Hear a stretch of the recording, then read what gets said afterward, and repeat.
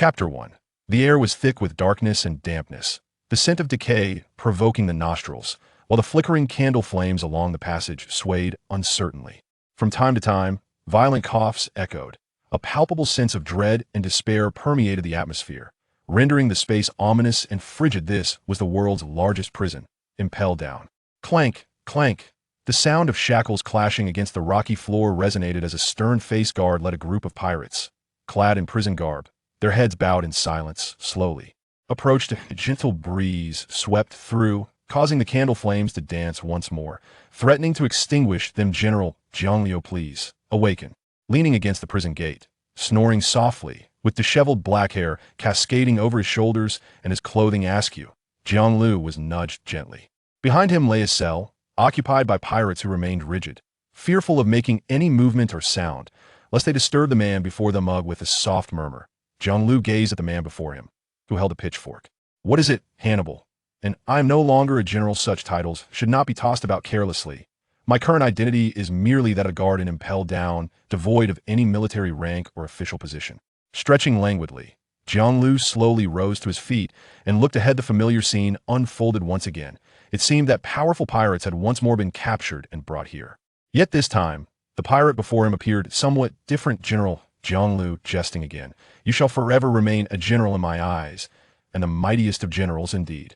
At this, Hannibal discreetly glanced around, lowering his voice in a sycophantic manner. Even the three current generals would undoubtedly be no match for you. Jiangliu chuckled softly. Let us dispense with such flattery instead. Let us discuss your purpose for rousing me from slumber. At this, Hannibal's eyes sparkled with excitement as he leaned closer, grinning. This time, the headquarters is sent in a remarkable group. And thus, I wish to request your assistance in escorting them. After all, one of them needs to be taken to the 6th level, and I fear there may be unforeseen complications.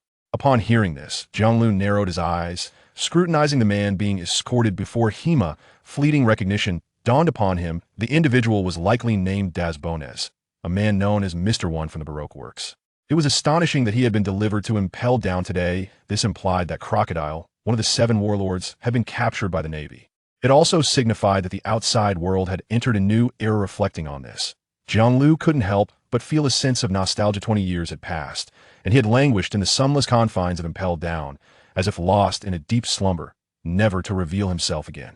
The once mighty general had faded from the world. General Jiangliu, Hannibal whispered cautiously, his demeanor suggesting a sense of vigilance unknown to others. They merely perceived him as an unremarkable prison guard and impelled down, indulging in a monotonous cycle of eating and sleeping, lacking in personal grooming. However, he was acutely aware that 20 years ago, this individual had been a formidable figure, one who had stirred the tides of the world, rivaling the likes of Pirate King Roger and Whitebeard. Newgate. Yet, due to a grave error and entanglement in a significant affair, he had been stripped of all official titles and ranks by the headquarters and subsequently imprisoned in Impel Down. Surprisingly, after 2 decades, this admiral seemed to have undergone little change. Apart from his disheveled hair and unkempt appearance, his visage remained remarkably youthful, vibrant, and exuding a refined charm. Lost in thought, Jiangliu remarked, casting a faint smile at Hannibal. Of course, that is my duty as a guard. I must also express my gratitude for your care over the years, Hannibal. Hannibal's face flushed crimson with embarrassment, his demeanor turning bashful as he stuttered. My lord, you may simply call me Little Bahaha. Jiangliu erupted into hearty laughter. Entrust the individual to me. I shall ensure his safe passage, Hannibal declared, his spirit invigorated indeed. He bellowed, turning sharply, bring the warlord Crocodile to me. Dasbones slightly raised his head, observing the disheveled guard at his side, who bore a long sword at his waist. He found it perplexing why the vice-warden of Impelled Down would show such deference to this man. Little did he anticipate that this individual would be tasked with escorting Mr. Zero. Who was this man?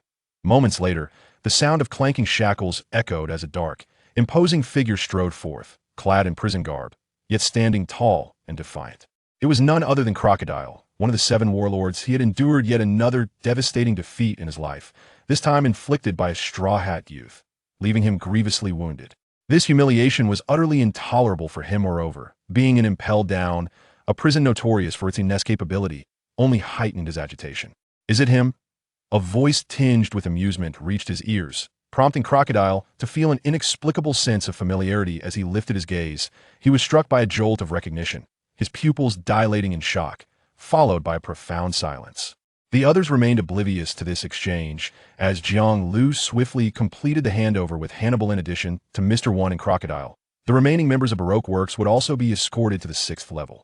The clear sound of footsteps resonated through the corridor aside from Jiang Lu. Only the members of Baroque Works remained, causing Crocodile's companions to exchange glances, their expressions shifting as they silently communicated. The implication was unmistakable. Shall we take action? This may very well be our best chance to escape from here. Footsteps echoed in the corridor, the guard ahead seemingly unprepared, with his back turned to them, trudging along silently. The opportunity is significant. Let us proceed. What about Mr. Zero? After a brief pause, they cast their gaze towards Crocodile. However, they soon discovered that his eyes were intently fixed on the figure ahead, his expression laden with gravity and seriousness. At that moment, the silhouette suddenly halted as he stopped. The members of Baroque Works froze in surprise, quickly ceasing their advance. Why are you staring at me? Crocodile? Only when the man spoke did Crocodile relax ever so slightly, exhaling softly before responding with a measured tone. I simply did not expect a man like you to still be alive. Jiang Lu did not respond immediately, but instead took a step forward again. Is it truly surprising? Crocodile's eyes narrowed, his fists clenched tightly, only to release them moments later. Surviving such a grand event is indeed an anomaly. Jiang Lu laughed heartily. You are correct, it is indeed an anomaly. Then, to commemorate our encounter here, let me extend the invitation I offered 20 years ago once more. Pausing, Jiang Liu's tone grew serious. Will you join my ranks, Crocodile? The flickering candlelight cast shadows in the dim passage of Impel Down's 1st level, enveloping them in silence. After a prolonged silence, Crocodile's voice emerged, laced with irritation. Do not jest. Jiang Lu, 20 years ago, you sought to recruit me as a mere trainee in the Navy. Now, 2 decades later, you return in the guise of a guard to repeat this proposal. He paused, a cold smile forming on his lips, and in such a place, no less. Jiang Lu burst into laughter, continuing his stride. This is a reunion destined by fate, Crocodile. It is also one of your rare opportunities. Crocodile's pupils constricted, falling into silence. From Jiang Liu's words, he discerned an underlying meaning. You possess a way to facilitate my escape? Moments later, a mixture of gravity and anticipation colored his voice. Who knows? However, you might consider taking a gamble. Jiang Lu shrugged, a playful tone lacing his words. Crocodile inhaled deeply, his gaze fluctuating as he grappled with the implications of Jiang Liu's proposition. This was the world's most notorious prison, Impel Down, infamous for its claim that once one entered, escape was a mere fantasy for any pirate. Arriving here signified the end of life and the onset of endless torment. How intriguing that a person like you survived such a monumental event. It seems that your words possess a certain degree of credibility. After a moment, Crocodile fixed his gaze upon Jiang Lu.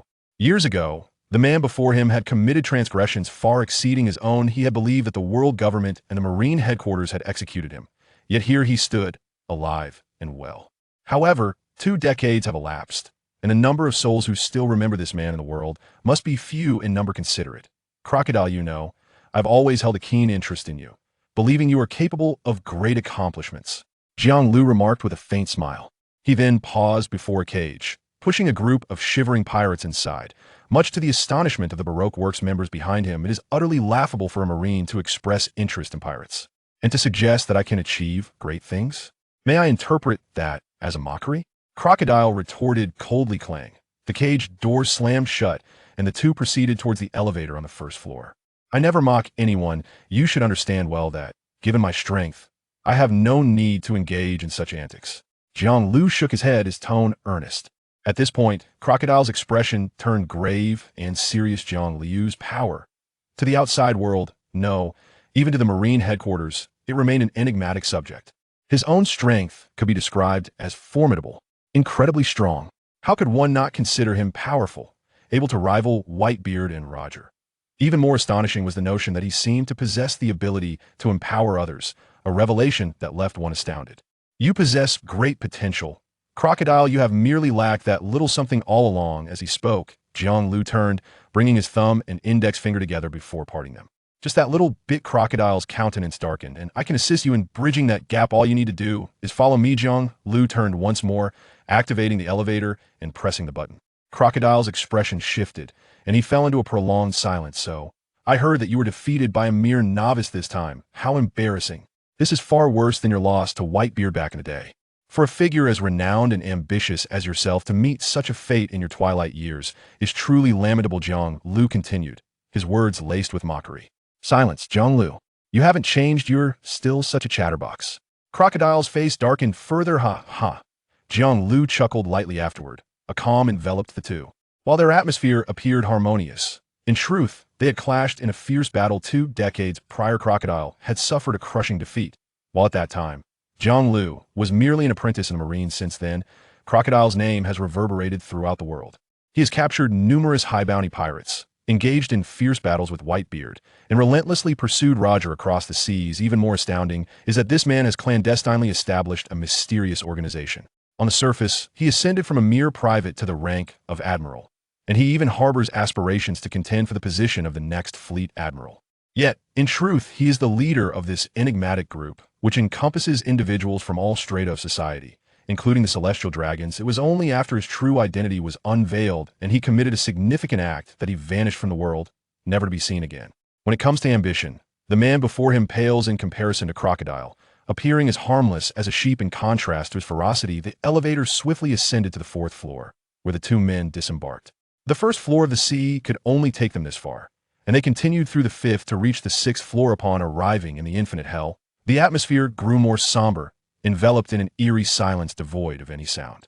The two men walked side by side, no longer engaging in conversation. Everything that needed to be said had already been articulated. The decision ultimately rested with the other. Choose a comfortable spot for yourself, though. Wherever you select, it matters little. Jiang Lu remarked with a faint smile. Crocodile moved his lips, but ultimately refrained from further speech, finding a cell and stepping inside.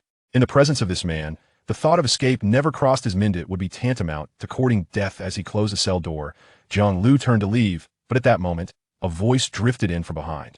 How am I to contact you? Crocodile inquired unexpectedly. The guards here are aware of my identity. Simply inform them.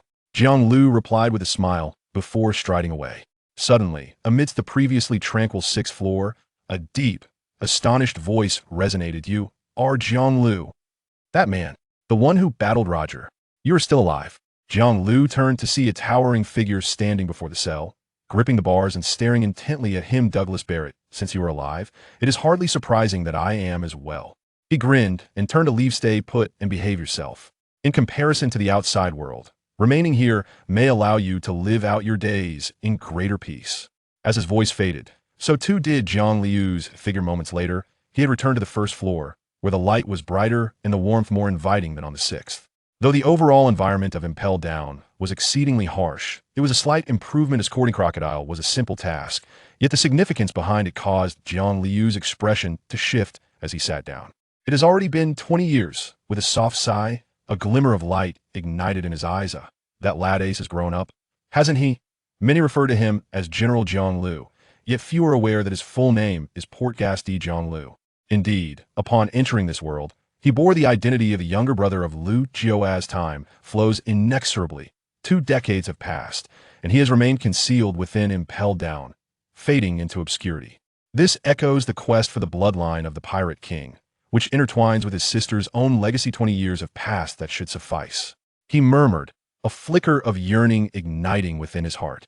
The dark, damp confines of Impel Down stand in stark contrast to the liberating and splendid air of the outside world, and he naturally yearns for the freedom beyond. It is time to behold the world as it stands today. Does the air outside still ignite the fervor of youth as it once did? Rising slowly, Jiang Lu stepped into his bedroom. Moments later, when he opened the door again, he had transformed his appearance entirely. With his neatly cropped black hair and a youthful yet mature visage, he donned a loose black robe, a blade secured at his waist. System, review my attributes. He silently commanded, directing his gaze toward the panel before him. In an instant, lines of textual information swiftly materialized in tabular form. Name, Portgas D. Jiang Lu. Position, former admiral, current Impel Down guard. Swordsmanship, skyward slash, grandmaster level technique. Physical arts, 6 styles, enhanced, 8 gates of Duanjia. Devil fruit, recovery fruit, awakened, enhanced. Hockey, 3-color hockey, ultimate. Talent, eager learner, unlimited ability to acquire any skill. System abilities, enhancement, skill, evolution. His attributes were laid bare before him, evoking a sense of nostalgia and melancholy within Jiang Lu. 2 decades prior, At the tender age of 15 or 16, he had emerged from the island of Badarila, fortuitously joining the Navy, thus embarking upon an extraordinary life. He possessed the uncanny ability to learn any skill without restriction. Anything he wished to master would be acquired in an instant. Coupled with his enhancement and evolution capabilities, he attained the strength of an admiral within just a year. He even wielded power comparable to that of formidable figures such as Roger and Whitebeard. That era belonged to him and a select few. Rumors circulated within the Navy that he harbored the potential to become the next Fleet Admiral. Yet, just as he stood on the precipice of greatness, a sudden turn of events transpired, plunging him into obscurity, lost to the annals of time. "Ace O'Hara, Mary Geos," murmured Jiang-Lu, his gaze momentarily intensifying. The imprisonment of Crocodile signifies that the Straw Hat crew has embarked on their journey, marking the commencement of this anime's narrative. An unprecedented era of chaos is about to unfold. Furthermore, the aspirations he harbored 2 decades ago, the unfinished path, can now be pursued anew. It is time to contemplate an escape from impelled down. Strictly speaking, he remains a man burdened by his past transgressions, bound by certain agreements with figures such as Sengoku and Garb. Until a consensus is reached, he is unable to step beyond the confines of this prison. This situation serves both as protection for him and as a compromise for certain actions taken in the past, such as ensuring the safety of his sister. "Admiral Jiang-Lu, I have just reported your escort of Crocodile to headquarters. This will surely be a significant achievement, and those at headquarters will undoubtedly allow you to return." Hannibal approached with a broad smile. Upon hearing this, Jiang-Lu smiled back. "Thank you, Hannibal. It is merely my duty." Hannibal chuckled, appearing somewhat endearing. Over the past 20 years, without the other's support and guidance, he would not have attained the position of vice warden. Jiang-Lu nodded and reached out to pat Hannibal on the shoulder, only to realize the latter's considerable height. Although Jiang-Lu himself stood nearly 2 meters tall, he still felt dwarfed in comparison. Fortunately, Hannibal, being perceptive, lowered his head, bent slightly, and squatted down. Jiang-Lu chuckled, patting his shoulder. "I also appreciate your efforts over the years in helping me accumulate merits. Theoretically, this should sufficiently atone for the mistakes of the past." With his eyes narrowed slightly, Jiang-Lu felt a subtle stir within. Indeed, if Admiral Jiang-Lu can make his exit, it would be splendid. "I have recently heard that the outside world is in turmoil. It is precisely a time when someone of your strength is needed," Hannibal whispered confidentially. "Haha, splendid." Jiang-Lu was momentarily taken aback, before once more patting the other person's shoulder. A flicker of anticipation danced in his eyes. He wondered how many of his long-lost friends were faring in the present day. Simultaneously, at the Navy headquarters in Marineford, Marshal Sengoku received the report. "Lord Marshal, Crocodile has been successfully apprehended and is now confined in the 6th level of Impel Down, known as the Infinite Hell."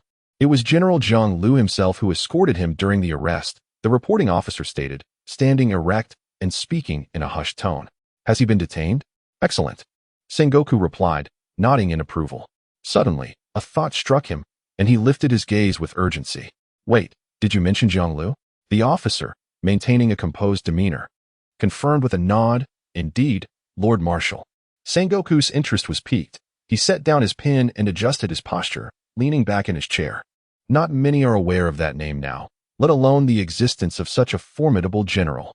"I once served as a soldier under General Jiang-Lu," the officer remarked. "Is that so?" Sengoku was taken aback, the smile on his face gradually fading as he fell into contemplation. The name Jiang-Lu had not graced his ears for quite some time. Suddenly reminded, he felt as though awakening from a dream. It had been nearly 20 years. With a soft sigh, he spoke, his expression tinged with complexity and nostalgia. What had become of that once spirited and formidable youth? It was truly a pity. Possessing an infinite future, yet making such choices in those fateful times. The warden continued to wait until Sengoku gestured for him to depart. Back then, it was both an act of atonement and protection that led to Jiang-Lu's placement in Impel Down, serving as a guardian of that prison. Now, after 2 decades, surely his accumulated merits should suffice. Sengoku's gaze flickered.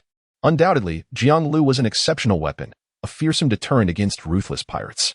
However, he was a double-edged sword. Capable of inflicting harm upon foes, he could just as easily wound his allies. Moreover, Sengoku was well aware of the young man's ambitious nature and his desire to accomplish much. After a moment's reflection, Sengoku summoned Carp. He resolved to confer with his old friend. "Jiang-Lu, Carp, seated across from Sengoku, his white hair contrasting with his robust physique, appeared somewhat astonished. What has happened to that fellow? Isn't he an impel down? Confused, Carp inquired. He is indeed an impel down. But can we truly leave him there for a lifetime? A man like him would hardly endure another 20 years. Sengoku replied solemnly. Furthermore, his strength would greatly aid in navigating the forthcoming global circumstances. Carp scratched his head. That lad harbors no ill intentions. He merely erred in judgment. Should we then release him from impel down? Upon hearing this, Sengoku rolled his eyes, realizing that questioning this man was akin to asking a wall. The actions he had taken within impel down, the time spent there, should suffice to atone for past mistakes. Indeed, he could be extracted from that place, but Carp, we both understand the peril he represents. Rising, Sengoku leaned forward, fixing Carp with a serious gaze. Perilous? Ha ha ha, Sengoku, even if he is dangerous. Do you think the two of us cannot manage him? Moreover, our young comrades, Kazan and Borsellino, have matured, haven't they? Would they not be equal to the Jianglu of yesteryear? Carp's words momentarily startled Sengoku, prompting him to sit back down. You do present a valid point. 20 years have passed, and those three have continuously evolved into admirals, while Jianglu remains effectively imprisoned in impel down. He found himself with scarcely any room for advancement. With a slow exhale, Sengoku uttered, let him leave impelled down as an intern in the Navy. Your grandson, has he not been causing quite the stir lately? Let that lad go and find his way. Upon hearing this, Carp's expression shifted dramatically. What on earth are you joking about? It's merely an excuse to let him breathe a little, Sengoku replied helplessly. Having just emerged from there, with his temperament, he cannot remain in one place for long. It was worth noting that they had once been close friends, but 2 decades had elapsed, rendering that youthful visage somewhat indistinct. Sengoku could not help but reflect on the relentless passage of time, how the world transforms like the shifting clouds and tides. After a brief pause, having reviewed the accomplishments that Jianglu had amassed over the past decade within impel down, Sengoku hesitated slightly before affixing his seal to the document. He authorized the transfer of the prison officer's profile to the Navy headquarters, appointing him as a naval intern. This succinct declaration signified that, from this moment forth, Jianglu's identity would shift, and he would once again be a member of the Navy. Promotion was a rare gift, after all. In the eyes of certain individuals within the world government, that fellow could be quite a glaring presence. Gazing at the document on the table, Sengoku shook his head, his expression a tapestry of complexity, harboring a sense of regret and sorrow for the youth of yesteryear. Perhaps, he mused, this individual would forever be confined to the role of an ordinary sailor. Simultaneously, a sense of unease stirred within Sengoku's heart. Considering Jianglu's strength and disposition, could he truly find contentment as a mere ordinary sailor? Observing his past deeds, it was clear that Jianglu was no compliant individual. Being an ordinary sailor was already a commendable achievement. He should pursue whatever he wished. It was far better than languishing and impelled down for a lifetime. He ought to grasp the essence of satisfaction and gratitude. Before long, Impelled Down received the documents and appointment letter from headquarters. The correspondence was brief. Yet when it landed in Jianglu's hands, it elicited a smile from him. Internship in the Navy? That is more than sufficient. Stepping out of this place signifies a profound transformation. Simultaneously, it denotes the fulfillment and dissolution of his pact with warring states and Carp. From this moment forth, he feels an unprecedented lightness. After all, Jianglu is a man of his word. Congratulations, General Jianglu, upon your release. You shall undoubtedly ascend to the rank of general once more with remarkable swiftness. Hannibal exclaimed with palpable excitement. Jianglu, taken aback by the remark, smiled and replied, Hannibal, it is likely that I shall never regain the title of general in this lifetime. The appointment letter has made it abundantly clear. The Navy has never issued a commission for an acting naval officer, which reflects their stance towards me. I may serve in the Navy, yet promotion is beyond my reach. Thus, my naval career is effectively concluded. What? How can that be? With your exceptional prowess, Hannibal expressed, bewildered. Jianglu chuckled softly, preparing to gather his belongings and exit the oppressive confines of the prison. Just then, a guard hurriedly approached him. General Jianglu, Crocodile has sent a message for you. Jianglu glanced at Hannibal, who showed no inclination to avert his attention, instead leaning in to listen intently. Speak up, Jianglu chuckled. After nearly 20 years of life in Impel Down, Hannibal had undoubtedly become one of his most trusted confidants. He stated that he agreed. At this, a smile appeared on Jiang Lu's face. A wise choice indeed. Hannibal wore a puzzled expression. What exactly did he agree to? What connection could you possibly have with a fellow like Crocodile? He is a perilous individual. Jiang Lu remained unfazed, merely responding with a faint smile. Can I be more dangerous than him? Hannibal felt a chill run down his spine. Of course not. Hand him over to me, Hannibal, Jiang Lu declared, his tone unwavering and commanding. What do you mean by hand him over? Hannibal cautiously inquired. The nearby guard, sensing the gravity of the situation, swiftly turned and ran away, too fearful to listen further. In comparison to the outside world, Impel Down was undoubtedly a hell devoid of light, an abyss of darkness and decay unimaginable to outsiders. I intend to take him with me, Jiang Lu stated plainly. Ah, Hannibal trembled, his face paling. Are you jesting? I never jest, Jiang Lu replied. Then how am I to report this? Hannibal quaked in fear. This is a grave matter. A prisoner confined in the 6th layer of the infinite hell, and General Jiang Lu intends to escort him out privately. The consequences of discovery are unimaginable. How could General Jiang dare to be so audacious? How could he act in such a manner? Even more lamentable was that he dared not refuse the other's command. Do not report it. Simply act as if you are unaware of this matter, Jiang Lu said calmly. As your reward, I shall enhance your abilities. With that, Jiang Lu extended his right hand and placed it upon Hannibal. In the next moment, Hannibal's body quaked violently, his eyes alight with excitement and fervor. Nearly bursting into a shout, in Jiang Lu's mind, a series of notifications echoed. You are enhancing the target's swordsmanship. Tier, intermediate. Enhancement complete. Successfully advanced to advanced. Vertical evolution is possible, and upon completion, the target has mastered the flying slash. You are enhancing the target's physique. Enhancement complete. Evolution proceeding. Evolution complete. Target has mastered the armed color hockey. In mere moments, Hannibal's power had increased significantly. Withdrawing his hand, Jiang Lu observed the ecstatic Hannibal and smiled faintly. Do not disclose this to anyone, Hannibal. This is our secret. Hannibal nodded vigorously, understanding that the endeavor to escort a world-class criminal must remain confidential. Exposure would spell his doom. He was even devising a plan to place the blame on Magellan. At this moment, Hannibal felt a mix of excitement and anxiety, exhilaration and dread. He had never felt such strength coursing through him, a power surging from deep within. The rumors from the outside world were indeed true. General Jiang Lu possessed godlike abilities and could aid others. You make the necessary arrangements. Leave the rest to me. Jiang Lu's voice resonated, and Hannibal immediately nodded. I will do so at once. With that, Hannibal dashed away from the scene. Later that afternoon, Jiang Lu received word and proceeded to relocate Crocodile. 15 minutes later, he arrived at the 6th layer. Jiang Lu surveyed the surroundings, noting that what had once been a presence of guards was now an empty void. The crisp sound of footsteps echoed through the corridor of the 6th floor, where he found himself alone. Soon, he arrived at the cage that housed Crocodile. Jiang Lu. A low, hoarse voice resonated as Crocodile slowly rose to his feet, gazing through the gaps of the prison bars with a complex expression. Do not utter a word along the way. Simply follow me, Jiang Lu whispered. He then silently unlocked the grand door of the cell and handed Crocodile a hooded cloak along with a mask resembling a fearsome specter. Crocodile nodded in acknowledgement, donning the garments and affixing his own mask. Thus, his entire figure was shrouded beneath the cloak, rendering his identity nearly indistinguishable. The two moved in silence, one following the other, as they departed from that place. In the dark abyss of the 6th level of hell, not a sound could be heard, only the faint glimmer of several gazes observing them. Moments later, the silhouettes of the two vanished without a trace. Quite intriguing. A gentle voice emerged, resonating through the air before swiftly dissipating into silence. At this moment, Jiang Lu stood alongside Crocodile, clad in a loose black robe with a sword at his waist. His expression unperturbed. He refrained from speaking or engaging with those nearby.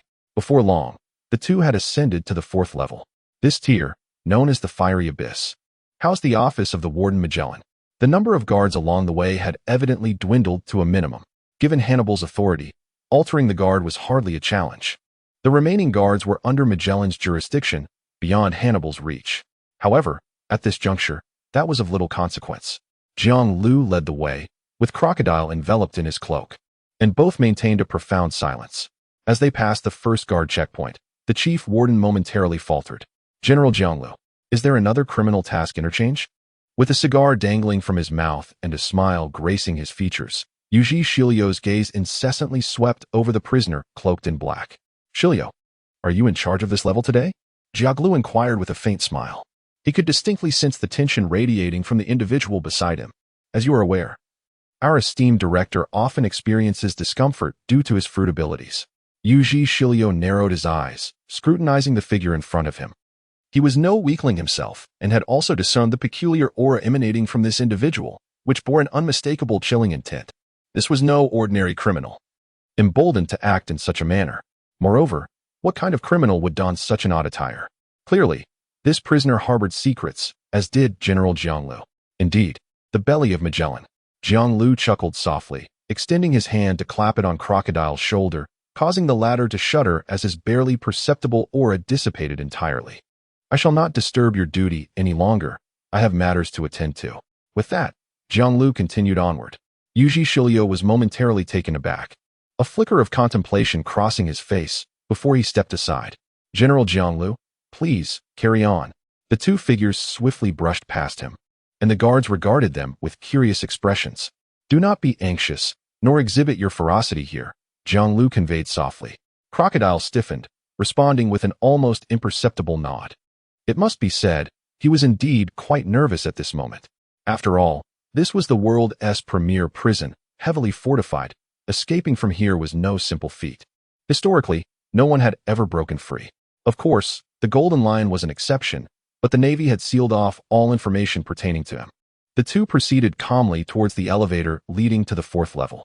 Along the way, they encountered 3 groups of guards, who, upon seeing Jianglu leading the way, respectfully allowed passage without any obstructions. Crocodile exhaled in relief. Once they boarded the elevator, their chances of exiting this place would significantly increase. Just then, the door of a nearby building suddenly swung open, and a tall figure emerged.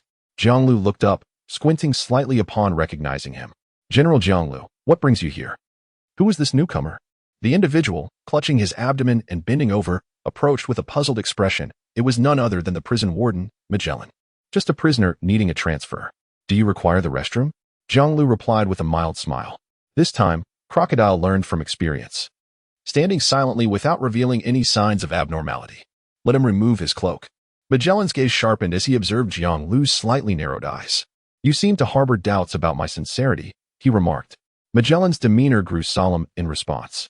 "As a matter of duty, General Jianglu, I implore you not to take offense. After all, the incident at Advanced City is a burden I cannot bear." Jianglu fell into silence. This appeared to be an insurmountable dilemma. To escape this place, one must first navigate through Magellan's scrutiny.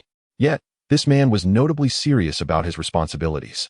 A stark contrast to Hannibal, revealing an air of detachment. "Remove your hat and coat," Jianglu said after a brief moment.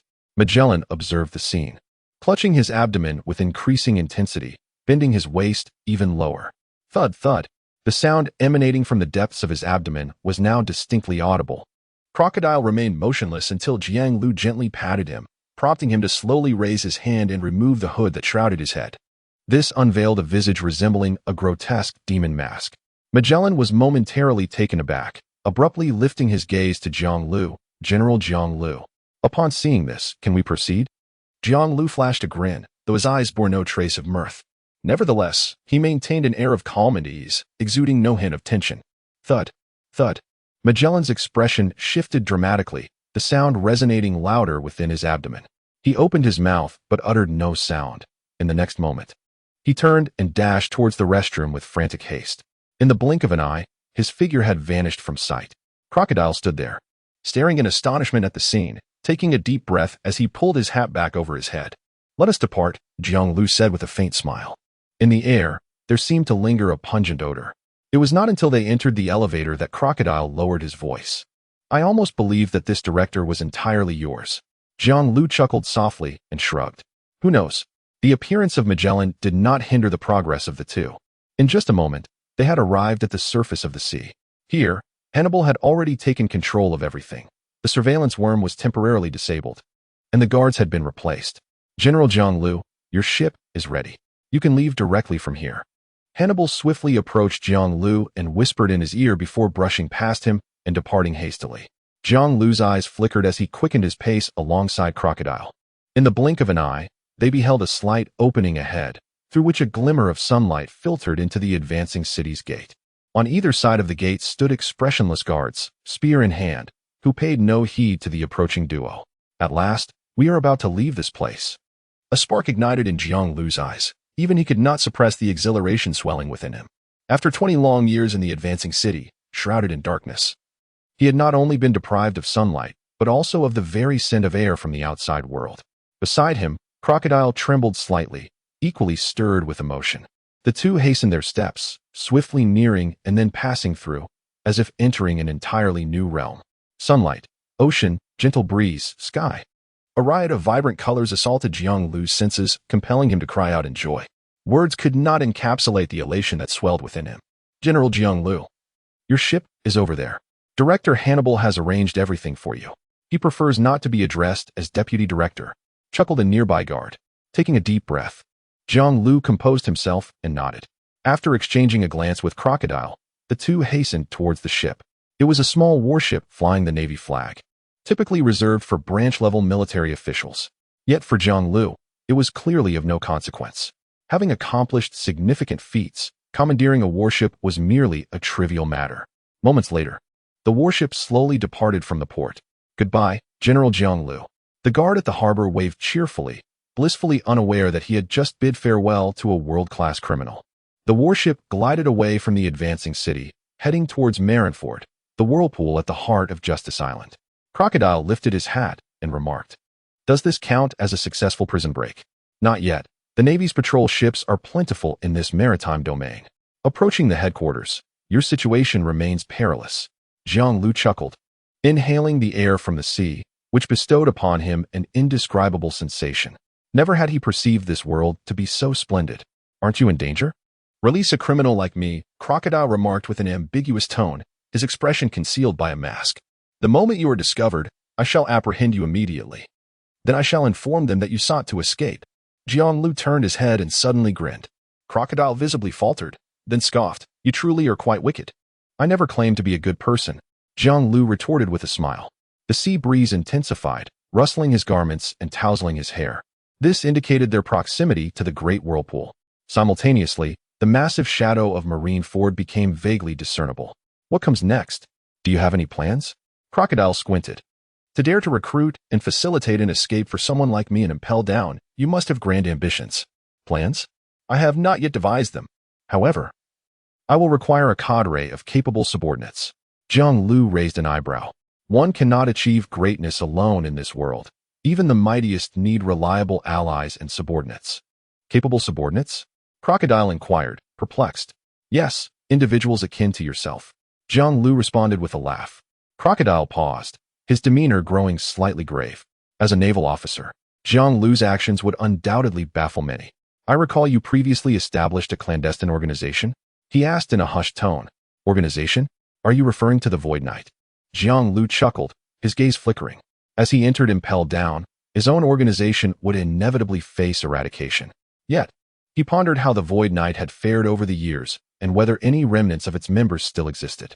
"Void Knight, are they still around?" Crocodile inquired gravely. The organization that Jiang Lu once commanded was indeed quite renowned, remaining in the shadows until a particular incident thrust them into the public eye.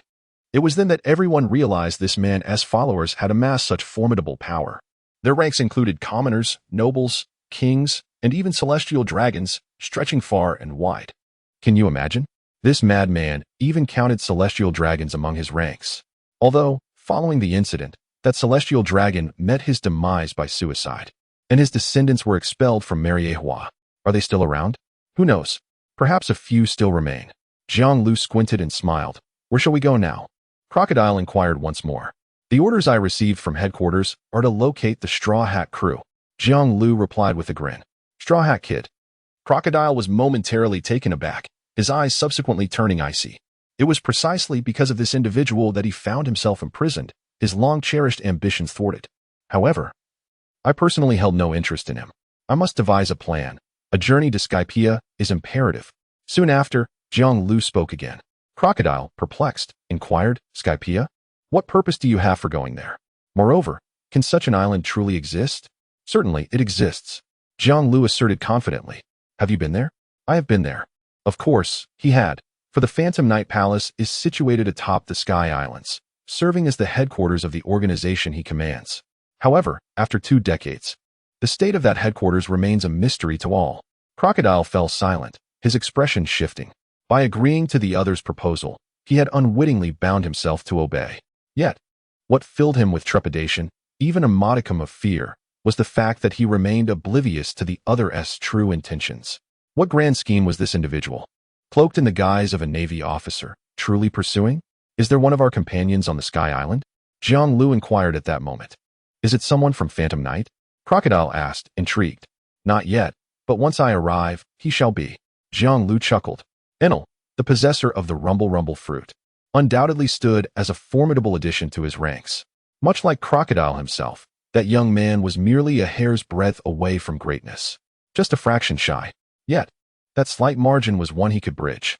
As the two engaged in idle chatter, they remained vigilant, for the warship was nearing the lookout established by the Navy headquarters. How much do you know about Ace? Jiang Lu's gaze deepened as he softly queried. Years ago, he had invested considerable effort and sacrificed his prospects within the Navy, merely to ensure the safe berth of the other. Regrettably, he had never laid eyes upon him. Naturally, he held a keen interest in his yet unmet nephew. Ace. Fire Fist Ace. Crocodile responded, momentarily taken aback, his brow furrowing in confusion. Indeed. Moreover, it would be prudent to conceal one's silhouette, for the Navy's telescope is not blind. Jiang Lu nodded, casting a glance at the lookout tower not far away. Crocodile subtly shifted, hiding himself within the blind spot. All I know is that he is the captain of the 2nd Division of the Whitebeard Pirates. Beyond that, I am unaware. Oh. The Baroque works discovered that he had recently appeared in Alabasta. Jiang Lu lifted his gaze towards the lookout tower across the way and waved at the Navy personnel holding the telescope. Do you know where he is now? After the capture, Baroque works disbanded and my intelligence department has lost contact. To regain information, it may take some time, Crocodile said solemnly. It seems we are left in the dark. We can only attempt to seek others. Jiang Lu sighed. I wonder if time is on our side, according to the narrative. Ace's capture is imminent, and should he be defeated by Blackbeard and sent to Marineford, it would signify the impending onset of the Paramount War. How events will unfold is beyond his estimation, yet conversing with this nephew is something he ardently wishes to do at present. Crocodile regarded him with a puzzled expression, unable to comprehend where this fellow might seek others. It has hardly been long since his own capture, and his subordinate's influence has crumbled to dust. The opponent, on the other hand, has spent nearly 2 decades in Impel Down. Many once renowned matters have faded into distant memory, becoming blurred and forgotten.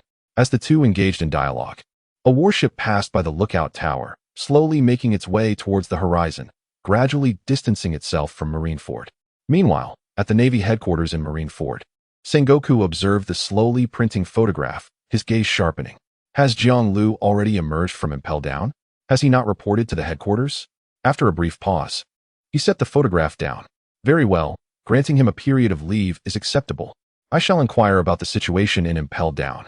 Jiang Lu's snail is always in contact with him. The soldier before him nodded and turned to leave. Time flowed on, and in the blink of an eye, 3 days had passed. Jiang Lu's departure drew the attention of some, yet it remained within a limited scope. Simultaneously, a serene calm enveloped Impel Down. Clearly, Hannibal had suppressed everything, and Magellan, having discovered traces of evidence, chose silence. Everyone tacitly showed Jiang Lu a measure of respect. The Sabaody Archipelago. To reach the town of Magu Valley, the supplies on our ship are entirely insufficient. Moreover, is that vice director rather stingy? Not even a single belly to spare? Crocodile, wearing a mask, spoke with a hint of frustration. In 3 days, he had gone hungry for 2 before finally arriving here. Impel Down had only prepared 2 days' worth of food for the 2 of them. However, when the burden is shared between 2 individuals, it condenses into a single day. Moreover, they are both individuals of considerable appetite, unable to sustain themselves under such conditions. Advancing into the city, which is inherently a place of scarcity, is a daunting endeavor. Hannibal has already demonstrated considerable generosity. It is also possible that, in his mind, he has not accounted for your presence at all. Jiang Lu chuckled softly, his expression revealing a hint of unease. hunger is indeed a formidable adversary for any man. After a brief pause, he lifted his gaze to the vessels docked along the shore. Yet here, we shall not find ourselves wanting for supplies. No, we shall simply seize what these ruffians possess. Crocodile was momentarily taken aback, then followed the direction of his companion's gaze. Although the flags had been lowered on the ships, it was unmistakably clear that these individuals were far from respectable. The familiar scent of piracy was discernible almost instantly, revealing their true identities. You certainly do not resemble a member of the Navy in any way. With a soft sigh, a glint of ferocity appeared in Crocodile's eyes. The Navy has never been known to show mercy to pirates, have they? Jiang Lu smiled wryly.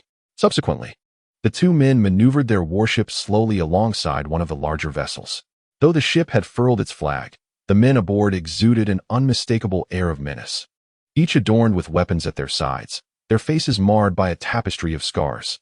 It was abundantly clear that they were not of benevolent disposition. Are we doing this?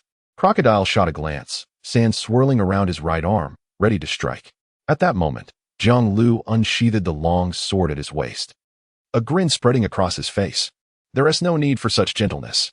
With that, he gave a mighty swing of his blade, an inexplicable aura surging forth. A swift whoosh resonated through the void, as piercing beams of light surged forth, reaching the vessel in an instant. What? The pirates aboard the ship felt a sudden gust of wind, and as they abruptly looked up, their expressions shifted dramatically. However, it was already too late. In that instant, the gleam of the blade erupted forth, exploding with ferocity. Buzz! The air trembled as the colossal vessel was cleaved in two, splinters of wood flying through the air, while the pirates, filled with terror, displayed faces contorted and twisted in unmistakable fear. Boom! The sound of an explosion reverberated, sending plumes of dust swirling into the air. Who did this? A crew member shouted furiously as he clambered up from the shattered deck. Yet, before he could finish his words, he beheld a figure soaring high into the air, brandishing a long blade with a swift flourish. Whoosh! The ship, now cleaved in two, was once again sliced horizontally, leaving everyone in a state of bewilderment, quickly followed by sheer terror. The vessel creaked ominously as it began to sink slowly into the sea. Fortunately, they were in the harbor. Otherwise, not a single soul aboard would have survived. Run for your lives. My goodness, in an instant, our ship was cleaved asunder. Who could it be? The pirates, in a state of panic and fear, scrambled towards the shore. Not far away, the Navy patrol, having noticed the commotion, hurriedly made their way to this location. I mean no harm. I merely wish to extend a greeting. Jiang Lu slowly descended, crouching upon the ship's edge, gazing down at the now disoriented pirate officers. Financial constraints have recently beset me, thus I intend to make use of the treasures aboard your vessel. With a smirk gracing his lips, he glanced at the treasure chest that had been revealed by the recent slashes. Open it? What a jest! The pirate officer shouted in indignation. I am not one to jest. Jiang Lu swung his blade, and with a resonating hum, the pirate before him was cleaved in two, ripples spreading outward as a fierce wind surged forth. At that moment, a flurry of sand swept in, enveloping the treasures aboard the ship and dragging them into the warship. A sharp whistle pierced the air as the naval patrol squad arrived at the scene. Jiang Lu glanced upward momentarily before leaping back onto his vessel. Let us depart. Crocodile immediately set sail, seeking a new location. Given the commotion they had stirred, it was evident that remaining at this harbor was untenable. The arriving naval forces were led by a major, who was taken aback upon spotting a military vessel. Which colleague could be so formidable? Moreover, this group appeared to be the Barbie pirates. With a wave of his hand, the major commanded his men to raise their weapons and charge at the panicked pirates on the harbor's edge. Moments later, Sengoku and Marineford received the news. Had they already reached Sabaody Archipelago? Only he could conceive of such audacious acts against pirates. Shaking his head in bemusement, Sengoku rapped his fingers on the table, his expression shifting to one of gravity and seriousness. Garp and Port-Gas-D. Ace had recently arrived in the first half of the seas. It seemed something monumental had transpired within the Whitebeard pirates. At that moment, Garp, who had been indulging in donuts, abruptly lifted his head. You mean Ace? However, Sengoku refrained from responding, fully understanding the implication. Rising to his feet, he spoke solemnly. Don Quixote da Flamingo, that vile individual, has also made his way to this region recently. His father had an inextricable connection with Jiang Lu. Garp's countenance turned grave. Doflamingo has arrived as well. The two men in the office felt a looming unease from both pieces of intelligence. We must ascertain their purpose for entering this sea, Sengoku murmured. One was the captain of the Whitebeard Pirates' 2nd Division, and the other, a king from Dressrosa. Should anything go awry, it could result in cataclysmic consequences. Simultaneously, at a sparsely populated harbor in Sabaody Archipelago, Jianglu and his companion gently docked their warship and leapt ashore. Must we procure supplies ourselves? How utterly inconvenient. Crocodile remarked with a frown. Then I entrust this task to you. Jianglu replied with a smile. Crocodile was taken aback, his expression shifting dramatically. Wait. Are you entrusting such matters to me? How insulting. The two men hastily made their way inland. Acquiring supplies was not a daunting task. Food, daily necessities, and some essential fruits and fresh water. Yet, in no time, Crocodile found himself burdened with a veritable mountain on his back. Your abilities are just a fraction short. You lack physical training, and I can assist you in refining that. Beside him, Jianglu offered a gentle smile and encouragement. Crocodile paused, momentarily taken aback, then fell into contemplation. After a brief interlude, he earnestly resolved to act. He believed it was one thing to be defeated by Whitebeard, but to have recently succumbed to a fledgling brat was utterly unacceptable. Jianglu possessed the remarkable ability to transform an ordinary individual into a formidable force in a short span of time. Otherwise, how could one account for his immense power and the seemingly mediocre members of the Void Knight, who nonetheless exhibited extraordinary strength? I recall you promised to help me grow stronger, Crocodile declared. Of course, but there's no need to rush. At present, we need not engage in any fierce battles. Jianglu replied with a smile. Crocodile's gaze flickered, and he found himself utterly perplexed by the thoughts swirling in this man's mind. The Sabaody Archipelago had shown no signs of improvement. It was a place both were intimately familiar with. After procuring the necessary supplies, they turned toward the port. The throng was dense, the streets alive with the cacophony of vendors shouting their wares. Yet, after taking a few steps forward, Jianglu's pace gradually slowed. What troubles you? Crocodile inquired, furrowing his brow. His current identity remained quite sensitive. Despite donning a mask, being recognized would inevitably lead to complications. Spotting an old acquaintance. Jianglu halted abruptly on the street, a faint smile gracing his lips, while his right hand rested upon the hilt of the long knife at his waist. An old friend? Crocodile lifted his gaze and beheld a man standing before him, a bottle of wine in hand, his hair streaked with gray and adorned with spectacles. Indeed, it was quite a remarkable individual he had encountered. The elderly gentleman, with his graying hair, had a glimmer of light reflecting off his glasses, and his expression grew serious. Dark King Rayleigh. In the next moment, Crocodile heard the name from Jianglu's lips, and his entire being tensed up. The white-haired, bespectacled elder before him was none other than the legendary Dark King Rayleigh, the right hand of the pirate King Roger, and an unparalleled powerhouse of his era. A true legend. Dawn Tiger, General Jianglu. The grave and solemn words emerged from Rayleigh's mouth. Dawn Tiger. This was indeed the codename Jianglu had once held as a general, seemingly incongruous with his true nature. Yet, only those who had engaged in battle with him understood the veracity of that moniker.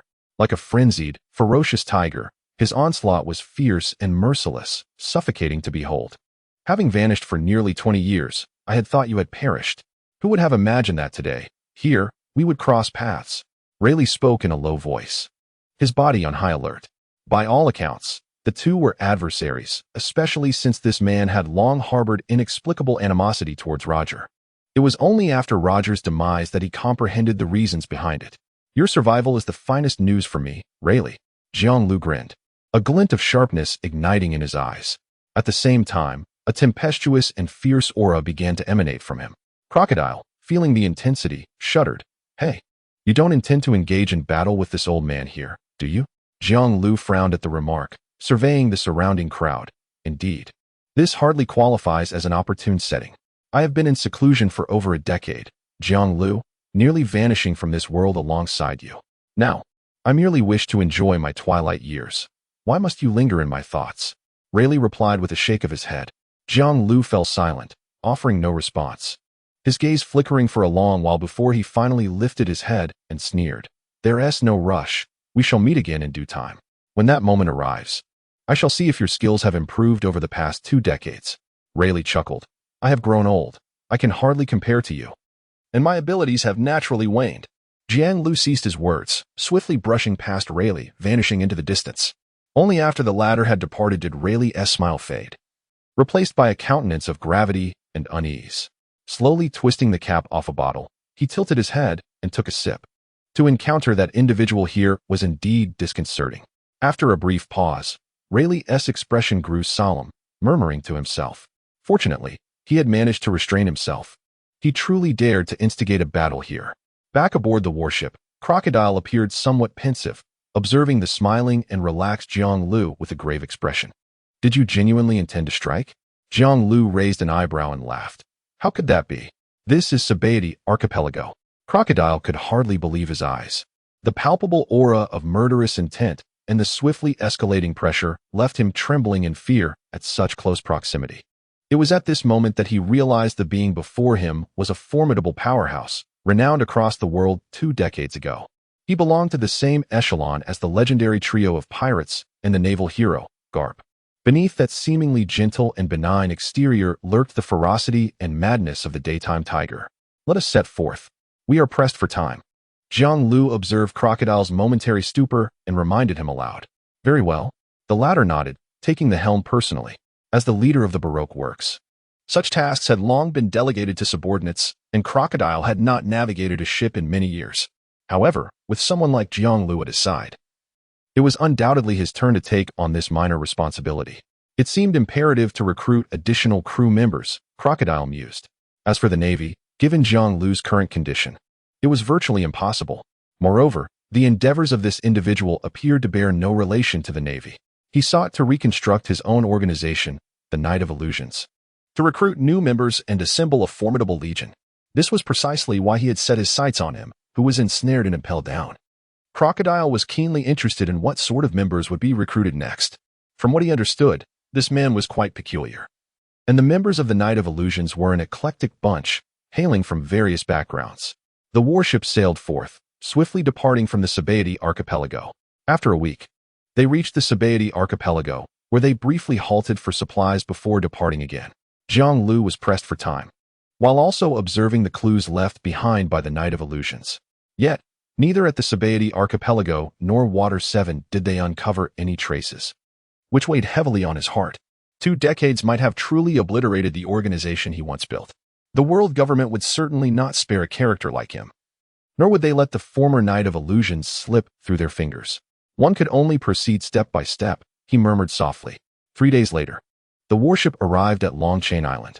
The supplies were fairly adequate, sufficient to last until they reached Magic Valley Town. Crocodile remarked. During their journey, they had encountered several pirates who looted their provisions and treasures with relative ease. Consequently, the ship's hold was now filled with boxes of riches, and there was enough food for the two to last a considerable time. Let us continue towards our objective, Jiang Lu declared. However, on that afternoon, in the waters near Longchain Island, a pirate ship adorned with a fox head appeared before them, its flag resembling a skull with a fox's nose. The foxy pirate crew, Crocodile whispered, uttering the name of the pirate crew. Is it them? Jiang Lu inquired with surprise. He had some recollection of this pirate crew. Their captain was seemingly named Foxy, a user of the slow fruit. Though not particularly powerful, his ability was quite unique, belonging to the rare category of time-based powers. Sail the ship closer, Jiang Lu commanded. Are you interested in them? Crocodile asked, taken aback. Silver Fox Foxy, I find his abilities quite intriguing. Jiang Lu replied with a glimmer in his eyes. The power of time is undoubtedly formidable. The only issue lies in the fact that the individual wielding this fruit is rather weak. This diminishes the fruit's potential impact. Nevertheless, such abilities can prove crucial at pivotal moments. Soon, as the warship approached, the members of the Foxy pirate crew noticed their presence. Captain, it's the Navy. A peculiar Navy. There are only 2 people on the warship, they exclaimed. They are heading straight for us. The pirates aboard the ship shouted loudly as they observed the approaching vessel. Foxy squinted at the horizon and chuckled. There's no need for alarm. There are only 2 foes. We'll simply eliminate them. Prepare for battle. Once they are close enough, we shall dispatch them. The crew erupted in laughter. Yes, Captain. 2 mere Navy personnel were hardly a concern, especially knowing their captain had a bounty of 24 million berries. Even in the Grand Line, he was somewhat renowned. Moreover, They were acutely aware of their captain's strength. With the power of that fruit, his true bounty far exceeded 24 million. However, as the two ships drew near, approximately 200 to 300 meters apart, they were taken aback to witness a tall figure leaping from the enemy vessel. Bang, bang, bang, bang. Waves of ripples spread through the void, and the figure swiftly began to sprint through the air. In the blink of an eye, a silhouette plummeted downward, crashing onto their deck with a resounding thud, standing amidst all present. It has been quite some time since I last moved. I hope you will allow me to warm up, foxy pirates. Jiang grinned, his eyes shimmering with excitement, as he subtly twisted his neck, producing a clear cracking sound. Battle. Indeed, it has been a distant affair, so distant that it feels somewhat unfamiliar. This fellow is exceedingly arrogant. Everyone, attack. The sudden appearance of the enemy momentarily stunned the members of the foxy pirates, but they quickly became enraged, with Foxy himself displaying a furious glare. In an instant, pirates around Jiang drew their weapons and charged toward him. The air was filled with fierce gusts of wind, as attacks came from above, behind, in front, and from both sides. I find myself rather exhilarated. Jiang laughed, a brilliant light flashing in his eyes. In the next moment, several long blades descended. While Jiang deftly maneuvered his head, the sound of the weapon slicing through flesh echoed, leaving everyone present momentarily stunned. This fellow, does he completely disregard evasion? Is it that he cannot escape, or does he simply not care? Yet, he is already bleeding. At this moment, several long blades have pierced through Jiang body, with some even transfixing him, emerging from his back and abdomen. A normal person would undoubtedly perish from such grievous wounds. Yet, in the next moment, the enemy, pierced and wounded, lifted his head and broke into a grin. How embarrassing. It had been so long since the last battle that he had forgotten the necessity of evasion. With that, Jiang extended his hand, slowly withdrawing the long blade that had penetrated his body, inch by inch. Blood dripped, accompanied by the unsettling sound of the blade scraping against bone. All who witnessed this scene felt a chill run down their spines. Who is this guy?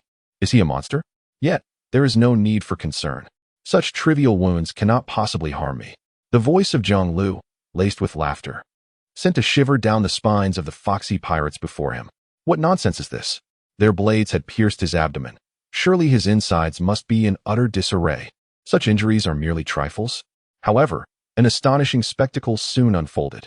As the long blade was extracted from his body, the gaping, blood-soaked wounds began to heal at an astonishing rate. When several blades were withdrawn, and one was snatched from the pirates and tossed onto the deck, all traces of the wounds and blood had vanished completely. My heavens, his injuries have completely healed. How astonishingly swift. Not a trace remains. This fellow is truly a monster. Among the foxy pirates, some individuals have already begun to feel a sense of dread, instinctively retreating. Exclaimed Silver Fox Foxy, his confidence unwavering. I have high hopes for you. Will you join my ranks? Jiang spoke with a broad grin, his eyes gleaming with fervor.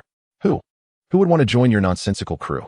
Foxy's heart raced with anxiety as he shouted. Yet, before he could finish his sentence, he witnessed the man before him flicker and, in an instant, appear before one of the crew members. With a swift motion, he grasped the crew member's face, then let out a thunderous laugh, his presence akin to a ferocious tiger descending a mountain, forcefully pressing the crew member's head down towards the deck. With a resounding boom, the deck splintered, and dust was thrust into the air, causing the vessel to tremble momentarily. As I gazed downward, I beheld an additional figure ensnared within the fractured deck. Bang! Someone discreetly swallowed, their pupils dilating, and their face turned a shade of green. Hamburger, Foxy stammered. In an instant, merely a fleeting moment, he could not even catch a glimpse of the opponent's movement before his companion collapsed before him. On the deck, crimson blood spread outward, swiftly transforming the area into a pool of gore. I am Jiang. Join me, and I shall spare your lives.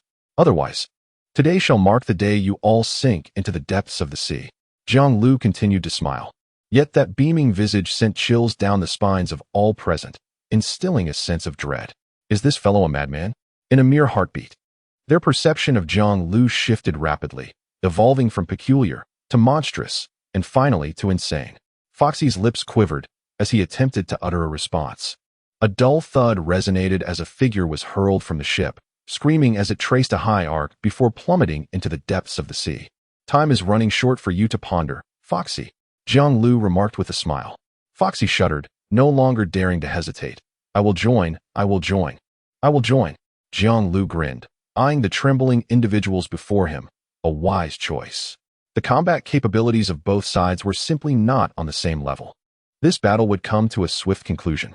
A quarter of an hour later, with a heart full of trepidation, Foxy boarded Jiang Lu's ship, casting fearful glances at the menacing figure at the helm, cloaked in a sinister mask. These two individuals appeared far from ordinary. One faced attacks without flinching, rapidly healing from wounds, while the other was shrouded in a dark robe, his ghastly masked visage instilling dread. What manner of organization have I joined? Meanwhile, Jiang Lu scrutinized the fox-faced pirate captain. Though this man claimed to be a pirate, his misdeeds were few. Yet, to say he was virtuous would be an overstatement. His inclusion was solely due to his fruitability. Foxy, demonstrate your power to me, Jiang Lu suddenly declared. Foxy paused, a look of confusion crossing his face. My ability? Indeed. Jiang Lu nodded, then urged onward. Hurry. The latter's expression changed abruptly. Regardless of the other's intent, he dared not refuse. He flexed his fingers, revealing only his index and little finger, and then pointed towards Jiang Lu. Slow light. In the next instant, a photon emerged, illuminating Jiang Lu. In what felt like a heartbeat, it enveloped him entirely, and at that moment, he distinctly sensed his perception of the surroundings rapidly slowing. Time appeared to come to a standstill. My own time stretches while the flow of the external world remains unchanged. Jiang Lu pondered. This was entirely different from the healing fruit he had experienced after his awakening. The healing fruit, prior to awakening, served to mend his injuries. However, after awakening, it granted him the ability to revert himself and the objects he touched back to a previous moment in time. Similarly, the healing fruit was also time-based, capable of reversing time. In contrast, the dull fruit was a flow-based power, altering the speed of time. With a flicker of his eyes, Jiang Lu's armament haki trembled slightly, dispelling the influence of the ability that affected him, freeing him from the grasp of the slow light. Foxy, in stark disbelief, gaped as he watched Jiang Lu move unaffected. This is impossible. Jiang Lu lifted his head and chuckled. Nothing is impossible.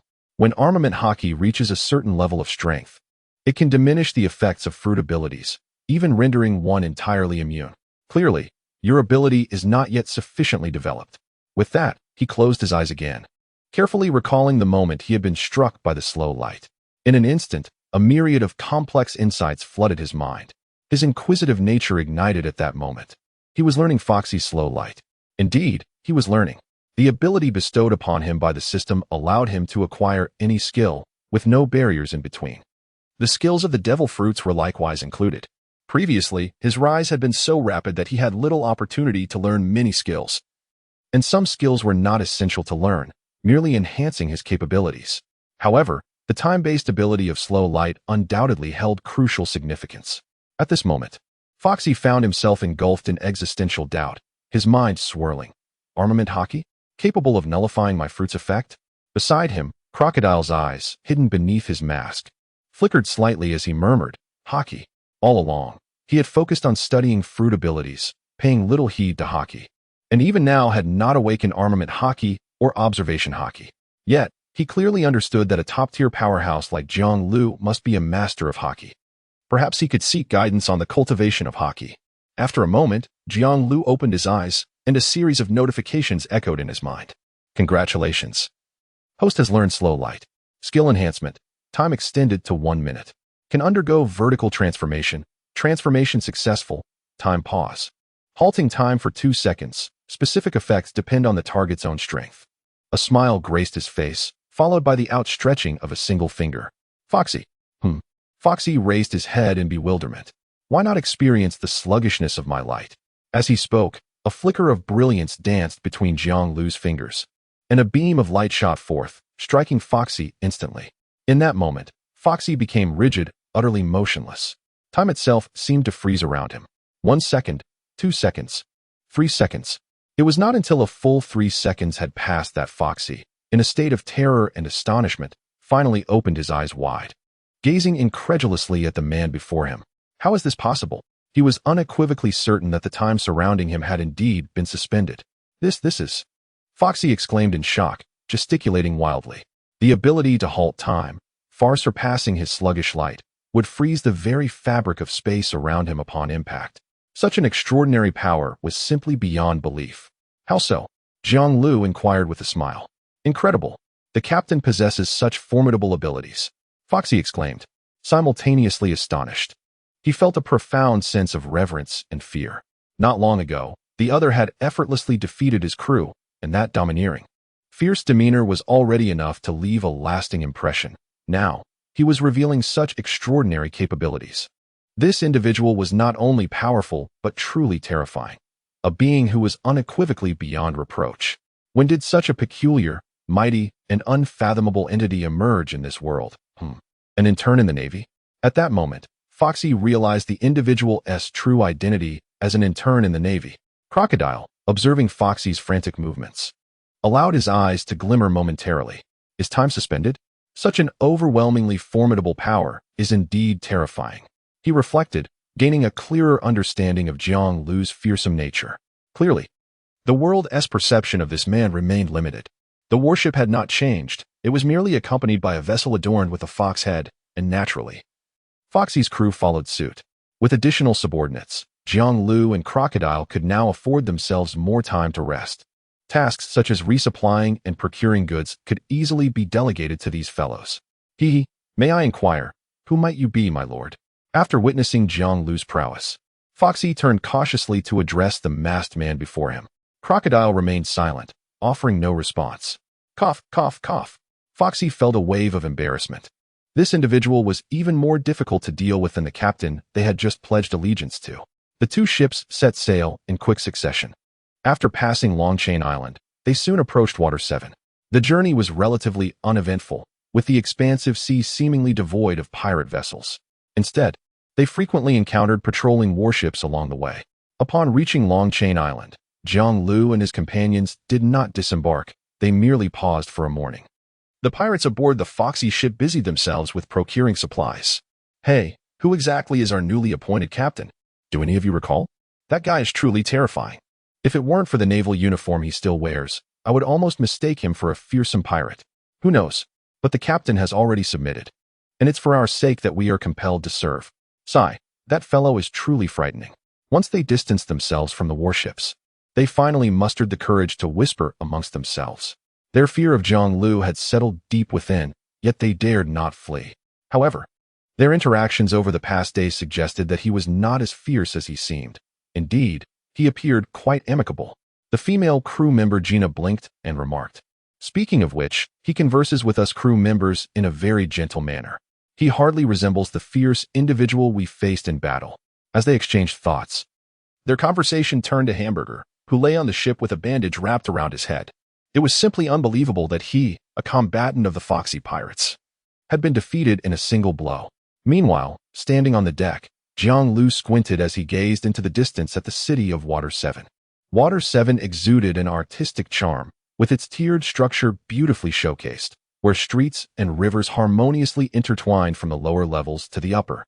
It was a bustling place, brimming with vibrant local customs and culture. "What are you thinking?" A hoarse voice emanated from behind, as Crocodile, donning a ghostly mask, stood beside, gazing at the city before them. Suddenly, a thought crossed Jiang Lu's mind. There were individuals in this city whom he admired. His eyes glimmered, and he smiled as he spoke. "Shall we not invite them in?" Crocodile inquired. Not far away, Foxy perked up, listening intently. He had just joined the crew and was still unaware of the roles these two played. It seemed an opportune moment to gather intelligence.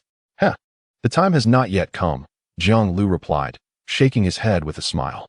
He was, of course, referring to the CP9 team currently lurking within Tom's shipyard. Undoubtedly, both the captain, the pigeon man Rob Lucci, and his crew were formidable and exceptional warriors. If he could incorporate this group into his own, his strength would undoubtedly amplify. Yet, as he stated, it was not the optimal moment. Inviting members and expanding an organization requires finesse. When it comes to exceptional talent, it is not merely about suppressing or intimidating them with one's own power. One must also possess the acumen to resonate with their spirit. For instance, Crocodile had understood and fulfilled the other's needs, which led to his agreement to join. That afternoon, the warship set sail once more, after Jiang Lu and the others departed. Within an office at Tom's shipyard, a cold man with bare arms and a white dove perched upon his shoulder gently picked up a sheet of paper from the desk. After a brief glance, a hint of chill flickered in his gaze. "Day Tiger, Jiang Lu," he murmured, his expression a mixture of curiosity and gravity. He then continued to peruse the relevant documents, his demeanor growing increasingly solemn. Moments later, he arrived at a dimly lit tavern in Water 7, where the flow of patrons was sparse. After exchanging a glance with the man at the front desk, he pulled back the curtain and entered the courtyard. "Lucci." Upon his arrival, the long-nosed man in the courtyard exclaimed. It was Kaku, a member of CP9. "Have you received the orders?" With a sweeping glance, Rob Lucci inquired in a deep voice. "What kind of jest is being played by the higher-ups? We have concealed ourselves here for so many years, and success is within our grasp. Yet at this critical juncture, we are assigned such an odd assassination mission. If this task is exposed, our covert operations will come to an end." As his words echoed through the courtyard, the other members immediately began to voice their discontent. This was an assignment from above, targeting a single individual. Rob Lucci stated impassively, "Regardless of success or failure, we are required to follow the orders and launch an attack on this man named Jiang Lu." His declaration darkened the expressions of those present. Regardless of success? What a bizarre task. And who exactly is Jiang Lu? Lucci raised his gaze, locking eyes with the members in attendance, his tone grave and earnest. "The mission must be executed. However, I hope that each one of you present will survive. Jiang Lu, codenamed Day Tiger." This was the first line he encountered in the S-rank classified document sent by his superiors. A peculiar codename. Its significance eluded him at first. Yet, he soon grasped the weighty implications hidden beneath that name, capable of collapsing this elite CP squad. A former admiral of the Navy. The second sentence caused Lucci's pupils to contract, his heart shaken. An admiral? Who could have anticipated this? Even more astonishing was the fact that such a formidable figure remained obscure in the world. Throughout his years of service, from his debut until now, he had never heard of him. Once, in the old era, he had battled Whitebeard and Roger, hailed as the strongest naval force capable of standing alongside two legendary pirates. Proficient in swordsmanship, martial arts, and hockey, his comprehensive strength was formidable, marking him as an exceedingly dangerous individual. He had once wreaked havoc upon the world government in the year 149 of the Sea Circle era. The intelligence abruptly ceased at this point, with the document bearing clear tier marks, evidently disposed of by the relevant personnel. This indicated that the confidential contents were beyond the reach of even operatives like him. The above information was of the utmost secrecy, to be incinerated after reading, and must not be disclosed to outsiders. The final lines of the intelligence were emphatically marked in bold crimson letters. Reflecting on the content he had just witnessed, Ruchi's expression grew increasingly solemn. "The mission must be executed without delay. Thus, we must set forth immediately." He spoke in a low voice to the team members before him. Having engaged in the Pluto infiltration mission for several years, they had forged profound bonds, whether behind masks or through camaraderie.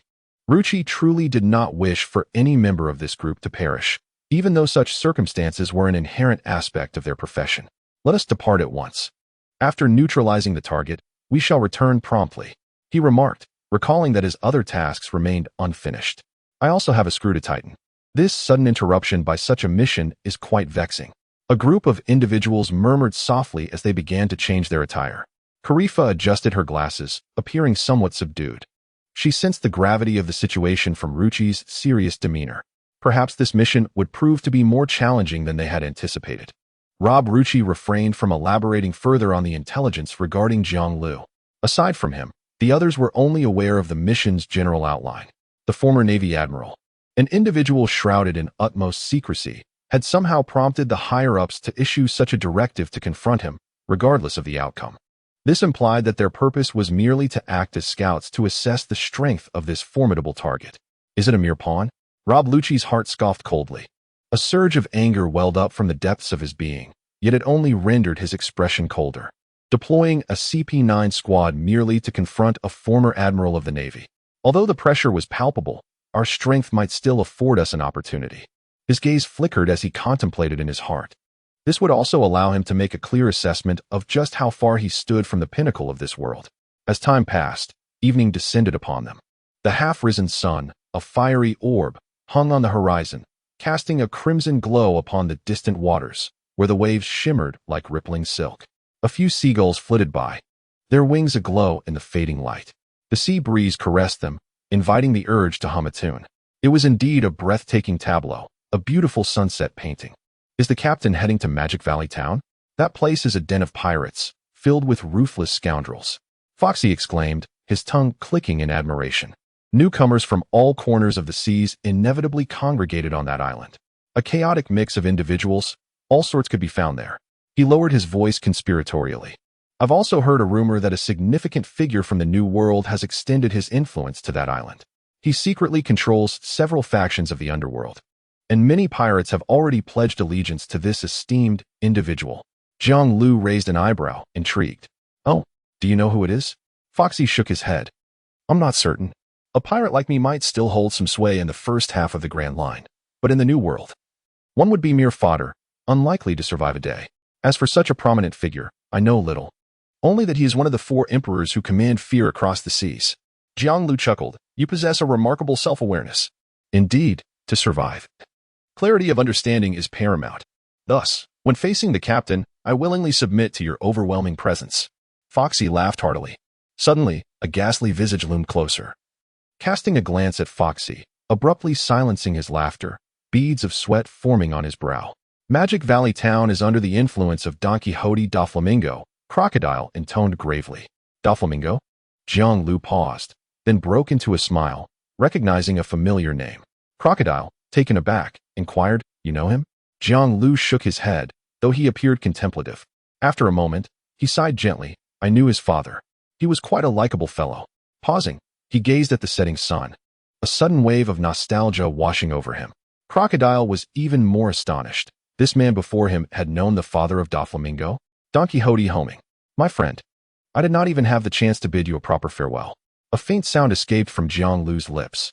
Crocodile's entire body stiffened, and the pupils beneath his mask abruptly contracted, overwhelmed by shock in that moment.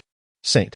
With the name bearing such significance, Crocodile was naturally aware of its implications. Could it be that this individual is a celestial dragon? Taking a deep breath, Crocodile murmured softly. Celestial dragons?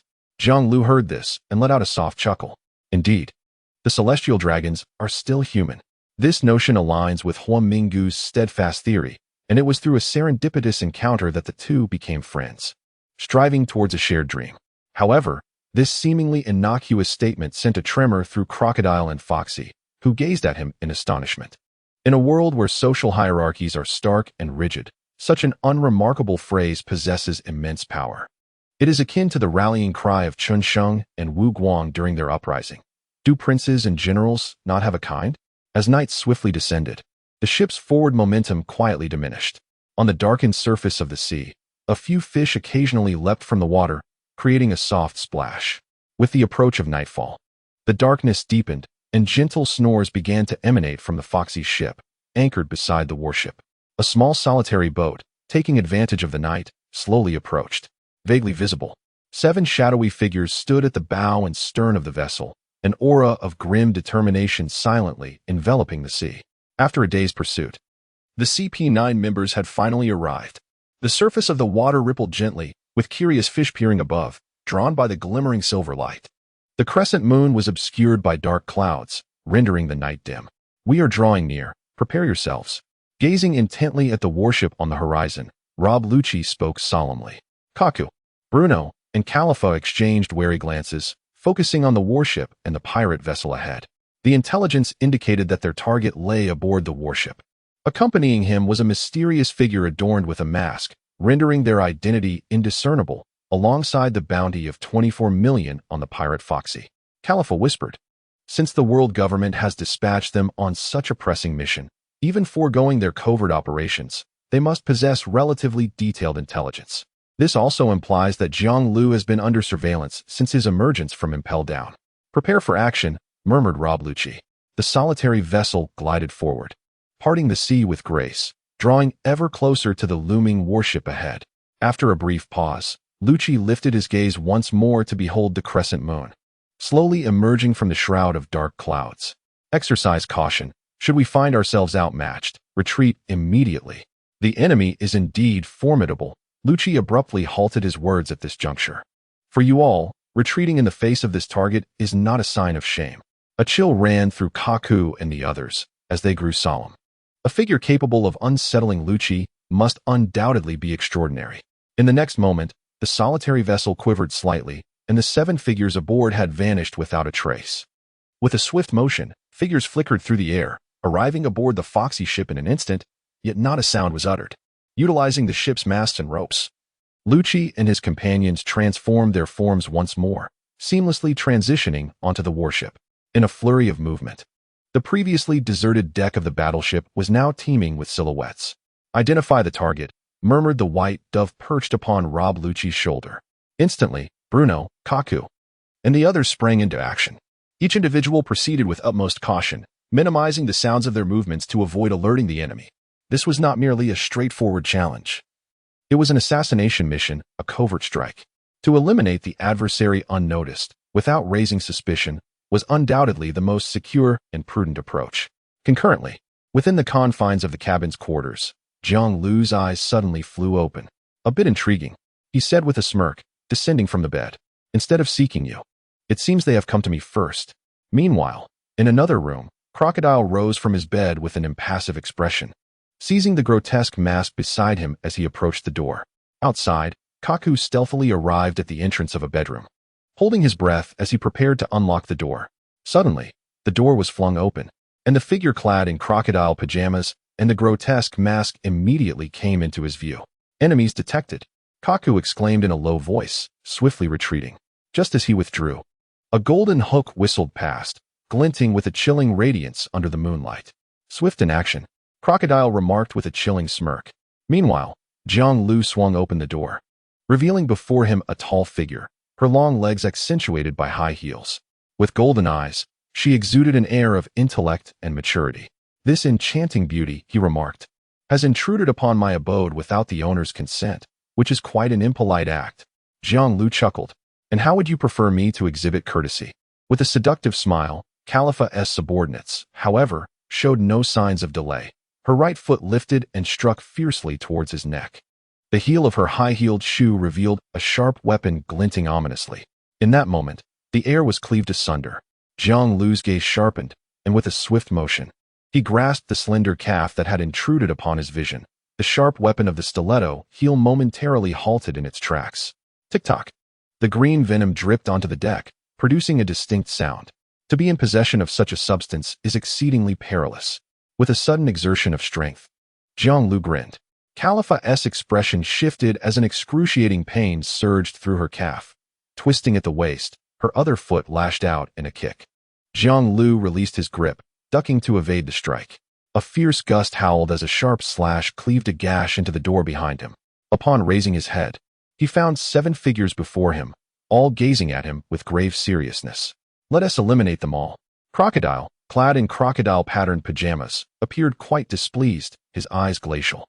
He had been enjoying a deep slumber just moments ago. As he raised his left hand slightly, grains of sand began to levitate instantaneously. "Return to your slumber. I shall handle this. After all, your identity has yet to reach a stage where it can be carelessly revealed." At that moment, Jiang Lu spoke. He stepped forward, twisting his neck from side to side, producing a series of cracking sounds. "I never anticipated that the intelligence personnel from the world government would take such an interest in me." Upon hearing this, Crocodile paused, casting another glance at the individuals before him. "World government agents?" Jiang Lu nodded, observing the unfamiliar yet somewhat recognizable faces before him. The entire CP9 had covertly boarded his ship in the dead of night. This scenario was certainly unexpected. After all, in his perception, these individuals should be lurking in Water 7, plotting for the design blueprints of Pluton. "Some individuals truly seem unwilling to let me go." With a soft sigh, Jiang Lu's gaze turned icy. Crocodile lowered his left hand, his demeanor growing serious. The group before him indeed emanated a formidable aura. This was his first encounter with agents of the world government. While the world is aware of the numerous powerful figures within the Navy that command the seas, little is known about the formidable talents within the world government itself. Yet, a moment's contemplation reveals that the world government, which oversees over 300 nations, must surely possess equally formidable individuals. "You must be CP9, correct?" Jiang Lu scanned the room, his eyes fixing on a figure with a dove perched upon their shoulder. "That scoundrel Spandam appears to be living quite comfortably." At his words, the members of CP9 displayed slight surprise. They were acutely aware that their identities constituted the world's greatest secret. Theoretically, aside from superiors and those within the CP system, no one else could possibly discern their identities. Yet this individual had accurately articulated their affiliation and direct superior. Speak up. What is it that you youthful newcomers wish to achieve by coming here? Jiang Lu spoke softly. Crocodile stood quietly beside him, keenly observing the situation. Upon discerning the identity of the other party, he became more vigilant in concealing his own. The presence of the world government posed a greater threat should he reveal himself. The sea breeze gently caressed, stirring the garments of those present. After a moment, Rob Lucci solemnly gazed at Jiang Lu and spoke. There could only be one reason for the CP organization's mobilization. The atmosphere suddenly grew heavy and tense, though Rob Lucci did not articulate it. The implication was abundantly clear. What did the deployment of CP9 signify? It was solely about the mission, to resolve the troubles and issues encountered within it. At this moment, without a doubt, Jiang Lu was that very trouble. Is that so? Slowly lifting his gaze, Jiang Lu wore a smile, yet his eyes were filled with an icy chill. With a sudden gust, the sea breeze intensified, and a chilling aura swiftly ascended at that moment. The members of the CP9 group, led by Lucci, were all struck with a sense of dread. Action! Suddenly, Rob Lucci bellowed. In an instant, 7 figures sprang into motion, with Jabura leading the charge, leaping forward until he stood before the flowing river. Chafe! The air trembled as a fierce wind surged ahead of Jiang Lu, and an overwhelmingly oppressive aura suddenly descended. Ha! With a sudden grin, a hint of madness flickered across Jiang Lu's face. Little eaglets that had just soared down from the cliff. Let me see if you have truly mastered the art of flight. Gabra's expression was frigid as he struck down forcefully with his right foot while suspended in midair. Arashi's foot. Buzz.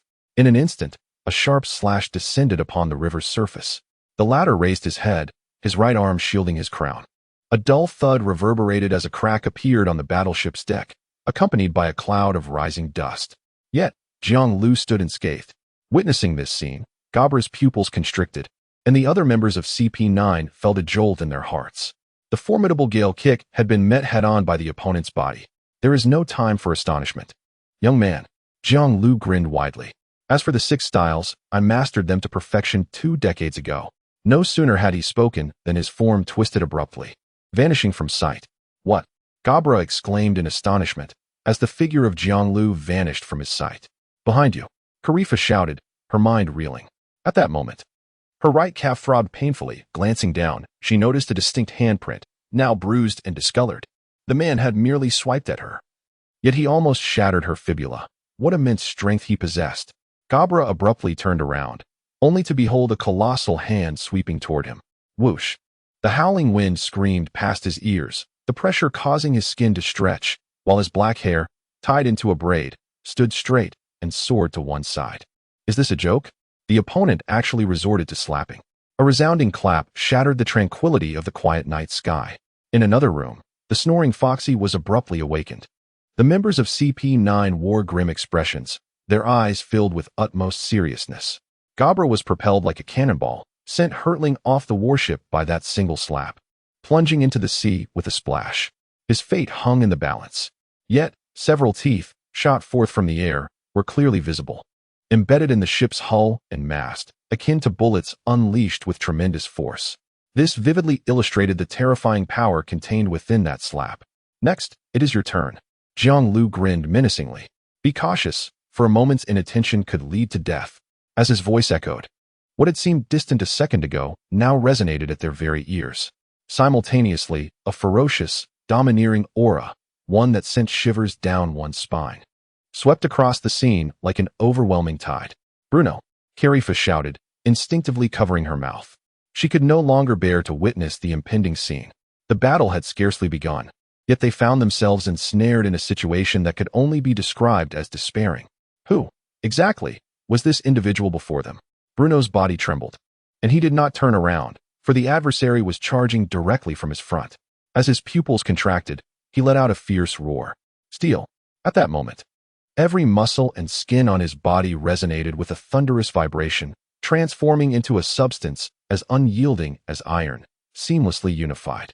This was the most formidable defensive skill among the 6 forms, capable of withstanding even bullets and artillery fire. Yet, as he raised his gaze, he caught sight of the mocking glimmer and nonchalant smile in his opponent's eyes. Is it a piece of iron? My strength can tear even steel asunder. The words that sent a tremor through Bruno's heart reverberated as a colossal hand descended upon his visage. The 5 fingers, resembling a steel clamp, instantly etched 5 deep marks upon his face. Then, in an explosive surge of ferocity, Bruno's entire body convulsed, his eyes turned pale, and blood gushed forth from his nostrils and mouth. With a resounding thud, Jiang Lu's formidable hand pressed forward, causing Bruno to topple backwards onto the deck. Crack! The deck splintered, and Bruno was embedded within the hull, having lost consciousness. What on earth? Kaku's pupils constricted, his heart pounding as he beheld the man before him, engulfed by an overwhelming terror. It is crucial to recognize that those who ascend to CP9 have endured unfathomable training and countless battles, their strength forged in blood, representing the pinnacle of individual combat prowess. Yet, before this man, they appeared as fragile as paper. A seemingly simple movement had effortlessly dispatched their comrade. Who on earth is this man? Rob Lucci. Califa trembled as she spoke. This target was far beyond their current capabilities. It was an absolute annihilation. Rob Lucci's lips moved. Yet he remained silent. Let us attack together. Confronting such an opponent alone will only lead to our individual defeats. Taking a deep breath, he swiftly propelled himself forward. Kaku and the others gritted their teeth, their figures flickering as they followed suit. Chafe. At that moment, the remaining 5 individuals sprang into action, surrounding Jiang Lu from all directions, launching their assault. Ha, come forth. Allow me to impart a lesson to you misguided souls. Oblivious to the heights of heaven and the depths of the earth, Jiang Lu bellowed with laughter. With a swift motion, he pivoted, delivering a powerful kick with his right foot. The head eagle, who happened to be in the line of fire, froze momentarily and uttered, "Ja Baba, it's over." With a resounding thud, the kick struck the eagle's abdomen, sending it soaring through the air like a projectile before it splashed into the sea with a resounding plop. Simultaneously, Kaku's gale-like kick descended with ferocity. Jiang Lu twisted at the waist, letting out a hearty laugh, and met the attack with a similarly fierce gale kick. Bang! Kaku's strike was instantly shattered. His body violently trembled as he coughed up blood and was propelled backward, witnessing their comrades fall once more in an instant. The others were engulfed in profound shock and despair. Rob Lucci. At that moment, Jiang Lu suddenly spoke. He raised his hand to block Califa's incoming left kick, even feeling the delicate smoothness of her skin. I hold great admiration for you all. Perhaps you might contemplate an alternative path. Rob Lucci was momentarily taken aback by these words, but in the next breath, he lunged forward, his right hand thrusting out like a spear, aimed directly at Jiang Lu. Finger gun. Yellow Lotus.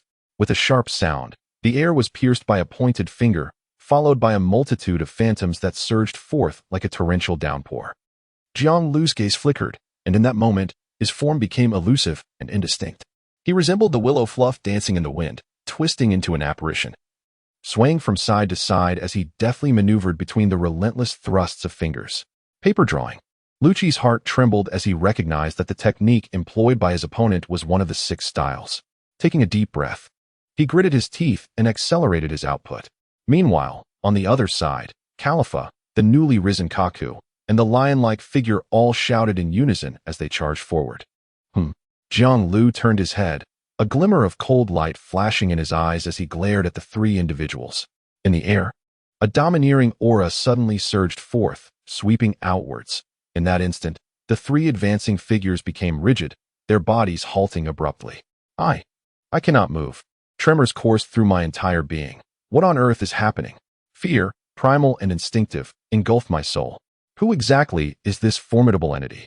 The 3 trembled in place, standing just a short distance from Jiang Lu, yet they found themselves utterly incapable of taking another step forward. Intimidation. They were completely paralyzed by the overwhelming presence emanating from him. Turning his gaze back to Rob Lucci before him, Jiang Lu revealed a grin. Let me see your true caliber, Rob Lucci. With that, he clenched his fist, causing the air around him to shatter as he swung forward. Lucci's pupils constricted, his form flickering as he deftly maneuvered, his feet dancing upon the void, creating ripples to evade the impending strike.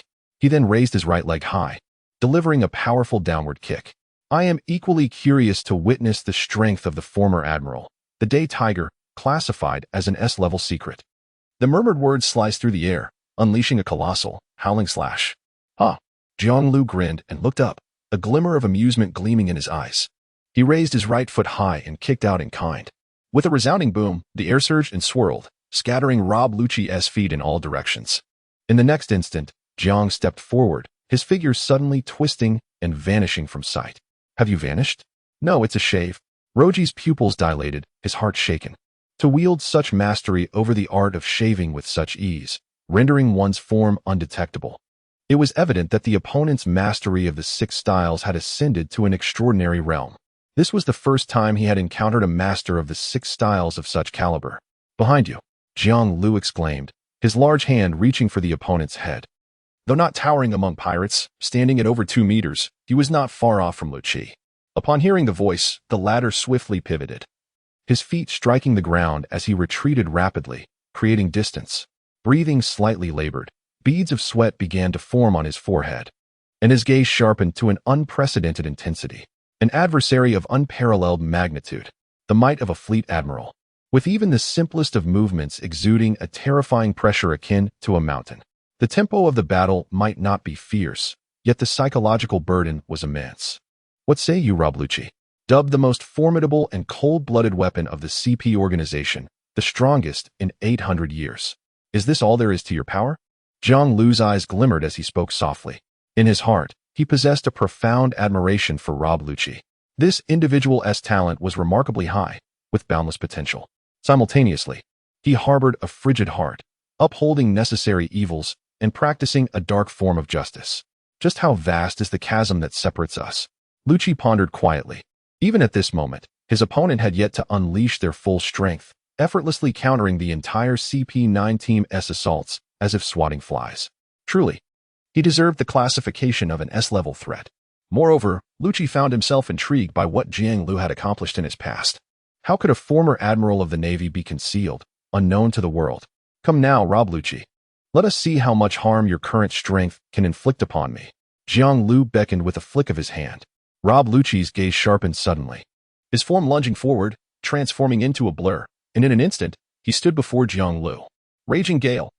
Jiang Lu's eyes sparkled with brilliance as he spread his fingers wide, directly confronting the slash unleashed by the tempestuous wind. Boom.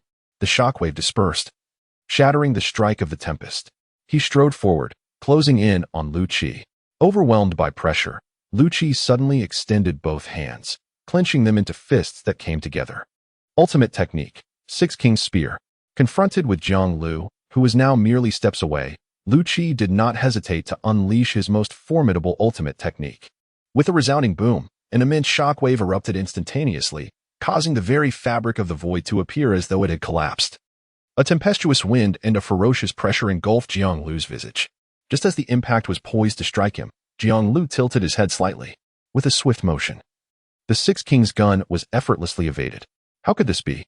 This was the most formidable technique of Rob Lucci. It was as if his opponent had anticipated Lucci's every move.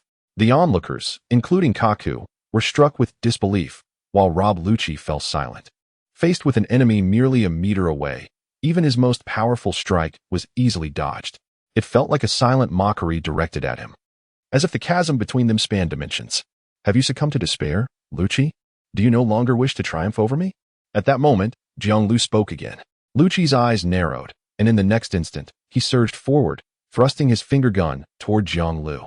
Yet, just as before, his opponent deftly evaded each assault, seemingly foreseeing his every action.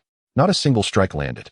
This realization dawned not only on Kaku and the others, but also on Rob Lucci, who felt weighed down by the gravity of his situation. Despair. In his brief life, from birth to this moment, he had never experienced such profound hopelessness. "Your strength, much like your life, has gone astray, Rob Lucci." Jiang Lu's voice rang out once more. Gritting his teeth, Lucci roared, launching into another frenzied attack. He could not allow others to so easily judge his existence. Yet, still, he could not land a blow, not even once. His rapid-fire finger guns, akin to a torrential downpour, failed to graze even the hem of his opponent's garment. "I can alter your life, make you stronger. Perhaps you should consider joining my ranks." At this, Rob Lucci's heart jolted. Change his life, empower him? What was this man truly about, and what secrets did he conceal? Though possessing the strength of an admiral, he remained obscure and was monitored by the world government. Who was he? What were his intentions? The world government cannot offer you a future. Only by aligning with me can you unleash your true potential.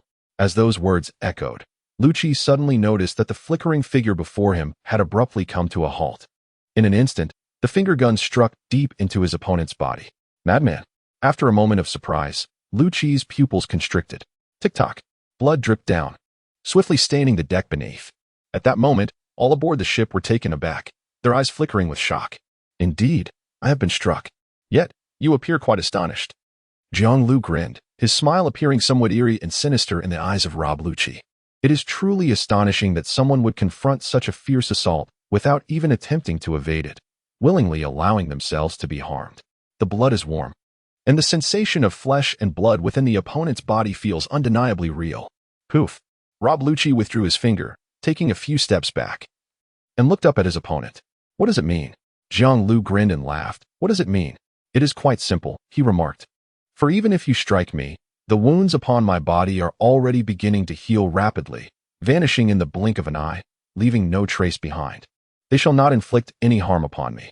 Rob Lucci's pupils constricted, his eyes wide with astonishment as he gazed at Jiang Lu, momentarily rendered speechless. The fact that he had indeed landed a blow, yet it caused no injury whatsoever, was truly astonishing. In terms of power, you are but a single drop of water in this vast azure sea, utterly insignificant, unremarkable. In the very next moment, a fierce wind surged before him, and a fist struck heavily against his abdomen. A resounding bang reverberated through the air, the force emanating so powerfully that the very atmosphere quivered, stirring up a tempestuous wind. It is only when one gazes upon the vastness of the world and the grandeur of the heavens that one can attain a lucid understanding of oneself and discern what one truly requires. Rob Lucci's entire being trembled. He bent at the waist and, with a thud, collapsed to the ground, blood oozing from the corner of his mouth. The impact was so sudden that he could not react in time, rendering him incapable of evasion. For today, I shall grant you mercy, Jiang Lu murmured, retracting his fist. The members of CP9, having overheard this, felt a subtle tremor within their hearts, momentarily taken aback. Did this imply that they were to be spared? Why?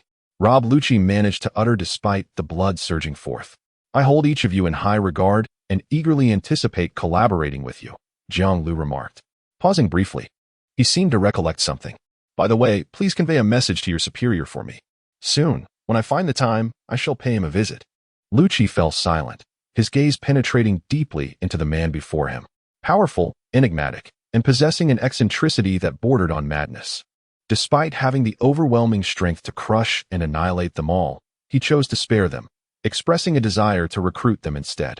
Undoubtedly, this was an act of grace. Thank you, Kaku stammered, his voice trembling. He had almost faced an unspeakable shadow tonight, perilously close to death. A few figures flickered and swiftly vanished from the warship. Moments later, the sea breeze caressed the air, and the night sky fell silent once more. Let's continue to rest, Jiang Lu remarked with a smile. Are they truly your targets? Crocodile inquired, his gaze glimmering with curiosity. Simultaneously, he felt an overwhelming sense of trepidation and reverence for Jiang Lu's formidable prowess. CP9 was undoubtedly no weakling, at least. In the presence of that man with a pigeon perched on his shoulder, even he felt an immense challenge. Yet, before the man standing before him, he was effortlessly overwhelmed. Just how powerful is this individual? This team possesses remarkable potential. With a little refinement, they will astonish the world. However, they have strayed from the right path, Jiang Lu gently remarked. The CP team led by Rob Lucci possesses astonishing strength. He knew all too well that this group would soon face defeat in the Battle of Enies Lobby, subsequently falling into grave trouble and pursued by the world government. Yet, 2 years later, Rob Lucci would make a stunning comeback, returning with an even higher status. This also indicated that the man had already acquired formidable strength by then. Then you should not let them go, Crocodile said in a grave tone. Let the bullets fly for a while. We might reap greater rewards. Jiang Lu's gaze flickered as he chuckled softly. He was waiting for this team to consume the devil fruit. At that moment, they would undoubtedly possess greater power. All he needed to do then was quietly await the opportune moment to reap the fruits of victory. Subsequently, Jiang Lu turned and entered the cabin. With the trouble resolved, he could finally enjoy a good night's sleep. Watching his departing silhouette, Crocodile's eyes behind the mask flickered incessantly, gazing out at the sea, watching the ship swiftly sail away. He slowly exhaled. What exactly are you planning? This recruitment stance is certainly not the behavior of a naval officer. It is nearly certain that Jiang Lu possesses ambitions beyond the comprehension of ordinary individuals. 2 decades ago, he established the virtual knight, and now, 2 decades later, he seeks to subdue him within the advancing city. Upon his emergence, he displays an unmistakable intent to recruit, as evidenced by his willingness to overlook the ambush from the CP9 squad and deliberately welcome the leader's assault, all as a gesture of goodwill. Yet, simultaneously, he exudes immense power, subduing and intimidating his opponents. The juxtaposition of his formidable methods and benevolence is undoubtedly a strategic maneuver to attract allies. One can only imagine that, were it any ordinary person facing adversity, Jiang Lu would seamlessly integrate them into his fold. Furthermore, it appears he possesses knowledge of secrets that elude common perception. As he murmured to himself, Crocodile's gaze deepened with contemplation. Jiang Lu's intentions are unequivocal. His choices regarding whom to enlist are guided by a precise direction, as though he possesses an intimate understanding of his targets. This man undoubtedly harbors secrets inaccessible to outsiders. Meanwhile, in the depths of night, a solitary boat glided across the water, swiftly making its way toward Water 7. A profound silence enveloped the vessel, with the entire CP9 squad submerged in contemplation. The brief skirmish had obliterated their previous confidence and pride, leaving them utterly diminished. The figure of that man remained indelibly etched in their minds. Rob Lucci. Who was he truly? Khalifa inhaled deeply, casting her gaze upon the unmistakable purple bruises on her calf, unable to suppress her curiosity any longer. The distinct impression of 5 fingers and a palm marked her skin, an indelible sign left by that man. Can we still not speak of this? We have clearly been reduced to mere pawns in this mission. Such a being must certainly recognize our inferiority. Kaku growled through clenched teeth. The soul-chilling aura that had ensnared them continued to evoke an unshakable fear. Rob Lucci, in contrast to those vile individuals, our current target seems to exhibit a greater degree of amicability. Does he wish to recruit us? Gabra spoke in a subdued tone. Rob Lucci, seated in contemplation, listened to the discourse of his comrades before finally raising his head. This is classified as S-level intelligence. To disclose it may expose you to unimaginable peril. After a brief pause, he spoke earnestly. Are you certain you wish for me to continue? The affirmative response was palpable, faced with such a man. Everyone present bore the weight of profound shock, even leaving shadows in their minds. To be ignorant of the opponent's identity would be a lamentable fate. His name is Jiang Lu, the former Marine Admiral, Day Tiger. Having unveiled his identity, Lucci continued, remember this name well. As for his recruitment efforts, he inhaled softly, his expression shifting. We are still operatives of the world government CP. Please, I urge everyone not to overthink. However, the extent to which his words can bear significance remains uncertain. Whether it is Khalifa or Gabra, their eyes now flicker with a hint of apprehension. Submitting to the strong is almost instinctual, especially within the harsh and pragmatic confines of an organization like CP, where the law of the jungle prevails. Only beneath the might of those more powerful can one secure a safer existence. Moreover, this formidable individual has already extended goodwill towards them. Even Rob Lucci has fallen silent, contemplating the implications of the man's words, weighing and assessing the situation. Strength and future, perhaps?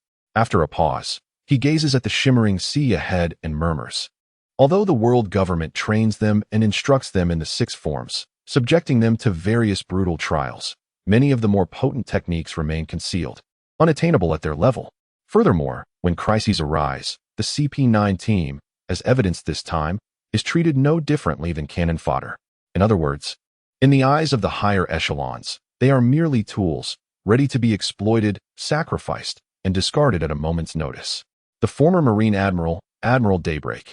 Rob Lucci's eyes flicker as he ponders. What is your true objective? Decisions are not easily made, as he stated, at least for now.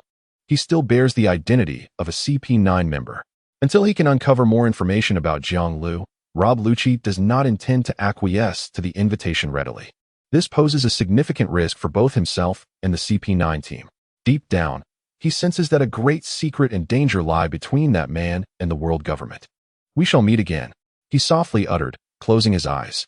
That simple punch, despite inflicting severe injury, signified the terrifying power of that man. His martial prowess, strength, and the ability to recover swiftly from multiple injuries render him a seemingly indestructible monster. He will undoubtedly astonish the entire world in the future.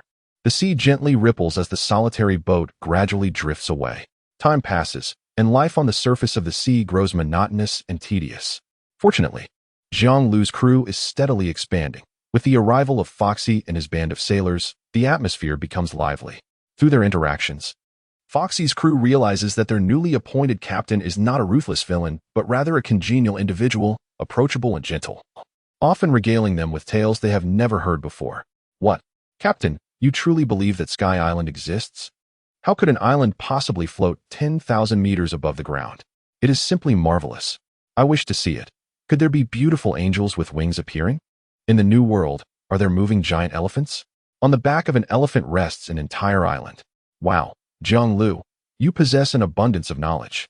A throng of Foxy-S pirates, filled with exuberance, have been surrounding Zhang Lu these past few days, incessantly requesting him to regale them with tales. As familiarity blossomed between them, the distance that once separated them vanished, giving way to a newfound intimacy. Through their exchanges, their bonds swiftly strengthened. He chuckled, from now on, I shall take everyone to witness the wonders of. Soon, we shall behold the marvels of the Sky Island. Coincidentally, I have a matter to attend to there. Zhang Lu spoke with a light-hearted smile. In contrast to the solemn and austere atmosphere aboard the ship, he favored this moment of ease. Wow, is it truly possible to go there? It's a staggering 10,000 meters in the air. Angels, white islands, will there be a heavenly realm? Will there be deities? Everyone was filled with excitement. They could not fathom Zhang Lu to be fabricating tales. Such a formidable figure would never indulge in idle chatter. However, had such extraordinary assertions emerged from another's lips, they would undoubtedly scoff and mock without restraint. An island in the sky, Crocodile, adorned with a mask of a ghostly visage, stood silently at the helm, his eyes alight with anticipation. Time had swiftly passed, and 7 days had elapsed. Captain, our vessel is nearing Magic Valley Town, Foxy exclaimed joyfully, peering through a telescope at the shimmering sea ahead. Their long-awaited destination was finally within reach, and the ship's supplies would soon be replenished.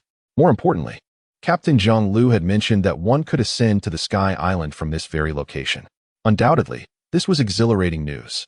Is it truly so? What splendid tidings! Zhang Lu, seated comfortably on a beach chair, set aside the bounty notice he had been examining, a smile gracing his lips. Crocodile, standing nearby, caught sight of the wanted poster featuring the straw hat, his pupils narrowing in recognition. Monkey D. Luffy. Bounty. 100 million berries.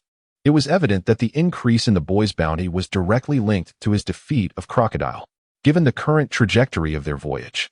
The likelihood of encountering that young man on this island was substantial. Crocodile's gaze flickered, and he inhaled deeply. The Navy's warships were specially designed, and since they were familiar with the initial segment of this journey, their speed surpassed that of mere newcomers. If given the opportunity, he would undoubtedly seek to avenge this humiliation. The fact that a formidable Shichibukai had been bested by a mere novice was intolerable. 2 hours later, the ship gently docked at the harbor of Magic Valley Town. Foxy and the others exuberantly leaped from the vessel, racing eagerly toward the heart of the island. Zhang Lu and Crocodile were the last to disembark, leaving the ship in the care of the injured Hamburger and other crew members. As they surveyed the bustling streets ahead, the cacophony of vendors shouting, insults being hurled, and the myriad sounds of life filled the air, complemented by the steady flow of diverse passers-by. What a lively little town, Zhang Lu remarked. This is one of the islands where pirates congregate most abundantly, a veritable melting pot of all sorts of characters. Indeed, it is also a place rife with troubles, Crocodile replied solemnly. Fighting and murder in the streets are commonplace here. The two soon found themselves immersed in the town, where taverns, the favored haunts of pirates, were plentiful, and the robust scent of strong liquor permeated the atmosphere. With a smile upon his face, Zhang Lu scanned his surroundings. So, where might we uncover clues regarding that scoundrel, Don Quixote da Flamingo? The name Don Quixote da Flamingo had become renowned across the world. One of the 7 warlords of the sea, he is also the king of Dressrosa in the New World. His dark identity instills fear and trepidation in countless souls. For many across the globe, Don Quixote da Flamingo embodies a nightmare, a perilous, ruthless, and deranged villain. However, to Zhang Li, the essence of the man is rather straightforward.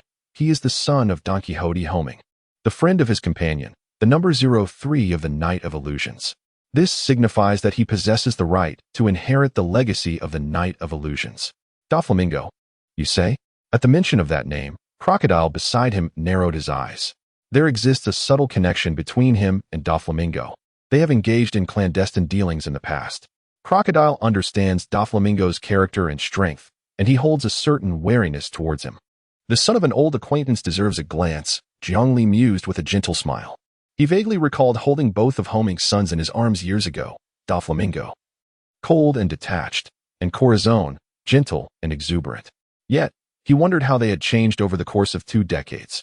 As they strolled along the streets of Magic Valley Town, they remained oblivious to the group approaching from a nearby alleyway. The leader of this band was a rugged man, missing several teeth, with a robust physique and a head of unruly black hair tied back with a scarf, adorned with various ornate rings on his fingers. A flintlock pistol at his side and a rum drink in hand, he ambled towards them with a jovial demeanor. Ha ha ha, what a lively place. The rum here is quite potent, he boisterously declared. Behind him trailed 4 individuals, each with disparate appearances, but all sporting smiles. Yet, the moment they stepped out of the alley and onto the street, the leader's gaze fell upon the silhouette of Jiang Li ahead of him. Wait, that figure is... His steps suddenly halted, the smile vanishing from his face, and his pupils constricted in shock. What's wrong, Teach? Came the voice of Van Augur behind him, laced with evident confusion. There's no mistake, it's definitely that man. How can he still be alive? Blackbeard Marshal D. Teach's expression shifted, beads of sweat forming on his forehead. In the next instant, he abruptly staggered, vanishing from the street and retreating into the alley. Meanwhile, Zhang Li, feeling a piercing gaze, abruptly turned his head. The bustling street revealed nothing amiss. With a hint of curiosity, he scanned his surroundings but failed to detect the presence of anyone watching him before resuming his path. In the alley, Van Augur and his companions observed their captain pressed against the wall, his body seemingly weakened, wearing an expression of perplexity. What's the matter? Who is that man? Lafitte inquired aloud. It was evident that the captain had encountered someone astonishing, which prompted such an unusual display of behavior. That individual is still alive. I had presumed he perished in that great incident, yet he remains. How on earth is he still alive? How is it even possible? Blackbeard Marshal D. Teach repeatedly uttered, his eyes filled with trepidation and profound fear. Who exactly is he, Teach? Given your nature, you would not react in such a manner without cause. Van Oko admonished sternly. He sensed the gravity of the situation. The person capable of eliciting such a reaction from their captain was likely no ordinary figure. Taking a deep breath, Marshal Teach calmed himself and, after a moment of shifting emotions, uttered a name. Zhanglu. The naval commander, Admiral Diu Zhanglu, slowly raised his head, locking eyes with the 4 crew members before him, his tone heavy and trembling. A man who nearly took my life. This brief utterance caused Van Oka, Lafitte, Q, and Jises Bages to exchange startled glances, their pupils narrowing into slits. A man who almost killed the captain? Why has such a man never been known in this world? Lafitte questioned in bewilderment. That is because you are unaware of the events from 20 years ago. Blackbeard sighed gently, and as he reached this point, he suddenly froze, a twisted smile spreading across his face. Ha! He laughed heartily. Indeed, 20 years ago. Now it has been 2 decades. I am no longer that frail, powerless youth. Upon uttering these words, Marshal D. Teach's gaze turned fierce, his murderous intent unabashedly apparent.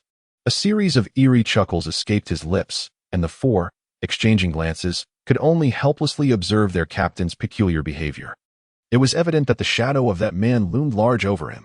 After a moment, Blackbeard finally calmed down. Captain, if you harbor such hatred towards him, we can join you in seeking vengeance and eliminate that scoundrel. Bages chuckled. Now is not the time. Moreover, that fellow is not so easily dealt with. Blackbeard replied. Let us proceed with our plan. If we can capture the Straw Hat Kid, we will be 1 step closer to our goal. He paused, his expression growing grave. But before that, we must avoid any direct confrontation with that man. Taking a deep breath, he continued, just as I am eager to kill him, for reasons unknown. He seems intent on taking me down.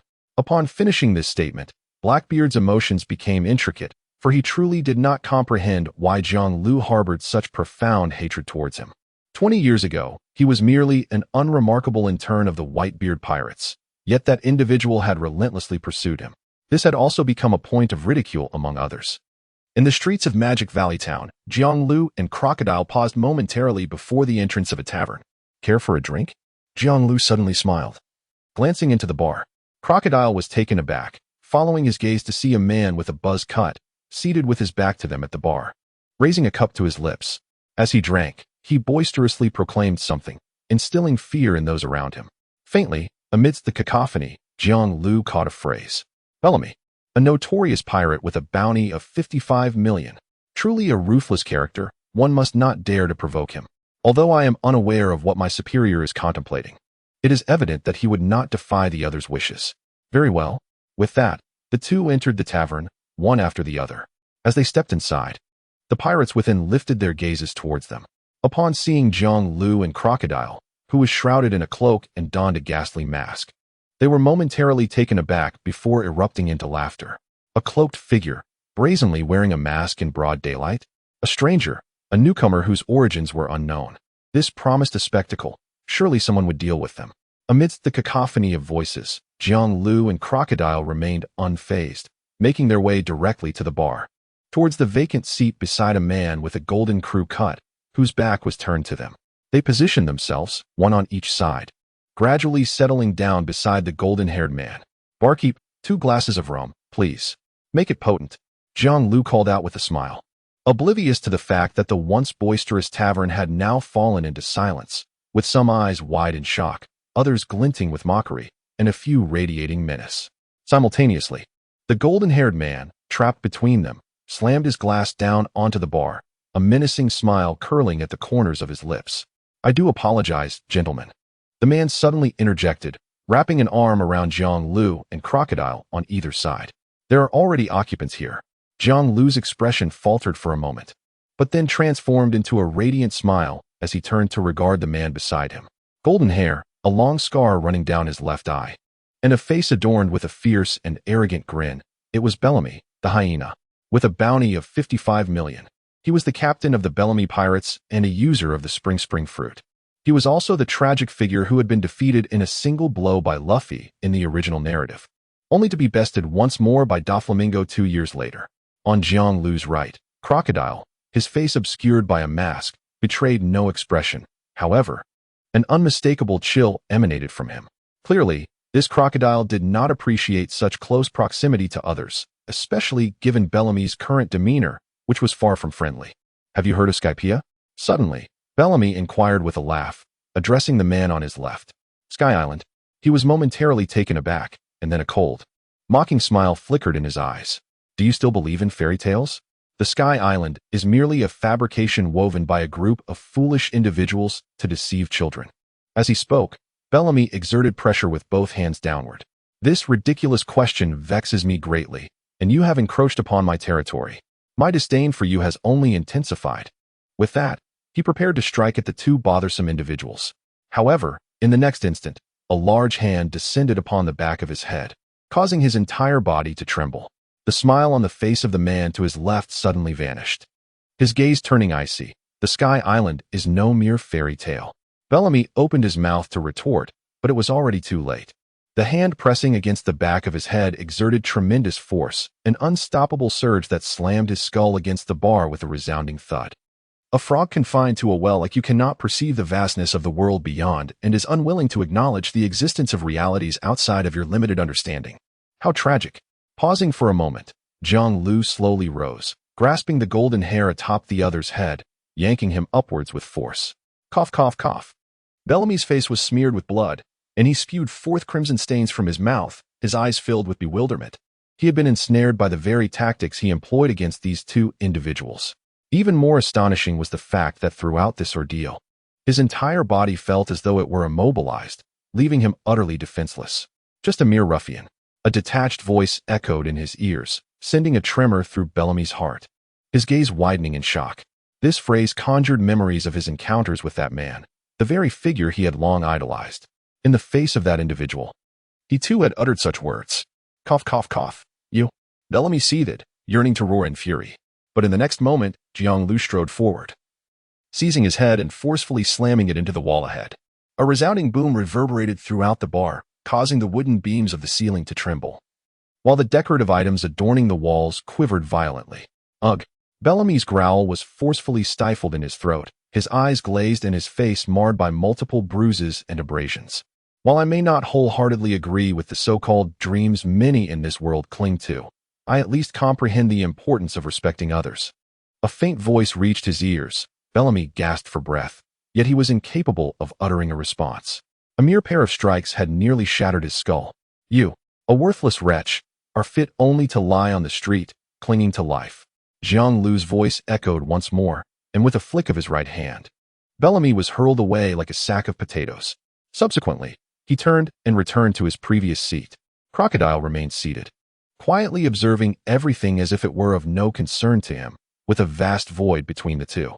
The tavern fell into an abrupt silence. The pirates who had witnessed the unfolding events wore expressions of rigidity, their gazes fixed on the two men with their backs turned to them, their hearts brimming with fear. Bellamy, with a bounty of 55 million, had been so effortlessly subdued. Who on earth were these two? Fear and tension subtly permeated the air of the tavern at that moment. Undoubtedly, the two individuals who had effortlessly dealt with the notoriously troublesome and untouchable Bellamy had now become the new figures of intimidation. Bang, bang. Someone swallowed nervously, beads of sweat forming on their forehead. Boss, my drink. At that moment, a light-hearted voice echoed through the air. The tavern owner, momentarily bewildered, finally responded, Sure. He immediately poured the drink while observing the man before him, who wore a smile. This man, seemingly decisive and assertive, appeared to be far more agreeable than Bellamy. In the tavern, a few patrons began to quietly rise, stealthily making their way towards the exit. As the first departed, others followed suit in quick succession. Jiang Lu and Crocodile paid no mind to their exodus, raising their glasses to clink together before taking generous gulps. Surely, there must be a reason to deal with such ruffians? Crocodile inquired softly. Ha ha ha, you understand me well. Indeed, you are a discerning individual. This is precisely why I hold you in high regard, Jiang Lu replied with a smile, then paused slightly, his eyes narrowing. Soon, the expected guest will arrive. Crocodile set his glass down on the table, turning to the eavesdropping owner with a cold remark.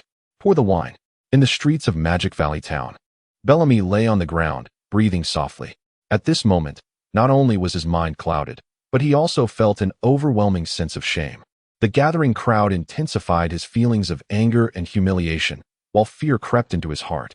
That man will kill me. His heart trembled, curling up in confusion. In a nearby courtyard, a serious-looking man hurriedly entered, and after undergoing several inquiries, he finally arrived at a room deep within. Young master, Bellamy has been gravely injured. He whispered through the door, his tone grave. He understood all too well that while Bellamy might be of little consequence to the young master, he bore their family's mark. This incident represented a disgrace for the entire clan. Moreover, given the young master's temperament, he would undoubtedly not spare Bellamy. Bellamy.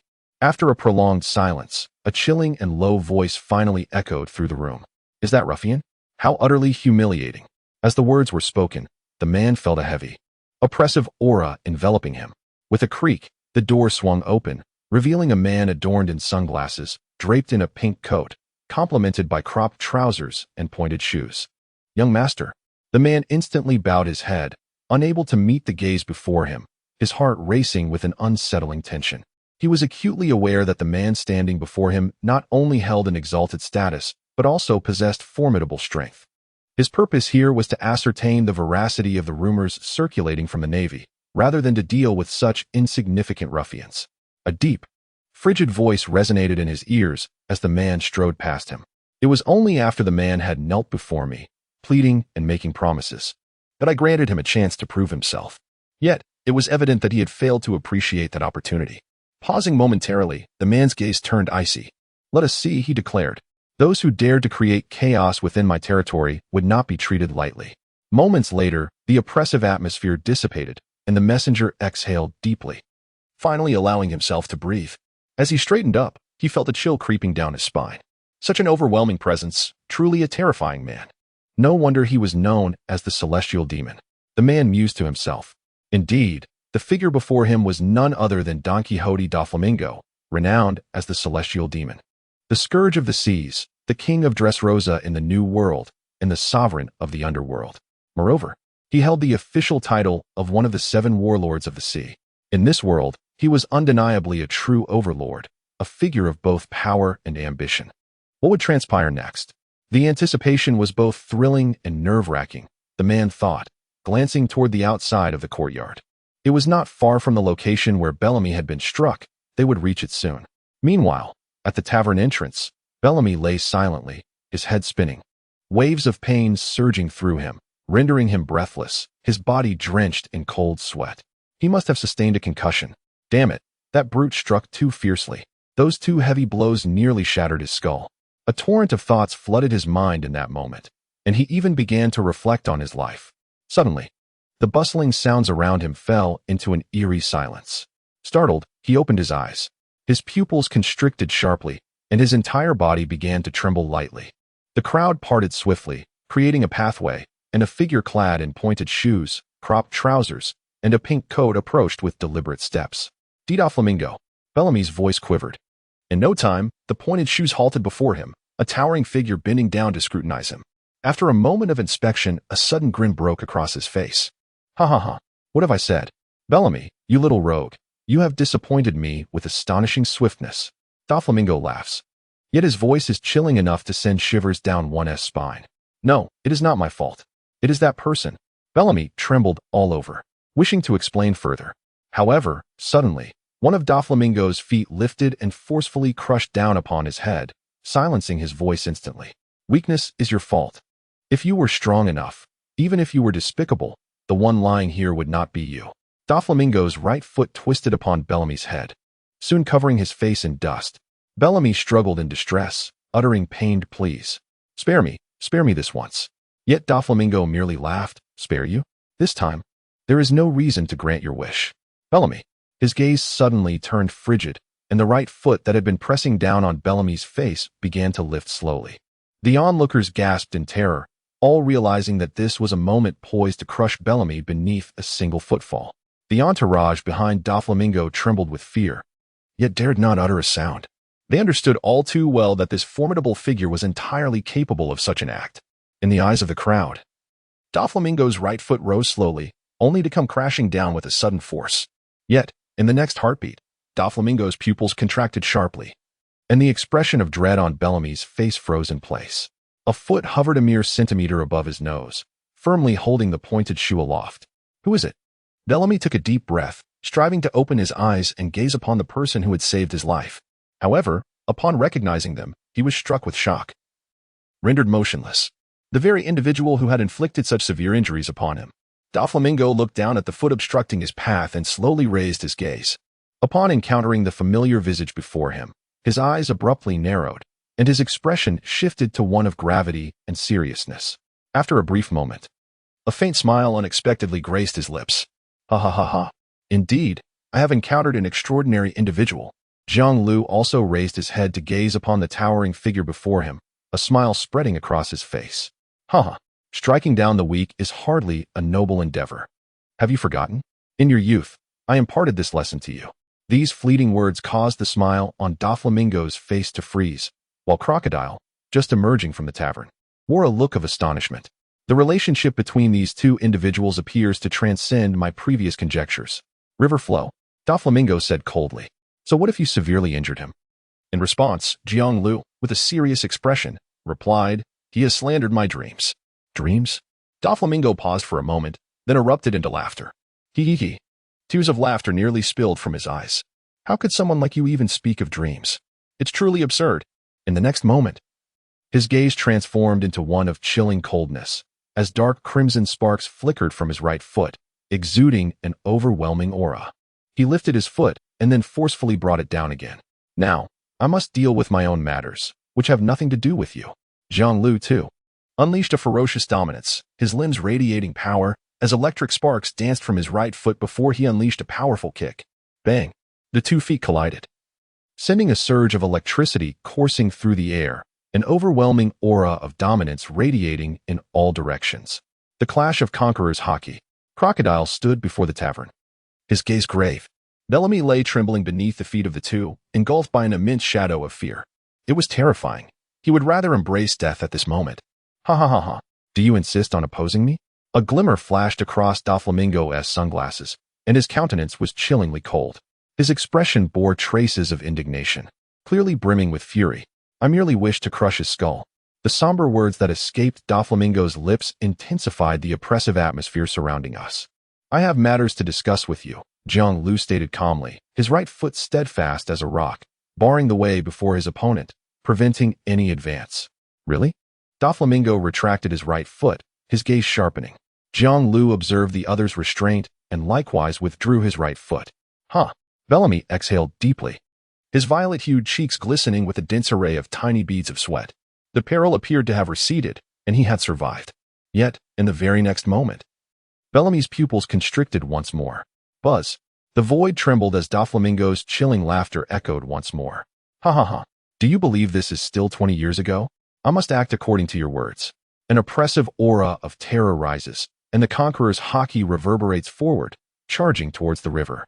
Do you wish to face me in battle, Doflamingo? Jiang Lu's expression turns cold, his eyes narrowing, as the conqueror's haki fiercely collides with that of his opponent. Boom. A crackling sound reverberated through the air, as if invisible currents of electricity were sizzling. The crowd of onlookers, drawn near, could feel a shiver coursing through them, their bodies trembling in unison. Quick, hurry away. Their fierce battle will inevitably affect us. Damn, who on earth are these two? I only recognize one of them. The Heavenly Knight Chaser, Don Quixote Doflamingo, one of the 7 warlords. What? It is actually him. From the crowd, fearful voices immediately emerged, followed by figures abruptly turning and fleeing. If we do not leave now, we will perish. Someone shouted in terror. This is because the oppressive, terrifying aura that could be felt in the air was rapidly escalating at a visibly alarming rate, instilling dread in the souls of those present. Ha ha ha ha. Doflamingo grinned broadly.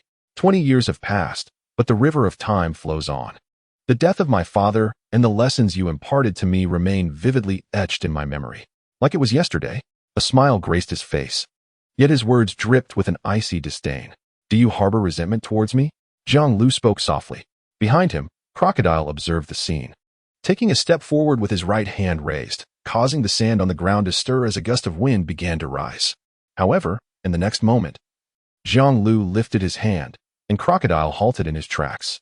Oh, Doflamingo tilted his head, casting a glance at Crocodile, his expression tinged with curiosity. The figure, shrouded in a cloak and wearing a ghastly mask, struck him as vaguely familiar. A glimmer passed through his eyes as a grin split his lips. And with a swift motion, his right hand sliced through the air to one side. 5-colored line. The air was sliced by invisible threads, and standing nearby, Crocodile also bore 5 subtle fissures on his body. However, in no time, sand poured forth, and the 5 cracks healed. Doflamingo's pupils contracted as he stared at Crocodile for a moment before suddenly bursting into laughter. Ha ha ha. How amusing, truly amusing. He suddenly turned his head, once more gazing at the flowing river. You, my dear fellow, are you preparing to make a comeback? Then, has the new round of challengers commenced their trials? 2 consecutive questions were met with silence. Jiang Lu merely regarded him with a tranquil gaze, devoid of any discernible expression. It seems you still lack proper education, Doflamingo. His fist clenched suddenly, and an endless chill radiated from his eyes. Allow me to enlighten you. In the face of my presence, your circumstances remain unchanged from 20 years ago. Doflamingo also held his breath, as the aura emanating from him grew increasingly formidable. A tempest swept through, rendering the street desolate. Beneath his feet, Bellamy lay unconscious, his eyes glazed over. Under the onslaught of Conqueror's haki, he had long since succumbed to oblivion. Ha ha ha ha. I too am curious, after 20 years, has your strength waned? Doflamingo scoffed. As he spoke, he abruptly extended his hands backward, and dozens of slender threads swiftly emerged, intertwining with one another, before he forcefully swung them towards the flowing river. Super Strike Whip. It resembled an elongated whip, which was suddenly swung forth, arriving before Jiang Lu in the blink of an eye. The latter's figure flickered, evading the onslaught. Boom. One building after another ahead was cleaved apart by this strike, with wood chips flying and dust swirling. How could one be so impolite in the presence of their elders? Jiang Lu's voice echoed from behind, causing Doflamingo to momentarily freeze, only to erupt into laughter once more. With a sudden twist of its form, it unleashed a powerful kick with its right foot. Foot shave. Jiang Lu raised his leg, sending his opponent's right foot soaring towards the heavens. It was evident that on Doflamingo's right foot, there were countless slender, straight lines resembling steel wires. Over the past 2 decades, my growth has been beyond anything you could ever imagine, Uncle Jianglu, Doflamingo said with a broad grin. He swiftly retreated and then leaped high into the air, his pink coat fluttering in the wind, resembling a magnificent bird spreading its wings. Ha ha ha ha. Since we have encountered each other, I kindly ask for your guidance on my shortcomings. With that, Doflamingo spread his arms wide and suddenly dove towards the river. 5-colored thread. Sharp lines swiftly etched themselves, slicing through the river from both sides. The latter slowly raised its head, facing this lofty strike with a calm expression, extending its right hand. Die. As the distance closed, Doflamingo's gaze grew fierce, and he suddenly bellowed. Swish, swish, swish. The sound of lines slicing through the tangible echoed, yet simultaneously. Doflamingo's form came to a halt in midair, a robust arm encircling his neck. His pupils constricted as he beheld the man before him, whose hand tightened around his throat. Where the colorful threads had cut, not a single scar marred his skin. Even his robe remained unblemished. But how could this be? He had undeniably struck his opponent. Did he think to challenge me with such trifling tactics? Dover, have you underestimated me? Jiang Lu spoke softly as he lifted the opponent's neck, gradually raising it towards the blazing sun. The midday light was somewhat blinding. Reveal your true abilities. In the next moment, he suddenly exerted force with his right hand, gripping tightly. With a crisp crack, the neck of Doflamingo snapped, his movements ceasing abruptly. Not far away, Crocodile's expression froze in astonishment. Concealed within the alley, Marshal D. Teach watched the battle in secret, a grin spreading across his face as he chuckled softly. What a spectacular clash it has been. Whoosh. A fierce wind swept through the air above Magic Valley Town. The once bustling streets, filled with the sounds of human activity, fell into an eerie silence. Dust rose from the dilapidated houses, while frightened individuals fled, seeking refuge behind distant barriers, their anxious gazes fixed upon the scene. They swallowed nervously, their hearts trembling with trepidation. Ha ha ha ha. Suddenly, a deep chuckle resonated through the air. Jiang Lu raised his gaze towards a distant rooftop. There, clad in a flamboyant pink feather coat and towering at 3 meters, Doflamingo loomed, his sunglasses glinting in the sunlight. Fighting someone of your stature truly amplifies the pressure in my heart. Doflamingo grinned widely. Let us dispense with the idle chatter, Doff. Jiang Lu replied coldly. He vaguely recalled that 2 decades prior, despite his contrasting personality to Corazon, this individual was quite obedient to his words and harbored a certain respect for him. Indeed, obedient children often grow into figures that elicit annoyance as they mature. Show me your true strength. I wish to witness what growth you have achieved in these 20 years. He declared, his form slightly bending. The journey of childhood is often fraught with misdirection, and thus, it is the duty of adults and elders to guide and educate.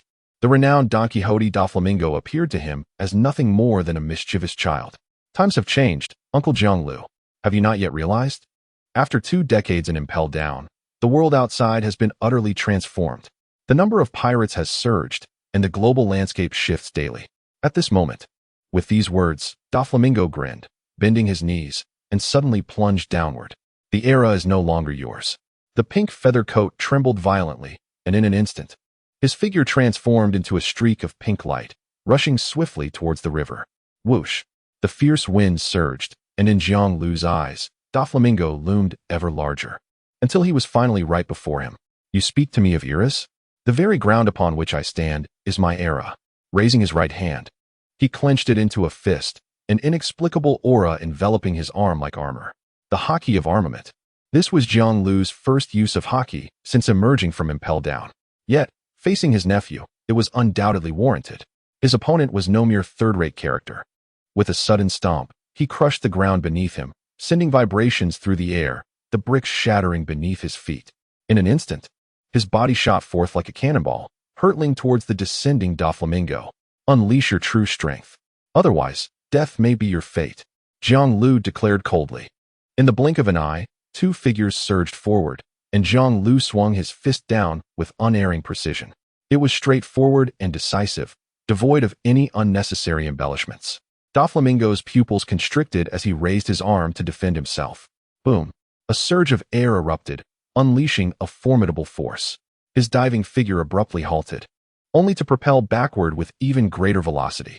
Jiang Lu maintained his stance, fist raised, gradually straightening his back as he gazed ahead.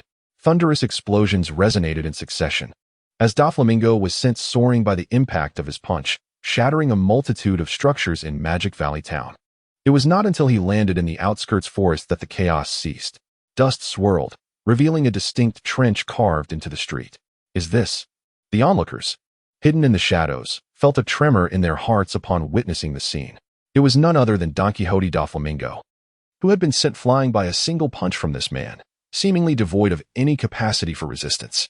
Almost immediately, they observed the figure in the arena, whose knees slightly bent, and with a thunderous crack, the ground beneath him shattered, propelling him like a cannonball towards the distant forest. Moments later, Jiang Lu beheld Doflamingo rising unsteadily amidst the splintered trees. Is this your strength? He mused, rubbing his sore arm, a smile gracing his lips.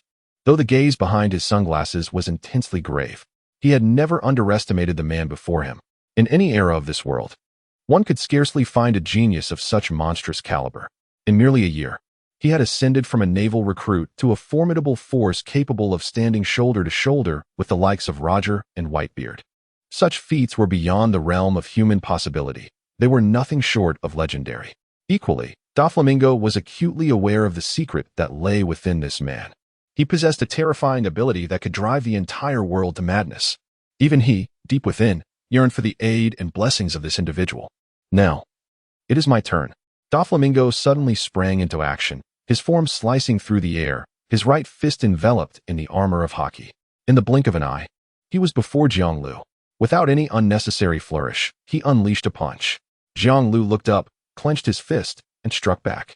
With a resounding bang, a shock wave surged forth, causing the ground beneath the river to collapse in a circular formation, dust swirling and radiating in all directions.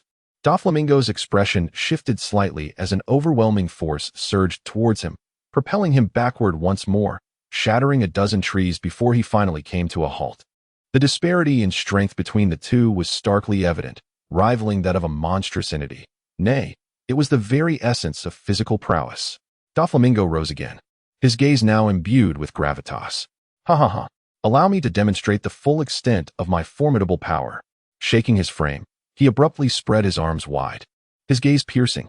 The mastery of the devil fruit, beyond mere control, encompasses a higher echelon of awakening. As he advanced, the weeds beneath his feet, the ground, and the surrounding trees transformed into delicate strands of white, undulating gently like ocean waves. And I have attained such a realm. When the number of these white strands reached a certain threshold, Doflamingo suddenly swept his hands forward with great force. Surging white waves, tens of thousands of delicate white threads, resembling the undulating sea, thunderously surged toward the river, twisting and spiraling, enveloping it in their midst. Like a colossal serpent, they sought to constrict and crush it. Awakened, are you? Indeed, it is quite remarkable. Jiang Lu spoke softly, gazing at the figure of Don Quixote Doflamingo standing before him. In the next moment, the man was engulfed, concealed, enshrouded by the white waves. Ha ha ha ha. Doflamingo chuckled softly, his eyes glinting with mischief. Buzz, buzz, buzz. A multitude of white lines converged to form a tumultuous wave, intent on crushing the river that lay at its core. Yet, the smile of Don Quixote Doflamingo remained frozen upon his visage. To his astonishment, the formidable white lines swiftly fractured. The figure of the river emerged unscathed from the chaos. Not a single hair was harmed. The powerful, tumultuous white lines inflicted no damage upon him. Yet, the level of mastery displayed here was something I had already attained 2 decades ago. With a gentle sigh, the river extended his right hand, lightly touched the void, and uttered 2 words. Reply. In an instant, the visible white lines, reminiscent of ocean waves, swiftly faded away, restoring the surrounding grass and trees to their original state. Everything reverted to the appearance it possessed before Doflamingo utilized his powers, as if time had been rewound. The revival fruit, a paramecia-type ability, inherently enables the user to revert their injuries and negative conditions to a previous state, with its efficacy increasing alongside the user's strength.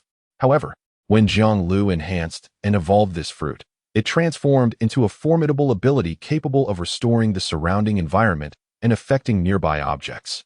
even touching upon the concept of time itself. Its range of influence expanded to a staggering degree. In simple terms, he possesses the power to rewind time in his vicinity. Undoubtedly, this is a capability of a bug-level magnitude. Yet, when compared to the myriad of devastating fruits within the world of pirates, it does not stand out as particularly exceptional. Nevertheless, its auxiliary functions and remarkable healing abilities are nothing short of astonishing. It can even reverse a person's life and death. This was precisely the reason Jiang Lu chose to embrace this power. Immortality and invulnerability are sufficient to grant him a decisive advantage in any battle. Are you surprised? The fruit is not something that belongs solely to you. The development to the point of awakening is also not an achievement exclusive to you. Jiang Lu stepped forward slowly, his gaze fixed intently upon Doflamingo. It appears that you have yet to attain a clear understanding of this world, Doflamingo. The latter's expression darkened, and in the next moment, his hands trembled, causing the surrounding objects to transform into white lines with greater speed and an expanded reach. Buzz, buzz, buzz. At that moment, the very air trembled, engulfed by a colossal wave of white, surging and roiling. The river too was stirred, its form shooting forth, and in an instant, it had reached the presence of Doflamingo. The latter's expression shifted dramatically, his hands trembling. Shield of white lines.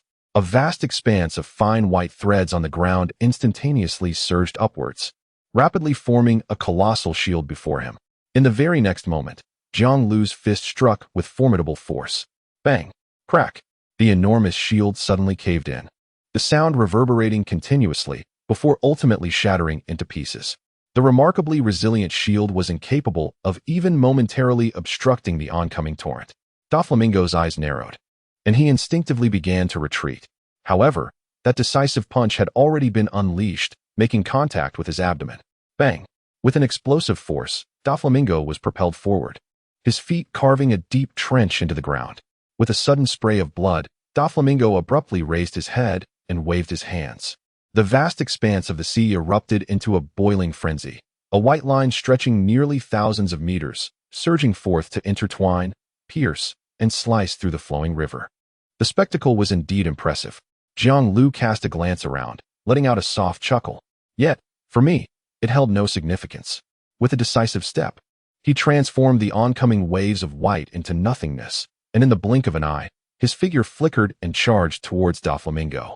The howling wind roared, and in what felt like an instant, he stood once more before his opponent. How swift! Doflamingo's expression changed dramatically as the white line of his attack was outpaced by his opponent's rapid movement. Just how formidable were their physical capabilities? Before he could ponder further, a powerful fist descended upon him. A fierce gale rushed towards him, the pressure of the wind stinging his face. Doflamingo's gaze turned steely as he raised his arms, enveloping them in haki, ready to defend himself. Bang! His body was once again propelled into the air, his heart filled with astonishment and an overwhelming sense of dread. It was the first time he had encountered such immense pressure, stemming from a mere swing of a fist. After soaring nearly 500 to 600 meters, Don Quixote Doflamingo bellowed, abruptly halting his retreat. As he beheld the figure ahead, it surged forth with an alarming velocity, the air itself slicing through with a piercing whistle, akin to a melody being whistled. The spectacle of this aerial approach was nearly enough to instill fear in him. With the naked eye, the river of energy flickered closer, and in the blink of an eye, the opponent's visage became strikingly clear. Was it merely this? Don Quixote Doflamingo. Such prowess brings me no trepidation. A frigid voice echoed, sharpening his gaze and igniting a fire of anger within him. Naturally, this could not be the end. With deliberate enunciation, Doflamingo roared, his aura surging dramatically in that instant, his form ascending into the skies. Standing there, one cannot evade my assault. The figure of the river pivoted, feet treading upon the air, maintaining speed as it charged towards Don Quixote Doflamingo. With a deep breath, Doflamingo abruptly raised both hands, and a sharp gleam flashed across his sunglasses. In an instant, the ground trembled as countless white lines surged forth, enveloped in a resplendent crimson glow, becoming even more resilient and razor-sharp. Subsequently, thousands of armed threads manifested in the shape of wings, swiftly piercing toward the flowing river. Whoosh! In the air, a piercing sound emerged, reminiscent of a myriad of birds chirping in unison. In what felt like an instant, thousands of threads descended upon the river below, piercing through his very being. Reply. Jiang Lu uttered coldly. Yet, the lines faltered, dissipating only partially, as the remainder approached him. Did the presence of the armed color of haki affect my fruit's abilities? A moment of contemplation seized Jiang Lu. In the next heartbeat, he extended his right hand, gradually closing it into a fist. As he did so, a flurry of ethereal blossoms, reminiscent of cherry petals, swirled around his hand, cascading into the air. Flowing sakura, mountain collapse. Confronted by a multitude of howling violet-red lines, Jiang Lu swung his fist, the impact expanding. In an instant, an endless radiance erupted, and a tempestuous wave of energy began to churn, sending ripples radiating outward. Those myriad violet-red lines were firmly held at bay beneath the singular blow. After a tense standoff lasting 4 or 5 breaths, Jiang Lu propelled himself backward, while the countless lines that had pierced through appeared to lose their momentum, plummeting downward. Doflamingo observed this scene with a deepening gaze. Remarkably, it had still proven ineffective. His hands trembled slightly, causing the ground to quake violently as 16 colossal waves of tightly coiled armed haki surged upward with great speed. This was to be the final strike. Doflamingo murmured, his eyes hardening with ferocity. Before the battle commenced, he had been acutely aware of his opponent's formidable strength, an unimaginable prowess. Yet, he remained eager to ascertain whether his 2 decades of relentless effort had brought him closer to his adversary, enough to enter his line of sight. Furthermore, there was the precious Void Knight number to consider. With this thought, Doflamingo's gaze ignited with madness, the aura of his conqueror's haki unabashedly sweeping forth. 16 sacred death bullets.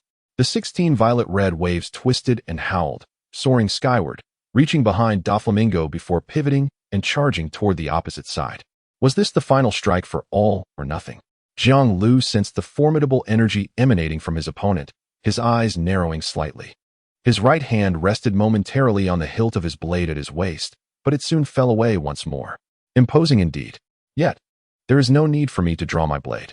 Doflamingo possesses profound mastery over haki, undeniably a man of remarkable talent and innate ability. The awakening of the devil fruit and the mastery of haki are feats beyond the reach of mere ordinary warriors. At this moment, a colossal wave infused with dense armament haki surged forth, tearing through the void and hurtling toward him. At first glance, it commanded an overwhelming sense of pressure akin to a multitude of cannon fire converging in unison. Jiang Lu released his grip on the hilt of his sword at his waist, slowly raising it to aim ahead. His eyes now filled with an air of solemnity and intensity. The ability to fuse armament haki with awakened powers undoubtedly yields immense destructive potential. Even he could be threatened by it. Despite the formidable strength of the devil fruit abilities, the haki of this world has the capacity to restrain or nullify them.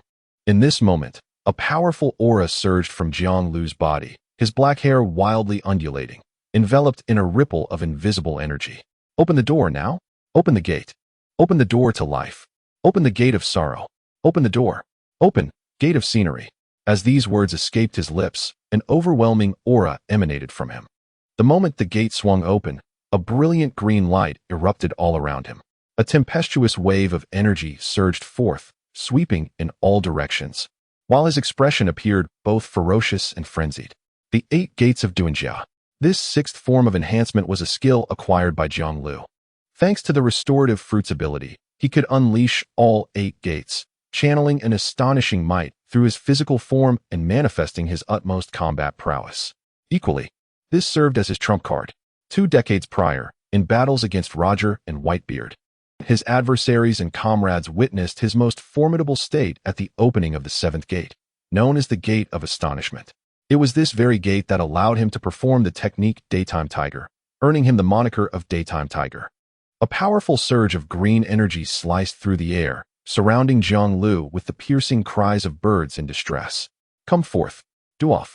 With a thunderous roar, Jiang Lu glared fiercely, his eyes fixed upon the 16 towering waves ahead, each enveloped in a dense shroud of armed color, mere meters away from him. A piercing whistle sliced through the air, as 16 violet-red streaks surged like colossal waves, instantly traversing a distance of over 100 meters, arriving before him in an instant. Ha ha ha ha. Doflamingo's maniacal laughter reverberated through the air. The green energy surged around Jiang Lu as he unleashed a powerful strike with his fists toward the peacock. In an instant, Countless fiery fist marks materialized in the air.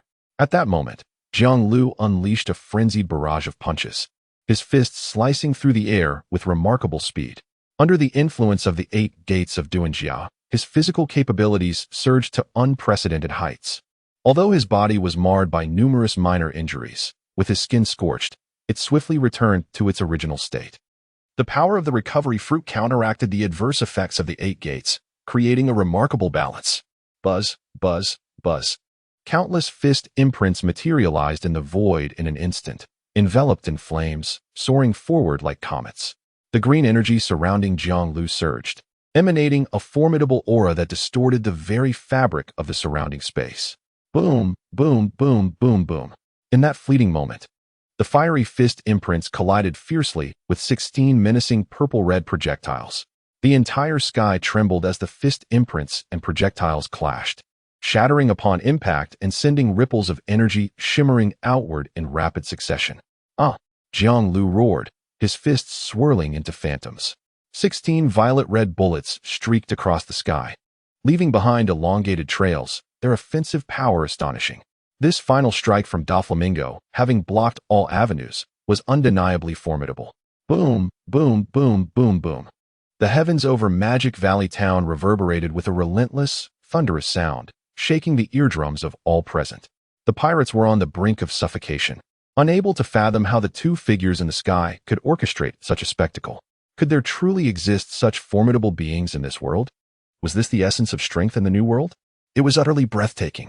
The sheer momentum of the battle was so intense that merely approaching it would result in being torn apart by the ensuing shockwaves. The trembling sounds continued to emanate, as the pirates felt a profound awe and fear towards the 2 combatants engaged in their clash. The deafening cacophony of collisions persisted for a full 2 to 3 minutes. Above, ripples spread across the expanse, flames erupted like fireworks, cascading downwards to the ground. Everything seemed to settle into tranquility once more. Whoosh! Doflamingo's countenance darkened as he bent over, gasping for breath, gazing at the figure not far away, enveloped in a vibrant green energy. A shadow of foreboding crept into his heart. His most formidable attack had been effortlessly neutralized. The opponent loomed before him like an insurmountable mountain, an oppressive aura emanating from them that left him trembling. Is this where it ends, Doflamingo? Is this truly the extent of your power? Jiang Lu, surrounded by swirling green energy, exuded an overwhelming presence, fierce and menacing, his voice becoming deep and resonant. Ha ha ha. It appears that before you, I remain in this state of utter ineptitude. For 2 decades, I have toiled relentlessly, striving to cultivate my own power, to surpass my father, to transcend Rosinante. Suddenly, Doflamingo erupted in laughter. Yet, as he laughed, tears streamed down his cheeks beneath his sunglasses. Indeed, for the past 20 years, he has ceaselessly endeavored, fought, and grown stronger, elevating his own status. But for what purpose? The sole reason lies in that man who left an indelible impression on him 2 decades ago. He yearned for the other's recognition, to enter his line of sight, to be praised and acknowledged. The years have swiftly passed, and today, he finally stands before that figure once more, ready to issue a challenge. However, the unfathomable strength of the opponent mercilessly struck him down. Before that figure, he is nothing. Ultimately, he remains as he was 20 years ago. In your eyes, I am inferior to all. My ambition, my desire for revenge, are utterly meaningless. Doflamingo trembled all over, his heart engulfed in despair. 2 decades of effort culminated in this moment, merely to enter the gaze of the other, to be acknowledged for an instant. Yet, as the battle raged on, it became evident that everything was coming to an end. He faced a devastating defeat, one that left him utterly powerless. In the high skies, Doflamingo's voice echoed. Jiang Lu stood in silence, and after a long pause, he finally lifted his head to regard the man before him. In my recollection, you are not one to succumb to such despondency and despair after experiencing failure. Doflamingo. The very name sent a shudder through Doflamingo's being, compelling him to raise his gaze abruptly. In the following instant, the air before him trembled with a surge of verdant energy, as a fist magnified rapidly in his line of sight. Bang! Doflamingo plummeted to the ground, raising a cloud of dust. Immediately, a pair of feet appeared before him. It was Jiang Lu, gazing down at him with intense focus. In your youth, you were indomitable, stubborn, and fiercely independent. showcasing a character starkly different from others in the world. Such a tempestuous and irksome little fellow. Jiang Lu's voice resonated. Doflamingo trembled, his eyes quivering as more tears welled up. Yet, I know you hold me in high regard. Thus, my guidance towards you shall be no less than that given to Rosinante. Pausing for a moment, Jiang Lu leaned closer, locking eyes with him. My love for you is equally profound. Doflamingo caught his breath, and soon the sound of his sobbing filled the air. He wept uncontrollably. 20 years have elapsed. And here you stand before me, audaciously challenging me. Is this an attempt to earn my acknowledgement, Doflamingo?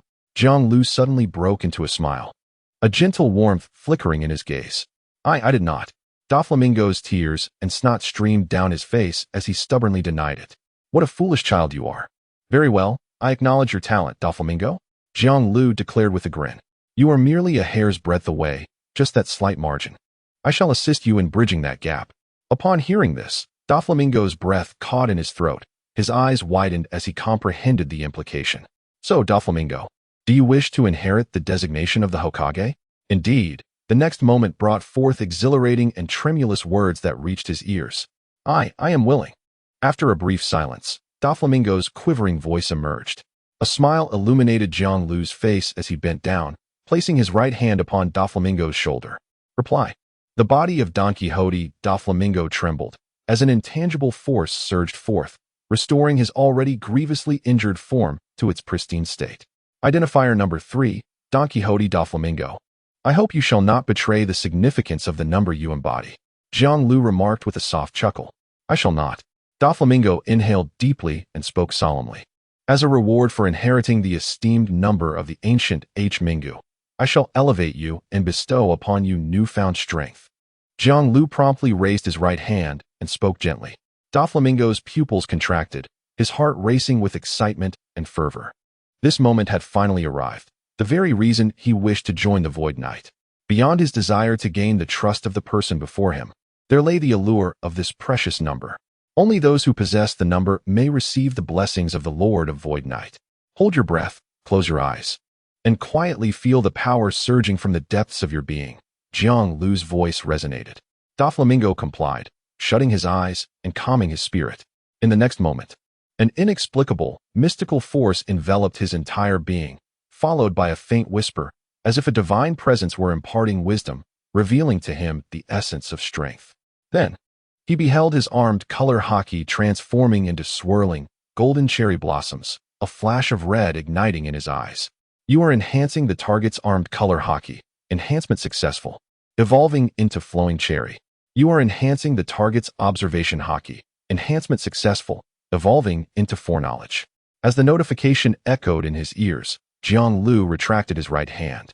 Doflamingo, on the opposite side, was visibly shaken and opened his eyes at that moment. In an instant, his armed color and observation haki ascended to an entirely new realm. This advancement signified a significant leap in his power. Among the 7 warlords, his ranking would undoubtedly rise once more, and perhaps even reach the heights of the 4 emperors. Moreover, this transformation illustrated the mystery and might of the man before him. If he could bestow such formidable strength upon others, what extraordinary heights had he himself attained? It was simply unfathomable. How does it feel? Jiang Lu inquired with a smile. Unprecedentedly powerful. Doflamingo took a deep breath, the sunlight glinting off his sunglasses as he spoke gravely. This is the power once wielded by your father, Jiang Lu revealed. Doflamingo shuddered, a familiar visage flashing before his mind. The man who had chosen to end his own life. Had he truly possessed such formidable power? Indeed, in the original story, Don Quixote Homingu was slain by his own son. Following that great tragedy, his family had chosen the path of suicide. To possess such strength, yet choose to end one's own life. Doflamingo scoffed, yet a trace of sorrow flickered in his eyes behind the sunglasses. This is where you and he differ. It instills in me the belief that you shall achieve far greater feats. Jiang Lu remarked nonchalantly. Ultimately, Homingu was too gentle, possessing immense power, yet unable to confront his own demons. In comparison, the theory espoused by Don Quixote Doflamingo stands as the most effective amidst this chaotic world. Provided he is granted sufficient power, he can undoubtedly astonish the masses. I require your intelligence, Doflamingo, Jiang Lu stated subsequently. In contrast to me, the Baroque works holds a far broader sphere of influence in this initial segment of the sea. Doflamingo's eyes flickered as he softly replied. He had recognized the man donning the ghostly mask as Crocodile, one of the 7 warlords of the sea, and a potential ally he had long desired to collaborate with. His influence has already crumbled following the Alabasta incident, Jiang Lu remarked. So what do you wish to know? Doflamingo inquired. He no longer dismissed the request, disregarding personal ties. The man before him was indeed worthy of collaboration and investment, even from a standpoint of profit. I seek to ascertain the whereabouts of Pirates.At, Jiang Lu declared solemnly. Exiting Impel down, aside from the reconstruction of Hueco Mundo and the pursuit of potential candidates, Ace was undoubtedly his foremost concern. The 2nd Division of the Whitebeard Pirates, Fire Fist Ace. Doflamingo exclaimed, taken aback with a hint of confusion. Indeed, Jiang Lu nodded. Recently, there have indeed been whispers about this individual in the earlier stages. I shall dispatch someone to inquire further, though it may require some time, Doflamingo stated solemnly. The man before him had an inexplicable interest in the Whitebeard pirates. That elderly figure, Whitebeard, is certainly not one to be trifled with. I appreciate your assistance, Doflamingo. Jiang Lu replied with a smile. It is my duty, Uncle Jiang Lu. Doflamingo responded with a grin. Moments ago, they were locked in a fierce struggle. Yet now they exhibited a familial warmth, creating a scene of harmonious affection. This unexpected display left Crocodile, who had just arrived, momentarily bewildered, unable to discern the situation. Are you two performing a domestic drama here? In the bustling streets of Magic Valley Town, the clamor of voices filled the air as newcomers jostled past each other in a ceaseless flow. The cacophony erupted from every corner. Following yesterday's fierce battle, the pirate town had returned to a semblance of tranquility. The damaged structures had been swiftly rebuilt. On the surface, everything appeared as it always had. Yet all the inhabitants were acutely aware that 2 formidable beings resided on the island. Indeed, monsters. In the outskirts, the forest once brimming with trees had vanished within a radius of several thousand meters, replaced by eerie, resilient white strands. Such a sight instilled a sense of dread among the onlookers. What kind of ability could alter the very state of matter? This was beyond their comprehension. It was something they had neither heard of nor witnessed. In the eyes of the residents of Magic Valley Town, those capable of such feats were undoubtedly monsters. A short distance from the bustling thoroughfare, within a sprawling estate, a group of individuals sat, their gazes varying as they observed one another. At the innermost part, on the steps, sat Jiang Lu. Flanking him were Crocodile, adorned with a ghostly mask, and Doflamingo, resplendent in his pink feathered attire. In a corner, Foxy trembled with trepidation. Doflamingo, the man seated upon the stone to his right, was none other than the renowned warlord of the sea, Doflamingo. What astonished him further was the true identity of his own leader and the enigmatic figure wearing the ghost mask. The gaze of the warlord held no trace of alarm, starkly contrasting with his own disquiet. My people are already investigating the whereabouts of Pirates.At. I believe we shall soon receive a response, Doflamingo announced after a brief silence. Very well, Jiang Lu nodded, seemingly contemplating something within. However, I must express my dissent regarding your intention to act against the man with the white beard at this moment. After all, Doflamingo remarked, casting a glance at the 2 individuals before him. They appeared to be lacking even the designation of numbered.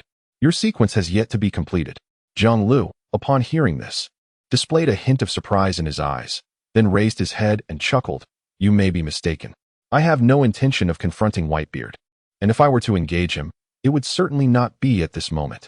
Doflamingo paused, nodding slightly in acknowledgement. Crocodile, on the other hand, wore a look of confusion as he turned to Jiang Lu, inquiring, what exactly is a numbered individual? Ha ha ha ha. You truly remain utterly oblivious. The identifier, such a rare and invaluable entity, a wellspring of power and prestige. Doflamingo erupted into laughter. Now is not the time to bestow upon you an identifier, Jiang Lu remarked with a faint smile. Meanwhile, not far away, Foxy's eyes nearly bulged from their sockets. What had he just heard? Whitebeard. Boss, do you wish to confront Whitebeard? Oh my, he is one of the 4 emperors of the New World, a legendary pirate, the strongest man in the world. And what, pray tell, is the identifier? In that moment, Foxy felt as if he had stumbled upon an unfathomable and astonishing secret. Suddenly, Doflamingo spoke. The enigmatic and chilling figure behind the mask. Oh, Doflamingo raised an eyebrow, gazing at the grinning mask across from him. Are you familiar with the Straw Hat Kid? Crocodile inquired coldly. Straw Hat Kid? Doflamingo's expression displayed a hint of confusion, but he swiftly regained his composure, a smile curling at the corners of his lips. Oh, I recall now. You are referring to that rookie who bested you, are you not? Crocodile's countenance darkened. He should be nearing this island shortly. What does this imply? Do you intend for me to intervene against a fledgling newcomer? Doflamingo chuckled in astonishment. Ha ha ha ha. Do not forget, you are not yet a numbered individual, and thus do not qualify as my colleague. I am under no obligation to assist you. Upon hearing this, Crocodile fell silent, his gaze flickering with great confusion at the term numbered individual. What could it possibly mean? A mere number inspires such pride and arrogance in the formidable Don Quixote Doflamingo, one of the 7 warlords of the sea. The rise of Zhang Lu was astonishingly swift, yet his disappearance was equally rapid. The organization he founded, the Shuya, may have been heard of, but its true significance remains obscure. The Straw Hat Kid, Monkey D, Luffy, perhaps? At this moment, Zhang Lu chuckled softly, a strange glint in his eyes as he mentioned the name, a blend of reminiscence and exuberance. Oh, are you also intrigued by him? Doflamingo observed his expression, his voice suddenly serious as he inquired. Hiki, a young man with some potential. As for interest, it is still premature to discuss. Zhang Lu shook his head. Although Luffy is the protagonist of this world, the chosen one, the gap between them remains vast at present. Your words have only piqued my interest in him further. Doflamingo remarked, momentarily taken aback. Do not concern yourself, Zhang Lu remarked. Subsequently, tranquility once again enveloped the courtyard. They awaited Don Quixote Doflamingo's mastery over the underworld. Naturally, there existed a well-established procedure for gathering intelligence. This method of acquiring information often surpassed even the intelligence systems of the Navy and the world government. After all, in this world, which island or vessel could possibly be devoid of those tainted by darkness? In the afternoon, a hurried figure suddenly entered the estate, making its way to the innermost depths. Upon glancing at Zhang Lu, who sat casually on the steps, the individual swiftly approached Doflamingo and whispered a phrase into his ear. Following this, the man bowed and promptly departed. It seemed that their speed in gathering intelligence was quite impressive. Doflamingo chuckled and turned his gaze toward Zhang Lu. Where is he? Upon hearing such words, Zhang Lu naturally understood that there was news regarding Ace's whereabouts. He had been spotted in a quaint little town named Limbo, situated over 50 miles northwest of Alabasta. Indeed, this was just today. After a brief pause, Doflamingo continued with a smile. Even more intriguing, they had recently observed a pirate known as Blackbeard in the same vicinity. It appeared that Fire Fist Ace had come in pursuit of Blackbeard. As he spoke, Doflamingo's eyes glimmered. Blackbeard, Marshal D. Teach, was indeed the subordinate of Ace, the 2nd Division commander of the Whitebeard Pirates. Doflamingo found himself intrigued. 2 members of the Whitebeard Pirates had ventured to the first half of the Grand Line. What could be the reason behind this? Is it Rambo Town? It is not far from here. Upon hearing this, Zhang Lu did not respond to the inquiry, but promptly rose to his feet, leaving with just 2 words. He strode purposefully towards the door. The figure of Crocodile, adorned with a ghastly mask, was met with the astonished gaze of Fox, who hurriedly followed his leader. Is he in such a rush? Doflamingo was momentarily taken aback, his eyes flickering with intrigue. A man who could command such attention from Zhang Lu must surely be extraordinary. Could it be that he shares an undisclosed connection with the Fiery Ace? As they exited the manor, Zhang Lu and his companions made their way towards the port of Magic Valley Town. On the streets, anyone who caught sight of them swiftly cleared the path, evidently having etched Zhang Lu's visage deeply into their memories. In but a brief moment, the trio approached the docks, their own warship and the Foxy ship coming into view. Are they finally departing? Hidden among the crowd, Marshal D. Teach, the Blackbeard, who had refrained from showing his face during this time, observed Zhang Lu with a flicker of his eyes. He had effortlessly defeated Doflamingo and miraculously restored his adversary's condition unscathed. The methods of this man were nothing short of divine. He concealed himself well, fully aware that now was not the time to provoke a conflict. Most importantly, he lacked the confidence to triumph over him. Meanwhile, as Zhang Lu approached the port, he encountered a group disembarking from a vessel. At the forefront, a young man, donned with a straw hat, laughed heartily, sharing jovial words with his companions. Behind him, a green-haired man sported 3 swords at his waist. What a coincidence! A smile graced Zhang Lu's lips. Just as he was about to depart from Magic Valley Town, the Straw Hat crew arrived. Beside him, Crocodile's gaze became frigid beneath his mask, and his left hand instinctively raised the golden hook. The Straw Hat Crew. Crocodile ground his teeth, the words escaping his lips like venom. Stay calm. We have more pressing matters to attend to, Jiang Lu suddenly interjected. Crocodile's raised hand halted abruptly, stifling the impulse to strike. Who is that boy? What could provoke the ghost-faced man to such fury? Foxy mused silently, observing from the shadows. As both parties advanced towards each other, the distance closed rapidly until they stood face to face. Straw Hat Luffy seemed to sense something, shifting his gaze towards them. Upon locking eyes with Jiang Lu, Crocodile, and Foxy, he paused momentarily before greeting them warmly. Ha ha, hello there. Jiang Lu smiled and nodded. Crocodile's expression remained icy, while Foxy waved with a grin. In an instant, they were on the verge of passing each other when suddenly, the tall woman behind halted abruptly, turning to fixate on Jiang Lu. Robin-san, what's wrong? Sanji, with his golden hair, inquired, glancing at the man before them. The entire Straw Hat crew came to a standstill, curiosity piquing as they turned to observe. They looked at Robin, then back at Jiang Lu. Clearly, this new ally, who had boarded their ship after the recent Alabasta incident, recognized him. Is it really you? Nico Robin's voice trembled, a mix of tension, excitement, and anticipation swirling within her. Jiang Lu smiled, gazing at the familiar yet unfamiliar woman before him. His memories lingered on the image of her as a child, barely half his height, her head reaching only to his legs. In the blink of an eye, over a decade had passed, and the girl had blossomed into a strikingly tall beauty. Crocodile's cold gaze remained fixed on this familiar partner, lost in thought. He never anticipated that after his capture, she would choose to align herself with the crew that had defeated him. That insufferable woman. At that moment, Jiang Lu spoke with a smile. It's been a long time. I can't believe how much you've grown, Robin. The warmth of his familiar voice enveloped Robin like sunlight, causing her to tremble as tears streamed down her face uncontrollably. I thought you were dead. In the next heartbeat, the tall, mature, and alluring woman leapt into Jiang Lu's embrace, holding him tightly. Oh, how I weep. I once believed that I was utterly alone in this world, bereft of any kin. Yet, you are alive, truly alive. Jiang Lu. Nicole Robin's voice trembled, tears streaming down her face, quickly soaking Jiang Lu's clothing, leaving him momentarily speechless. He then reached out and embraced the woman tightly. Have you forgotten? Robin, I told you I cannot die. Yet, it seemed as though she had not heard him. Who could possibly believe such an absurd claim? In this world, how could anyone be immortal? Oh, how wonderful. You are still alive, I still have family. She stammered, her voice quivering with excitement. Robin. Sanji, standing at the back, was utterly petrified by the scene before him. However, the expressions of the others in the crew varied greatly. Their perception of the woman who had suddenly intruded upon their ship shifted, and their curiosity regarding Jiang Lu intensified. Fear not, Robin. I assure you I shall be unharmed. If you continue this way, your comrades may find amusement at your expense. Jiang Lu consoled her with a smile, gently patting her back, his expression a blend of complexity and reflection. Memories of the O'Hara incident resurfaced, the solitary stand he had taken against the three current admirals, unfolding vividly in his mind.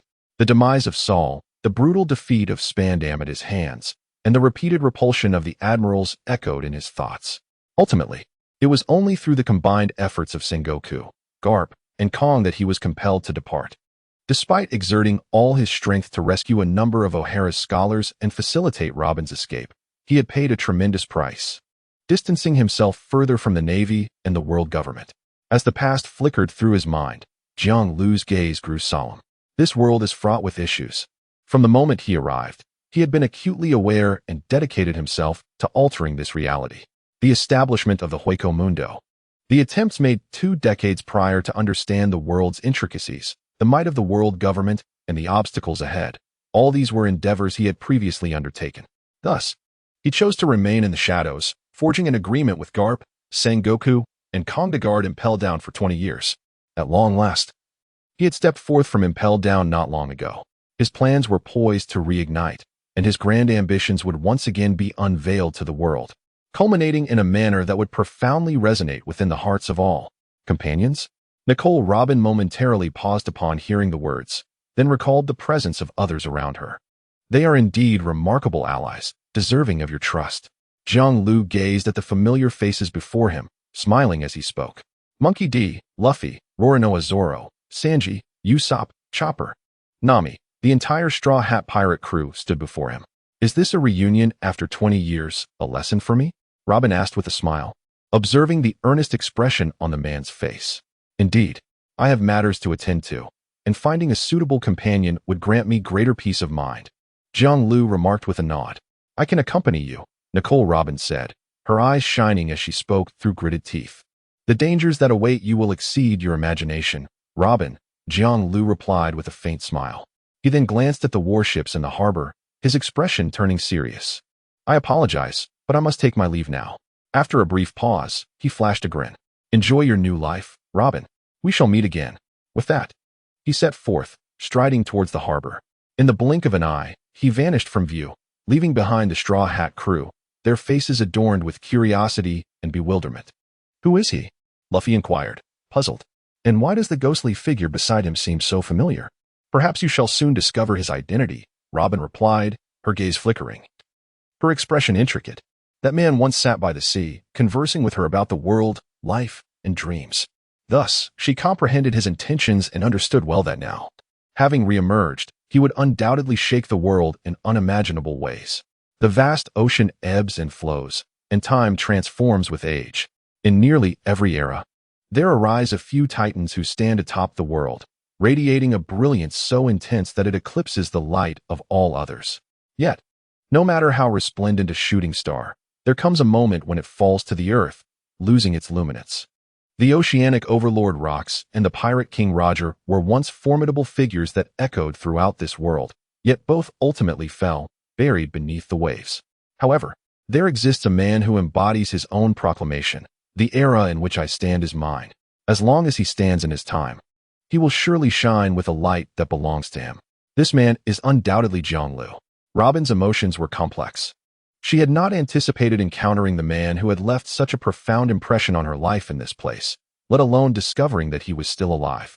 Unlike Doflamingo's fear and yearning for recognition from Jiang Lu, Robin regarded him as family, the only remaining kin upon these seas.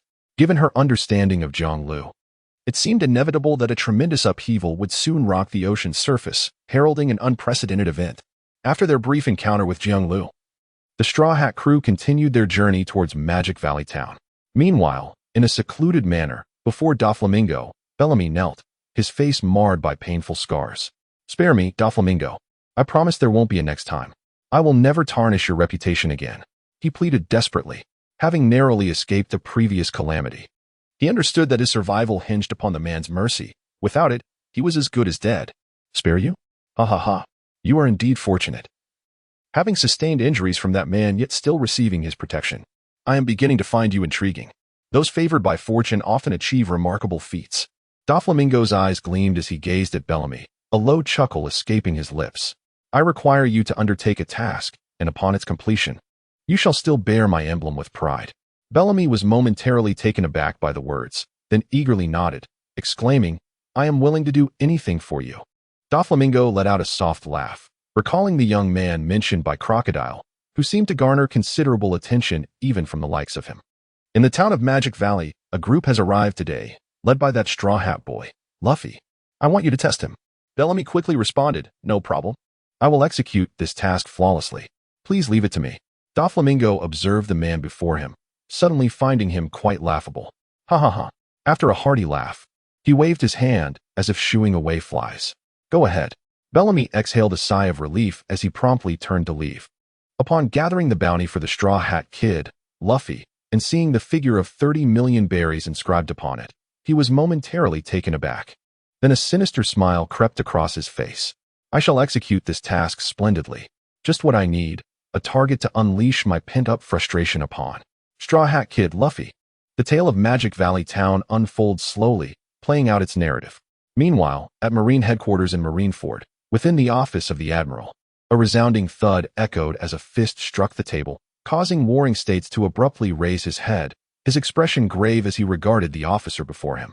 Had a battle transpired between Jiang Lu and Don Quixote Doflamingo in the town of Magic Valley? What is the outcome? In an instant, Sengoku's previously tranquil demeanor shifted to one of tension. It should have been a catastrophic defeat for Doflamingo. However, in the aftermath of the battle, It appeared that no significant conflict had arisen. Our personnel observed that two individuals, accompanied by a man donning a ghostly mask, had jointly entered Doflamingo's estate. The officer spoke in a low voice. Regarding Admiral Jiang Lu, he had gathered some knowledge and naturally understood why this esteemed commander was so fixated on the other party. True strength cannot be constrained by mere title. Admiral Jiang Lu undeniably epitomizes such prowess. Even as a mere naval intern, he possesses the ability to unsettle the world. Jiang Lu and Doflamingo. Sengoku's expression turned grave, darkening after a moment's contemplation. I hope my suspicions are unfounded, yet the odds seem overwhelmingly high. After all, he shares a connection with Doflamingo's father. In this world, how many dare to foster camaraderie with the celestial dragons, to coexist as equals? To outsiders, such notions may seem utterly absurd. For the celestial dragons, it would be an unimaginable horror, an event that is categorically forbidden. The descendants of the 20 kings exist as embodiments of the divine in this world. How could deities forge friendships with mere mortals? How could they possibly be reduced to equal standing? Yet, 20 years ago, one man dared to do just that. Both the man and the celestial dragon transgressed the world's taboos. This fellow is indeed a vexing and perilous individual. He has scarcely emerged from impelled down before engaging with Doflamingo. At that moment, sitting nearby, Garp chuckled. You worry too much, Sengoku.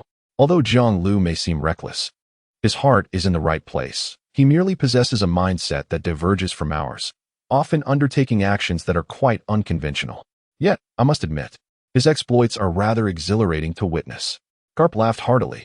The great deeds he had accomplished even garnered Garp's admiration. Few individuals in the world possess such audacity. Fostering friendships with the celestial dragons, halting the buster call, stepping into the Holy Land Marineford, and confronting a throng of celestial dragons face to face with the five elders. Such feats are perhaps beyond even Roger's capabilities. The world of pirates boasts heroes like Whitebeard, Shiki, and Roger, while the Navy has its own formidable figures like Jiang Lu. Regrettably, it seems neither the world government nor the Navy can accommodate such a rebellious spirit as Jiang Lu. Garp, let us not forget our identities, Sengoku intoned gravely. In any case, Jiang Lu currently represents the Navy, and a reckless clash with the Shichibukai would be ill-advised. We must issue a warning.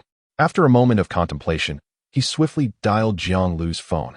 A deep voice suddenly resonated from the warship, which was en route to Luanbo town. Brew brew. Jiang Lu paused slightly, then retrieved the telephone bug from his bosom. The visage of the telephone bug was quite familiar, its expression one of solemnity. Hello, Sengoku. Without much hesitation, Jiang Lu directly connected the call. This marked his first conversation with this once dear friend since departing from Impelled Down. Hearing the familiar yet unfamiliar voice, Sengoku's gaze slightly sharpened. Long time no see, Jiang Lu. Indeed, long time no see, Sengoku, Jiang Lu replied, lifting his eyes towards the sea, a light chuckle escaping his lips. Behind him, Crocodile and Foxy turned their eyes, their expressions heavy with concern. Why did you not report to headquarters after leaving Impelled Down? Why not visit me and old friends like Carp and Zephyr? Sengoku's voice was low and serious. Opposite him, Carp blinked, tossing a donut into his mouth. Crunching it with fervor, his ears perked up and attentive. 2 decades prior, Sengoku, Carp, Zephyr, and Jiang Lu were the backbone of the Navy. Their ranks akin to today's admirals, Akiji, Akainu, and Kizaru. Not only were they colleagues, but they were also friends who shared candid discussions. Entering the Navy headquarters under the guise of an intern seems to even bar me from the gates of justice. After a brief silence, Jiang Lu's voice, tinged with a hint of mockery, drifted back. This left Sengoku and Carp momentarily stunned, their expressions becoming complex. Once a high-ranking admiral, now even the status of an intern seemed to be a limitation, the path of his life almost visibly constrained. Anyone in his position might feel deeply unsettled. If you have the time, come and meet with us old friends, Sengoku sighed lightly, his tone tinged with nostalgia. Besides, I truly relish this newfound freedom, Jiang Lu responded. You fought with Don Quixote Doflamingo? Sengoku felt the need to cease the idle chatter. Their respective positions were awkward, and he decided to delve into the crux of the matter. It seems the Navy's intelligence network is faster than I anticipated. Jiang Lu laughed. Having conflicts with the 7 warlords is no trivial matter, Jiang Lu. Especially with someone as sensitive as Doflamingo, Sengoku's words carried a veiled warning. Jiang Lu understood the implication, smiling as he replied, "I merely saved an innocent bystander who nearly perished at his feet. As for the rest, Marshal, and those who have been silently observing me, please refrain from unreasonable speculation." Sengoku fell silent. Renowned for his wisdom, he found Jiang Lu equally astute. Clearly, both parties' words held deeper meanings. Sengoku was alluding to Jiang Lu's entanglement with Doflamingo, while Jiang Lu implied that those covertly watching him had long since taken notice. "Jiang Lu, let us speak candidly. Other matters can be set aside. However, I hope you will be mindful of your forthcoming actions. As an old friend, I sincerely wish not to witness a repeat of events from 20 years ago." Moments later, the warring state sighed and remarked, "Of course not. I have never been one to seek trouble. On the contrary, I am quite averse to complications." Jiang Lu replied with a smile. "That's good," remarked Zhanghua, nodding. Shortly thereafter, the call ended. After a span of 20 years, the conversation between the two parties felt notably stiff and unfamiliar. Alas, Sengoku let out a sigh, his expression laden with complexity. "I sensed that he was drifting further away from us, Carp." Opposite him, Carp paused momentarily upon hearing this, then chuckled, "You are overly sensitive, Sengoku." Meanwhile, at the bow of the warship, Jiang Lu faced the ocean breeze. A myriad of emotions flickered across his serene visage, followed by a gentle sigh. Alas, time and experience possess a formidable power, capable of altering the very fabric of human existence, including the bonds we share with one another. 2 decades, in the grand tapestry of humanity, is an extensive span sufficient to bring about profound transformations. Much like the warring states of yore, Jiang Lu too sensed the widening chasm between them. From the moment he stepped out of the advancing city, an inkling had taken root within him, and by the conclusion of their dialogue, he had come to a definitive realization. Such matters, 2 decades prior, would have provoked a vehement outburst from Zhanghua rather than the veiled reproach that now characterized his tone. The once cautious friendship had now begun to unravel, creating an ever-widening distance. "Very well. After all, the endeavors I am about to undertake will soon lead me to part ways with my comrades in the Navy," Jiang Lu murmured, his gaze fixed on the faint outline of an island emerging ahead. He steeled himself once more. Luanbua Town, a quaint settlement on an unnamed isle not far from Magic Valley Town, remains unmarked on maps due to its anonymity. Only through chance navigations or precise knowledge of its location can one reach it. In truth, such islands are not rare upon the vast ocean. Rather, they are numerous. As the island drew nearer, its features becoming increasingly distinct, a smile gradually graced Jiang Lu's lips. His family in this world is undoubtedly limited. There is Lu Jiao, and then there is Ace. Despite his disdain for that scoundrel Roger, he holds immense affection for his nephew and sister. The warship swiftly approached the shore of the island. To his surprise, Luanbua Town appeared to be bustling with life, the streets teeming with pedestrians, its vibrancy surpassing even that of Magic Valley Town. The angel statue at the town's center imbued this small settlement with an air of sanctity and artistry. The absence of curses and violence rendered Luanbua Town a place of tranquility and harmony. "Sir, please follow me," a figure suddenly approached, speaking softly as they walked briskly into his path. "Eh?" Jiang Lu expressed his confusion. "It was Lord Doflamingo's command for me to await your arrival here," the man explained. Understanding dawned upon Jiang Lu, and his eyes brightened. With assistance at hand, navigating this modest town would undoubtedly become less arduous. Fire Fist Ace had arrived in this small town yesterday evening, seemingly in search of someone. He had spent the entire day wandering about, and at this moment, he was in a quaint restaurant to the east. Indeed, his appetite was quite substantial. The man trailed closely behind Jiang Lu, swiftly whispering details about Ace's situation. Listening to these trivial remarks, Jiang Lu's smile widened. They moved briskly, and in no time, they reached the eastern restaurant as indicated by the man. The exterior appeared somewhat desolate, and the interior was equally apparent. Scattered patrons occupied the space, while Ace, with his dark hair, was slumped over the table, snoring softly, his breath creating rhythmic bubbles, with plates piled high beside him. "Ah, he has fallen asleep." The man reporting the information looked at Ace, feeling a bit awkward. Just moments ago, this fellow was energetically indulging in food, and now he was sound asleep. "You may leave now," Jiang Lu said with a smile, then approached Ace. The man was taken aback, wanting to say something more, but was swiftly pushed out by Crocodile, while Foxy brandished his fire gun with a fierce expression. "Did you not hear? The boss has commanded you to leave." The man's expression shifted from anger to fear as he recalled something, turning and fleeing in haste. He could not afford to cross Joker's men. A single misstep could be fatal. Jiang Lu approached the dark-haired man, whose face was dotted with freckles and who was snoring softly, and gently took a seat across from him. Behind him, Crocodile and Foxy entered, and with a slight gesture, they understood and found a place to sit. No one disturbed Ace, and for a moment, only the sound of his gentle snores filled the restaurant. At last we meet. Ace. Jiang Lu's expression was complex as he quietly observed the young man before him. The restaurant was serene, and the curious owner at the bar watched Jiang Lu and Crocodile with a sense of unease, instinctively sensing that this group was not to be trifled with. Suddenly, Ace slumped over the table, stirred slightly, and a bubble of mucus burst from his nose with a soft pop. My apologies, sir. I must have dozed off. The bleary-eyed Ace said, a smile appearing on his face in an apologetic manner. The owner remained silent, but as Ace lifted his head, he noticed the peculiar man seated across from him. After a brief moment of surprise, he instinctively nodded in greeting. "Owner, the bill, please," he then called out, waving towards the bartender. "Yes." At that moment, Jiang Lu spoke with a smile. After a brief pause, he intensified his tone and reiterated once more, "Fire Fist Ace." Upon hearing the other party utter his name and identity, Ace's gaze sharpened slightly as he scrutinized the man before him once more. "Who are you?" Simultaneously, a sense of vigilance arose within.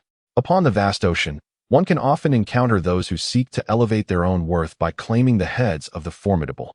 For pirates, danger lurks at every turn, and individuals like this stranger, who are acutely aware of their own identity, undoubtedly pose the greatest threat. Jiang Lu. Jiang Lu uttered his name with a smile. "I have been searching for you for a long time." He sighed lightly, shaking his head. "It has been 20 years since I last saw you." Upon hearing this, Ace was taken aback. He was exactly 20 years old this year. This man claims to have seen him 20 years ago? That must mean during his infancy? How absurd. Ha ha ha, you truly enjoy jesting, my lord. If there is nothing else, I shall take my leave. With that, Ace stood up from his seat, his gaze sweeping across either side. One peculiar man was clad in a cloak, his face concealed by a mask, while another held his right hand in a strange gesture directed towards him. Undoubtedly, these two men were companions of the man before him. "Ace, I assure you, I am not joking," Jiang Lu said earnestly. As Ace rose, Crocodile, who stood beside him, revealed the golden hook of his left hand. "Please, take a seat, Fire Fist Ace," a deep voice emanated from beneath the mask. Simultaneously, Foxy's gaze remained fixed on Ace, his right hand twitching suddenly. Buzz. In an instant, a sluggish beam of light surged toward Ace.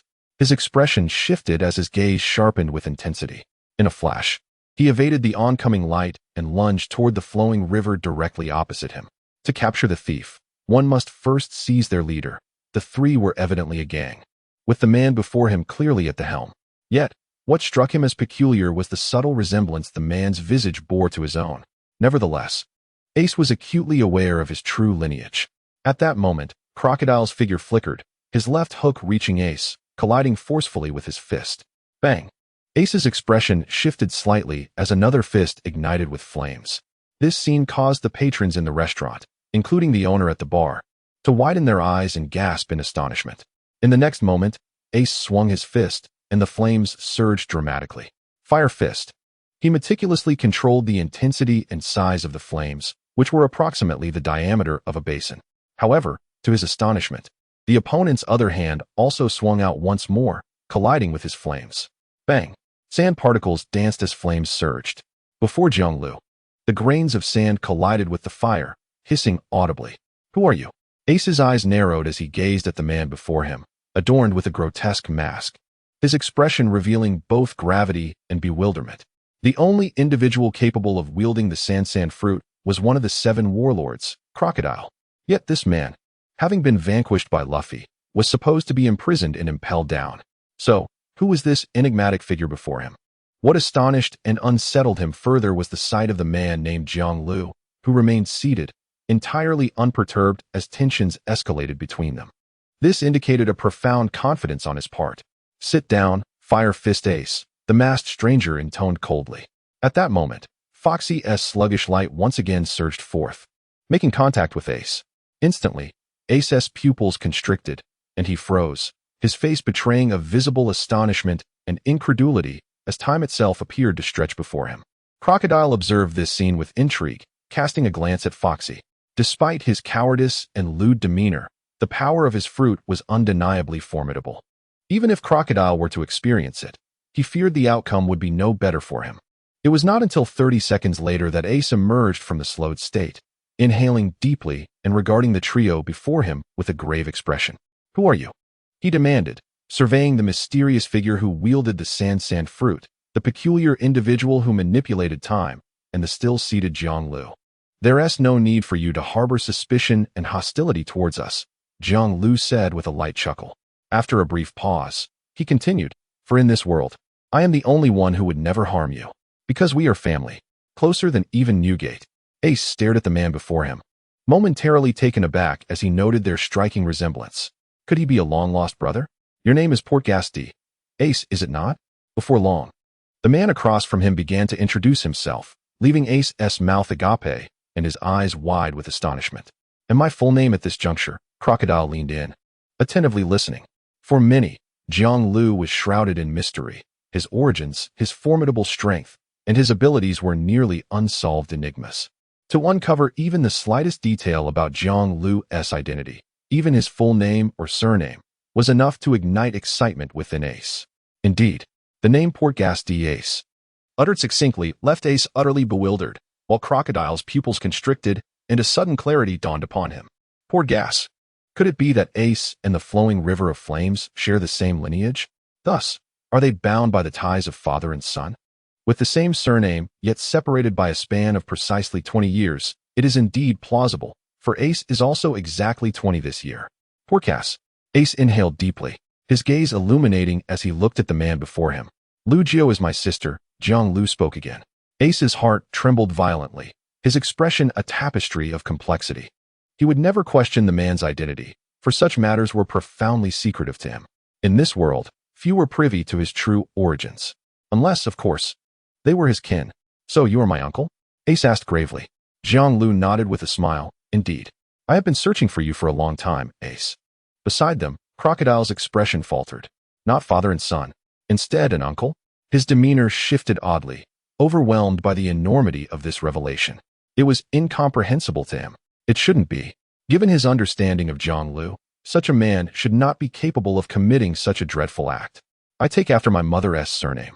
Ace, seemingly aware of Crocodile's bewildered gaze, explained with a troubled countenance. "I see. But who is your father?"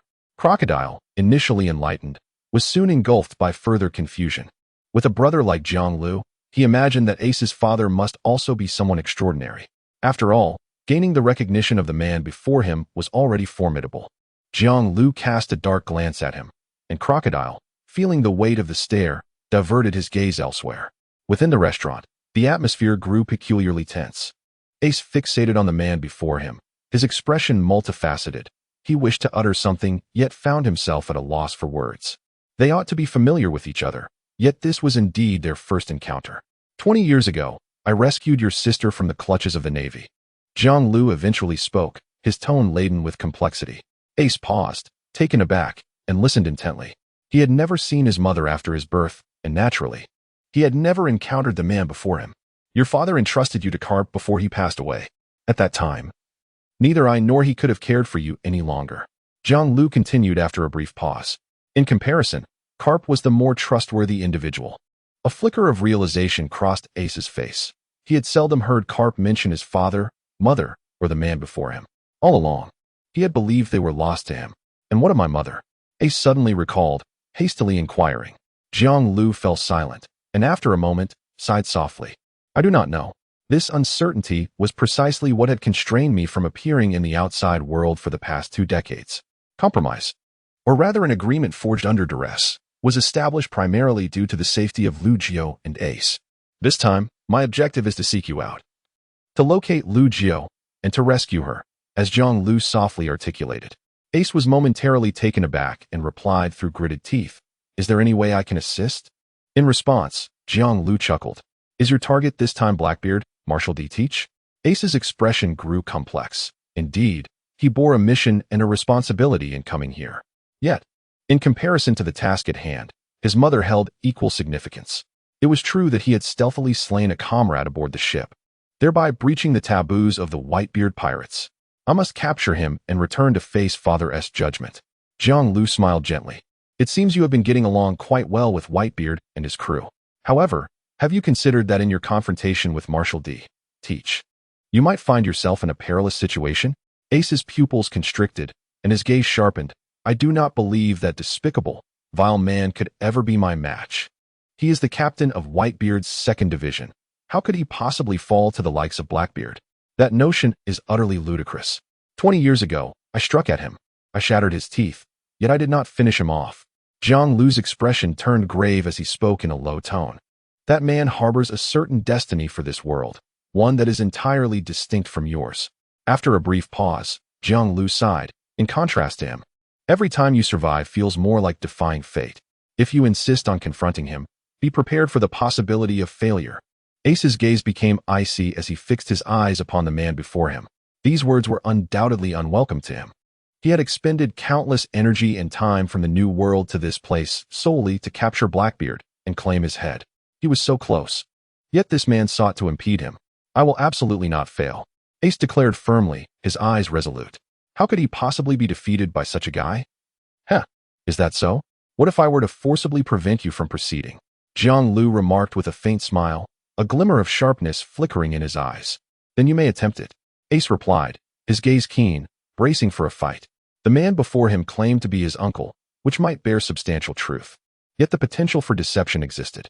More importantly, the inexplicable desire of the other to thwart his pursuit of Blackbeard left him deeply unsettled.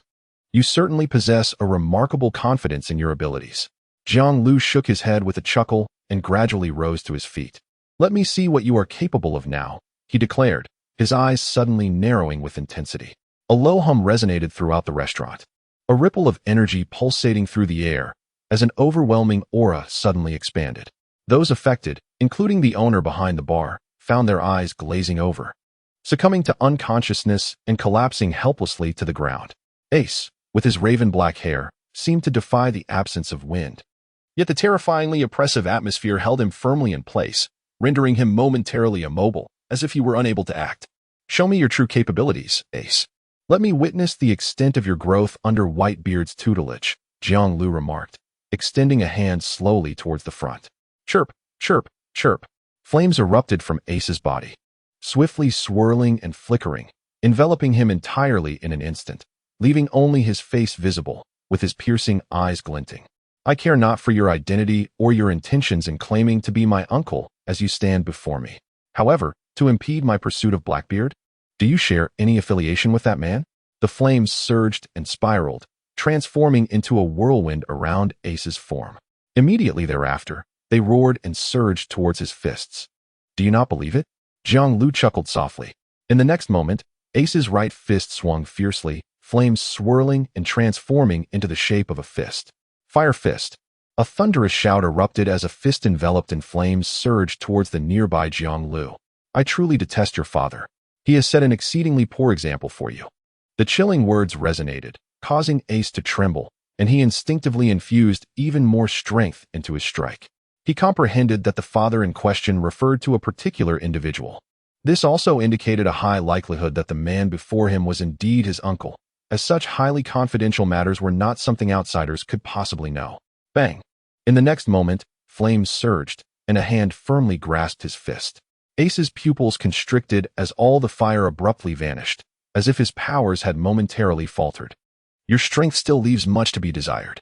Yes, Jiang Lu said. Suddenly, a powerful force surged forth, seizing his fist and sending him flying away. With a thunderous roar, the wooden frames, flagpoles, and buildings along the street were shattered in an instant. Ace, with a grim expression, climbed to his feet, his gaze fixed on the entrance of the restaurant. Jiang Lu stepped out, his own eyes locked onto him. There is no need for me to deceive you, Ace. I simply wish to prevent you from finding yourself in perilous circumstances. A soft voice resonated through the street. Ace's expression shifted dramatically as he abruptly extended his hands, mimicking the shape of a pistol, and unleashed a barrage of shots directed at Jiang Lu. Fire! In an instant, flames surged forth like bullets towards Jiang Lu. The latter raised his hand and waved it forward, effortlessly sweeping away the fiery projectiles as if they were mere dust, leaving sparks to dance upon the adjacent wall. Do not display such childish tricks before me, Ace. I merely wish to engage in a sincere conversation. Ace's expression grew serious as he scoffed. Who wishes to indulge in idle chatter with you? I have pressing matters to attend to. Jianglu fell into a moment of silence, shaking his head with a sigh. It seems your obsession with Marshal.At runs quite deep. That man is responsible for the death of my comrades. Ace shouted, gritting his teeth in fury. A fleeting surge of passion cannot determine the outcome of a war. Anger may cloud your judgment, leading you to inevitable defeat, Jianglu remarked calmly. You need not concern yourself with that. In these past 20 years, I have never encountered you, the one who claims to be my uncle. Ace retorted with a mocking tone. Without warning, he dashed forward, arms thrust behind him, as two flames crackled in his grasp, resembling fierce lances. Tap, tap, tap. The sound of hurried footsteps echoed, and in the blink of an eye, he was already 10 meters away from Jianglu. Ace, wielding two fiery spears, let out a low growl and suddenly hurled them forward. Divine fire, unfathomable flame. The fire spears spun and shot forth, their speed reaching its zenith, arriving before Jianglu in an instant. The latter's eyes flickered as he extended his hands. Bang! In the next moment, the launched spear was astonishingly grasped firmly in his hand, unable to advance even an inch. This scene left Ace trembling, his eyes reflecting sheer disbelief. How could this be possible? The opponent had managed to catch his flaming spear with bare hands. Soon after, the fiery spear vanished from his sight at a speed visible to the naked eye, as if it had never existed. Useless, Ace. Your attack is far too slow for me, Jianglu remarked casually. Who on earth are you? Ace bellowed, his flames surging once more, swirling around his figure, the searing heat elevating the temperature of the entire street. Subsequently, he raised his arm and swung it fiercely towards the front. Mirror flame. A vast expanse of flames surged forth, all directed towards the river that lay tantalizingly close. I have spoken. I, Pork-At, Jianglu declared. I am your uncle. Amidst the flames, Jiangliu's voice resonated softly, and in the next moment, he emerged from the inferno. With another step, he found himself directly facing Ace. Who would believe you? Ace bellowed, his fist ablaze as he swung it towards the man before him. The latter stood his ground, unflinching, and simply raised his hand. Enveloped in the aura of armament hockey, effortlessly grasping Ace's flames and precisely seizing his fist once more. Simultaneously, an overwhelming force surged forth. A tremendous power that rendered Ace's body momentarily uncontrollable, lifting him off the ground as he was forcibly yanked by his opponent. And then, bang! Ace's body was abruptly lifted, spun around, and then forcefully slammed onto the ground. Remain calm, Ace. Should you choose to attack me again, I shall not hold back. Jianglu stated indifferently. Lying sprawled on the ground, Ace felt an overwhelming pain coursing through his body. What astonished him even more was the sheer terror of his opponent's strength. Flame of the ring. After 3 breaths, Ace, lying on the ground, let out another furious roar. Flames whirled around his form, rushing towards Jianglu. Yet, it was futile. The man merely uttered 2 words with indifference. Respond. The flames vanished, and his body trembled.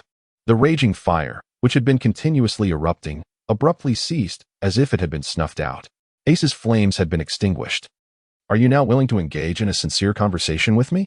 Jianglu lowered his gaze, observing the young man before him, who was evidently in a state of shock. Very well, Ace, lying silently on the ground, finally uttered a word after a long pause. What could he possibly do? The individual before him possessed an enigmatic ability, their strength unfathomable. Even with all his might, he found himself no match for this adversary.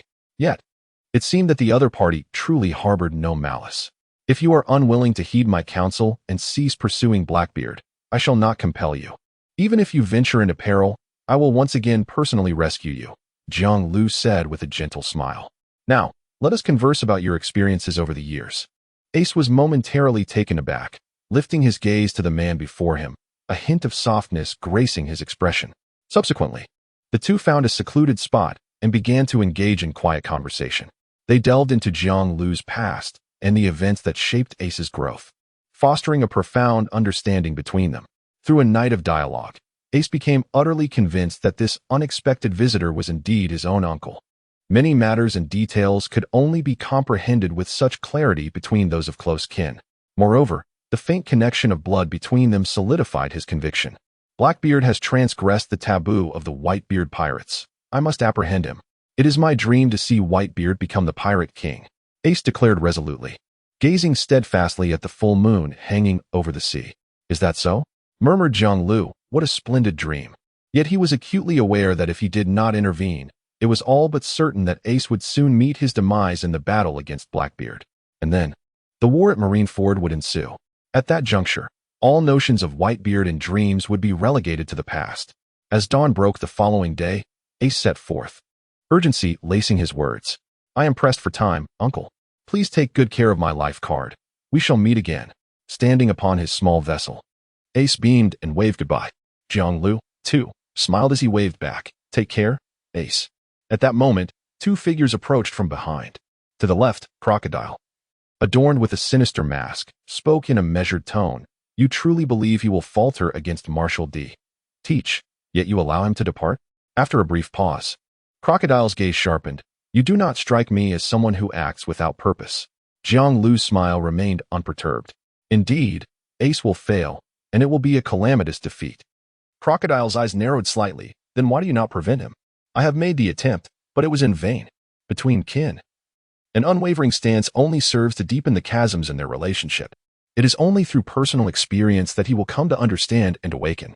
Having tried and failed, one must then allow the current to carry them forth. Jiang Lu chuckled softly, his gaze penetrating the vast expanse of the sea ahead. Moreover, I indeed require his failure to ignite that impending war. War. Crocodile was taken aback, struggling to comprehend the meaning behind Jiang Lu's words. Yet it was evident that the latter had no intention of further elaboration. A quarter of an hour later, the warship set sail alongside the Foxy ship.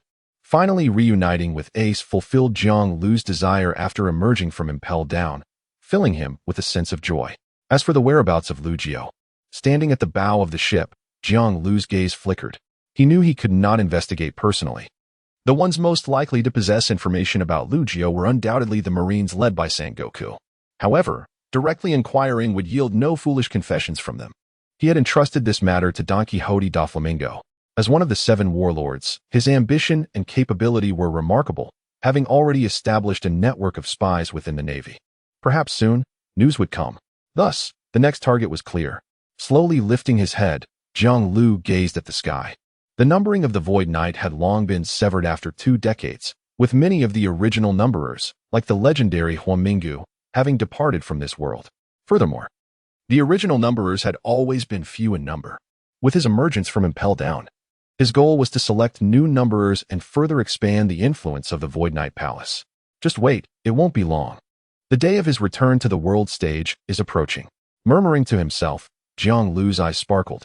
He aimed to gather a cohort of the most promising individuals in the world, to resurrect the Void Knight Palace, and then thoroughly disrupt and transform this world.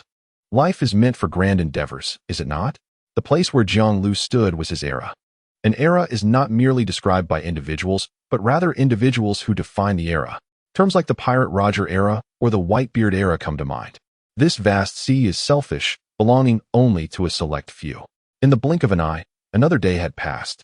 The warship and the Foxy ship were nearing the town of Magic Valley. The captain mentioned that the next destination was Sky Island. But how do we reach Sky Island? The crew engaged in fervent discussions. Indeed, this posed a challenging question, baffling everyone. With their limited knowledge and imagination, they could not fathom how a ship could ascend to 10,000 meters. The most direct yet perilous method would be to utilize the nearby upward current. However, we may have already missed the optimal timing. Jiang Lu spoke softly. When he departed, the Straw Hat crew had just arrived at Magic Valley, and according to his calculations, it was already time for them to ascend via the upward current. The upward current. Crocodile paused, his expression turning grave. That was a natural disaster known as the monster current. If it affected a ship, the survival rate was exceedingly low. Jiang Lu smiled. Every adventure carries its risks, does it not? As they drew closer to the waters surrounding Magic Valley town, they indeed beheld a colossal jet stream surging skyward, resembling a bridge of dark clouds leading to the heavens, spiraling with an enchanting motion. The clouds above shifted dramatically as torrential rain poured down, and immense lightning flickered and danced between the layers of clouds, creating a truly magnificent spectacle. Foxy, with his keen eyes, swiftly spotted a winged vessel amidst the towering jet stream. Wait, was that a ship? Indeed, a vessel was riding the jet stream, hurtling towards the sky. What utter madness! The others aboard were instantly taken aback, their gazes drawn towards the jet stream, where they could vaguely discern a ship with the head of a sheep, rapidly ascending with the aid of the turbulent air currents. Jiang Lu also tilted his head to witness this scene, a smile gracing his lips. It is the Straw Hat crew, Crocodile remarked solemnly. Everyone gazed upwards in awe, the force of the upward jet stream creating a stunning spectacle, sweeping across the surrounding sea, where waves crashed and the waters surged ceaselessly. Thud thud, the spiral vortex slowly rotated and bubbles churned in the sea, creating a scene that was both breathtaking and alarming. The sky was overcast and thunder rumbled ominously. Behold, not far ahead, there was an individual riding upon such a rudimentary vessel. Hamburg, whose body had long since healed, exclaimed loudly, pointing towards the pirate ship that rose and fell amidst the waves. It was preposterous. That vessel was indeed a pirate ship, and it was entirely propelled by human strength. How formidable must that individual's physical prowess be? The crew aboard the foxy ship erupted in exclamations. Following their gaze, Jiang Lu quickly discerned a pirate ship constructed from 4 logs, with a pirate flag suspended in the center. The vessel was exceedingly primitive. It could scarcely be described as a ship, perhaps a raft would be a more accurate term. Yet this craft and its occupants caused Jiang Lu's gaze to sharpen. The Blackbeard pirates. Before him stood a group led by none other than Marshal.At, the notorious Blackbeard. Marshal.At, Jiang Lu murmured softly. Is this the infamous Blackbeard, Marshal.At? Upon hearing this, Crocodile turned his attention forward. Soon, he noticed the tall figure at the bow of the ship, with tousled black hair and a few missing teeth. That fellow. A mere glance was sufficient for Crocodile to instinctively sense the threat posed by the individual. A man daring to navigate these treacherous waters in such a rudimentary vessel was undoubtedly extraordinary. Bring the ship closer. Without a moment's hesitation, Jiang Lu commanded. Marshal.At was undeniably a perilous character. He had concealed his prowess for 2 decades within the Whitebeard pirates, all for the sake of a single fruit. Such a person was a natural-born tyrant. Even now, having exchanged blows with the Yonko Shanks, his name remained obscure. The true extent of his strength was a mystery beyond the grasp of ordinary individuals.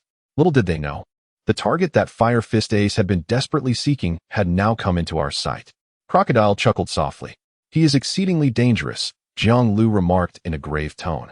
Upon hearing this, the smile on Crocodile's face faded. Meanwhile, aboard the modest pirate ship, Bagus, wielding an oar in both hands, chuckled. Captain, did you see? That individual you dread so much. Indeed, I saw him. I never imagined fate would conspire to bring us face to face under such circumstances. Marshal.At's eyes flickered, a shadow of foreboding crossing his features. Allow me to exact a measure of revenge for the captain first. Behind him, Van Oka adjusted his stance, his long-range weapon aimed steadily, his gaze fixed on the brow of the man standing at the forefront of the warship. Such is destiny. Without the slightest hesitation, he pulled the trigger, confident that no one could evade his shot once he had them in his sights. Bang! The muffled sound of gunfire echoed, quickly drowned out by the tumultuous roar of the ocean waves. In such an environment, the accuracy of the shot was significantly heightened, a certainty in hitting the mark. Van Oka mused. However, this shot also drew the attention of the man with the black beard ahead, who abruptly turned and shouted, "No!" Upon witnessing the smoke billowing from the gun's muzzle, his expression soured immensely. This was a serious predicament. Van Oka maintained a calm demeanor, steadying his aim as he continued to observe the man at the bow of the ship through the lens of his sight. He was exceedingly confident in the precision of his shot. It would undoubtedly find its target. A bullet striking the forehead would leave no chance for survival. Captain, this shot is a certainty, he stated, the voice steady amidst the howling sea breeze. The wind was fierce, suggesting a potential delay in the bullet's trajectory, but soon enough, you shall witness him fall. Yet, the man with the black beard remained visibly distressed, his fists clenched in tension. All members of the Blackbeard pirate crew aboard the makeshift raft focused intently on the warship ahead, awaiting the outcome. Suddenly, they observed the man's head at the bow jerk slightly before he toppled backward. Hit! Van Oka's gaze flickered, and through the lens, he clearly observed a crimson hole appear in the man's forehead, with blood splattering vividly. He lowered his gun, turning to his captain with a smile. It's done, Captain. You can rest easy now." However, before he could finish his sentence, his companions erupted in exclamations. "Quick, turn the ship around. We must flee immediately," Marshal-Teach shouted, his face ashen with dread. Byers was taken aback, his hands flailing like a fan as he frantically paddled the boat. The already battered raft, buffeted by the turbulent currents, seemed on the verge of disintegration. Van Oka, bewildered, gazed towards the warship ahead. The man he had shot, the one with the blood hole in his forehead, was now devoid of the wound, his swaying head raised once more, coldly fixated upon him. Even from a great distance, an icy chill enveloped Van Oka. His blood seemingly congealed within his veins. He could scarcely believe it. How could someone survive a shot to the forehead? That man was invulnerable. Van Oka, next time, do not take matters into your own hands. Blackbeard's ominous voice echoed. You may lead us all into peril. Van Oka, with a grave expression, continued to watch the man on the warship, nodding slowly. He sensed the strangeness of his opponent. A bullet had pierced his forehead, and yet, in less than a heartbeat, he had returned to his original state. At that moment, through the lens, the man suddenly raised his hand, pinching a lead bullet between his thumb and forefinger, aiming it at himself. Van Oka's expression shifted. He recognized it as the bullet from his long rifle. Now it's your turn. The man's lips moved, uttering those words. In the next instant, the pinched bullet shot forth with startling velocity. Van Oka's countenance changed dramatically as he even perceived the ripples in the air surrounding the bullet as it was propelled. This indicated that the bullet's speed exceeded that of his own gunfire. What kind of formidable strength would be required to achieve such a feat? A crisp whistle pierced the air, resonating in their ears. Marshal-Teach and every member of the Blackbeard pirates heard it, their expressions shifting dramatically as they turned abruptly. With a sudden exclamation, I turned my head just in time to witness the bullet pierce through Van Oka's shoulder, subsequently striking the mast behind him. With a resounding bang, the mast exploded, and the flagpole bearing the skull flag shattered and collapsed. The force of the bullet penetrated so powerfully that it propelled Van Oka's entire body backward, sending him flying 5 or 6 meters before he thudded onto the deck. Damn it, Blackbeard bellowed. The others hurriedly examined Van Oka's condition, only to find that his shoulder was rapidly soaked with blood, and he was spitting blood from the corner of his mouth, his complexion pale and motionless. His eyes were filled with shock, disbelief, and a palpable fear. Captain! At that moment, Bagus bellowed loudly. He has arrived. With these 3 words spoken, every member of the Blackbeard pirates trembled, their gazes fixed upon the opposing warship. There stood Jiang Lu, treading upon the void, each step conjuring a swirling vortex as he advanced swiftly towards them. He was indeed walking upon thin air. Marshal-Teach's expression darkened, and he growled, Row, Burgess, with all your might. Engaging in battle upon this vast ocean would undoubtedly lead to their total annihilation. Yes, Captain. Byers roared, his arms whirling like a tempest. The timber sail burst forth, darting across the undulating sea like an arrow in flight. Jiang Lu advanced with measured steps, his expression icy as he gazed down upon the frantically fleeing raft. Even he had to concede that this band possessed a certain prowess. To propel a wooden raft at such velocity required remarkable strength and stamina. With a subtle motion of his right hand, he instinctively grasped the hilt of his blade. In the next instant, a slender, obsidian-hued long knife materialized in the void with a sharp clang. Since they have chosen to strike at me, they must be prepared to bear the consequences, Jiang Lu uttered coldly. As his words echoed, the long knife in his hand surged forth in a fierce arc. A resonant hum filled the air as a wave of slashing energy surged forth, slicing through the void with an arc of formidable force. Within mere moments, it expanded to a diameter of several dozen meters, reverberating with a palpable intensity. After a few breaths, the wave erupted in a brilliant display of crimson and violet light, making contact with the surface of the sea. A sharp sound of a sword echoed through the void as the waves were cleaved in two, revealing a chasm upon the sea's surface. The momentum remained unabated, hurtling towards the raft where Blackbeard and his crew were situated. Was this a jest? He had sliced through the very ocean. There was no escaping this. On Blackbeard's ship, chaos ensued. They were profoundly shaken by the sheer force of this strike. What does this signify? You have yet to witness his true prowess. Blackbeard bellowed, urging his crew, think quickly of an escape. I have no desire to confront him on this vast ocean and engage in a desperate struggle. But Jesus desperately paddled the raft, his muscles straining, sweat pouring forth, his breaths echoing like thunder. Yet, No matter how fervently he exerted himself, the severing blow relentlessly pursued him. Ultimately, with a resounding crash, the raft was split in two. Standing at the center, Blackbeard Marshal.D. Teach trembled, blood erupting from his body in torrents, his cries of agony piercing the air. "Captain! Teach!" exclaimed Bagus, Poison Q, Lafitte, and Van Oka, their expressions changing abruptly. In the next instant, the sea surged and the waves roared, engulfing the entire ship. The Blackbeard pirates were consumed by the tumultuous waters, vanishing in the blink of an eye. Jiang Lu stood suspended in the void, sheathing his long blade, gazing down at the sea. After a considerable pause, he finally turned to depart. "You struck him," Crocodile remarked gravely upon returning to the ship. "That fellow has a strong constitution. He won't perish easily. We shall meet again." Jiang Lu's eyes glimmered as he softly replied. He then lifted his gaze to the overcast sky.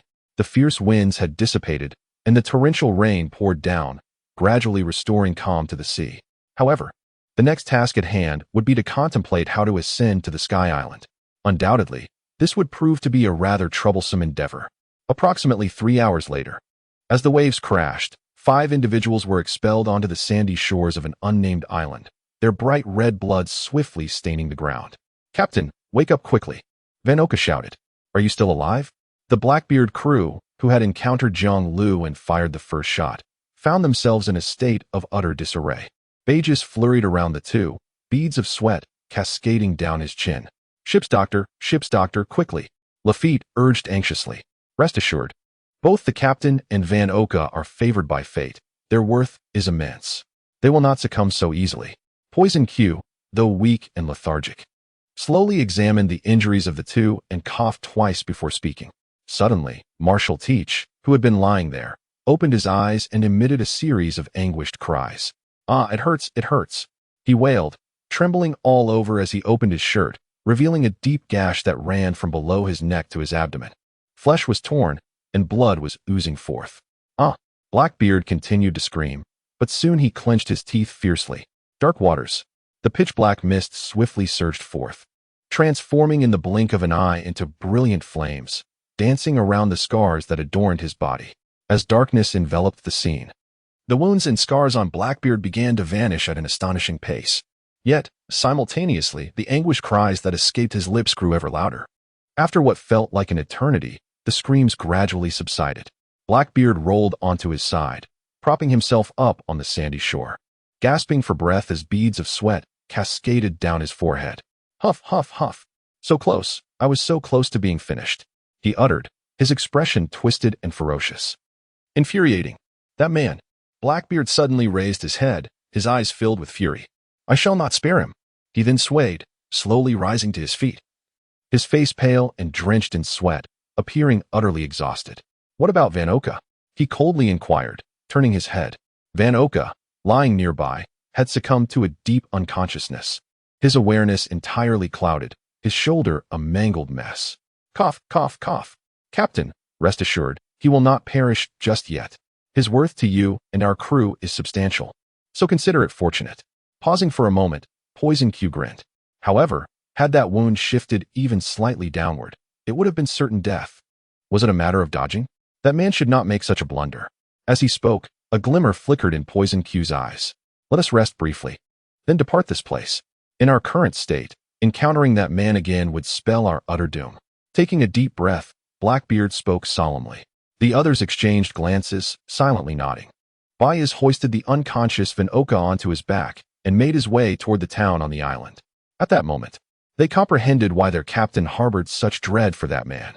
Just a flick of his finger could unleash a power greater than cannon fire. That strike had cleaved through the ocean, rendering them unable to evade, striking directly at the captain's body. Indeed, encountering that adversary was the gravest crisis the Blackbeard pirates had faced thus far. Meanwhile, on the backside of Magic Valley town, one Blen Kulik clung to the shoreline, emerging from the sea, and trudged heavily toward his home.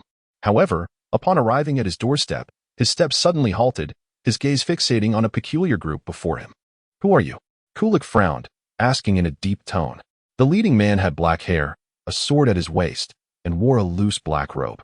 Next to him stood another man, shrouded in a cloak and adorned with a ghostly mask. The rest of the group bore a somewhat roguish demeanor. Wonblin Kulik. Do you not remember?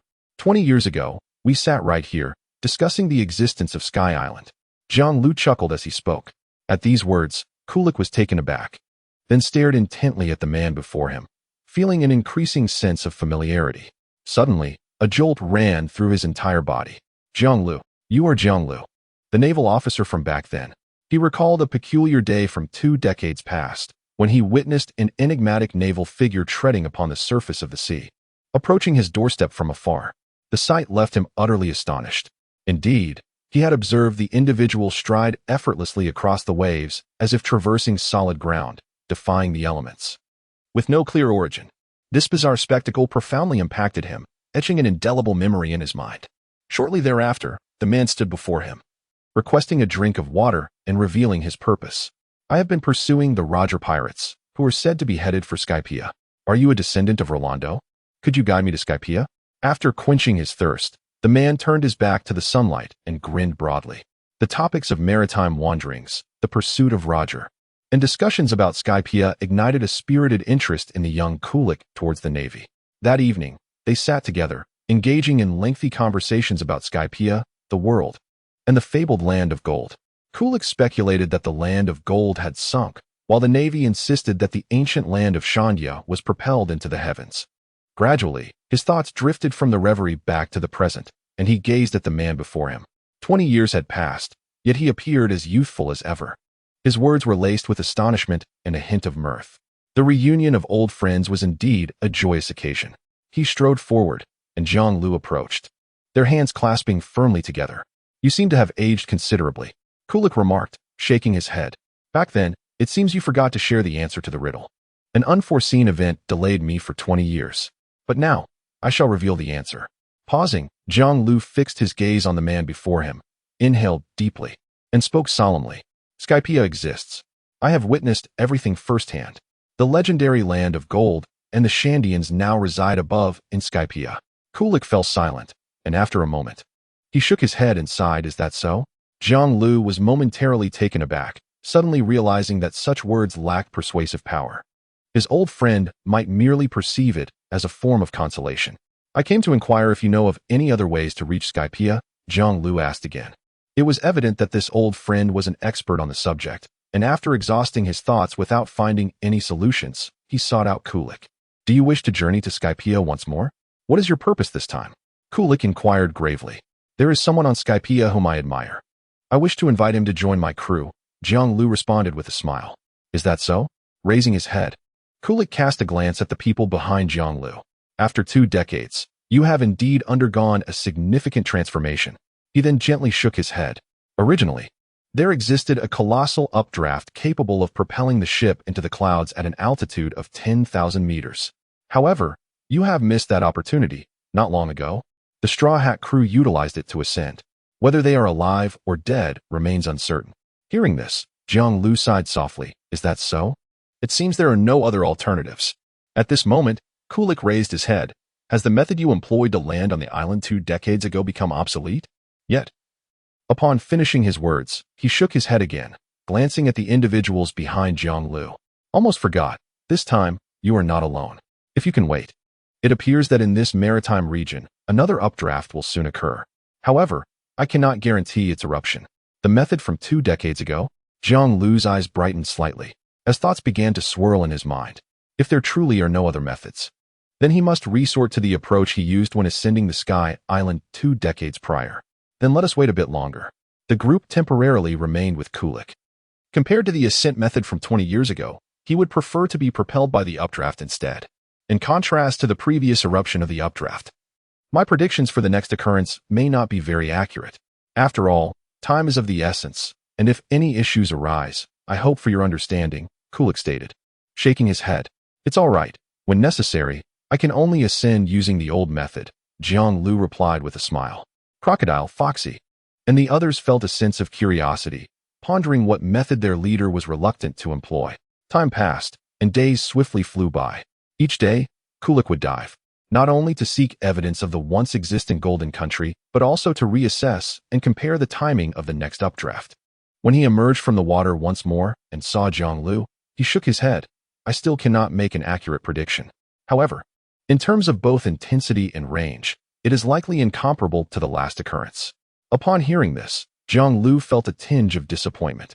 To reach the Sky Island, surging from the sea into the white ocean above 10,000 meters, the intensity of the updraft is undoubtedly a crucial factor. If the intensity is insufficient and the ascent falters midway, the entire crew would likely plummet, shattered upon impact. You must still be prepared to employ the old method, Kulik advised. It seems that is the only option, but let us wait a bit longer. Jiang Lu responded helplessly. It is not that he is unwilling, rather. That method is a considerable test of stamina, energy, and strength. Another day passed, and on that day, the sun shone brilliantly as the group languidly basked in its warmth, awaiting what was to come. Chime. Suddenly, from the heights above, a clear and resonant bell tolled, sending ripples through the hearts of those who heard it. In the very next moment, sunlight broke through the clouds, radiating a blinding brilliance. What was that sound? How could a bell suddenly resonate, seemingly emanating from the clouds above? Could it be from an aerial island? Is it truly possible for humanity to exist at such altitudes? The crew, including Foxy, was stirred, voicing their astonishment. Meanwhile, standing at the shore, intently observing the sea currents, Kulik felt a tremor coursing through him, abruptly lifting his gaze to the sky. In the distance, he vaguely perceived a flash of golden light shimmering between the clouds. Dong dong dong. The bell echoed, reverberating through the heavens, its resonance heard by all those beneath the vast ocean. At that moment, countless individuals looked upward, their faces etched with curiosity. The bell of Shangdora, Jiang Lu murmured as he approached Kulik. The latter shuddered, slowly turning to face Jiang Lu, tears welling in his eyes, cascading down his cheeks.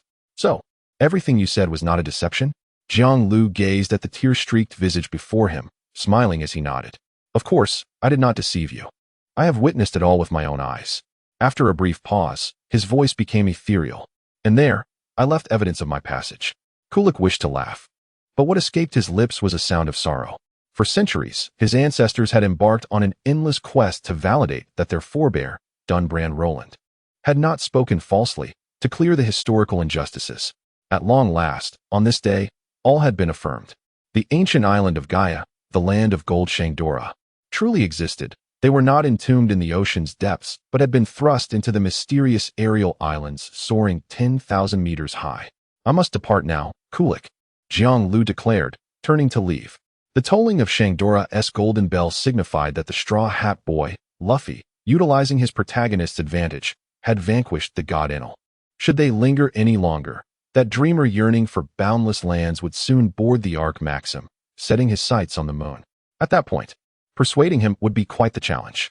Everyone aboard.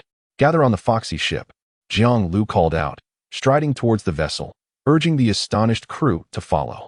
No more dawdling. We must set sail. Foxy was the first to react, bellowing with urgency.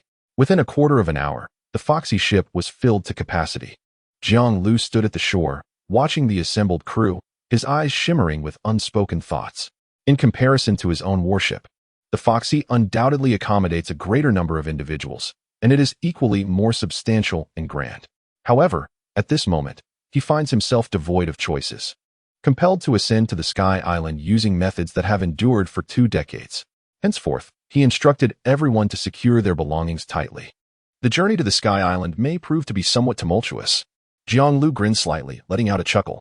Curiosity enveloped the group as they pondered the means by which their leader would ascend to the lofty heights of the 10,000-meter Sky Island.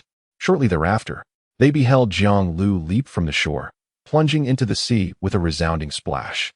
Not far away, Kulik struggled to contain his emotions, trembling as he lit a cigarette. Was the scene from 20 years ago about to unfold once more? With mere flesh and blood. To ascend to the Sky Island situated at such an altitude. Kulik uttered these words, his voice quivering. It was uncertain whether his agitation had yet to subside, or if he was merely anticipating the awe-inspiring spectacle that lay ahead. Suddenly, in a fleeting moment, the surface of the sea trembled violently, powerful gusts of air expanded, and vast quantities of seawater twisted upwards towards the sky, creating a cascade of splashes. The Foxy shook violently. Bang! A powerful tremor reverberated through the sea, and in an instant, the water erupted, causing the expressions of those aboard the Foxy ship to change dramatically. Soon, They realized that the colossal vessel beneath them had unexpectedly lifted off the ocean's surface, ascending rapidly into the sky. Boom, boom, boom, boom, boom. A series of resounding noises emanated from the ship's hull, while ripples radiated outward from below, as the expanding air currents transformed into successive rings. The captain was below, propelling the ship upward. Good heavens, what immense strength that must require. Is he serious about dragging us up into the Sky Island? The crew erupted in disbelief, with Crocodile leaning over the edge of the ship, gazing down. The ripples continued to pulse, and the immense circular air currents expanded endlessly, revealing Jiang, who was firmly planting his feet upon the air and using his hands to pull the foxy ship ever higher into the sky. Bang! The air trembled as Jiang Lu propelled himself skyward, his feet striking the void with tremendous force, causing the foxy to ascend rapidly. Almost every second or two, he would stomp upon the empty space, generating immense upward thrust. On the shore, Kulik gazed up at this magnificent spectacle, his expression a complex tapestry of emotions. It was hard to fathom just how formidable this individual truly was. No wonder he had garnered global renown 2 decades ago. Jiang Lu's actions were undeniably awe-inspiring. Dragging a ship with his bare hands, he was determined to soar to the Sky Island through sheer physical strength. Such a feat represented a grueling test of endurance, energy, and willpower. Even the world's most elite warriors might struggle to accomplish such a remarkable achievement. Bang, bang, bang. The whirlwinds beneath surged forth, propelling the Foxy swiftly into the sky, drawing closer to the sea of clouds at an altitude of 10,000 meters. In Kulik's eyes, the river, along with the ship, swiftly diminished into a mere speck, then shrank to the size of a bird, ultimately vanishing from sight. Unable to endure the anxiety, he murmured to himself, lamenting the potential destruction of the vessel and the loss of lives. Helpless, he could only silently pray for his old friend. Meanwhile, in the New World, a ship was gradually making its way towards Dressrosa. Brew brew. Suddenly, the deep, resonant ring of the telephone echoed. After a considerable pause, a hand finally reached out to answer the call. Yet, in that initial moment, no one spoke, leaving the connected phone enveloped in silence. All right, Joker. A low voice emerged after approximately 10 heartbeats. Ha ha ha ha. How has the investigation I entrusted to you progressed? Doflamingo's laughter echoed, laced with a hint of seriousness and gravity. Although I am uncertain why you would have me probe into such matters, the information regarding that woman is, for our naval department, of utmost confidentiality. It seems, lurking subtly beneath the surface, there are even more significant issues at play. The voice on the other end of the transponder was heavy with weight. Virgo, all I require is the outcome. This task must be accomplished, regardless of the cost. Doflamingo stated coldly. I comprehend. I have approximately located the target, but the forthcoming operations will necessitate your support. Virgo replied in a low tone. What kind of support? Manpower, financial resources, and materials. I shall exhaust all efforts to assist you. However, it is imperative to ensure the absolute safety of that woman. Doflamingo's sunglasses glinted as he grinned. It is good to hear there is news. This way, he can also provide an explanation to Uncle Jianglu. Shortly, I will send you a list. It will require substantial funds and may even necessitate leveraging your influence within the world government and the Navy. Replacing the guards surrounding the target with our own will be quite a cumbersome task. Virgo's voice was grave and serious. Understood, proceed without hesitation. Virgo, once this matter is concluded, you may even retire. Doflamingo jested. I only wish to return to your side and serve you. Virgo replied calmly. Is that so? After a brief silence, Doflamingo nodded slightly. As you wish. Subsequently, the call was terminated, and Doflamingo remained seated in silence. He had ascended to the rank of number 3, inheriting his father's legacy, and possessed a formidable power that surpassed all previous limitations. For him, this was undoubtedly a favorable situation. Immense strength served as the foundation for all guarantees. Ha ha ha ha. The vast ocean is on the brink of chaos. The 4 emperors? The Navy? The world government? Which faction will ultimately triumph? What an exhilarating prospect. Pausing for a moment, Doflamingo's sunglasses glimmered with an ominous light. Yet, my choice shall never be erroneous. In the skies above Dressrosa, Jiang Lu was already glistening with sweat, his feet treading upon the void, while his hands emitted a series of creaking sounds. Dragging the foxy ship and employing the 6 styles moonwalk, he resolutely surged toward the Sky Island, a method undeniably audacious. Simple and direct, yet it posed a tremendous trial for him. 20 years prior, he had attempted such a feat upon reaching the Sky Island. His entire body had been racked with pain, utterly exhausted. Now, it seemed that halfway through, his body began to falter. There was no recourse. Mere physical strength was insufficient.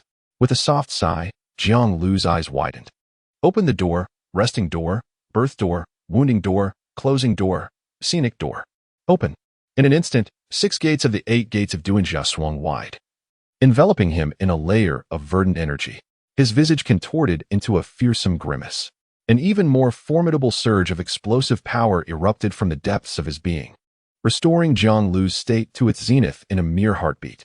With a resounding thud, both feet abruptly struck the void, and the individual, along with the foxy ship, transformed into a streak of light, soaring rapidly into the sky. In an instant, their velocity escalated once more. Hours later, Jiang Lu, dragging the immense foxy ship, breached the clouds, traversing through the vast expanse of the White Sea, which lay over 10,000 meters above. The scenery before them abruptly shifted, revealing an ethereal world of white. Is this truly the White Sea?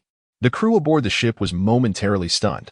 Before their eyes unfolded an immense and boundless sea of white clouds, occasionally interrupted by the spectacular leaps of extraordinary fish breaking the surface. At last, they had arrived, and it was time to attend to pressing matters. Jiang Lu clambered aboard, gasping for breath.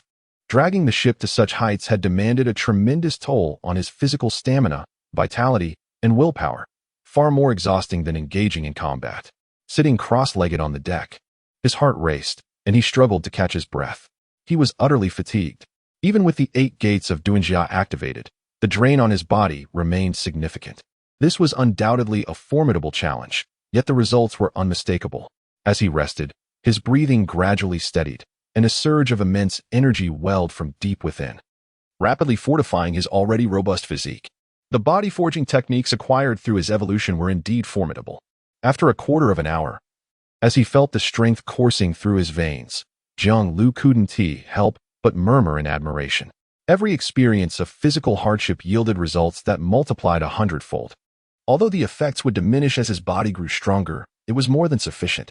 This was also the reason why he now possessed a physique as formidable as that of a monster. Following Jiang Lu's lead, the foxy ship navigated toward the Sky Island. His objective was clear: to sail beyond Angel Island, traverse the White River, and head directly toward the Island of the Gods. Could it be that there is indeed an island here? Is this the Shangdora, the City of Gold, spoken of by Kirok? The captain mentioned that this island was propelled to 10,000 meters by an immense shockwave. It was almost unimaginable what kind of force would be required to elevate such an island to such heights. The crew observed their surroundings, marveling at the spectacle. Who is your target here? Crocodile inquired quietly. Jiang Lu gazed ahead, a smile gracing his lips. A being known as a deity. His expression hardened slightly, prompting Crocodile to raise his head abruptly, gravely repeating the statement. God! Exclaimed Enel, the thunder god. As a Logia-type devil fruit user who had consumed the Rumble fruit, he possessed the ability to command thunder and a plethora of astonishing powers. The Rumble fruit is renowned as one of the most formidable Logia fruits. In addition to wielding the power of lightning, his physical form transforms into electricity, rendering most physical and energy attacks ineffective. Furthermore, he can merge with conductors such as metal, allowing him to conceal himself within them. Transforming into lightning, he moves swiftly through electric fields, amplifying the range of his observation hockey with electric waves. He can even utilize his own body as a power source to energize ships. Undoubtedly, in the grand line, Enel is a formidable force to be reckoned with. Even in the New World, his strength cannot be underestimated. However, he faced a crushing defeat at the hands of Luffy, a character imbued with the aura of a protagonist. At this moment, Enel found himself engulfed in disappointment and despair following his loss. If Jiang Lu were to encounter him now and extend an invitation, the chances of success would be significant. With a little guidance and training, Enel's abilities could become an exceptional asset to his ranks. Crocodile was evidently intrigued by the so-called god Jiang Lu had mentioned, gazing ahead and murmuring, a deity high above? I look forward to the encounter. Jiang Lu chuckled. He will undoubtedly astonish you. As time passed, the foxy ship meandered along the river, following Jiang Lu's directions. The vessel gradually anchored at a small island by the afternoon of that day. Is this the place? Crocodile inquired, observing the peculiar island ahead. Below lay a white cloud island, while above was a surface composed of grains of earth and sand, distinctly showcasing an ancient structure of unique style. A series of steps led straight to the summit, resembling a temple-like pavilion. "No," Jiang Lu replied, shaking his head as he gazed at the familiar edifice before him. A flicker of memory surfacing. 2 decades ago, he had pursued the Roger pirates alone, arriving in this world high above the clouds. It was here that he encountered a young boy and established this island. As the group disembarked from the ship, they ascended the steps, and upon nearing the pavilion, they beheld a plaque adorned with 3 bold characters, Zuigong. Crocodile's pupils constricted involuntarily as he glanced at Jiang Lu beside him. "Indeed, this was my creation," Jiang Lu affirmed with a nod. Leading the way, his footsteps echoed, and a gentle breeze swept through, stirring the fallen leaves on the steps. Soon, they reached the front of the pavilion, where the grand door stood ajar, revealing an impenetrable darkness within, obscuring the view of whatever lay inside. Suddenly, Crocodile's gaze sharpened, and he peered into the shadows, raising his right hand as grains of sand materialized in his palm. "Who goes there? Step forth," he demanded, acutely aware of the presence of someone within the pavilion. Jiang Lu remained composed, his eyes fixed ahead. Tat tat tat tat. Following this sound, footsteps echoed as a towering figure emerged before the crowd. His skin was dark, and white feathered wings sprouted from his back. Remarkably imposing, Foxy and the others gazed upward in astonishment as the man stepped out of the pavilion, casting a shadow that enveloped them in darkness. This man was extraordinarily tall, nearly 4.5 meters in height, with robust limbs and muscles that bulged impressively, exuding immense strength. "After 2 decades, you have finally made your appearance." The moment he stepped out of the pavilion, his gaze locked onto Jiang Lu. The overwhelming aura emanating from him pressed heavily upon Crocodile, Foxy, and the others, inducing an involuntary sense of tension. "Nian, you are still here keeping watch," Jiang Lu remarked, his expression a tapestry of complexity upon seeing the newcomer. "I promised you I would be your guardian," Nian replied in a low tone. He was bare-chested, clad only in loose-fitting shorts, barefoot, and wielding an enigmatic metal staff that gleamed with a dark luster in his right hand. "Thank you," Jiang Lu sighed softly.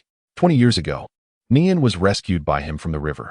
At that time, he stood over 2 meters tall, yet was merely 12 or 13 years of age. Now, his height has reached an astonishing 4 meters and 5 centimeters, his physique remarkably robust. "However, I am unable to leave this place, and thus cannot ascertain the current circumstances of the other numbered individuals in the realm of the Void Knight," Nian spoke in a deep voice.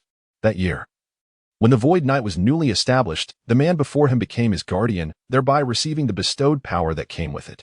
He had encountered several numbered individuals, all formidable seniors, but since then, he had heard nothing more from them. "Is that so?" Jiang Lu sighed softly. "The once numbered individuals have perished or faded away, leaving no trace behind." He stepped out from the advancing city, yet he had not encountered a single hint. Nonetheless, he held no other expectations. The reconstruction of the Void Knight and the recruitment of new numbered individuals would suffice. 20 years ago, it had merely been a beginning. Upon returning here, I am here to recreate the Void Knight and to gather new numbered individuals. After a moment of contemplation, Jiang Lu spoke softly. "I am willing to offer my full support. I shall continue to serve as the guardian of the Void Knight," Nian declared solemnly. "Very well," Jiang Lu chuckled, pausing momentarily before continuing.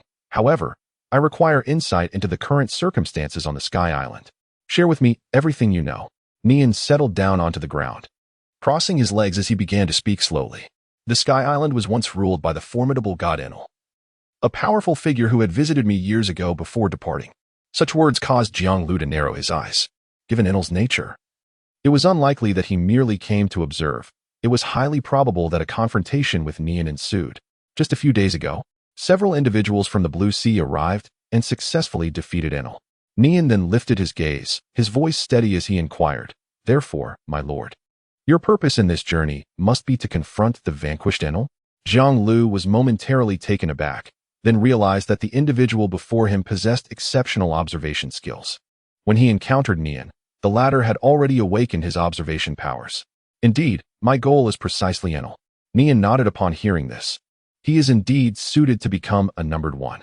Subsequently, he rose slowly, striking the metallic staff he held against the ground, which trembled violently. creating a fissure in the earth. I know where he is. His eyes brightened as he gazed ahead, radiating a glimmer of light. I can see all beings and objects here. Jiang Lu chuckled, wishing to pat Nian on the shoulder, but quickly realized that the lad had grown too tall to reach. Then I shall entrust this to you, Nian. With Nian's guidance, the group's pace quickened. They traversed through the dense jungle, and after approximately 3 hours, as evening approached, they arrived at a deep valley, where they beheld a figure flickering with blue arcs of electricity. With elongated earlobes, a white cloth upon his head, bare-chested, and surrounded by thunderous drums, he was seated cross-legged, eyes tightly shut, suspended in the air.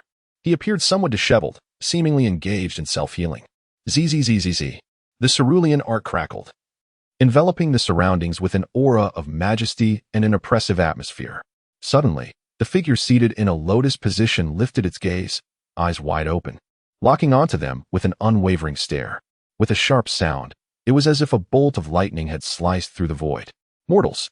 The authoritative voice reverberated through the void, icy eyes penetrating the very souls of all present.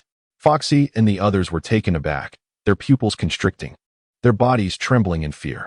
Could it be that he is a deity? Mortals! The cold and deep voice reverberated, accompanied by the crackling sound of intense electricity. Those bright eyes descended upon everyone, enveloping them in an inexplicable aura of authority. A sudden wave of pressure descended. You have disturbed the repose of this deity. The figure, seated in a meditative posture, slowly raised its right hand, extending a finger. With a crackle, the lightning illuminated the evening darkness as if it were broad daylight. The sharp, icy gaze that looked down upon them caused Foxy and the others to tense with apprehension. God! Crocodile's expression turned grave. The aura emanating from the other party, surrounded by crackling lightning and exuding an air of cold indifference and superiority, commanded attention and could not be overlooked. 1,000,000 volts. A faint voice resonated as Enel's fingers intertwined with lightning, releasing a cascade of electric sparks. In the next moment, the intensity surged dramatically. 10,000,000 volts. Enel, seated in the void, tilted his head slightly, pointing his finger at one among the crowd ahead. Discharge. With a sudden crackle, an electric current surged forth, carving a serpentine blue arc through the void, which swiftly descended before the hamburger. Before he could even utter a cry, the hamburger was struck by lightning. Engulfed in black smoke, its eyes glazed over, and it collapsed limply to the ground. Hamburger! Foxy exclaimed, his expression shifting dramatically as he shouted. The speed of the lightning was so swift that he had no time to react. At that moment, an arc of electricity suddenly flickered in the void, and the figure that had been nearby vanished in an instant. The crackling sound of electricity echoed in his ears as Foxy abruptly looked up, only to find a hand hovering above him, fingers splayed wide. Is it another Qinghai person? You lot truly irk me. The chilling words reverberated in his ears. Foxy felt his body stiffen. As he lowered his gaze, he noticed the other hand emerging simultaneously. The index fingers of both hands extended, their tips aligned.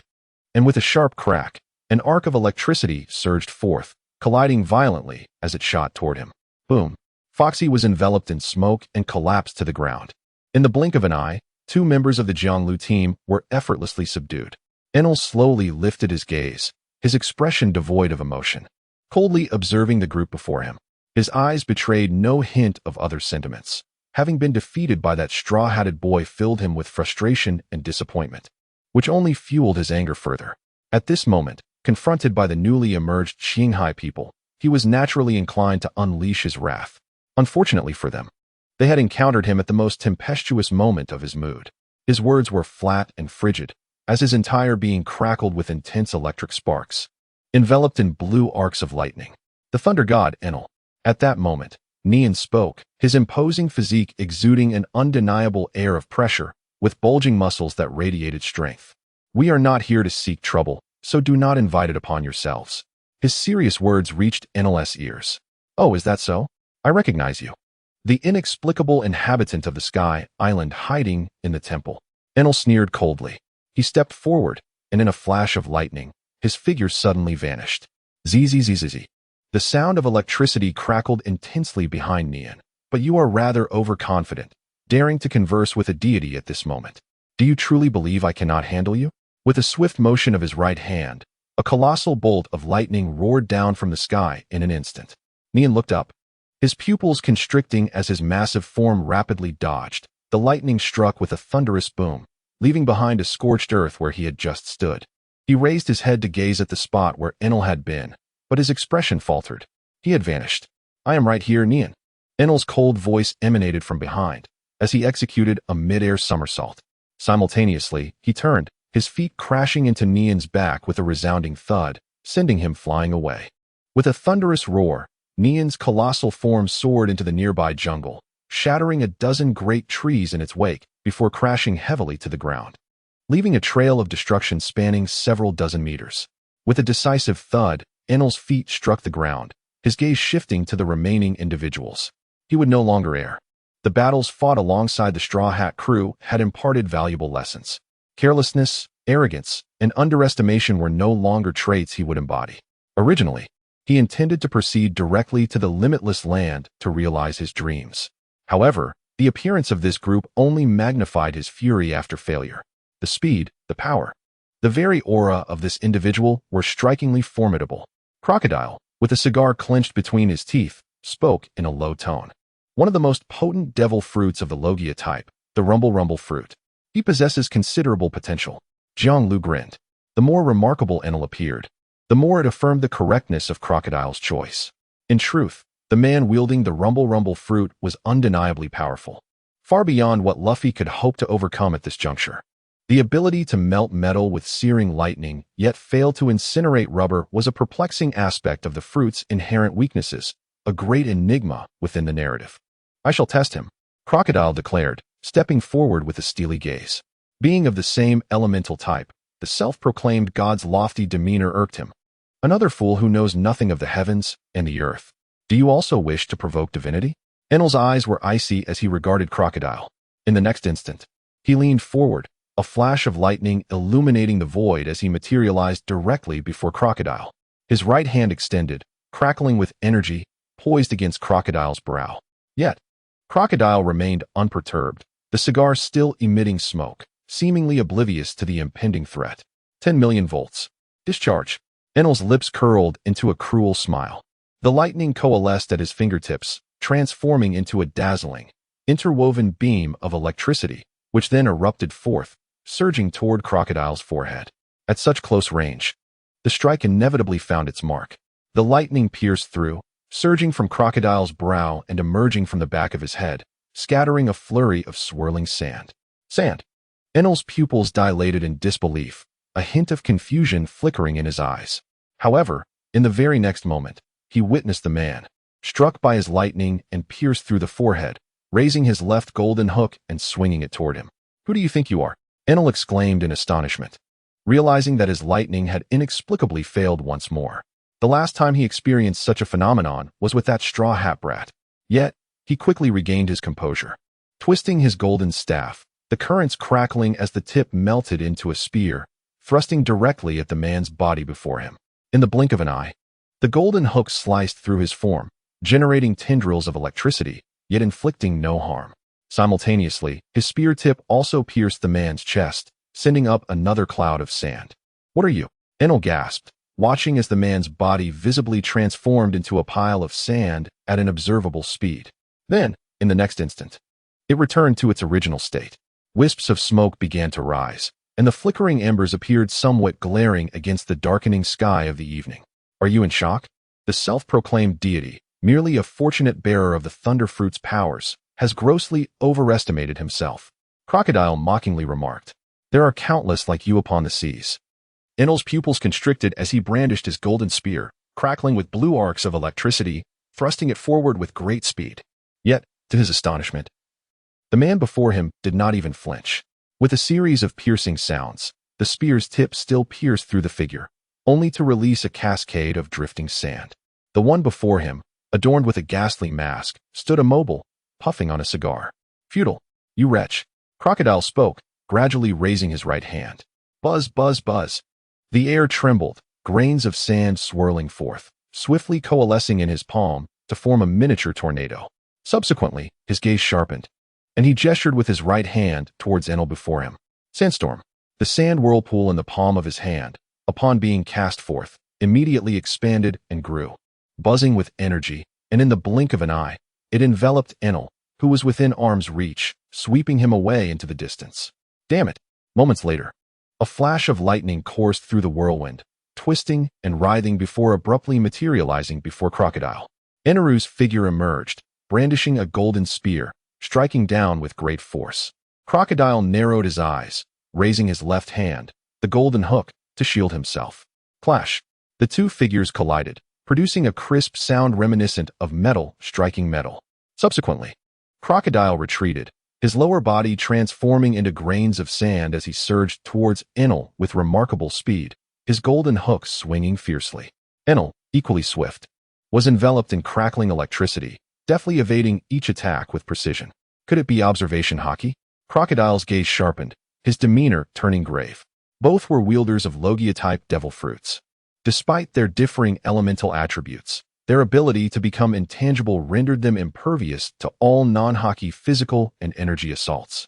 This meant that, in the absence of any elemental weaknesses, neither could gain the upper hand over the other.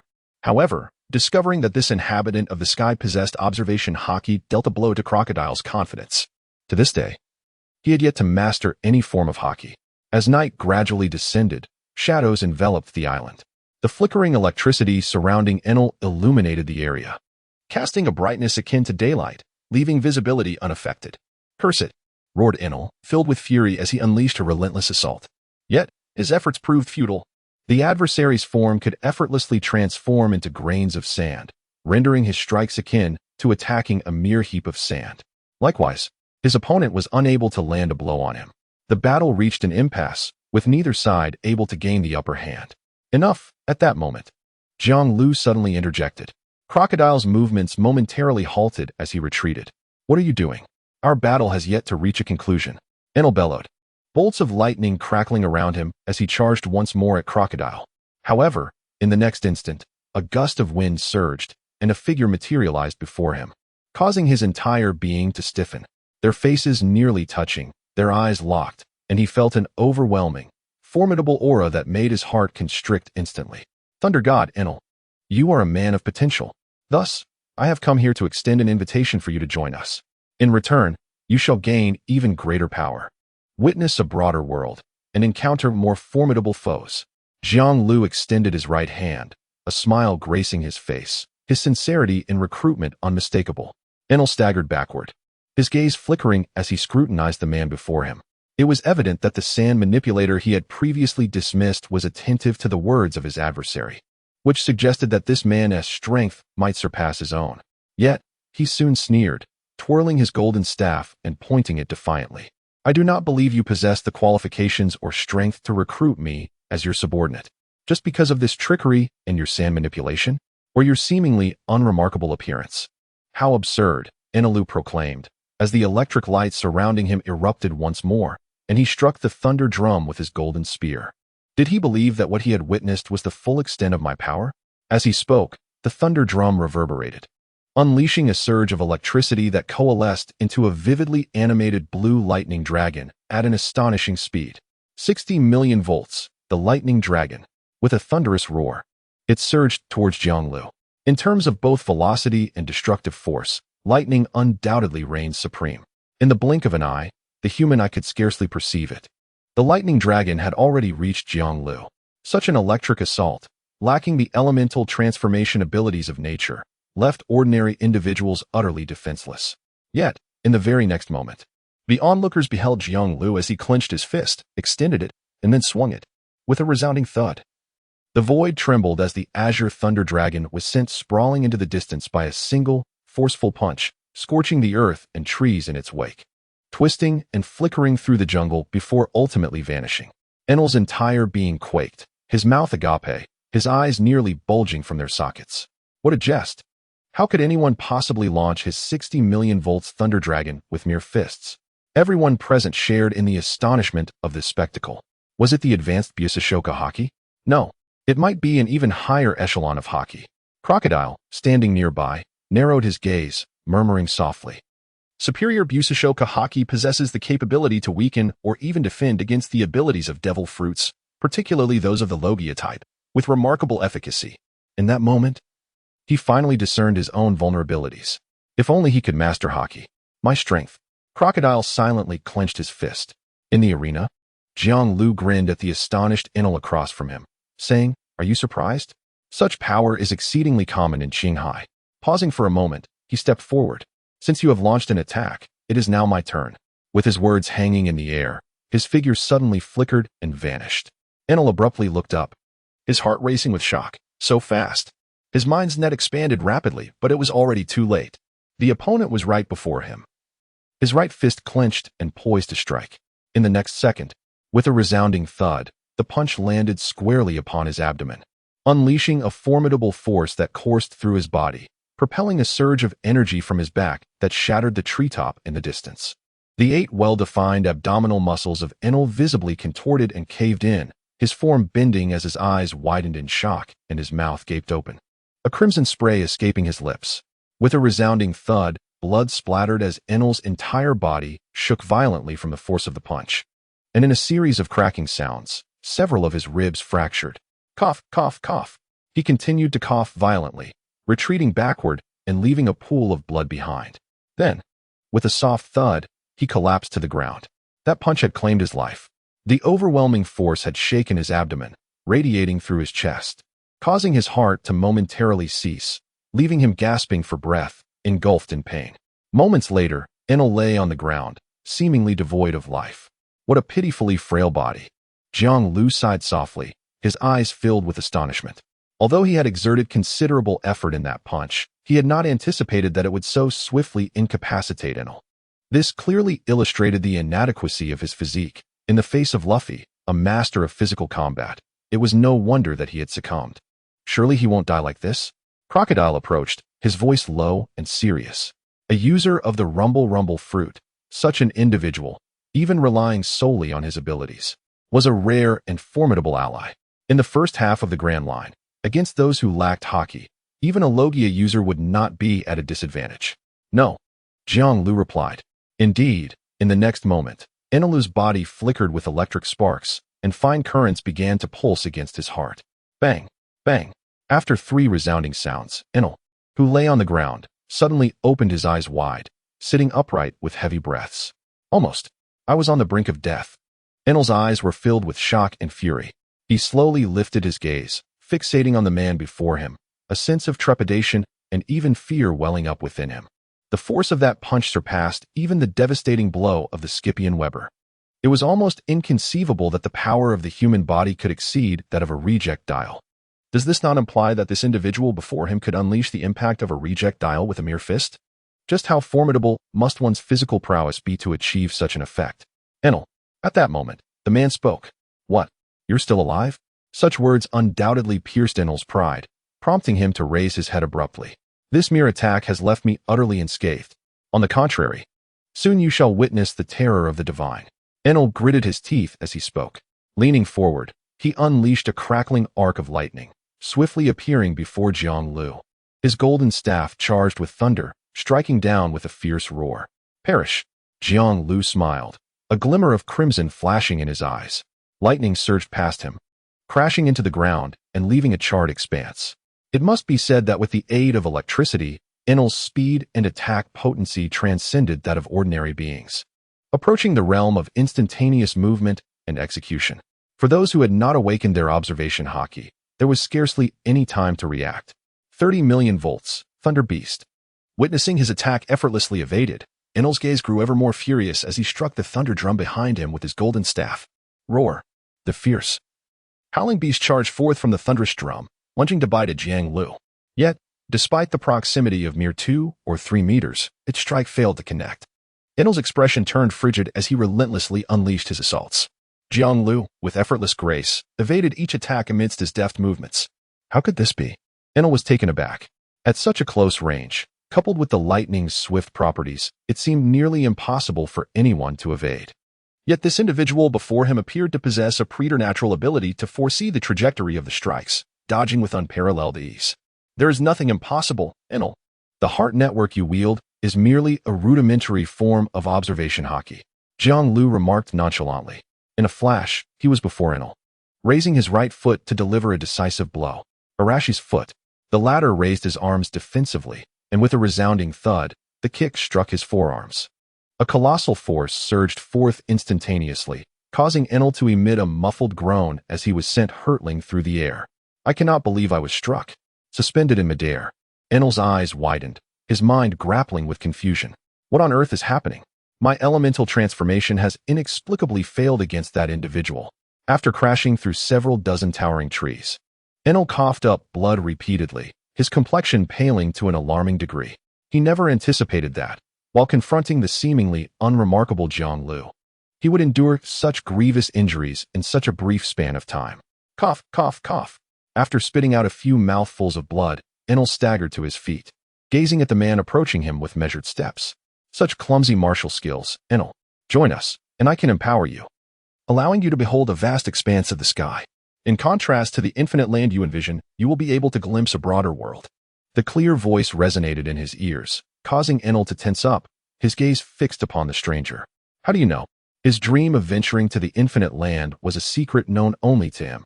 How could this man from Qinghai possibly be aware? I understand you. Know everything about you, Enel. I'm also quite certain that you are better suited to be with us, to chase after a new world.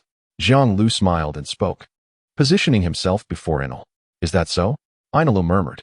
Yet, in the very next moment, he abruptly swung his right hand downward. Divine judgment.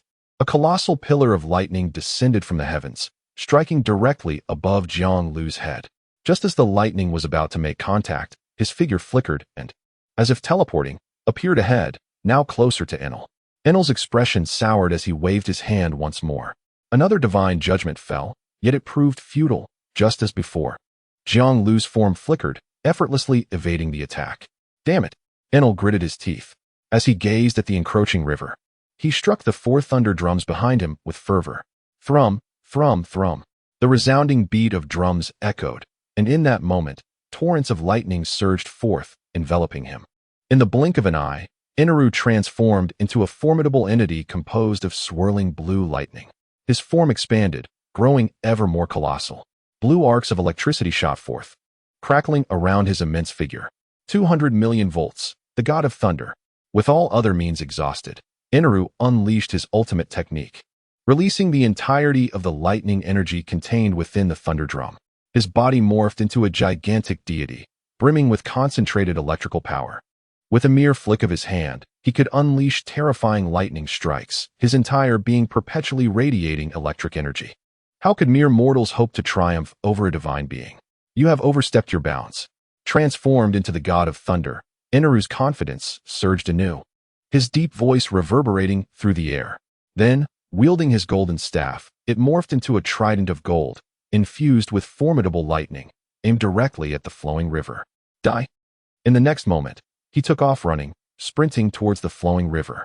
With a resounding roar, the colossal figure of the thunder god surged forth, reminiscent of thunder itself in its fury, producing a deep, resonant sound.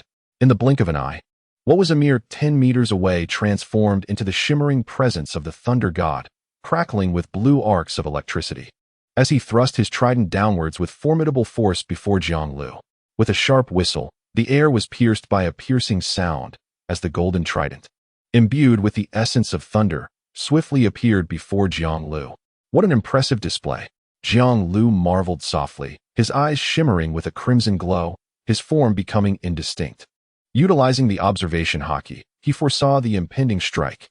The thunder trident passed through his corporeal body, piercing the shadow Jiang left behind, and descended violently upon the ground, unleashing a tremendous explosion of lightning. In an instant, a charred crater manifested on the Earth's surface. Roar! Enel turned around, his other large hand striking towards the airborne Jiang. Crackling with energy, a shape resembling a bolt of lightning manifested within his palm. Whoosh! Yet, the figure of Jiang vanished once more. The colossal hand of the thunder god, accompanied by a bolt of lightning, pierced through the illusion, devastating a vast expanse of the forest and igniting flames in the surrounding area. How infuriating! Enel roared. After 2 successive attacks, he had failed to land a blow on his opponent, which struck a blow to his psyche. Just then, he caught sight of Jiang standing not far from him, a smile playing at the corners of his mouth. To Enel, that smile was unmistakably mocking. The thunder god Enel was on the verge of madness as he let out a furious cry to the heavens. Boom! In an instant, Countless bolts of lightning erupted from its being, twisting and coiling, extending to hundreds of meters, launching in all directions. The scene was utterly breathtaking, resembling the simultaneous discharge of a myriad of artillery. There were no blind spots. Every angle was enveloped in lightning, rendering it nearly impossible for anyone to evade such an onslaught. Sizzling and crackling, thousands of lightning serpents pierced through the forest, scorching the earth beneath. As if the day of destruction had dawned from the heavens, Jiang Lu gazed at the spectacle, his eyes narrowing, gleaming with a piercing crimson light. The power of 200 million volts, the might of the thunder god, was impossible to overlook. This cataclysmic storm of thunderous fury could obliterate any adversary. In terms of range, destructive capability, and speed, Annals' rumble fruit truly stood unparalleled. The force of thunder has always been an energy-based attack of immense devastation. With a gentle intake of breath, Jiang Lu's body began to sway softly. In the next moment, a bolt of lightning surged forth, and with a swift motion, he evaded the electric strike that shattered the illusion, hurtling towards a distant tree. With a resounding crash, the tree was split apart and ignited in flames. Yet, almost immediately, a relentless barrage of lightning followed. Jiang Lu's figure entered a rapid flickering state, his form oscillating and twisting as he stepped forward, seemingly moving slowly yet actually advancing at remarkable speed to evade the torrent of incoming lightning. Boss dodged the lightning. It was utterly astonishing, as if he had foreseen every impending attack and was able to evade them in advance. Annals' lightning had the potential to annihilate everything. Meanwhile, standing at a distance, Foxy and his crew watched in wide-eyed amazement, their hearts shaken by the spectacle. In their eyes, Enel in his thunder god mode appeared as a true deity of thunder. However, Jiang Lu, effortlessly dodging the lightning, was the true divine being. With an almost imperceptible grace, he eluded the countless bolts of lightning that shot towards him, an achievement beyond human capability. Amidst the seemingly endless onslaught of lightning, Jiang Lu's figure swayed, creating numerous illusions behind him, to his sides, and all around him. Each of these phantoms was struck and dispersed by the lightning, yet his body advanced steadily. Within mere breaths, he had already reached Enel's forefront. It is impossible. The notion was beyond belief. Enel, deeply shaken, struggled to comprehend the reality before him. His most formidable technique, the assault unleashed by his 200 million volt godly form, had failed to inflict any harm upon his opponent, who effortlessly evaded it in such a manner. This revelation struck him profoundly. He had never witnessed, nor could he have ever fathomed, the existence of such a phenomenon. Who was this man? Enel bellowed, his voice echoing ominously. He raised both hands, and with a thunderous roar, lightning descended from the stormy sky, striking directly into his palms. In the next instant, he grasped two colossal lightning spears, each towering several dozen meters in length. Jiang Lu stood 10 meters ahead of him, their physiques starkly contrasted, one large and the other small. Yet at this moment, Enel found himself inexplicably overwhelmed by his opponent's formidable presence. A whirlwind of confusion, anger, fear, and madness swept over him. In stark contrast, Jiang Lu maintained a tranquil demeanor, his right hand resting on the hilt of his longsword. I am Jiang Lu. Remember this name. From this moment forth, you shall never forget me. His voice resonated with a deep, authoritative, and commanding tone, piercing through the cacophony of thunder and lightning that surrounded them. Enel's pupils constricted, his expression twisted in fury as he roared in disbelief. What kind of joke is this? With a fierce swing of the lightning spears in his hands, he unleashed their power. At that very moment, the heavens rumbled once more, and a bolt of lightning, stretching thousands of meters long, descended upon his spears. An even greater surge of energy and momentum enveloped Enel's godlike form, bestowing upon him an aura of unparalleled majesty, akin to that of a deity. Around them, the forest blazed with intense flames. Their brief clash had ignited a fiery inferno, transforming the trees within a radius of several thousand, even 10,000, meters into a sea of fire. Thunder roared deafeningly as lightning cleaved the night sky. Enel, wielding his thunder spear with both hands, stood towering above, striking down upon the river before him, his furious shouts echoing through the air. At that moment, time seemed to stand still. Crocodile, observing the battle from a distance, felt his pupils constrict in astonishment. What is that? He caught sight of a glimmer, a faint yet chilling and sharp light. It was the gleam of Jiang Lu's blade, enveloped in an unparalleled and tyrannical force of terror. This is easy. A purplish-red current flickered, encircling the blade, which was scarcely 3 inches long, yet its presence overshadowed even the colossal body of the thunder god. Then, amidst the blinding lightning, he beheld that figure, wielding the long knife, slowly slicing upward at an angle. Simultaneously, the indifferent and authoritative words tore through everything, resonating in his ears. Divine escape. Immediately, everything came to a standstill, the sounds evaporating into silence. The long blade met the twin thunder spears, effortlessly slicing through, severing the colossal weapons and extinguishing the ferocious aura surrounding Enel. The crackling of electricity faded away, the blue arcs dimming gradually, revealing the immense form of the thunder god, which diminished at a perceptible rate, exposing a visage marked by shock, fear, and awe. With a resounding crash, a violet electric current surged forth, propelling Enel's body forward, contorting and then soaring skyward with a swift whoosh, hurtling through the air. In that moment, an eerie silence enveloped the surroundings. The cacophony of destruction followed, trees splintering and crashing down as Enel was sent flying, ultimately landing with a thud in the distance, motionless. This technique, known as God's avoidance, was once wielded by the legendary pirate king, Roger, 2 decades prior, when he had used it to send the famed samurai Kazuki Oden of Wano tumbling during an encounter with the Whitebeard pirates. Likewise, during his nearly year-long battle with Jiang Lu, he had employed this move on several occasions. Throughout the conflict, he had naturally appropriated and refined the technique, evolving it into a style more suited to his own combat prowess. Now, the same God's avoidance had been enhanced and transformed into his own signature maneuver. Slowly sheathing his long blade, Jiang Lu cast his gaze toward the forest ahead, where a cloud of dust was rising. The night was enveloped in silence. The dissipating thunder had darkened the area, yet the moonlight allowed him to faintly discern the shapes of his surroundings. Whoosh, whoosh, whoosh. Enel lay upon the ground, gazing up at the night sky, his expression a tapestry of complexity, marked by despair and frustration.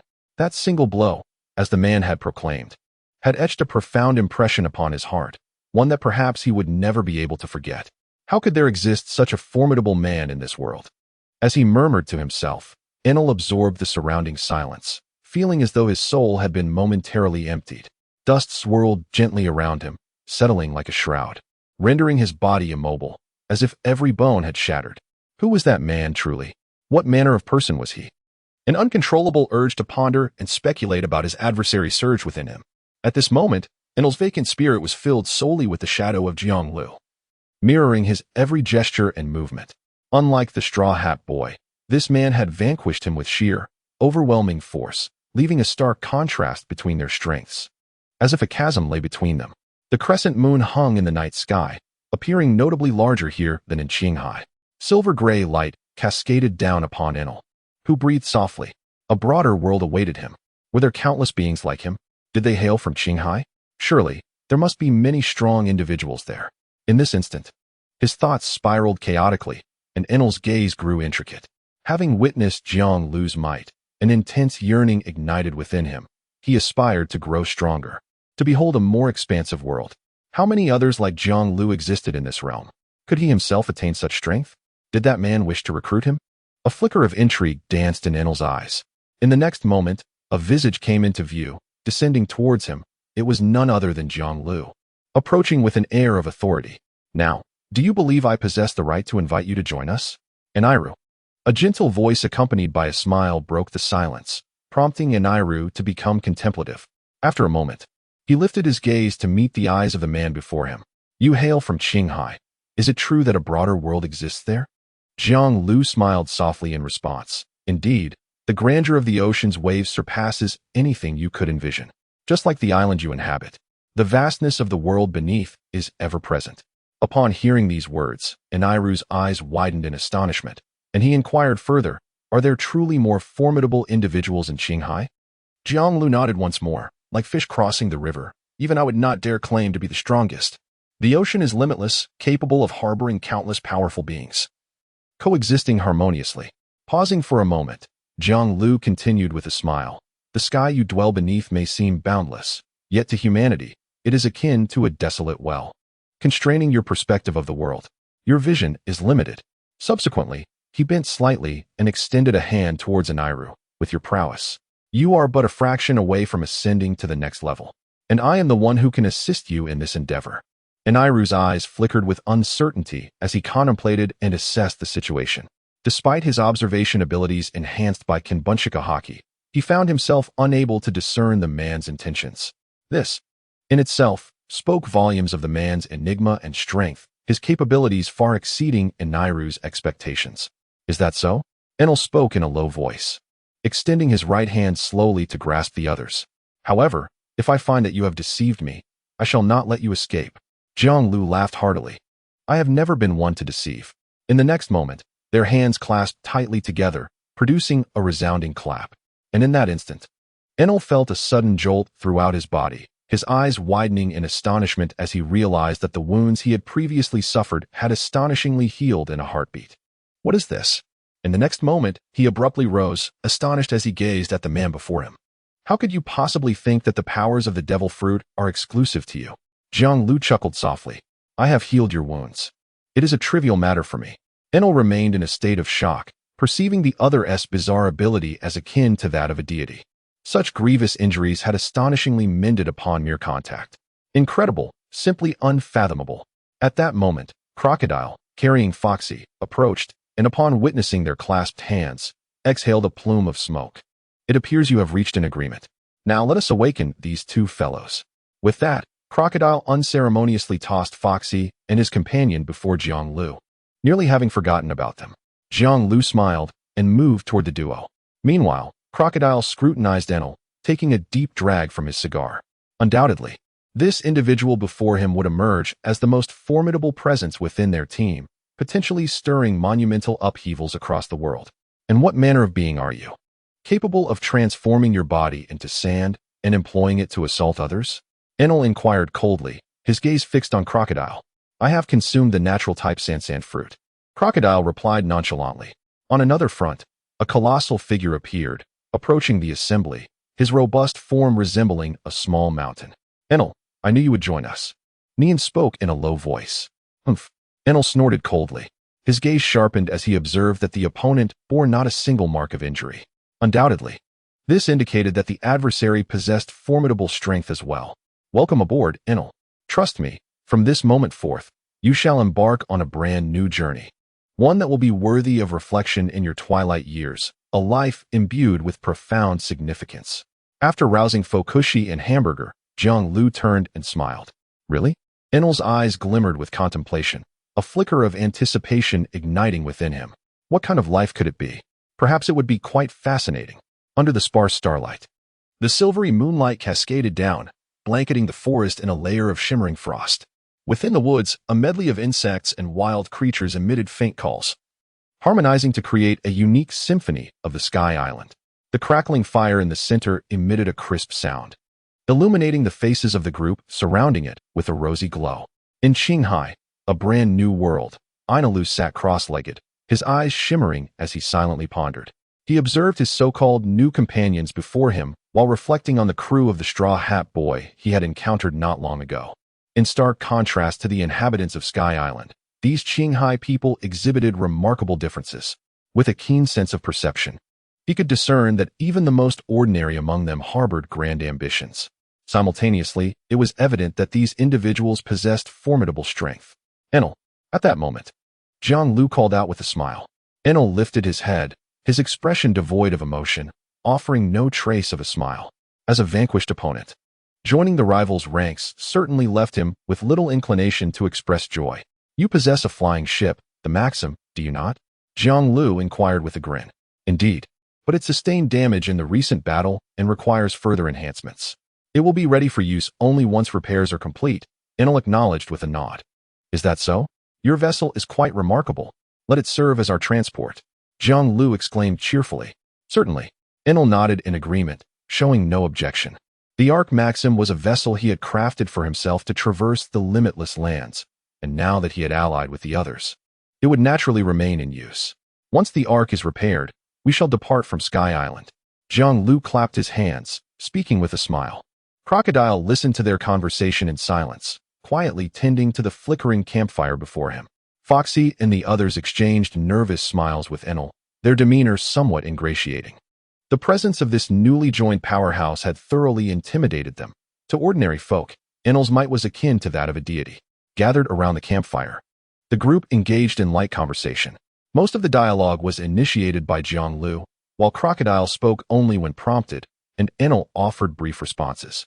The atmosphere was slightly awkward yet exuded warmth. Jiang Lu seemed unfazed, confident that as long as he remained comfortable, any discomfort belonged to the others. Nonetheless, this casual exchange proved effective. After a night spent together, Enel had grown much more familiar with the group. The dawn soon arrived, the sun rising with the chirping of birds in the forest. The illumination on Sky Island was rather intense, the sunlight almost blinding. "Follow me. I shall show you the arc maxim that I have crafted," Enel stated with evident pride. In addition to being a deity of Sky Island, he was also a remarkably skilled shipwright, having constructed such a vessel. The group began weaving through the jungle, and before long, they stumbled upon the remnants of an ancient ruin. "Is this Shondora, the fabled city of gold?" Crocodile queried, lighting a cigar, his gaze filled with intrigue. "Indeed, this is where the Shandians once resided," Jiang Lu affirmed with a nod. "I am unfamiliar with the tales of Shondora you mention, but I have heard legends that it materialized suddenly on a certain day hundreds of years ago," Enel remarked nonchalantly. As they chatted and explored the dilapidated ruins of Shondora, Crocodile suddenly halted, his eyes widening in shock as he stared at the colossal stone block standing majestically on the elevated platform ahead. "Is that it?" Jiang Lu raised his head as well, a smile gracing his lips. This was the ancient text of history, scattered across the corners of this world. Pausing momentarily, he turned his gaze towards Crocodile and remarked with a hint of significance, "It is said that this contains the locations of the ancient weapons."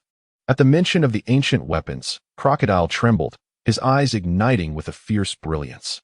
The long-planned Alabasta scheme was centered around the information regarding these ancient weapons. Yet at the crucial moment, it had been thwarted by that Straw Hat Kid and his crew, which had become a thorn in his heart. "Shall we take a look?" Jiang Lu inquired with a smile. Crocodile's expression grew serious as he nodded emphatically yes. The stone from Alabasta had consumed his considerable efforts and time to uncover its location. But this one before him seemed almost effortlessly attainable. "Then let us see." Jiang Lu chuckled, fully understanding Crocodile's fervor for the ancient text. Crocodile took a deep breath, swiftly approaching the historical inscription. Moments later, he extended his right hand to caress the stone, and beneath the guise of his mask, the excitement and fervor gleamed in his eyes. Crack! A flash of lightning illuminated the scene, and Enel appeared before him. Observing the other's excited demeanor, he let out a scoff. Yet, it was merely a stone that stirred such fervor within you. Crocodile abruptly turned his head, coldly remarking, "What do you understand? This stone bears the inscriptions of an ancient weapon capable of annihilating the world. With it in hand, any ambition, no matter how grand, can be realized." Enel was taken aback. "An ancient weapon that can destroy the world. This stone, which I have gazed upon countless times over the past 6 years, does indeed possess a unique material. No assault can shatter it. However, I refuse to believe that it contains the secret to a world-ending weapon. Or do you claim to comprehend the script upon it?" Upon hearing this, Crocodile fell silent, shaking his head. "I cannot decipher it. Alas, if Nico Robin were present, we could have uncovered the secrets inscribed on this stone tablet." With that, disappointment and regret flickered in his eyes. "Do you wish to know what is inscribed on this tablet? It is quite simple. I shall reveal it to you." At that moment, Jiang Lu approached with a smile. Taken aback, both Crocodile and Enel exclaimed in astonishment, "You can read such ancient script?" Jiang Lu nodded. 20 years ago, I studied this ancient writing in O'Hara, and it was there that I met Robin." As he spoke, he reached out to touch the stone tablet. Mysterious characters were brushed by his fingers, and then he pointed to a specific section of the tablet. "Long ago, I visited this place and inscribed my name here." Crocodile and Enel followed Jiang Lu's finger and were immediately struck with shock, frozen in place. There, etched into the stone, was a passage in a script they recognized, clear and decipherable. "I arrived here, leading this inscription to its final resting place, Pirate King Gold. Roger." Crocodile's eyes widened in disbelief. "It was left by Roger." Then, he noticed that the line of text had been scratched through, beside which lay another inscription. "I pursued Roger to this place, yet he escaped before my eyes. Furthermore, the contents of the stone are rather dull." Navy Jiang Lu. The two distinct styles of writing conveyed contrasting tones. The former was grave and earnest, while the latter was somewhat playful and lively. Crocodile's gaze flickered as he regarded the man before him, utterly perplexed at how he had accomplished so much in just a year. Remarkably, even the historical text from the Sky Island bore traces of his hand. Moreover, the wealth of information contained within is immense. The pursuit of Roger has proven futile, as he has evaded capture, rendering the historical accounts rather mundane. Navy, Zhang. I almost forgot your current identity. You are still a naval officer. Crocodile's tone was complex, tinged with a subtle lament. Since stepping out of Impel Down, how could he still resemble a Navy officer? Which naval officer would recruit such formidable individuals? He appeared far more akin to a pirate than a pirate himself. If he were to propose the establishment of a pirate crew at this moment, Crocodile would find it utterly unsurprising. Given the prowess of those present, the pirate crew they could assemble would undoubtedly be formidable. We are the architects of history, intertwined with the chimes of the great clock tower. Zhang Lu gazed at the monument before him and softly recited the inscriptions. The Sea King Poseidon, its location. Crocodile's gaze sharpened, becoming exceptionally bright. The ancient weapon of Alabasta, known as Pluton, is documented here alongside the ancient weapon of the Sea King. Where is it? A pair of eyes fixed intently on the river, clearly filled with profound curiosity regarding the existence of ancient weaponry. The Sea King, perhaps? Naturally. It resides within the depths of the ocean. If you seek answers, perhaps Fishman Island might provide them, Jiang Lu remarked with a smile. Fishman Island. Crocodile was momentarily taken aback, but soon he observed Jiang Lu turning to depart. After a brief hesitation, Crocodile followed closely behind. What exactly is the nature of ancient weapons? Jiang Lu did not evade the question. Instead, he replied with a smile, perhaps it is a ship, or perhaps a creature. Each possesses its unique power. Pausing for a moment, Jiang Lu continued with a faint smile. However, you need not be overly curious about them. In comparison, enhancing your own strength is undoubtedly the most reliable course of action, is it not? Crocodile was momentarily stunned into silence. The Ark Maxim lay nestled within the depths of these ancient ruins, buried amidst the jungle. Upon discovery, they found the golden vessel, encrusted with copious amounts of dirt, ensnared by vines, and bearing numerous scars of damage, presenting a rather pitiful sight. Enel too fell into contemplation, recalling the battle not long ago with the Straw Hat Boy. It had been, without a doubt, the most nonsensical fight he had ever encountered in his life. Restoring the Ark Maxim was not a task one could accomplish alone. Zhang Lu, Crocodile, Foxy, Hamburger, and others joined forces. Witnessing their spirited determination, Enel's previously grim expression softened somewhat. At present, having such a group of companions felt rather promising. Hey, that part is not installed like that. With a spark in his eyes, Enel bellowed as he transformed into lightning and surged forward. The grand endeavor of repairing the ship commenced, with trees surrounding the Ark Maxim swiftly felled, creating a lively scene. The vessel had suffered extensive damage, with numerous signs of charred wood from lightning strikes, much of which required replacement. Enel meticulously traversed the golden ship, scrutinizing the breaches that needed mending. At times, he frowned, while at others, a relaxed smile graced his face. How much longer will it take to repair this ship? Zhang Lu inquired as he approached with a smile. I will be improving certain areas, but with everyone's assistance, it shouldn't take long, Enel replied. Very well. Zhang Lu nodded. As time passed, the group had spent approximately a week on the Sky Island. On this particular day, aboard the ship known as the Ark Maxim, Eneru sat upon the golden chair behind the helm, his hands resting upon the armrests. After a surge of electricity coursed through the air, a resounding hum filled the atmosphere. The propellers began to spin rapidly, generating immense wind power that propelled the Ark Maxim into the sky with astonishing speed. Success! The crowd exclaimed with exuberance. A smile graced Enelu's face.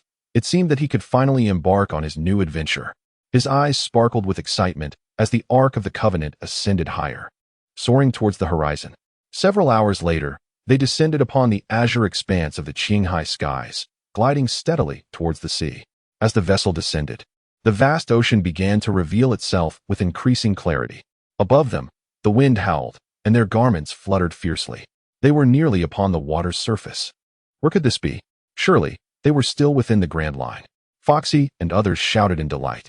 Meanwhile, beneath them, the surface of the sea undulated gently, cradling a small boat that resembled a coffin, drifting forward with the waves, its green candle flames flickering ominously.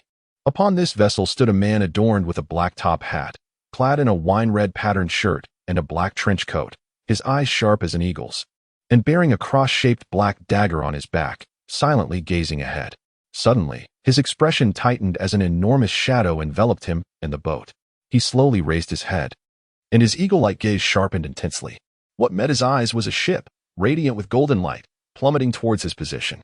The coffin boat came to a halt as the golden vessel roared in, its propellers spinning vigorously, whipping up a tempest that sent the white fluff on the man's top hat into a frenzy. The eagle-eyed man's gaze flickered. Despite the looming threat of being struck by this enigmatic ship, he remained composed, his focus unwavering as he stared ahead. Whoosh! The shadows deepened, casting the sea into an inky abyss, while the fierce winds howled fiercely. Yet the man remained composed, exhibiting no signs of alarm, as if he were utterly convinced that the vessel would not crash down upon him. Hey, there's someone beneath us," a panicked voice echoed, as the two parties drew perilously close, mere dozens of meters apart. Suddenly, with a thunderous roar, the colossal golden ship descended upon the surface of the water, sending forth a cascade of spray that surged upward, causing the sea to plunge beneath its weight.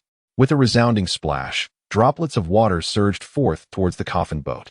The man with hawk-like eyes sharpened his gaze. Raising his right hand, he drew forth the obsidian crossblade from his back. In the next instant, the dark blade swept forward with swift precision. With a resounding whoosh, a colossal slash cleaved through the void, causing droplets of water to freeze in midair and reverse their trajectory, while that keenly honed strike surged forth towards the golden vessel. On board the Ark of Proverb, the previously composed Jiang Lu suddenly sensed an exceptionally sharp intent of the sword. In an instant, he leapt into action, his long blade unsheathing with remarkable swiftness from his waist. With a swift motion, the long blade was unleashed, delivering a formidable slash towards the direction of the oncoming sword intent. The sound of water cascaded tumultuously, obscuring all visibility ahead. In the fleeting moment that followed, a resounding buzz erupted as a powerful shockwave reverberated throughout the vessel, the proverb, sending ripples cascading outward, cleaving through droplets of water and whistling overhead past the heads of those on board. Two strikes collided, mutually neutralizing each other. Upon the coffin ship, the hawk-eyed man narrowed his gaze, his eyes gleaming with intensity. On the proverb, Jiang Lu's feet firmly landed on the deck, his expression sharp and alert. In that moment, both individuals directed their attention towards one another.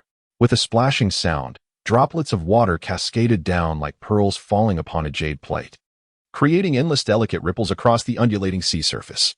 As the waters gradually calmed, the crew aboard the Jinyan vessel beheld the scene ahead, revealing a coffin-like boat upon which sat an individual. That person, is it really him? Is this some sort of jest? How could it possibly be such a coincidence? The eyes of Crocodile, concealed beneath his ghastly mask, narrowed, while Foxy and the others gaped in astonishment at the man seated on the coffin ship, casually crossing his legs and wielding a black cross-shaped sword. It was Dracul Mihawk. Jiang Lu slowly rose to his feet, his right hand gripping the sword, as he fixed his gaze upon the man opposite him and gently called out, "Jiang Lu." The man in the black top hat slowly rose to his feet, his eagle-like eyes shimmering with a fierce light. Before him stood none other than Dracul Mihawk, renowned as the world's greatest swordsman, famously known as Hawkeye's Mihawk. He was also one of the Shichibukai and ranked among the most formidable within that league. The whims of fate are often astonishingly intricate. Who could have anticipated that descending from Skypiea to the Blue Sea would fortuitously lead to an encounter with this legendary swordsman? It is indeed a serendipitous thrill to cross paths with such a master of swordsmanship today. Mihawk's right hand tightened around the hilt of his sword, his piercing gaze radiating an intense aura. "You exude such a battle intent, and yet attempted to ambush us earlier. What is your intention, Mihawk?" Jiang Lu inquired solemnly. This was undoubtedly a formidable adversary, a man who had honed his swordsmanship to its pinnacle, achieving the title of the world's best. The aura surrounding him was as sharp and formidable as the edge of a blade, rendering it almost unimaginable. Having just descended from the Sky Island to encounter such a figure, one could hardly discern whether to deem it a stroke of fortune or misfortune. "What you perceive as an ambush cannot truly be called so," Mihawk replied, a glimmer of light flickering in his eyes. "Moreover, encountering a renowned powerhouse from the previous era like yourself, I naturally wish to test my mettle against you. Just how far apart are we, the titans of this world?" Perhaps I have already surpassed you. The resonance of Mihawk's words was powerful, sending shivers down the spine and amplifying the pressure in the atmosphere. Intriguing. A commendable fighting spirit. You are indeed an ambitious junior, Jiang Lu responded with a smile. To encounter the world's greatest swordsman and claim that his heart was void of excitement would be unequivocally false. From the very moment their eyes met, the battle intent within him surged, and the long sword at his waist trembled violently, as if attuned to its master's fervor. Whoosh! The sea breeze swept through, billowing the robes of the two figures, while the surrounding ocean gradually calmed. Foxy, Crocodile, and others gazed intently at both parties, acutely sensing an atmosphere of profound tension. All around, the vast expanse of the sea stretched endlessly. Should a battle erupt between the two in the next moment, the scene would be beyond imagination. Choke! In the next moment, Jiang Lu tightened his grip on the hilt of his sword, his eyes cold and sharp. So, do you wish to engage in battle, Mihawk? As these words fell, an overwhelming and domineering aura suddenly erupted, sweeping forward and colliding with the opposition. Conqueror's Haki? However, such oppressive energy holds no sway over swordsmen like me. Hawkeye's Mihawk replied nonchalantly. The battle intent from both sides surged, the impending clash almost palpable. The black sword, Knight, slowly sliced through the void before its tip pivoted to point at Jiang Lu. Since we have crossed paths, I must naturally put you to the test. In this world, those who have mastered the art of swordsmanship to its zenith are exceedingly rare. I have no rivals left. Mihawk spoke softly, his expression tranquil, as if the fervor of battle had vanished. Yet Jiang Lu understood that such a state was the most perilous. Behind him, Foxy and the others were trembling uncontrollably. Why am I trembling? A shiver coursed through his body, fear surging from the depths of his being. It was terrifying. They had yet to exchange blows. The crowd was overwhelmingly tense, their hearts in turmoil. Meanwhile, a pirate ship adorned with a skull flag glided steadily toward them across the sea, its pace unhurried. Captain Buck, there are people ahead, and it seems they are at an impasse. A pirate on the ship shouted, peering through a telescope. Moreover, their vessel appeared to be constructed of gold. Upon hearing this, Captain Buck froze momentarily. A ship made of gold? Indeed, there's no mistake, it's shimmering. His crew responded excitedly. Then let us sail over and seize their treasures. Anyone who can craft a ship from gold must be incredibly wealthy. Buck exclaimed with fervor. Yes, Captain. The crew responded loudly. Subsequently, the grand pirate ship, capable of accommodating approximately 50 to 60 individuals, swiftly approached the river where Mihawk and his companions were located. The sea breeze whipped through the air, and the two individuals exchanged glances yet refrained from making a move. Likewise, neither chose to speak at that moment. They both understood that the instant they decided to act, it would undoubtedly create a monumental upheaval. As time gradually flowed by, Buck and his companions drew closer, and in the blink of an eye, they found themselves merely 30 to 40 meters above the ocean's surface.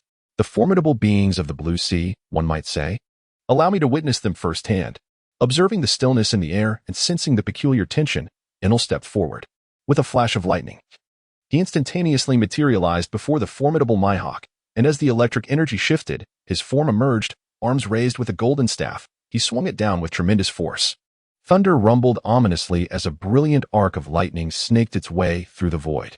Oh! The hawk-eyed Mihawk's gaze flickered as he lifted his head to look at Enel.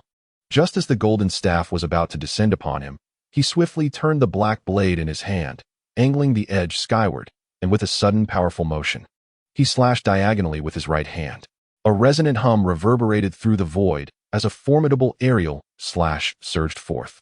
In that instant, Enel's entire being stiffened, and instinctively, he tilted his head back. The fierce assault grazed the tip of his nose as it ascended into the heavens. Following the strike, he swiftly retreated to the penance. Gasping for breath, his eyes flickering with remnants of shock. After swallowing hard, he lifted his gaze to the sky. The once orderly white clouds had been cleaved in two, revealing a distinct chasm in the center. Is this a jest? Is this the might of the Qinghai warriors? He murmured, his voice trembling. Such a casually delivered blow could sever the very fabric of the sky. Meanwhile, Jiang Lu, with knees slightly bent, stood upon the penance, his immense power causing the bow of the ship to sag downwards. In the next moment, he shot forth like a cannonball, brandishing his long blade, and in an instant, he stood before Mihawk, ready to strike. Let the battle commence. Mihawk. As Mihawk's pupils contracted, a subtle smile graced his lips, and the black blades sliced through the air. Let the grand battle commence. What defines the clash between great swordsmen? Much like their formidable blades, it is simple, direct, decisive, straight, and unyielding, devoid of any embellishments. As their gazes locked, it seemed as though a brilliant flash of lightning ignited the void, and at that moment, two immensely powerful auras collided. In the next instant, the black blade met the crimson-edged sword with a resounding impact. With a resounding boom, a violent shockwave surged outward, sweeping through the surroundings in an instant. The wind howled ferociously, and beneath the feet of the two individuals, the surface of the sea visibly caved in at an alarming pace. Buzz, buzz, buzz. Soon after, the air quivered, ripples expanding outward in concentric circles, waves rolling forth. Even the sea was stirred into a frothy white crest radiating into the distance. Zzz. A dense stream of dark electricity materialized between the clashing blades of the two combatants. At that moment, a magnificent and powerful aura erupted, transforming the previously tranquil sea into a boiling cauldron of turmoil. The ships, the Reminisces, and the coffin boat, were both swept backward by the force of the collision. The clash of world-class swordsmen. This would be an unimaginable battle. Look at the sky. The spectators aboard the Reminisces trembled, feeling both fear and an inexplicable thrill. Annals' expression grew grave as he, along with the others, gazed skyward. In the next instant, he shuddered, clenched his fists, his eyes filled with profound astonishment. A colossal chasm intersected with the previously fading crevice, manifesting in the heavens above, longer and more magnificent than before. The clouds shifted, revealing flashes of lightning intertwining within. They had cleaved the sky asunder. Foxy stammered. This spectacle was unprecedented for him. After the initial fear and tension came a deep-seated reverence. Meanwhile, the two long blades clashed, their edges grinding together, hissing as they hovered above the surface of the sea. Beneath them lay the concave waters, continually rippling and swirling. This battle, long anticipated, ignited the fervor of martial spirits. "The blood of a warrior burns bright at this moment," exclaimed Dracul Mihawk, his eyes gleaming with intensity. "Who among us is not? 20 years have passed, and those once obscure individuals have now cultivated remarkable strength. How frightening." Jiang Lu chuckled, his smile wide. "Enough with the jesting. You were already standing atop the world back then." Mihawk retorted coldly, retracting his hands from the hilt before striking once more. Jiang Lu laughed heartily, sheathing his blade, and then swung his sword in kind. Clang! In an instant, the crisp sound of metal resonated across the surface of the sea, a gust of wind swirling forth, rolling farther into the distance. At the center of the two figures, electric currents surged, and violet-red compressed energy flickered incessantly. Such formidable prowess, derived solely from sheer physical strength. "Truly impressive, you are, Day Tiger Jiang Lu," Mihawk remarked gravely. The two collisions, while powerful, also served as tentative assaults, aimed at gaining a clearer understanding of each other's capabilities. "Your mastery of the sword has reached its zenith, Mihawk," Jiang Lu responded with a smile, though his expression bore a hint of seriousness. "The might of the world's foremost swordsman is undoubtedly formidable. Even he must approach it with utmost gravity." After their exchange, they clashed blades once more. A tremendous force surged forth, propelling them backward to their respective ships. Their gazes locked, yet the weight of seriousness lingered in the air. The battle was far from over. It had merely commenced. Not far away, on the surface of the sea, members of the Buck pirate crew stood agape, their eyes wide with astonishment. Captain Buck of the crew trembled, his legs quaking as beads of sweat dotted his forehead. "Quick, turn the ship around," he shouted, his voice quivering. The nearby crew member had yet to comprehend the situation. "Damn it, turn your head quickly, stop dawdling." Buck erupted in a torrent of curses. He had been contemplating seizing the enemy's golden ship, but after the brief, tumultuous collisions, he found himself devoid of such audacity. The howling winds roared overhead, an ominous presence that nearly brought him to his knees. "Captain, that individual is the world's foremost swordsman, Dracul Mihawk." A crew member trembled, recognizing one of the figures. Dracul Mihawk. Buck felt his entire body stiffen, a chill of dread soaking through his back. Legends spoke of this man as one with a notoriously foul temper, capable of pursuing pirate crews across the Grand Line to the Four Seas, all for the mere inconvenience of being disturbed. Just then, two figures soared high above the ocean's surface, and in an instant, they swung their long blades downward with ferocity. With a thunderous roar, A terrifying shockwave surged forth once more, sending tumultuous gusts rolling outward. The entire surface of the sea was enveloped by this overwhelming sword intent, transforming it into a scene of chilling gravity and solemnity. Whoosh!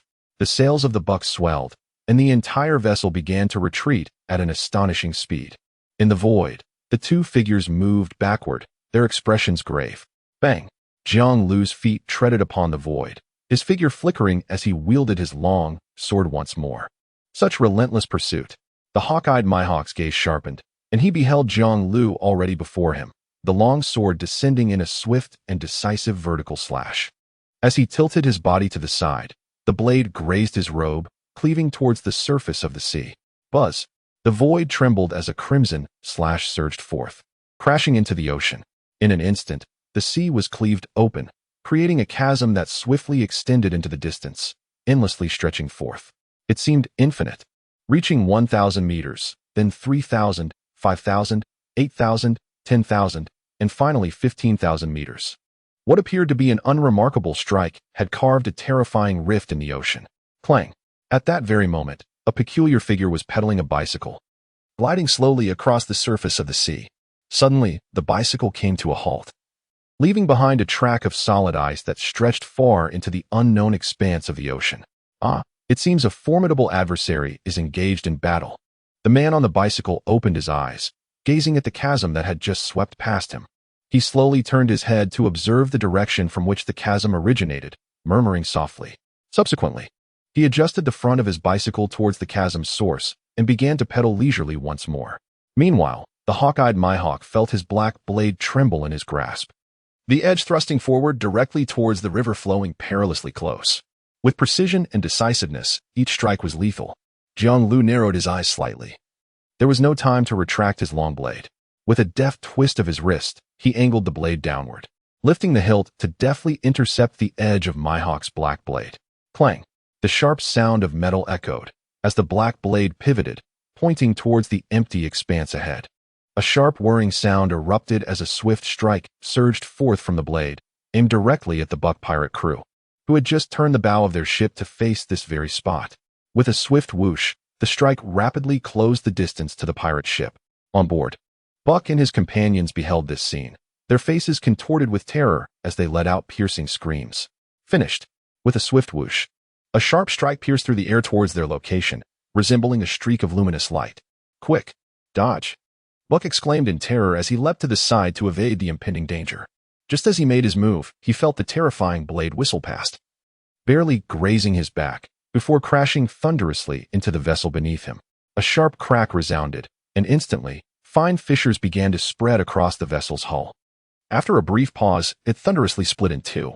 The crew members turned pale, their faces drained of color, as the shockwave erupted, soaring into the sky amidst their anguished cries. Meanwhile, the two individuals suspended in midair deftly twisted their wrists, their long blades slicing through the void once more as they aimed to strike at one another. Clang! The crisp sound of metal reverberated, sending shockwaves crashing outward from their center, stirring up waves of chaos. It appears you have found us an excellent venue for our duel, Jiang Lu remarked, squinting his eyes. It was merely a casual endeavor, Mihawk replied nonchalantly. The blades clashed with a hissing sound, and in the next instant, both figures propelled themselves through the air, heading towards the pirate ship where Buck resided. Moments later, they stood upon the deck of the vessel, locking eyes with one another. Between them lay a neatly severed gap, while around them, pirates exhibited expressions of terror and panic, their eyes wide and throats dry with fear. These two have come. They intend to battle aboard our ship. Quickly, flee. The reverberations of their attacks could spell death. The cries of horror echoed across the pirate ship as some scrambled to leap overboard, splashing into the sea with a resounding thud. Yet, Jiang Lu and Mihawk stood resolutely, their grips tightening around their swords. Now, the serious business begins, Jiang Lu murmured, his feet firmly planted on the deck, the solid ground beneath him offering a sense of stability, enabling him to harness greater power. Come on. Mihawk's voice resonated with a deep intensity. A gust of sea wind swept through, causing the long swords in their hands to tremble, exuding an inexplicable aura of grandeur and power. Even the blades appeared to be adorned with mysterious patterns at that moment. The color of their haki enveloped them. Without uttering a single word of warning, Their figures leapt into the air, arriving at the fractured edge of the ship. There was no flourish or embellishment, only a swift, decisive, and straightforward slashing motion. With a resounding clash, the blades collided, unleashing a tempestuous wave that sent their garments fluttering in the fierce gusts that howled behind them. In that moment, the very fabric of space contorted, rippling like the surface of a disturbed pond. Beneath their feet, the sea manifested a rapid fragmentation, revealing countless square pieces. Cleaved from the hull. After a brief interlude, the two figures propelled themselves backward, returning to the deck of the vessel. Their gazes locked. The void around them trembled as they bent their knees and leapt once more. The sound of metal striking metal resonated repeatedly. In the next heartbeat, their blades transformed into streaks of light, colliding with relentless ferocity, unleashing an unending barrage of sparks and electric brilliance. Youthful vigor. Jiang Lu's expression grew increasingly grave. We are not far apart in age, Mihawk remarked with a glimmering gaze, his tone measured and calm. Their strikes intensified, and the speed of their blades quickened. After a fleeting moment of slicing through the air, they vanished again, reappearing upon the deck. In their grasp, a single blade became an array of phantoms. Each aimed at the other with precision. Their targets were the neck, abdomen, chest, and legs, the vital points of lethal intent. The combat unfolded in silence. Yet it exuded an essence of brutality and peril. Whoosh! Countless streams of energy erupted from the shattered deck, plunging into the sea and carving immense rifts. A hapless pirate was struck by the fierce blows, blood gushing from his body, instantly staining the ocean a deep crimson. Flee at once. Escape? Where could one possibly flee to? Their casual strikes could extend infinitely across the sea. There was simply no refuge. It felt as though the world was coming to an end. The pirates cried out in despair, gripped by unrelenting fear. Yet, the two individuals on the shattered ship disregarded all surrounding commotion. Their minds and attention were wholly concentrated on one another. This was a confrontation of unparalleled magnitude. Any lapse in vigilance could determine the outcome. The blades radiated a blinding light as both figures retreated momentarily, only to charge at each other once more in an instant. On the fractured deck, a whirlwind emerged, swirling with splinters and dust into the air. In the blink of an eye, they stood face to face. 20 years ago, you were still unknown. Now, you have ascended to become the world's foremost swordsman. Time is indeed wondrous, transforming an inconspicuous individual into the preeminent swordsman of the realm in the blink of an eye. Jiang Lu softly remarked as he brought his long blade crashing down. Perhaps you have been absent from this world for too long to perceive his transformation. Mihawk replied in a low voice. His eyes glimmered as he subtly shifted his body to evade the strike, and then, with a tremor of his black blade, he thrust it diagonally towards Jiang Lu's neck. A lethal move. Should this blow connect, Jiang Lu's head would undoubtedly be shattered. The latter swayed, narrowly avoiding this deadly attack.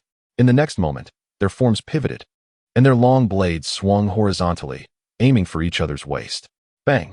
The two blades clashed once more, causing the decaying ship beneath them to tremble as if in fear. At that moment, the force of their previous attacks finally erupted. With a swift motion, a fathomless chasm opened upon the sea, cleaving the waters asunder. Above, amidst the clouds, loomed a pitch-black abyss, illuminated intermittently by flickers of lightning. Each stroke of the blade, each assault, rivaled the most formidable of others' ultimate techniques. This surreal spectacle rendered the onlookers aboard the ship, the Verity, with expressions of grave concern. What manner of battle was unfolding before their eyes? Even the sky and the sea bowed and trembled in their presence.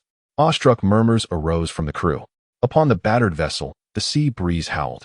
Two figures clashed relentlessly, unleashing a tempestuous force that surged outward, as the entire expanse of the ocean erupted in an infinite cascade of towering waves, reaching heights of nearly 100 meters.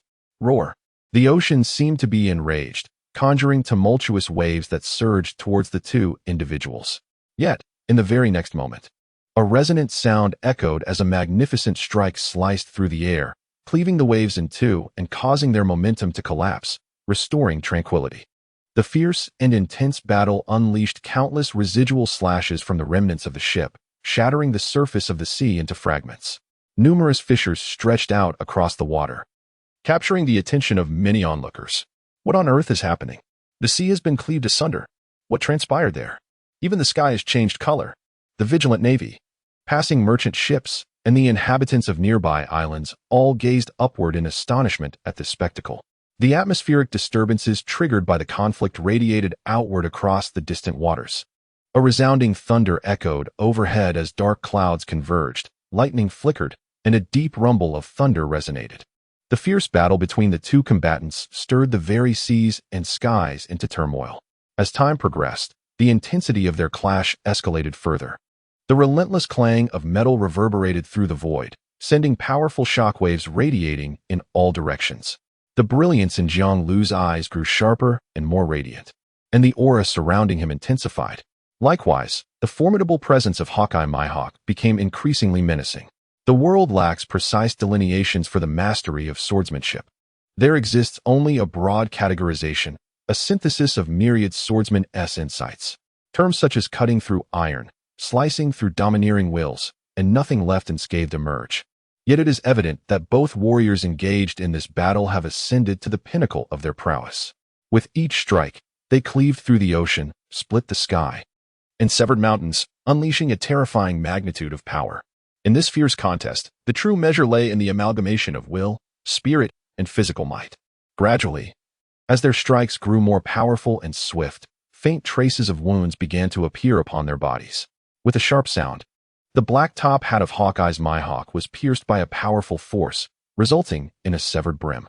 This unexpected occurrence caused his pupils to constrict, and he swiftly retreated. With a slow exhale, Mihawk's expression grew grave. It was an ominous sign that he was experiencing difficulties in such a world-class battle. Truly formidable. Mihawk, feeling a bead of sweat trickle down his forehead, murmured to himself, aware that his stamina and energy were being depleted.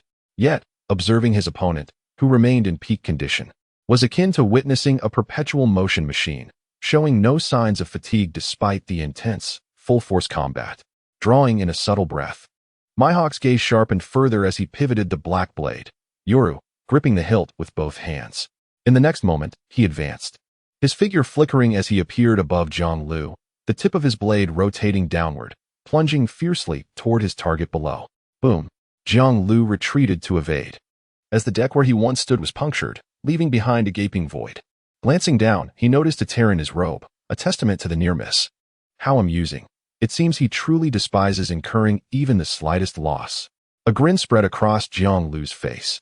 He raised his long blade, its tip aimed at his adversary. And with a subtle tremor, a surge of purplish-red energy enveloped the blade, transforming it into an eerie hue. Is he prepared to unleash his full power? Mihawk pondered gravely, gripping his sword tightly as an overwhelming aura emanated from him. Tap, tap, tap.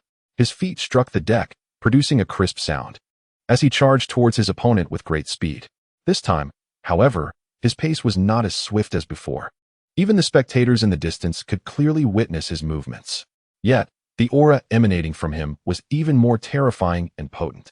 2 breaths later, the intensity in Hawkeye's gaze suddenly sharpened, and in an instant, his figure vanished from the air. When he reappeared, he had leaped high, hovering above the river, wielding a black blade with both hands, poised to strike down ferociously. Haha!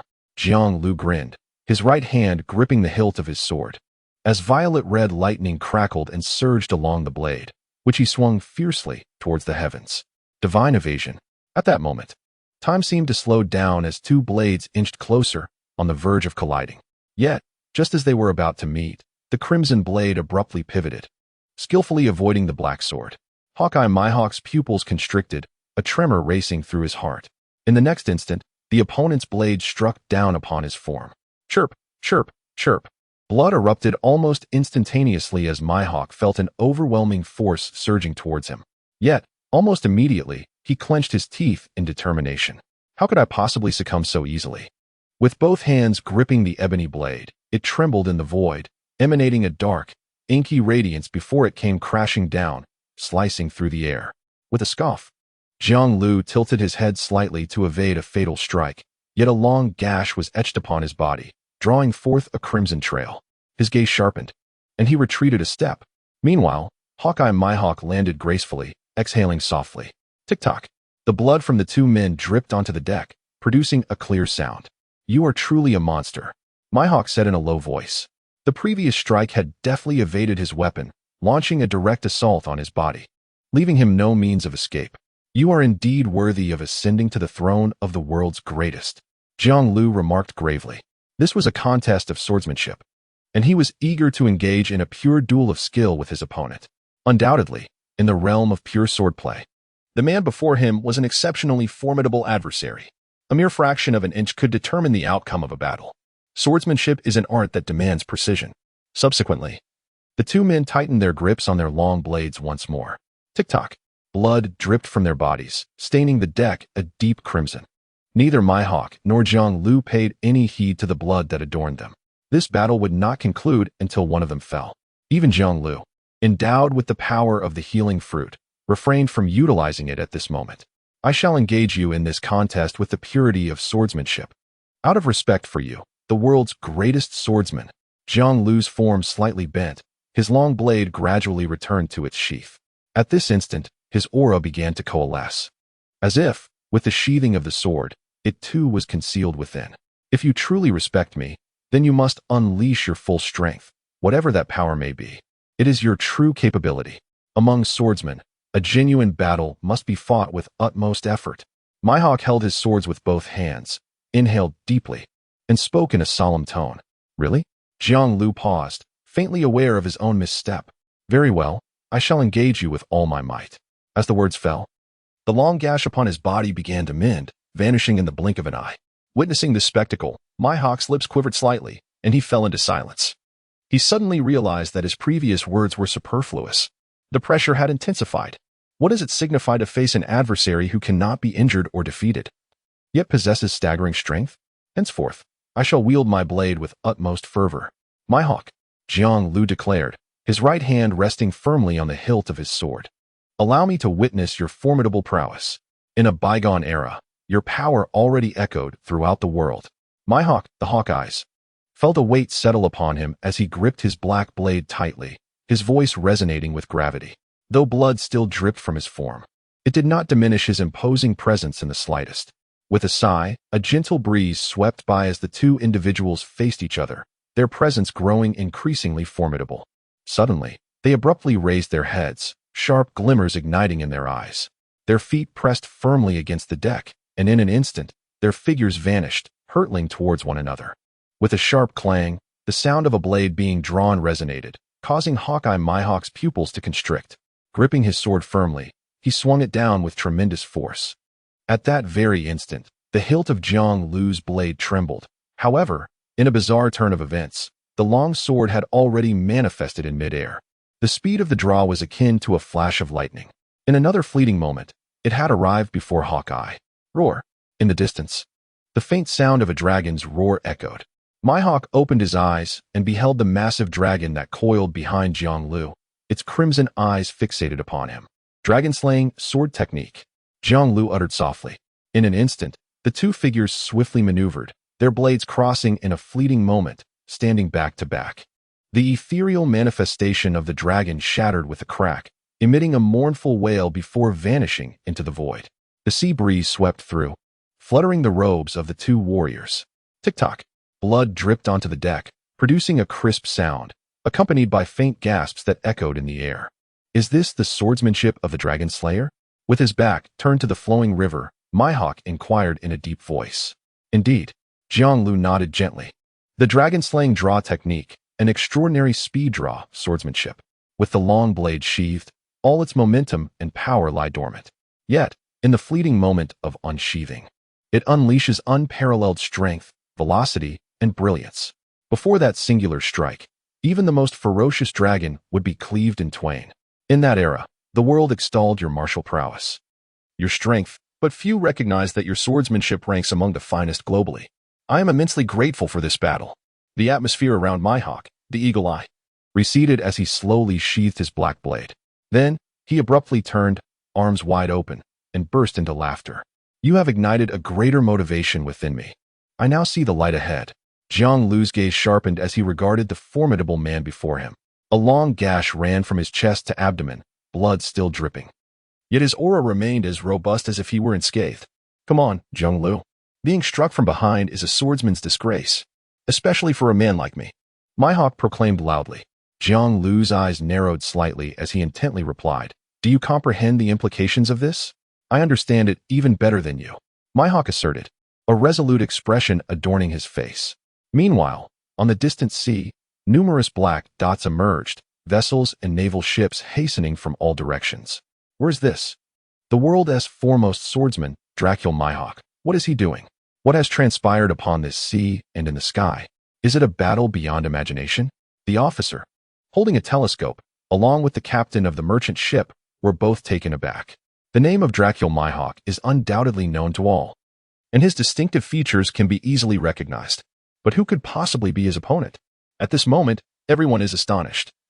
A man capable of dueling with Dracul Mihawk is certainly extraordinary. Ring ring. In a certain corner of the sea, a figure on a bicycle had already entered this maritime expanse, leaving behind a trail frozen in time. A duel between great swordsmen, perhaps?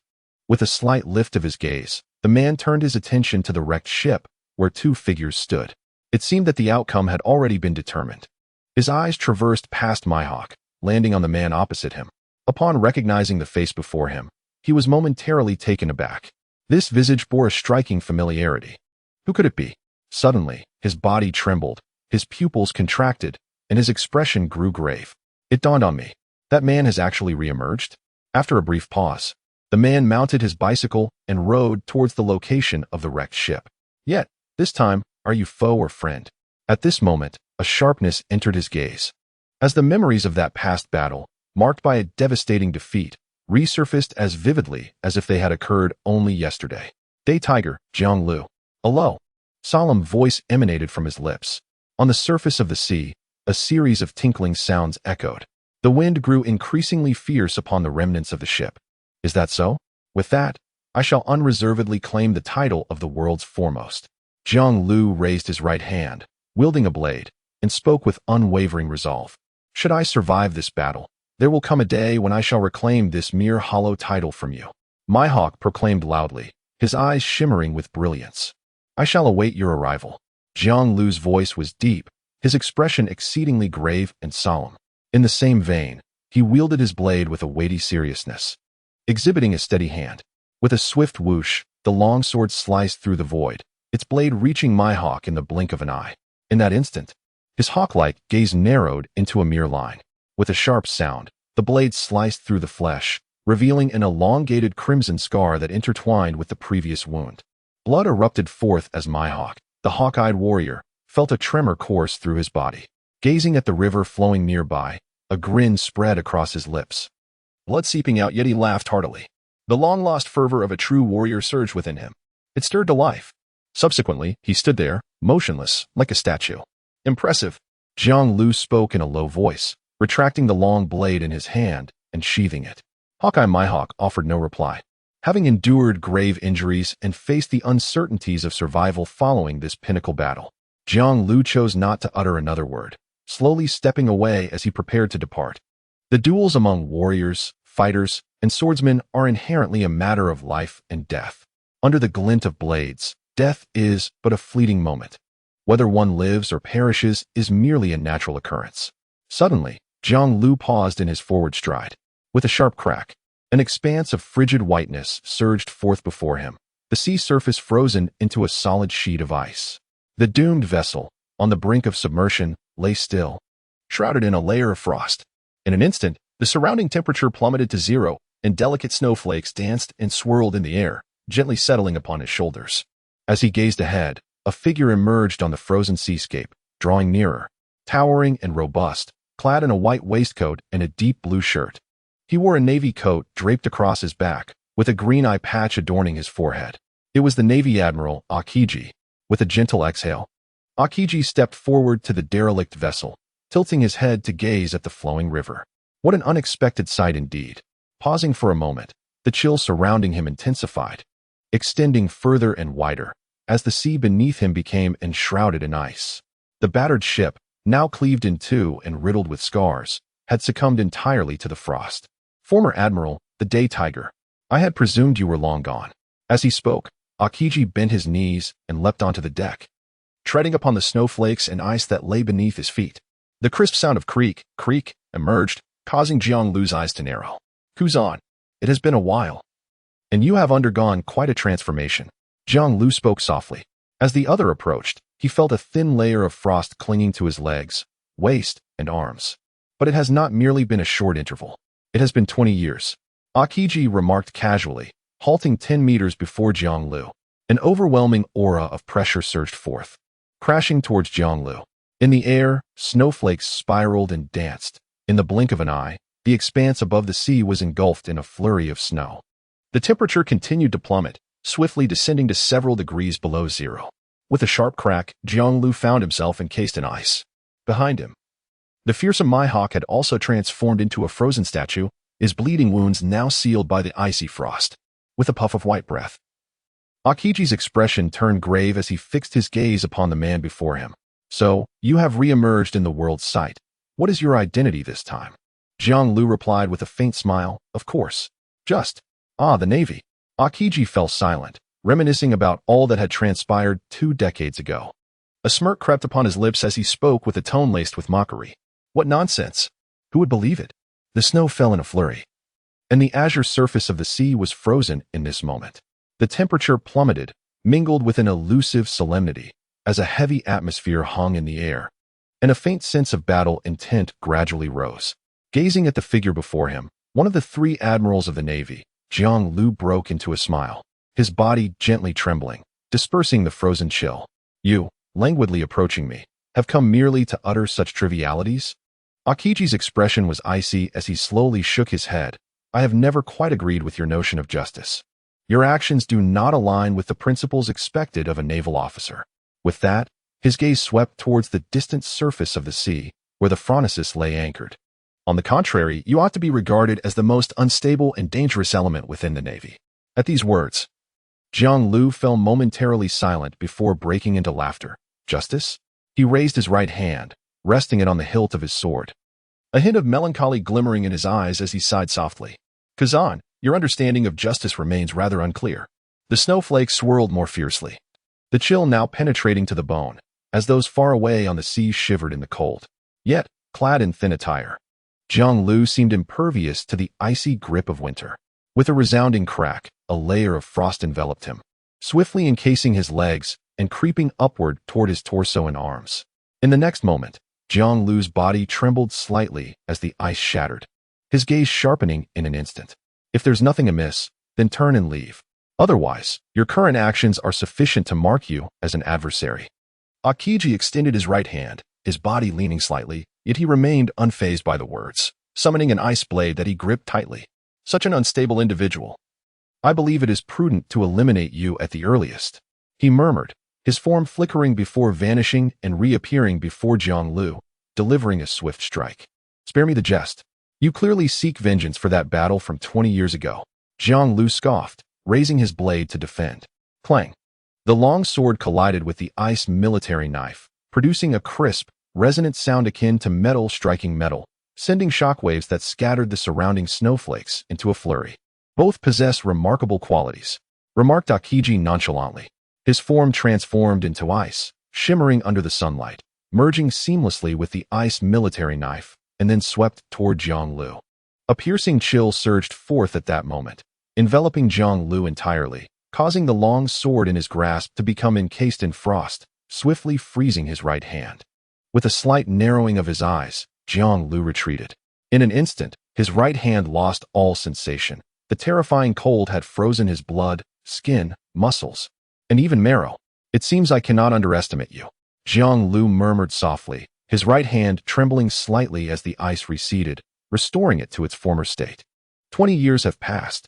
No one remains stagnant," Akiji said lightly, his figure flickering before vanishing from sight. Shave.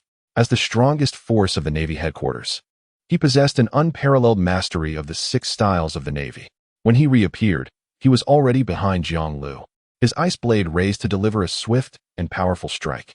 A glimmer of crimson flashed in Jianglu's eyes as he slightly shifted his body, narrowly evading the lethal blow. Crack! A chilling gust surged forth from the ice blade, once again encasing the ice surface ahead in a chaotic tapestry of frost flowers, revealing a unique aesthetic. A flicker of movement crossed Qingji's eyes as he turned his gaze to the side. What met his sight was a long sword exuding an enigmatic aura, slicing horizontally towards him with unparalleled swiftness. With a swift motion, the long blade effortlessly sliced through his abdomen, causing Akiji's body to stiffen. In an instant, he was cleaved in two, transforming into a heap of ice that cascaded and accumulated in a mesmerizing manner. Ah, alas! This strike, I felt the oppressive sensation of 2 decades past. He remains an exceedingly dangerous individual. As the ice vanished, the figure of Kuzan emerged 3 meters away, his eyes dark and expression grave. Enough with the jokes, Kuzan. You are now an admiral, Jiang Lu bellowed, his form flickering as he appeared before his opponent, his long blade vibrating as the armament hockey enveloped it. Immediately, golden cherry blossoms danced, swirling around the edge of the blade. Kuzan, acutely aware of the perilous aura, raised his hands, and 2 frozen spears materialized behind him. With a swift motion, the ice javelins shot towards Jiang Lu. The latter's long blade trembled, cleaving the sturdy ice spears in 2, and in the blink of an eye, he was before Kuzan once more, his long knife poised to strike again. This terrifying presence was truly akin to a ferocious tiger descending the mountain. Kuzan's gaze was grave as a layer of solid ice manifested over his arms, forming a shield to protect him. There was no time to evade this strike. The opponent's speed was as swift as lightning. With a resounding crash, the blade of the long sword collided against the solid ice, unleashing a terrifying force that sent its wielder hurtling through the air. The sound of thunderous explosions echoed as the remnants of the ship were shattered by the force of the impact, rolling across the icy surface for nearly several hundred meters before the white figure finally came to a halt and rose once again. With a deep exhale, Akiji released a plume of white breath, gazing upward at the figure standing sternly at the bow of the wrecked ship. His expression was etched with gravity and solemnity. Undoubtedly, this individual was an exceptionally formidable adversary, a truth he recognized 2 decades ago. The catastrophic defeat he endured, alongside his comrades, Admiral Akainu and Admiral Kazuru, left indelible shadows in their hearts. It was precisely after this that the 3 of them dedicated themselves to relentless training, striving to enhance their abilities, ultimately achieving the former heights of their rival. Now, in the capacity of an admiral, facing this man once more, what would the outcome be? The disparity seemed to have diminished. Musing to himself, Akiji wiped the traces from his cheek, his gaze sharpening anew. Subsequently, he propelled himself into a swift sprint. Simultaneously, the current at the ship's bow surged upward, landing upon the frozen sea, as his right hand swung the blade with fervor. A resonant hum reverberated through the void, as a sharp, purplish-red blade cleaved through the icy surface, hurtling towards Qingji. With a mere flick of his wrist, he unleashed a strike capable of cleaving mountains and seas. Qingji inhaled deeply, his figure flickering as he evaded the oncoming slash. In the next instant, his right hand shot forth, targeting the figure ahead. Frozen time capsule. An intense blast of icy air surged forth, enveloping Jiang Lu, who was poised with his blade, instantly transforming him into a lifeless ice sculpture. Yet, the spectacle was not over. Qingji murmured softly, his form flickering once more, now appearing to the left of Jiang Lu. Crack! At that moment, the river, transformed into an ice sculpture, shattered as the frigid ice encasing it broke apart with a thunderous sound, re-emerging once more. Akiji's gaze was sharp and piercing, suspended in midair. He extended his right hand, with razor-sharp shards of ice forming between his fingers, unleashing a bone-chilling wave of icy air. He had certainly grown considerably stronger than he was 2 decades ago.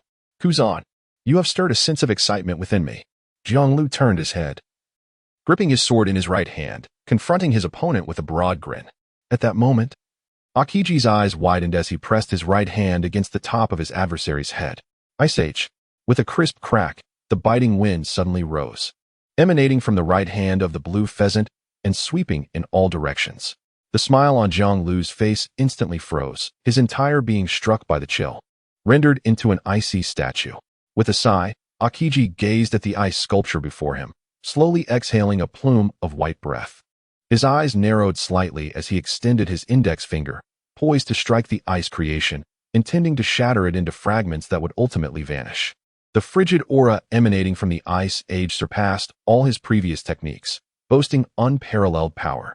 Its expansive reach could instantaneously freeze an entire ocean, while also rendering adversaries completely immobilized, plunging them into a state of suspended animation. Even someone as formidable as Jiang Lu would find such an extreme of frost insurmountable, destined to be encased in ice in an instant. Thus, this is where it ends. Jiang Lu, With a gentle exhalation, Akiji tapped his index finger against the ice sculpture before him. As the index finger made contact with the ice sculpture, it emitted a sound akin to the striking of steel. Immediately thereafter, one could observe the sculpture before them cracking audibly, a distinct fissure appearing on its surface that rapidly proliferated into numerous others. Much like shattered porcelain, the ice sculpture, transformed from the flowing river, became adorned with delicate fractures. Then, with a resounding crash, a flurry of ice shards erupted into the air. The sculpture shattered, splintering into myriad pieces. However, the eyes of the green pheasant narrowed suddenly, its form recoiling sharply, gazing intently at the figure standing amidst the swirling ice fragments, a presence that loomed like a mountain, instilling an overwhelming sense of oppression. "Ah, well done, Kazan." The figure standing amidst the icy shards grinned, yet it imparted a chilling and menacing sensation, akin to a slumbering tiger awakening at this moment, letting out a low growl and roar. With a crisp crack, Jianglu tilted his head slightly, producing a clear sound, then once more tilted to the other side, eliciting yet another sharp crack. "I have mentioned it. Your words have stirred a sense of excitement within me." After a brief pause, his eyes turned frigid, exuding an icy chill. I nearly succumbed to the cold. With a slight movement of his right hand, the long blade he held was swiftly sheathed. In that moment, Jiang Lu astonishingly sheathed his own sword. Akiji, observing the man who stood unfazed before the onslaught of an ice age, felt an intense weight of solemnity in his gaze. Truly, he is a monster. He exhaled softly, leaning forward, steeling himself for battle once more. To conclude this fight with ease seems an impossibility. Such a creature appears impervious even to absolute zero, which is quite a source of vexation. Meanwhile, Jiang Lu's expression mirrored the gravity of the situation, his heart racing. A terrifying chill enveloped him instantaneously, freezing not just his flesh and bones, but his very essence. In that fleeting moment, even his consciousness faded into void. This illustrates the extraordinary prowess of Akiji, a true titan among the world's elite. "Are you prepared, Kazan?" Suddenly, Jiang Lu bellowed, the ice-cold clarity in his eyes unmistakable. "Soon, you shall confront despair and terror akin to that of 20 years past." The cold wind surged and snowflakes danced in the air. Akiji's gaze narrowed, ignited by an inner flame. Such an ordeal is one I have no desire to relive. The atmosphere abruptly settled into a heavy silence, becoming increasingly oppressive, rendering the air almost suffocating. In the distance, upon the deck of a warship, a naval lieutenant raised his telescope, scrutinizing the scene. Upon spotting Akiji, his eyes widened in astonishment. "Who is that?" exclaimed the Navy Admiral Akiji. And the man facing him. The Navy major glanced once more at Jiang Lu, and upon recognizing his visage, he was struck with astonishment. Who could he possibly be to engage in battle with Admiral Akiji? The major then took a deep breath and urgently called out to the Navy personnel behind him. "Quickly, report the situation here to headquarters, and ensure that the visage of the individual battling Admiral Akiji is transmitted as well. Anyone capable of contending with an admiral is undeniably formidable." The major sensed, albeit vaguely, that this would unfold into a momentous event that would astonish the world. Indeed, the Navy officer bellowed, immediately turning around. Aboard the ship, the Mistral, stood the man with the piercing gaze who could slice through the ocean, and now, another individual capable of freezing the sea in an instant had emerged. This world was truly remarkable. Enel stood on the Mistral, trembling with excitement, his fists clenched tightly, his eyes filled with awe and exhilaration. He felt an exhilarating rush within him, as though his very blood was boiling. With formidable warriors aplenty, what a splendid world this is. In a whisper, Enel's worldview was profoundly shaken. Just moments after descending from the Blue Sea, he had already witnessed 2 such colossal battles. What astonished him even more was the relentless flow of combat. In both encounters, the opponents remained in peak condition, exhibiting a ferocity that was utterly overwhelming. The terrifying extent of their power was beyond comprehension. The Admiral, Akiji, Crocodile exhaled a puff of smoke, his eyes revealing a grave concern. He had not anticipated that Akiji, as an admiral, would engage in combat against a fellow Navy officer like Jiang Lu. Another battle that would astonish the world was about to unfold. Crocodile murmured, his gaze sharpening. Such a battle of global significance would undoubtedly broaden their horizons and reveal the disparities between them and the world's most elite warriors, a truly invaluable experience. At the center of the battlefield, whoosh, the frigid wind howled, slicing through the air like a blade, stirring the snowflakes atop the icy surface into a swirling dance. Suddenly, the figure of the river stirred. Open the door, pause the door, give birth to the door, wound the door, seal the door of scenery. Begin. At first, his figure was still visible, but as he ran, a terrifying aura of energy surged around him, boiling rapidly. Finally, with a thunderous roar, a torrent of green energy enveloped him. In that moment, his black hair stood on end, and his expression twisted into a fierce grimace, his robes billowing violently. The ferocious aura cast him in the light of a descending tiger, fierce and relentless. The instant the six gates swung wide open, with a swift whoosh, his form transformed into a green specter, flickering left and right as he glided across the icy surface. In what seemed like an instant, he was already before Qingji. Leaping high into the air, Kazan, embrace the moment. How does our reunion differ from 20 years ago? A fierce growl shattered the air, reaching Akiji's ears and prompting him to look up abruptly. His body trembled as cold energy coalesced in his right arm, aimed at the river of flowing energy soaring towards the sky. Vicious Icebird. The colossal avian creature let out a piercing shriek as it took to the skies, propelled by an immense force. In the air, Zhang Lu caught sight of the Icebird, a grin spreading across his face as he swiftly swung his right fist, striking towards the magnificent creature. With a resounding crack, the colossal Icebird was pierced through. In the next moment, vibrant green energy ignited around its form, plummeting swiftly.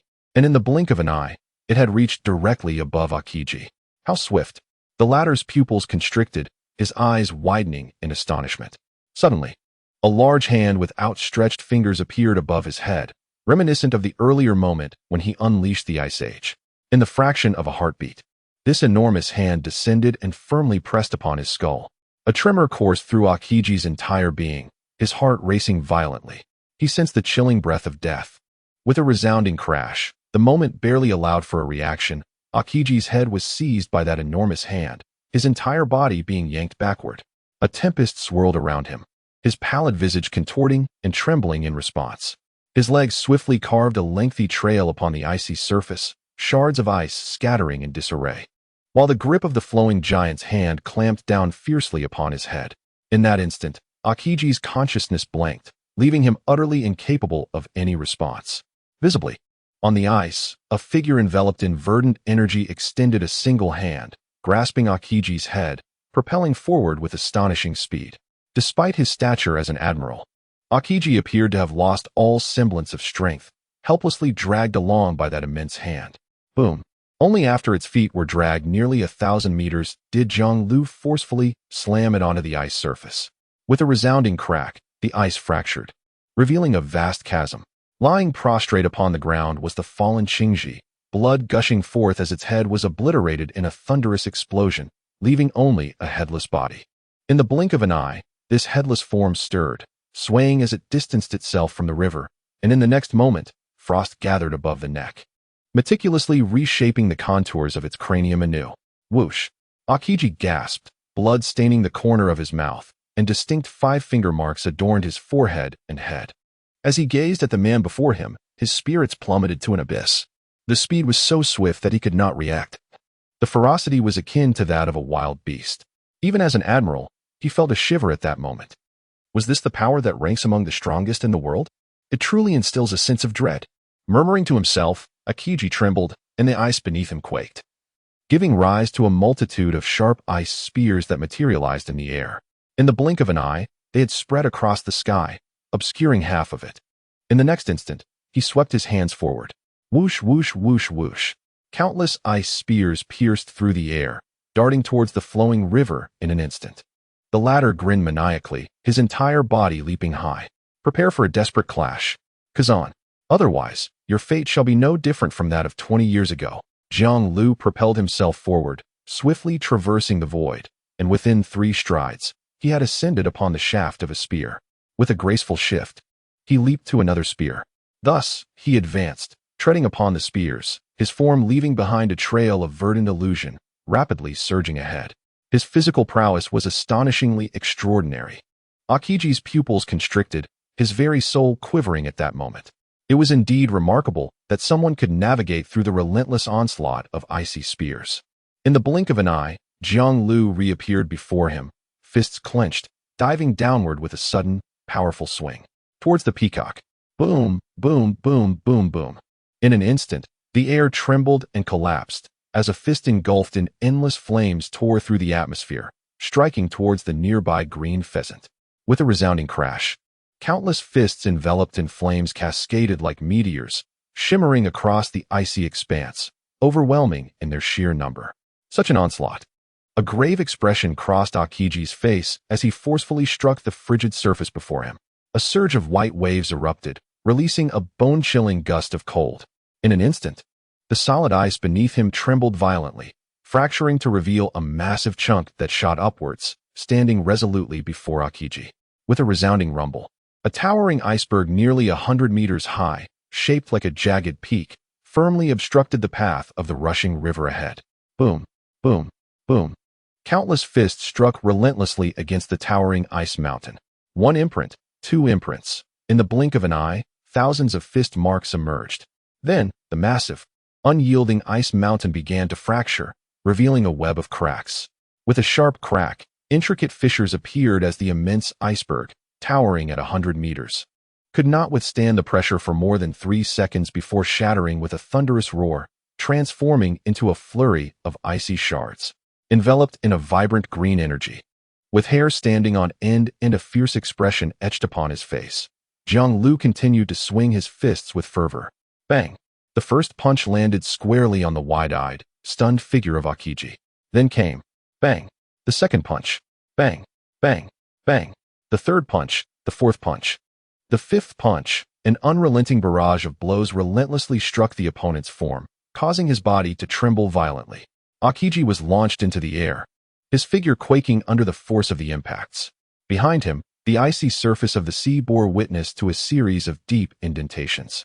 Boom, boom, boom. The deafening cacophony echoed continuously across the frozen expanse, as cracks rapidly spread and extended into the distance. With a soft exhalation, blood trickled from the corner of Akiji's mouth, his body fracturing into shards of ice, only to swiftly mend and heal. It was as though he were ensnared in an interminable, cyclical catastrophe, powerless to resist, unable to evade. Utterly subdued, a fierce, savage, and violent aura enveloped the vast expanse of the ocean, unleashing an overwhelming and terrifying majesty. As the endless phantoms of fists dissipated and the green figure gently descended onto the icy surface, tranquility settled over the scene. Akiji lay sprawled in a cross-like position, his body marred by intricate fissures resembling shattered glass, as he labored to draw breath. His eyes flickered, his once white robe now drenched in blood, his cheeks bruised with a deep purple hue, and the trace of blood at the corner of his mouth trailing down to his neck, presenting a harrowing visage of one who had endured a brutal onslaught. Whoosh, whoosh, whoosh. Lu exhaled softly, yet his presence remained formidable as he towered over his opponent. It seemed as if it were 20 years ago once more. My apologies for prompting you to revisit a long-forgotten scene. A shiver coursed through Akiji, his gaze sharpening anew. His body trembled, transforming into solid ice, only to reappear in an upright stance. The battle is far from over. Lu, I am no longer that feeble and powerless figure before you. His voice reverberated through the void. Though grievously wounded, Akiji was still capable of continuing the fight. Observing his adversary rise once more, Lu paused momentarily, then broke into a wide grin. Indeed, you are commendable. This is the true demeanor befitting a Grand Admiral. His body quaked, and his aura surged once again. Brew brew.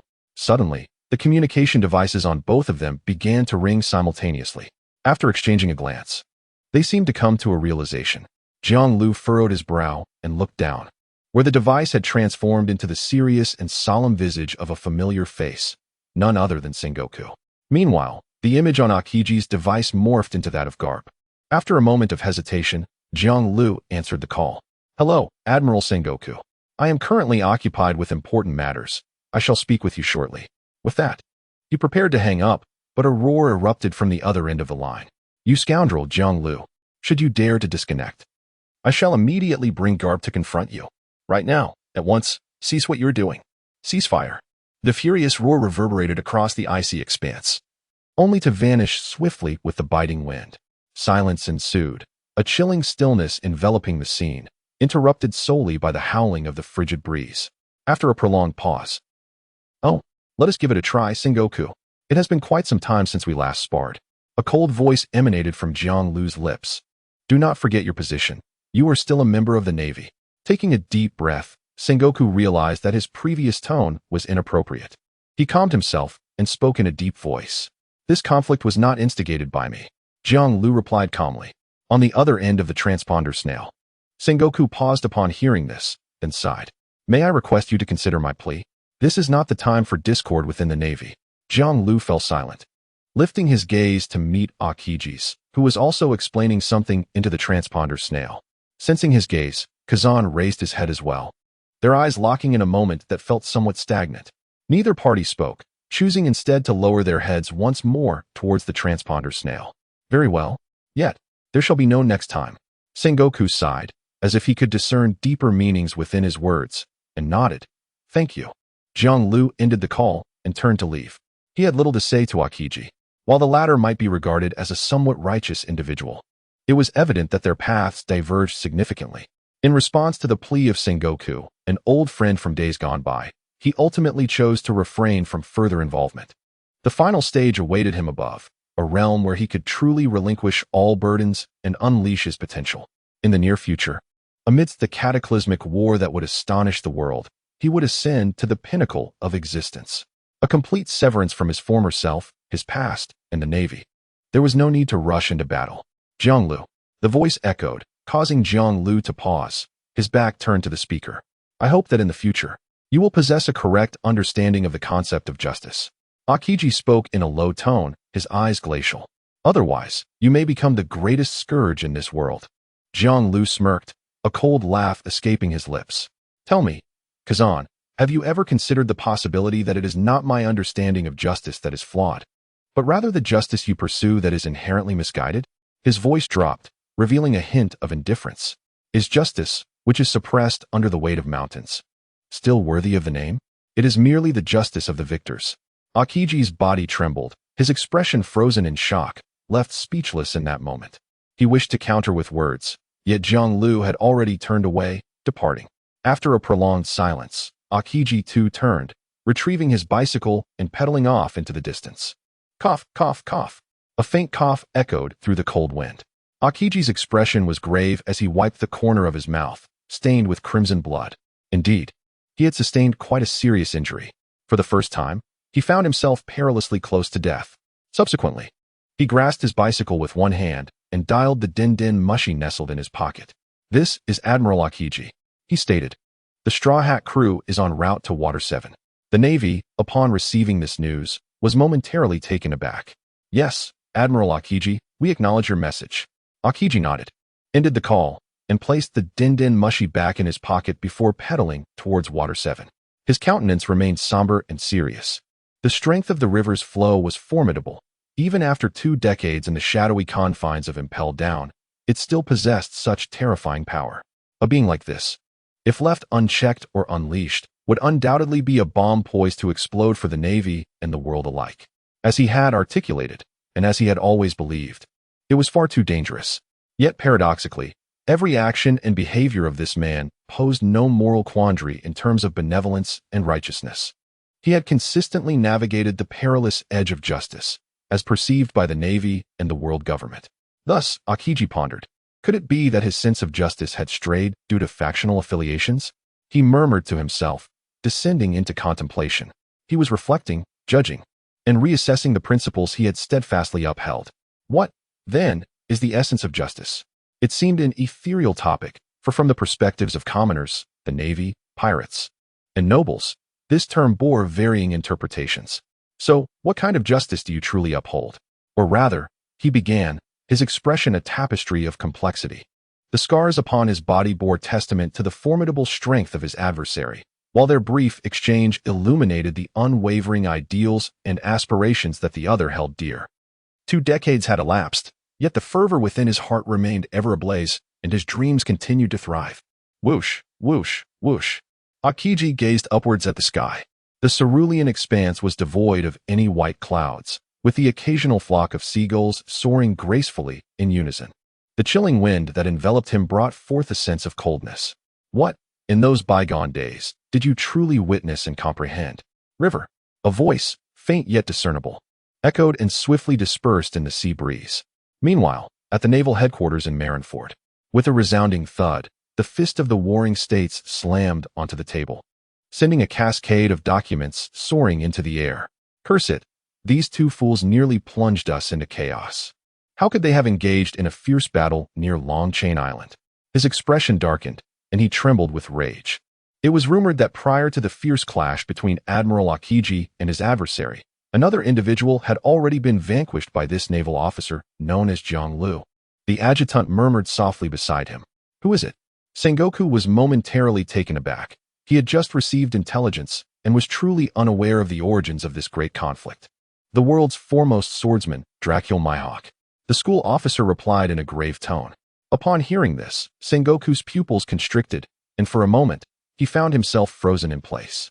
After a considerable pause, he finally lifted his head and asked with a serious demeanor, "Has Hawkeye been defeated?" The school official nodded gravely. "Thus it is," Sengoku murmured. "The world's foremost swordsman, Dracul Mihawk, has been defeated. Consequently, the new title of the world's greatest swordsman must belong to Jiang Lu, would it not? This is a revelation potent enough to send shockwaves throughout the world. Moreover, Sengoku is convinced that, before long, this news will spread across the globe. What a predicament! Fresh from the confines of Impel Down, and already such a monumental event has occurred. How can the news of your survival be concealed? If that group were to discover it?" Sengoku furrowed his brow.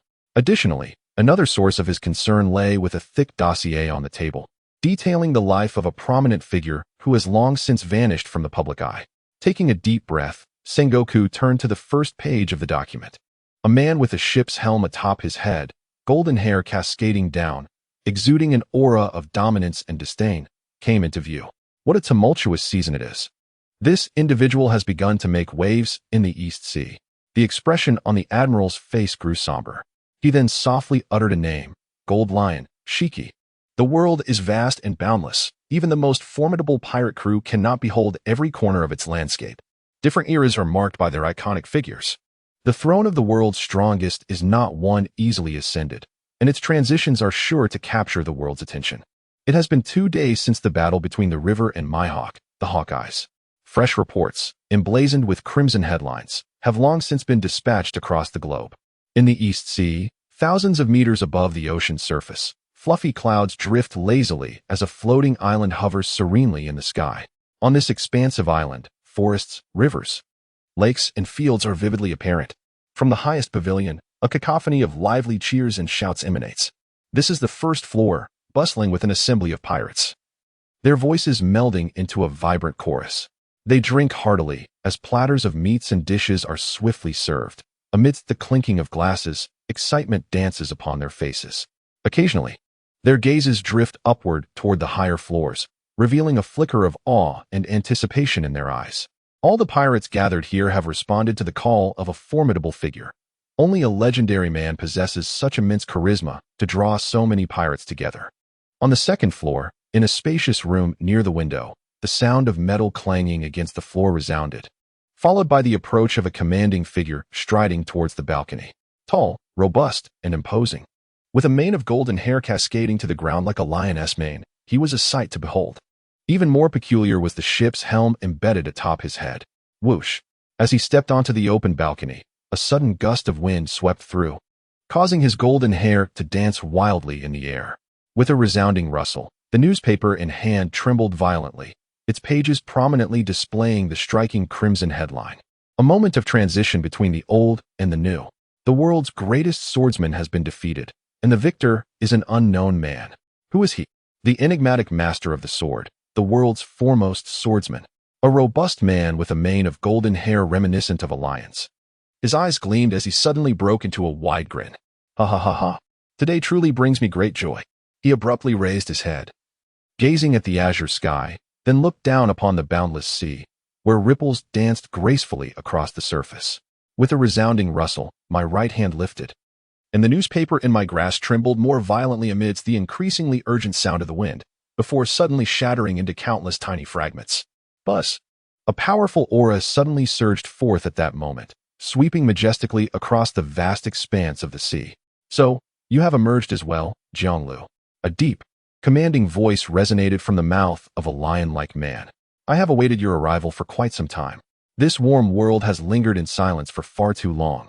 Pausing momentarily, the man's gaze sharpened, and he erupted into laughter. "Next, let chaos reign. The wind howls, golden hair dances, and the man's feet strike the floor, producing a clanging sound. Ah, old friend, I eagerly anticipate our reunion."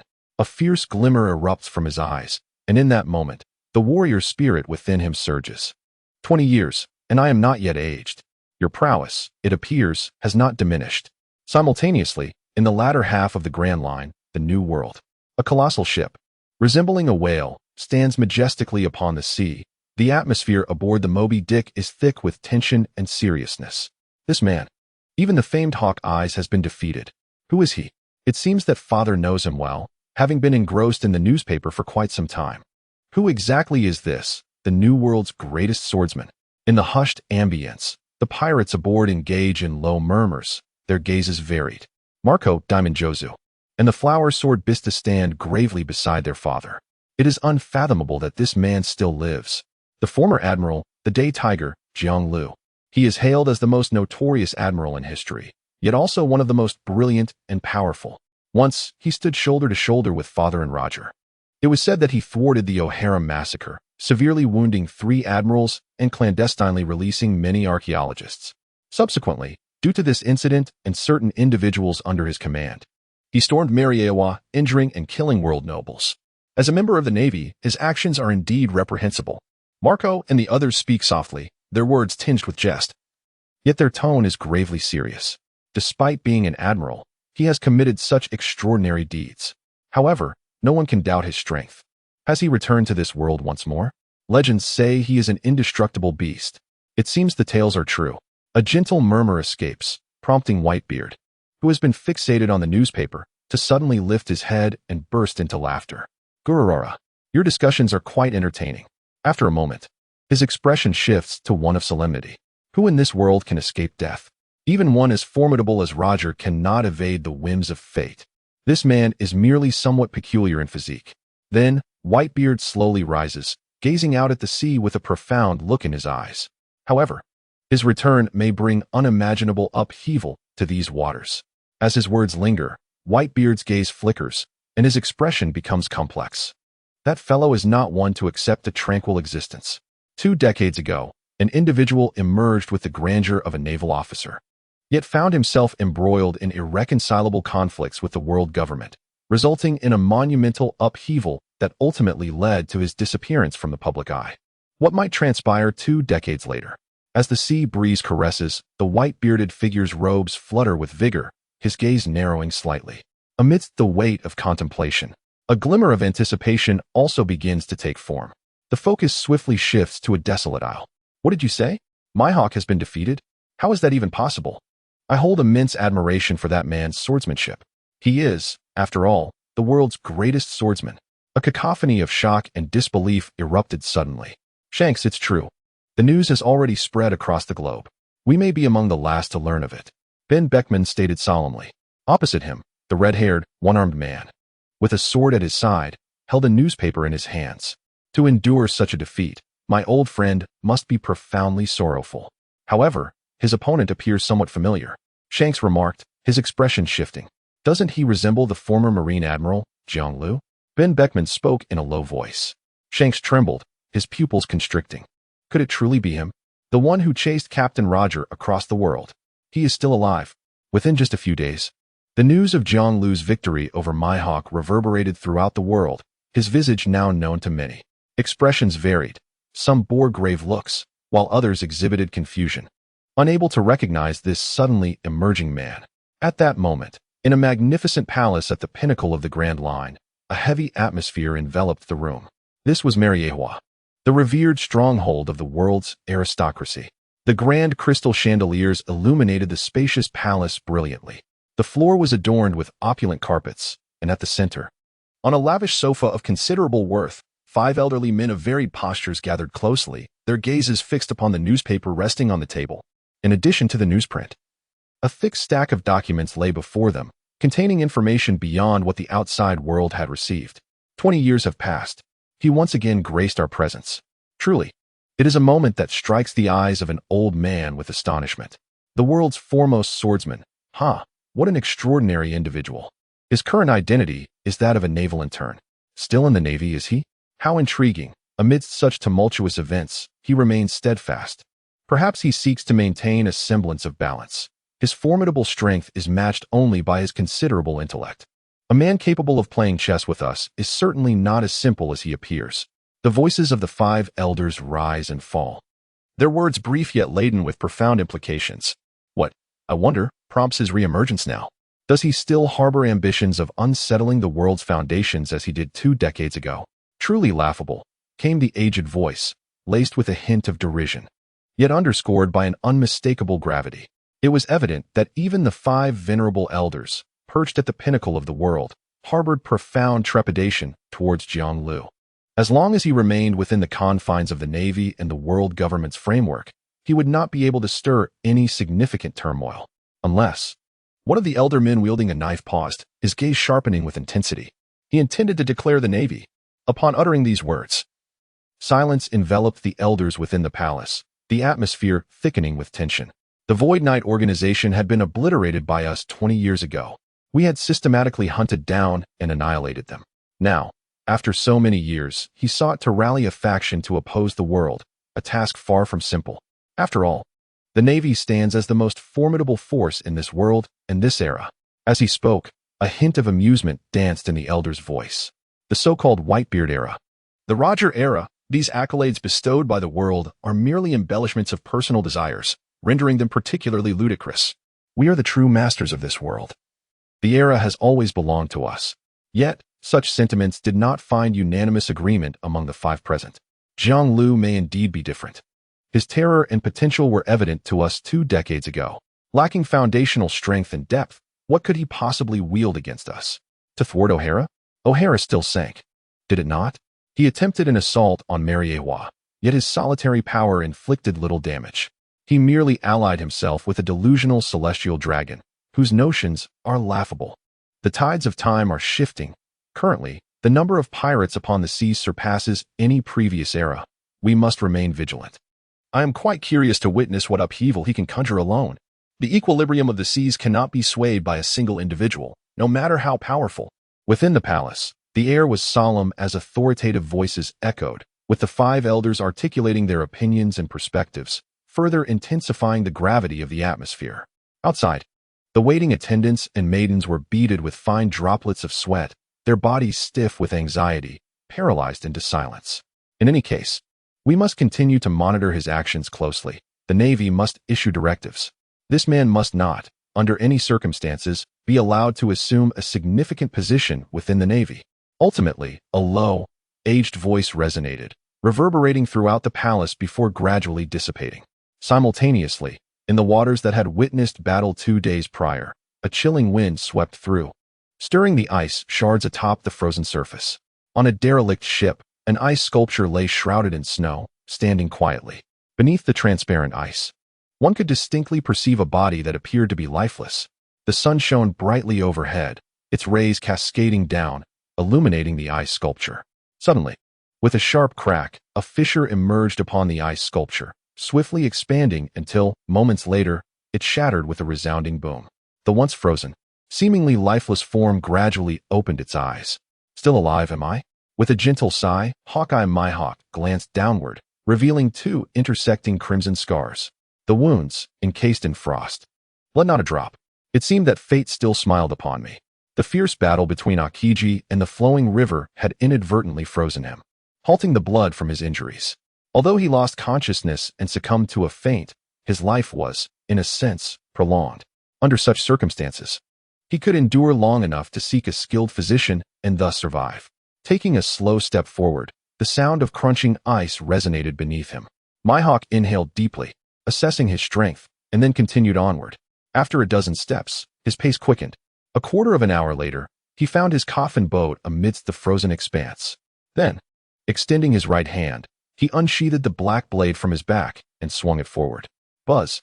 The soaring slash cut through the ice, unleashing the sea, which surged forth to fill the chasm in its wake. My hawk stepped onto the coffin-like vessel, closing his eyes. The lost throne shall be reclaimed next time. The ship drifted along the waters, the green ghostly flames flickering gently, gradually sailing into the distance, until it vanished from sight. Meanwhile, near Longchain Island, the golden arc of Proverbs glided across the surface of the sea, radiating a blinding brilliance under the sun, exuding an air of opulence and luxury. Enel sat at the control panel, serving as a battery, the electric currents crackling around him, coursing through special conduits, spreading their intricate patterns throughout the ship. Zing! A blue arc of electricity flickered across the ship's hull. The world's foremost swordsman. Captain, your illustrious name is known by all. Foxy exclaimed with excitement. It is merely a name, of little significance, Jiang Lu replied with a faint smile, showing no concern for the title of the world's greatest swordsman. The captain's indifference to fame and fortune, even regarding the title of the world's greatest swordsman, is truly admirable. Foxy marveled, and the crew behind him echoed his enthusiasm with fervent cheers. Jiang Lu waved his hand dismissively, uninterested in the extravagant display of admiration from these flamboyant individuals. Buzz buzz. At that moment, the phone bug in his arms began to ring. He looked down and saw the phone bug transform into the likeness of Doflamingo, narrowing his eyes slightly. Jiang Lu answered the call. Dof. Ha ha ha. I recently received some intriguing news that I am certain will pique your interest. The deep, resonant laughter of Doflamingo echoed forth. What news? Jiang Lu paused, taken aback. Regarding the legendary pirate of yore, Doflamingo hesitated before uttering a name, the Golden Lion, Shiki. Upon hearing this, Jiang Lu's gaze sharpened instantly. The Golden Lion Shiki? That individual was certainly familiar to him. He had once, in a fit of fury after the capture of the pirate king Roger, single-handedly assaulted the Navy headquarters, only to ultimately fail and be imprisoned. However, his incarceration did not mark the end. 20 years ago, when Jiang Lu had just entered Impelled Down, Shiki had defiantly severed his own feet, shackled by sea prism stone, and orchestrated an audacious escape. Ha ha, Jiang Lu, do you truly believe you can remain confined in this lightless dungeon? He had heard tales of the wicked deeds Shiki had committed, a truly nefarious character. Perhaps you should allow me to leave. And on the day you step out of Impelled Down, we could join forces to disrupt this world. Though 2 decades had elapsed, the echo of the Golden Lion's laughter still resonated in his ears, clear and resounding. A promise made 20 years ago, Jiang Lu murmured. His gaze drifted towards the sky ahead, suddenly fierce. Yet, he wondered if such a man would still adhere to the words spoken on that day. Subsequently, he addressed the snail phone softly. Share with me all that you know. I hold great interest in him. Doflamingo chuckled. I knew it would come to this. You are in need of him, a figure who once shone brightly in a bygone era, yet has now lost his luster. Ha ha ha ha. With a gentle pause. The mirth in Doflamingo's words was unmistakable. I shall convey all the intelligence I have gathered to you. I sincerely hope that Uncle Jiang Lu will achieve success and bring them under his command. Jiang Lu squinted slightly before hanging up the phone, standing at the bow of the Jinyan. He gazed ahead, clearly observing the island shaped like a growth chain. According to the recent news, the Straw Hat Pirates had already set sail for Water 7. This also signified that the battle for Bonero Island was about to commence, and the curtain had been drawn on the Battle of the Summit. Preparations must be made. Jiang Lu murmured, his eyes glimmering. Is it Doflamingo? Crocodile inquired at that moment, his gaze becoming somewhat intense. Jiang Lu nodded slightly, as if he had divulged some extraordinary information. Crocodile murmured softly, did he mention a person? Jiang Lu smiled broadly, his lips curving into a grin. Who? Jin Shitsi, Shurji. Jiang Lu uttered a name. Crocodile's entire body trembled, his eyes narrowing in an instant, and after a moment, he regained his composure. Indeed, he is quite an extraordinary individual. Jiang Lu smiled and nodded, then addressed Crocodile. I require you to reconstruct the Baroque works under your command. This is certainly no issue. I have recently established contact with other members and am in the process of building a network. However, I need my original subordinates. Crocodile's gaze flickered slightly as he replied in a deep voice. You are quite a loyal boss. Jiang Lu fixed his gaze upon him and remarked with a hint of significance. Yet, to start anew would consume valuable time. Crocodile replied nonchalantly. Is that so? I shall manage this matter, though it requires time. Jiang Lu chuckled softly, naturally refraining from exposing the others, Fleet Admiral, whether it be Crocodile or Doflamingo. These overtly malevolent figures possessed their distinctive qualities. One such trait is the profound reverence and respect their subordinates hold for them. Crocodile's followers would risk their lives to rescue him in times of imprisonment, while Doflamingo's family would unconditionally obey his commands, even to the point of death, without hesitation. "Thank you," Crocodile murmured softly after a brief silence. As time passed, the Mistral ship replenished its supplies at Long Chain Island, and the abundance of food and daily necessities ensured that the crew's reserves were quite ample. As dusk fell that day, a document detailing news of Don Quixote Doflamingo found its way into Jiang Lu's hands. It was reported that he had recently recruited a cadre of former subordinates along with new pirates, and was orchestrating a grand scheme of considerable magnitude, set to unfold in the East Sea. He truly is a restless soul. Had you not mentioned him, I might have remained oblivious to the fact that such a significant figure still roamed the earth. Doflamingo's laughter wafted through the air, carried by the sea breeze and transmitted via the snail. Jiang Lu's expression grew serious as he perused the document, which vividly chronicled the activities of the Golden Lion Shiki following his escape from prison. It detailed his arrival at an island named Vermal, where he discovered numerous animals rendered ferocious by consuming plants containing IQ components. Subsequently, he claimed this island as his own, renaming it Floating Island, and began to research IQ alongside his first mate, achieving notable success. Recently, he summoned a multitude of former pirate crew members to converge upon Floating Island, intent on executing a grand endeavor. It was precisely due to this substantial movement that Doflamingo, alerted by Jiang Lu, became aware of his whereabouts. The Golden Lion, yearning for vengeance and restless in his return, has stepped out of Impel Down to begin anew. Jiang Lu smiled softly, gazing out at the darkening sea. They truly make for formidable allies, bound by a promise made 20 years prior and a robust foundation of collaboration. He felt confident in his ability to bring the Golden Lion under his command. Undoubtedly, Shiki would emerge as a potent subordinate, playing an exceptionally crucial role in future undertakings. Yet, before such a partnership could be solidified, a great battle might be necessary. Jiang Lu's gaze sharpened. Like a proud lion, the Golden Lion would not easily submit to another. His pride and dominance would not permit any challenges to his authority. Even the former pirate king, Roger, was a target of his ambitions, nearly resulting in his complete annihilation. Despite experiencing defeat 2 decades ago and losing some of his former vigor, he remained the same tyrannical man, fueled by immense ambition. Only a war, a decisive, victorious war, could compel such a man to yield. "Who is the boss?" "Equally significant," murmured Jiang Lu. The night swiftly passed, and with the dawn of a new day, the Ark Reminisces had already ascended from the ocean's surface, soaring high into the sky, thousands of meters above the sea. Their destination was none other than one of the legendary pirates of the previous era, the flying pirate, Gold Lion Shiki. Foxy stood at the bow, his voice brimming with excitement as his black hair was swept back by the wind. The others trembled with anticipation, erupting in fervent exclamations. Even Crocodile felt a stir in his heart upon learning of their quest to seek the fabled pirate. The other 2 infamous pirates included the Pirate King, Roger, and the current strongest man in the world, the Yonko, Whitebeard. Their voices echoed across the Reminisces, dissipating with the breeze.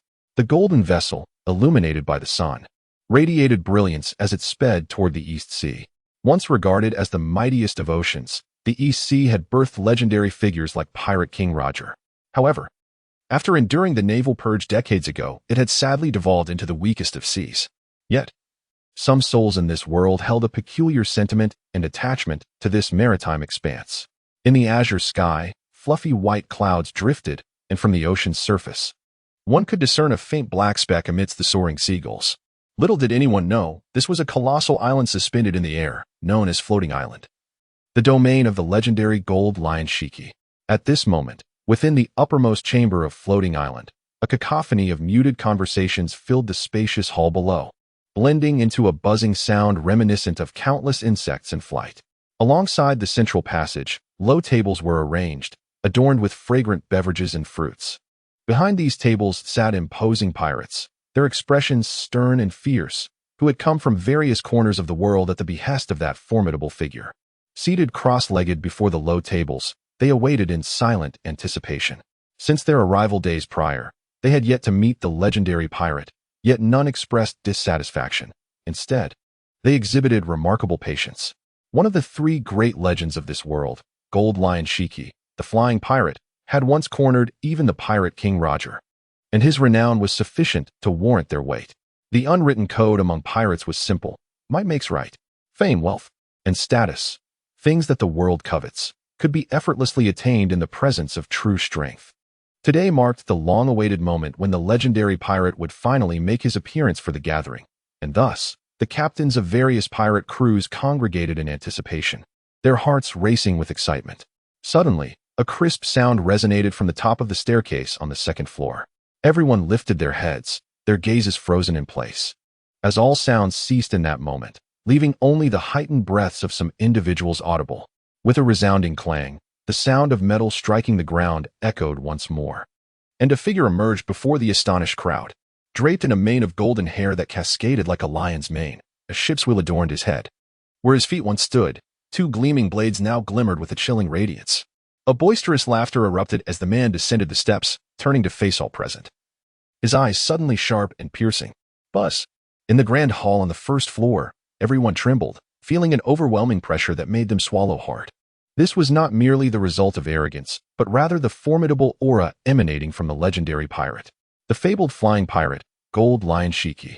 He once ensnared the pirate King Roger in peril, standing just a step away from seizing the title himself, possessing an insatiable ambition capable of engulfing the four seas, coupled with a terrifying resolve.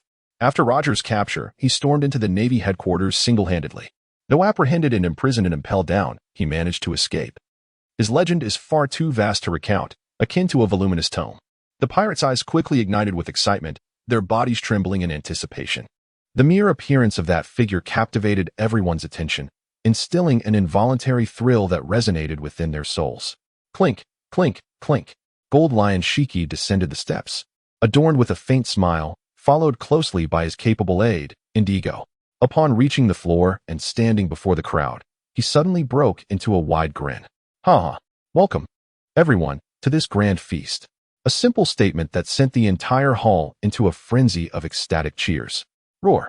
The Golden Lion, Shiki, lives on. The legendary pirate speaks to us. I am on the verge of fainting from exhilaration. An innumerable cacophony echoes in this moment, causing the hall to tremble and vibrate, instantly transforming into a chaotic uproar. No one can fathom the stature, renown, and influence that the once legendary pirates held in the hearts of the world. Countless individuals revere and idolize the heights they once achieved, even developing a fervent devotion. In the previous life of Zhonglu, such occurrences might have elicited astonishment. Yet, in this world where might reigns supreme, it is nothing short of commonplace. A power so formidable that it rivals the divine inherently engenders the highest forms of personal worship and belief. The purpose of gathering everyone here is quite straightforward. Despite the din in the hall, the voice of the Golden Lion resonates clearly in every ear, bringing a hushed silence over the crowd. As he slowly surveys all present, the smile on his face gradually dissipates, replaced by an aura of chilling intensity and sharpness. This era is far too gentle. It is time for certain individuals to comprehend the cruelty of life and the coldness of the world. Pausing momentarily, his gaze turns icy. I shall commence from the East Blue. I will obliterate the entire East Blue. I will proclaim to the world. His entire being trembles, arms wide open, his golden mane billowing like a lion's mane, exuding an overpowering presence. I, the Golden Lion, have returned. We have returned. The hall falls into profound silence, broken only by the sound of someone swallowing. Yet soon, a fervent roar erupts, resonating throughout. Roar. Destroy the East Sea. Heed the words of the Golden Lion leader. We shall dominate the entire world. In this exhilarating moment, my body trembles uncontrollably. The roar resounds like thunder, echoing throughout the entire pavilion. The Golden Lion gazes at this spectacle, a manic smile spreading across his face. After 2 decades, the time for his vengeance has finally arrived. After a long period of silence, he is determined to leave the world in awe this time. Simultaneously, a magnificent ark, shimmering with golden light under the sun, suddenly appeared above the floating island, swiftly heading towards the highest pavilion. The enormous sail bore the inscription Void Knight, contrasted against the backdrop of a white skull mask, exuding an eerie menace. What is that? Throughout the pavilion, the vigilant pirates looked up in astonishment at the rapidly approaching ark, a golden ship flying through the air. In the next moment, the pirates snapped back to reality, exclaiming in disbelief, "Quick, quick, quick! Inform Captain Shiki. An unidentified vessel capable of soaring through the skies is evidently out of the ordinary." Just as they were about to turn and rush towards the rear hull, a figure suddenly leapt from the prow of the ship. With a swift motion, a graceful arc sliced through the air, followed by a thunderous crash that sent dust swirling, revealing a large crater before the pavilion. A figure emerged, standing before them. "Is this where you find Shiki?" As the dust settled, a silhouette clad in a black robe, with a dagger at their waist, materialized and, facing them, inquired with a calm demeanor. Whoosh! The wind howled as dust swirled and quickly dissipated. The figure of the newcomer became clear to the pirates guarding the pavilion. With a close-cropped black hairstyle and clad in a loose black robe, he bore a long sword at his waist. His youthful face, seemingly in his 20s or 30s, belied the profound weariness concealed within his deep-set eyes. In that fleeting moment of being scrutinized, the pirates felt a tremor run through their bodies, an instinctive fear awakening within them, as if he could see straight into their souls. Yet, they quickly regained their composure and drew their weapons. "Did you just dare to call our captain by name? What audacity!" they exclaimed, for their captain was none other than the legendary pirate, Shiki the Golden Lion, one of the 3 great legends of the sea. How could this young man be so brazen? "Do you know who he is?" The pirates shouted angrily, ready to charge at the man before them. But just then, the young man suddenly broke into a grin, his eyes widening. "Do you know who I am?" "Buzz." The pirates were momentarily taken aback, and in the next instant, a tremendous, shocking, and overwhelming aura surged forth. At that moment, the air seemed to whip up a ferocious wind. The void trembled, radiating ripples that surged toward the pavilion. The pirates standing at the entrance found themselves frozen, their eyes gradually turning pale, and the weapons they held slipped from their grasp. Thud, thud. The sounds echoed one after another, as figures collapsed lifelessly to the ground, losing consciousness. Jiang Lu's expression remained indifferent as he gazed toward the imposing pavilion ahead. Although he had yet to enter, he could already sense the opulence and revelry within. The intoxicating aroma of wine and the thunderous cheers resounded in his ears, creating a cacophonous scene. Indeed, it was a boisterous spectacle. Let my arrival add yet another layer of allure to your celebration. Shiki, with a faint exhalation, Jiang Lu stepped forward. Buzz. With this step taken, the conqueror's haki surged forth, sweeping ahead. The void trembled, rippling outward, and the wooden pillar at the entrance cracked with a sharp sound. Then came the second step. A resounding hum surged forth. A magnificent and domineering aura sweeping through the air, radiating powerfully into the halls of the pavilion. Jiang Lu advanced with measured steps, his presence exuding an overwhelming, fearsome, and oppressive force that surged toward him from the front. Thud, thud. The pirates near the entrance were struck by an overwhelming presence, their eyes glazing over as they fell one by one, losing consciousness. At the innermost part of the room, the formidable Shiki, the Golden Lion, suddenly lifted his head, gazing intently ahead. The pirates in the first-floor hall wore expressions of shock, beads of sweat forming on their foreheads as they turned to face the doorway. Tap, tap, tap. The rhythmic sound of footsteps echoed through the air. What met their eyes was a young man, adorned with a faint smile that, despite its gentleness, exuded an undeniable aura of dominance. Buzz.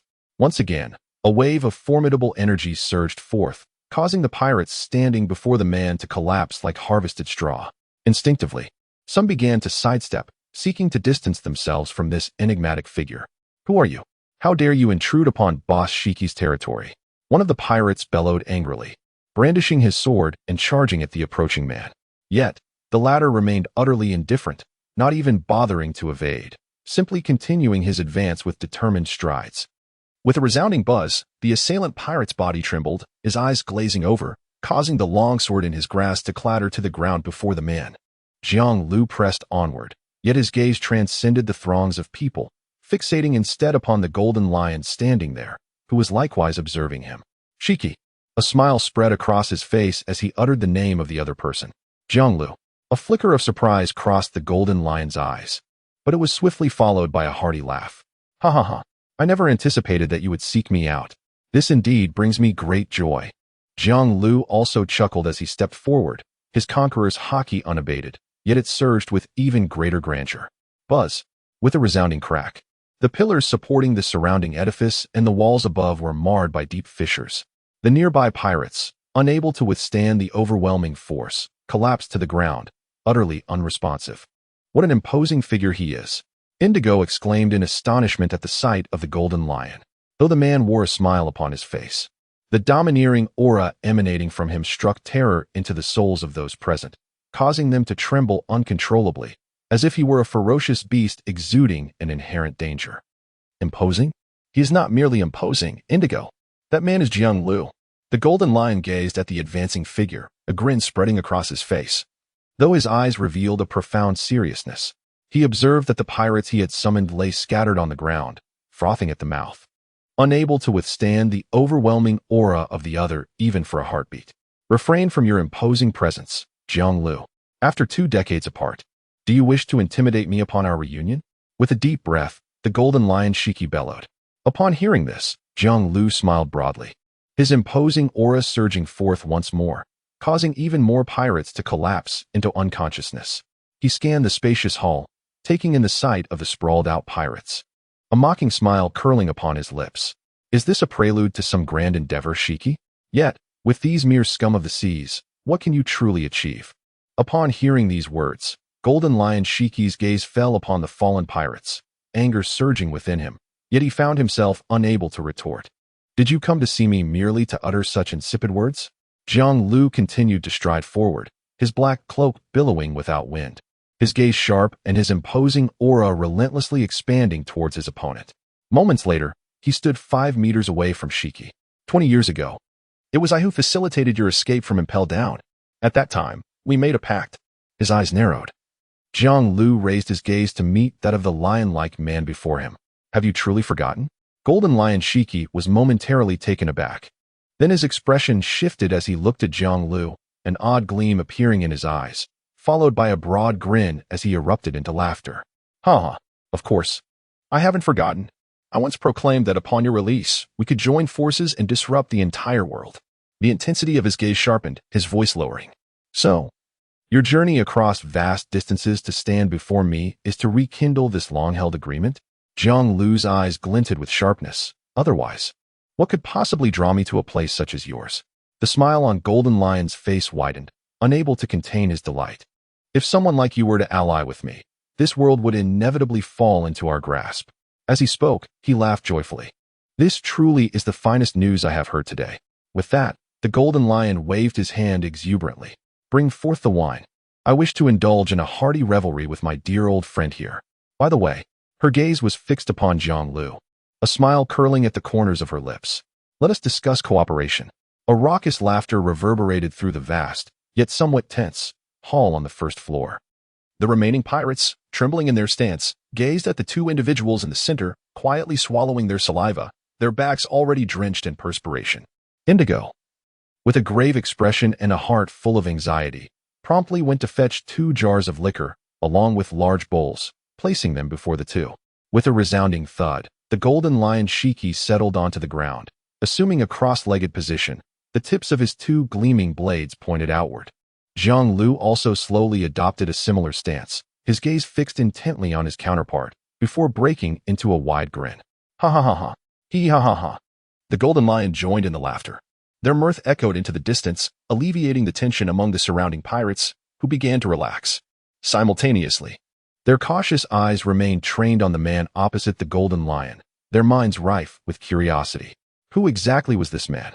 Capable of sharing a seat with a legendary pirate? Merely through sheer presence, he had rendered so many formidable warriors unconscious. This individual was not to be underestimated. Indigo, treading softly on the ground, held his breath as he poured wine into a bowl before the 2 men. The clear liquid cascaded into the vessel, creating a flurry of bubbles. Jiang Lu peered into the bowl and nodded in approval, exclaiming, "Excellent wine." The Golden Lion replied with a smile. "This is a fine spirit I painstakingly sourced from the East Sea. It will surely suit your taste." "Then I shall not hold back," Jiang Lu declared, raising his wine bowl. The Golden Lion mirrored his gesture, and the 2 men clinked their cups with vigor. Clang! The crisp sound resonated. And soon the 2 raised their heads, a bowl of potent liquor gliding down their throats and settling in their stomachs. After a few moments, they placed their bowls on the ground, exchanged a glance, and burst into laughter once more. The Golden Lion shook his head. a sense of nostalgia on his face as he remarked, 20 years have passed. At last, you and I meet again beyond the gates of Advanced City. Jiang Lu nodded gently, affirming, indeed, I have awaited this cup of wine for 2 decades.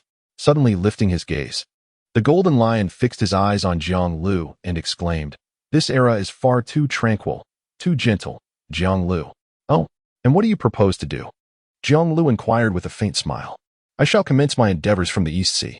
With our collaboration, we can turn this world upside down. Have you seen this island? The creatures I have gathered, those who have tasted IQ, their combat prowess will astonish you. The Golden Lion declared with excitement. The Navy's stance towards you is evidently one of aversion. This identity no longer suits you. Instead, why not join me in piracy? As he spoke, the Golden Lion's body trembled, his golden hair billowing, and his aura surged dramatically. Become my right arm, Jiang Lu. With your assistance, I shall effortlessly ascend to the throne of the Pirate King. Together, we shall dominate this entire world. His voice resonated powerfully, brimming with fervor and laying bare his profound ambition before all. Upon hearing this, Jiang Lu fell silent, contemplating for a considerable time before finally responding with a serene smile. Pirate, you say? Merely a profession devoid of promise. After a brief pause, he lifted his gaze and fixed his eyes upon the Golden Lion. Why not join me instead? Become a part of the Void Knight. Shiki. Together, we shall transform this entire world. This endeavor, undoubtedly, holds greater significance than merely becoming the Pirate King. Your illustrious name shall be etched in history, celebrated and recited by countless souls. A century hence, you will stand as an immortal monument, forever enshrined in the annals of time. These words, equally fervent and inspiring, resonated throughout the hall. Yet, at that moment, the surrounding pirates wore expressions of shock, beads of sweat forming on their foreheads once more. Indigo, the one pouring the wine, froze in his movements. This enigmatic man had arrived and was discussing collaboration with their captain. Captain Shiki, too, harbored a strong desire for recruitment. Yet the other party was inversely attempting to entice their captain. The Golden Lion Shiki fell silent, his gaze fixed on Jiang Lu, flickering with intrigue. After a brief moment, he erupted into a hearty laugh. Ha ha. Observing the floor already brimming with spilled wine, Shiki lifted his cup to drink. The 2 bowls clinked once more, and a few drops of the clear, transparent liquor spilled out before they tilted their heads back to finish it. However, the taste of this bowl of liquor that slid down their throats was evidently different from the previous one. Jiang Lu, unlike you, I was renowned across the world 2 decades ago, basking in immense fame and possessing a multitude of followers eager to stand by my side. The Golden Lion spoke, gesturing towards the throng in the hall. Yet you, once the mightiest general 2 decades ago, who also made your mark in that era, now exist in quiet obscurity. Alone, what monumental achievements can you possibly attain? As he spoke, his gaze turned frigid. Join me, walk beside me, and you shall want for neither fame, status, nor wealth. His voice echoed, yet for a moment, no one responded. Jiang Lu placed his bowl upon the floor, bowing his head in contemplation, obscuring his expression from others. After a while, he slowly raised his gaze to meet that of Golden Lion Shiki. True strength lies in confronting 1,000 troops with the might of one. He paused, a mocking smile creeping onto his lips. Shiki, this is the very reason you fell to Roger and Whitebeard. The Golden Lion Shiki's body trembled, his eyes darkening as he fixed his stare on Jiang Lu without a hint of anger. What can these rabble at your side accomplish, even if they all strike together? Jiang Lu scoffed, directing his gaze at the remaining pirates in the hall. I alone am sufficient to sweep them away. He then spoke again, his tone indifferent. 2 decades ago, I allowed you to escape from Impel Down, intending to collaborate with you on a grand undertaking. But I never meant to be your right-hand man, to be subservient to you. As he spoke, Jiang Lu cast a sidelong glance at Shiki's legs and his aged visage. You have grown old. Those words sent a chill through the Golden Lion Shiki's eyes, rage surging forth. He was a pirate king of the seas. Such an acknowledgement of his decline, a departure from the times, was something he would neither concede nor accept. And your legs, after 20 years, how much of your once peak strength, the power that could stand alongside Roger and Whitebeard, remains? With your current state, you will likely achieve nothing before being swallowed by the surging tides of the era, vanishing entirely from the eyes of the world. Anger blazed in the eyes of Golden Lion Shiki as he let out a low growl. River of Jiang, do you truly comprehend the words you utter? Jiang smirked coldly, exclaiming, Is the objective truth so jarring to your ears? The glory of yesteryears has obscured your vision in this moment, preventing you from recognizing your true self. Bang! With a sudden force, the golden lion shattered the wine bowl in his hand, his robes rustling without a breeze, and his golden hair billowing behind him. The words of his opponent pierced his heart like daggers, igniting a tempest of anger and tremors within him. In other words, the golden lion's defenses had been breached. Within the tower, an eerie silence enveloped all present. A terrifying aura swept in all directions, causing some to tremble and freeze in place, paralyzed by fear. The two seated at the center of the room made every onlooker's heart quiver with their every move. At this moment, it was evident that their conversation was far from pleasant, edging towards a violent confrontation at any moment. Anger, Shurji. Your fury stems from your waning strength and your lack of self-confidence. You are no longer the formidable figure you once were. Pausing briefly, Jiang Lu's lips curled into a smirk as he gazed at the furious visage before him. Why not join my ranks? I can aid you in reclaiming your former glory. You know I possess the ability to do so. A jolt coursed through the heart of the golden lion, Shurji, and his anger faltered. He recalled that the man before him wielded mysterious powers capable of transforming the weak into the strong within a short span. Furthermore, the remarkable healing abilities he possessed were the reason he was deemed nearly indestructible. I can assign you a number. You will become a member of the Void Knight and rise to greatness once more. Your name will resound throughout the world again. This time, your strength will be your own, not reliant on the ephemeral glory of the past. Jiang Lu's words were devoid of emotion, yet they bore a terrifying allure for the golden lion, even inducing a momentary daze in his spirit. Though harsh, his words rang true. The passage of time, the aging of his body, coupled with the hidden injuries accumulated over countless battles, would culminate in an explosive reckoning in his twilight years. The severed legs severely diminished his combat prowess. After all, a blade is meant to be wielded by hands, and replacing that with legs would inevitably weaken both agility and strength to a significant degree. Did he still retain even 30% of his former peak power? This question lingered in his mind, leaving him uncertain. Moreover, I can restore your severed legs, Jiang Lu swiftly added. The golden lion, Shurji, abruptly lifted his head, his expression a complex mixture of emotions as he fixed his gaze upon Jiang Lu. You, my friend, are truly formidable. He had initially contemplated subduing Jiang Lu to serve as his right-hand man, abandoned by the navy and embroiled in calamity. Jiang Lu found himself with no path left to tread. With such formidable combat prowess, the unification of the two would undoubtedly astonish the entire world. Yet, unexpectedly, the adversary sought to subdue him instead. The conditions proposed were irresistibly alluring, filled with an overwhelming magnetism. The promise of regaining his peak strength and the restoration of his ability to walk was nothing short of a dream come true for him. What do you say, Shurji? Join me, Jiang Lu proclaimed, extending his right hand with a hearty laugh. You are well aware that together we possess the strength to shake the very foundations of the world and the vast seas. This represents the most advantageous scenario. Does it not? The golden lion, Shurji, gazed at the outstretched hand before him, his expression shifting as tumultuous emotions surged within him. With a sudden crack, his gaze transformed into a piercing intensity as he forcefully grasped that hand. What folly is this, Jiang Lu? Do you truly believe you can subjugate me and make me your subordinate? His golden hair danced wildly, and in that moment, the surrounding tables, wine goblets, and all objects levitated, an aura of terror permeating the air. Then come, defeat me. Between us, only the stronger shall claim the title of leader. The roar of fury reverberated through the atmosphere as the golden-haired lion, Shurji, ascended with a sudden grace. Jiang Lu lifted his gaze, a light chuckle escaping his lips. Is that so? Who is stronger shall be the leader. What a splendid notion indeed. It is perfectly suited for individuals like us to determine the true leader. Shurji's eyes glinted fiercely as he noted his opponent's agreement, raising his right foot, the long blade gleaming with a chilling light, and he struck down with ferocity. Wave slash. Almost simultaneously, Jiang Lu, who was seated cross-legged on the ground, suddenly shifted his body sideways by a few inches. With a sharp crack, the blade struck the ground, instantly creating a slender fissure that stretched into the distance, eventually fading from sight. Is there such a desperate desire to witness one's own downfall? Shurji. Jiang Lu raised his head and grinned with a chilling smile. I have long heard of your notorious reputation. It is a pleasure to finally witness it firsthand. 20 years ago, I yearned for a worthy duel with you. Yet fate has always denied me that opportunity. The golden lion spoke coldly, surveying from above. Today, let us determine who stands supreme. Jiang Lu. The victor shall reign as the other's leader. Jiang Lu slowly rose, his right hand resting upon the hilt of his sword at his waist, and suddenly broke into a grin. Since we have reached an agreement, let the battle commence.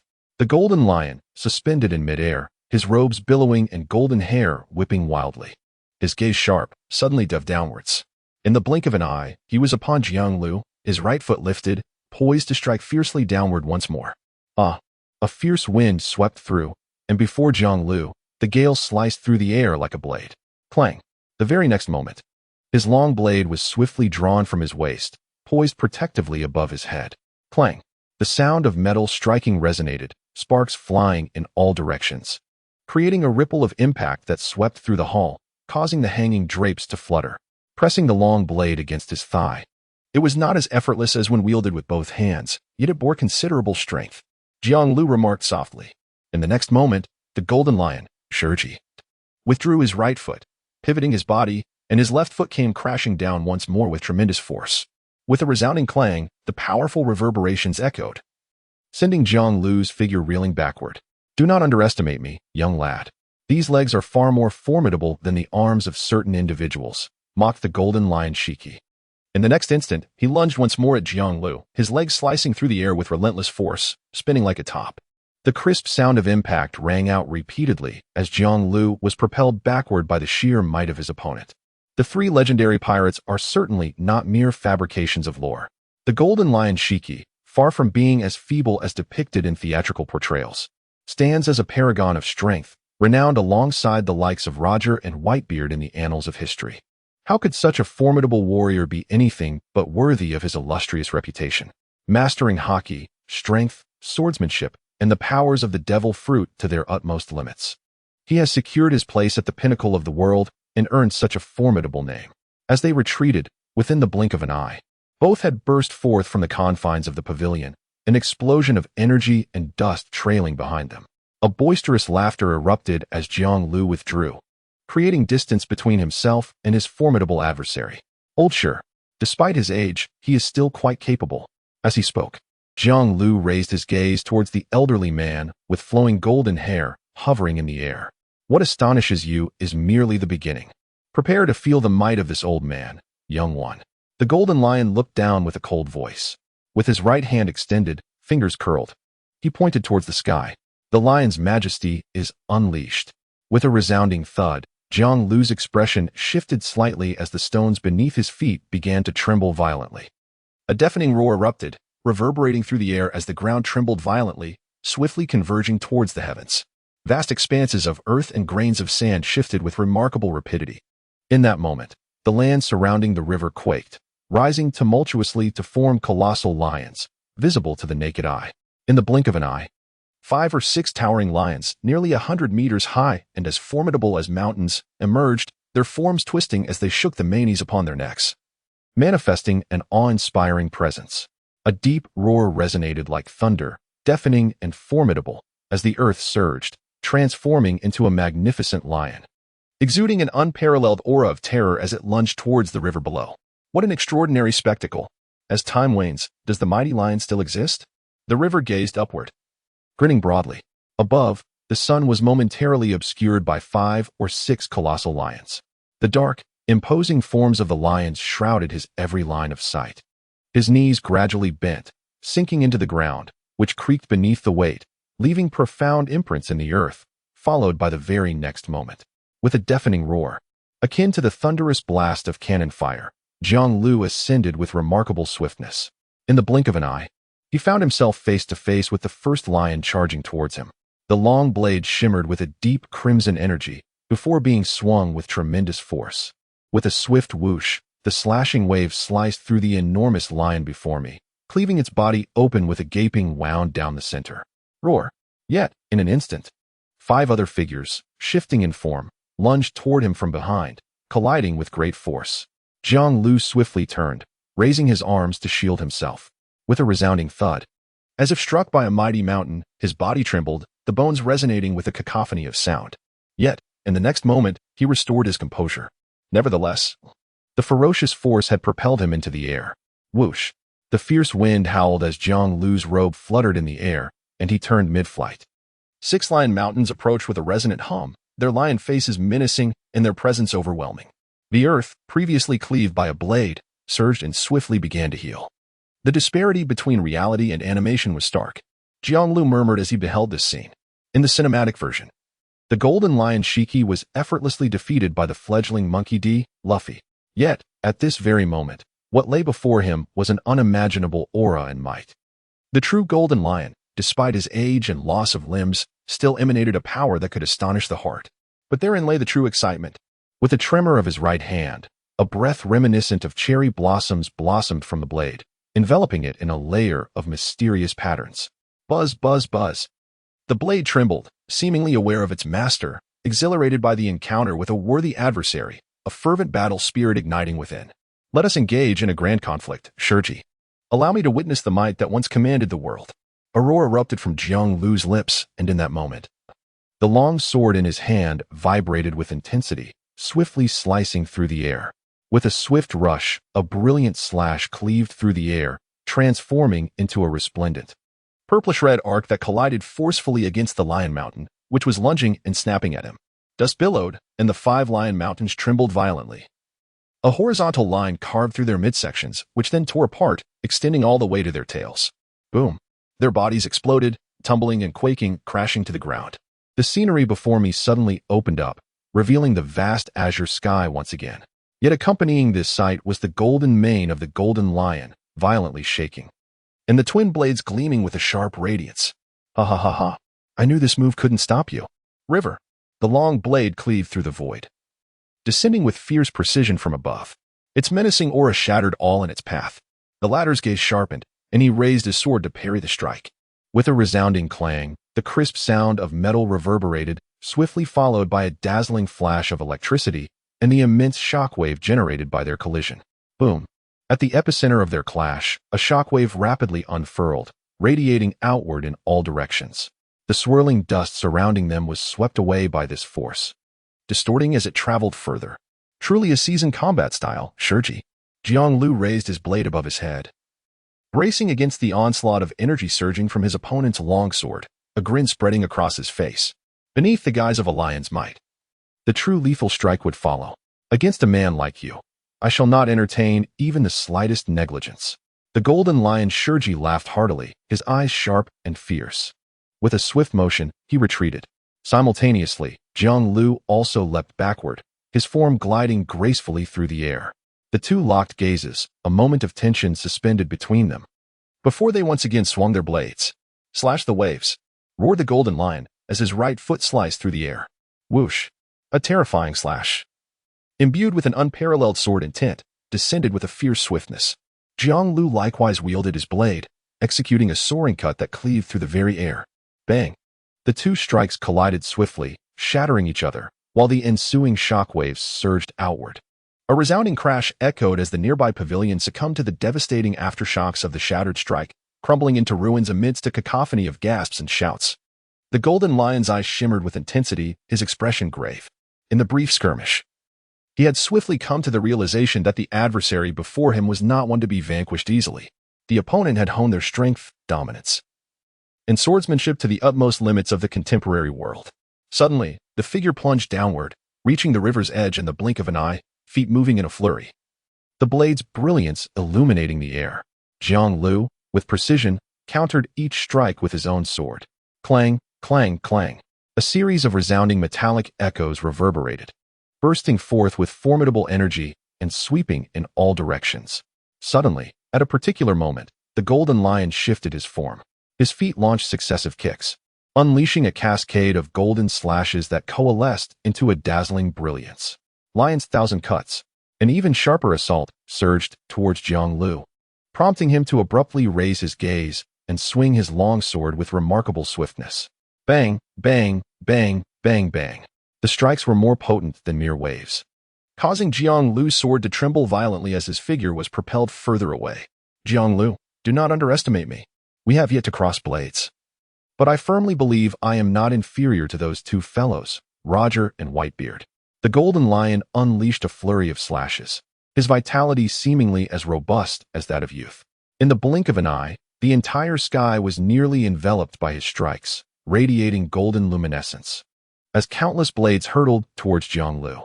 With a resounding crash, the relentless force propelled Jiang through the air until he ultimately plummeted into a dense thicket, shattering a multitude of towering trees in his wake. Thereafter, he came to a halt, gazing upwards at the sky. Whoosh! The golden slashes descended with a fierce intensity, enveloping the entire forest. Such vigor is hardly characteristic of a man in his 70s. Shiki! I exclaimed with growing excitement, my voice barely above a whisper as Jiang figure was engulfed beneath the blinding golden strike. With a thunderous roar, the vast expanse of forest, spanning several miles, was shattered in an instant. Splinters of wood, severed limbs, and clouds of dust swirled into the air. Blood spattered as the ground trembled violently, and debris rose in chaotic billows. In the blink of an eye, the once mighty woodland was cleaved into countless fragments by a merciless strike. Ha ha ha ha! The golden lion, suspended in the air, gazed down upon the scene. Amidst the swirling dust, numerous animal carcasses lay, brutally cleaved apart. The ground was marred by deep ravines, unfathomable chasms emerging from the devastation. Yet, the figure of Jiang remained elusive, obscured by the fallen trees and swirling dust that veiled the area. What of you, Jiang? Am I outdated and feeble in your estimation? The golden lion bellowed, his eyes scanning the dust-laden forest. Aging is a certainty. To deny it is folly. Shiki! A clear voice resonated through the forest, reaching the ears of the golden lion and swiftly redirecting his gaze to a specific location. Whoosh! The wind swept through, dispersing the dust upon the ground, revealing a figure standing resolutely.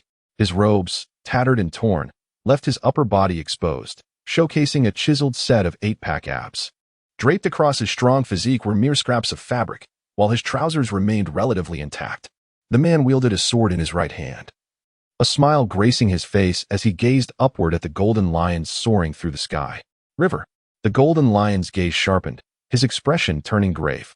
Having endured such a relentless barrage of strikes, his garments lay in tatters, and a forest was reduced to ruins. Yet, the adversary remained unscathed.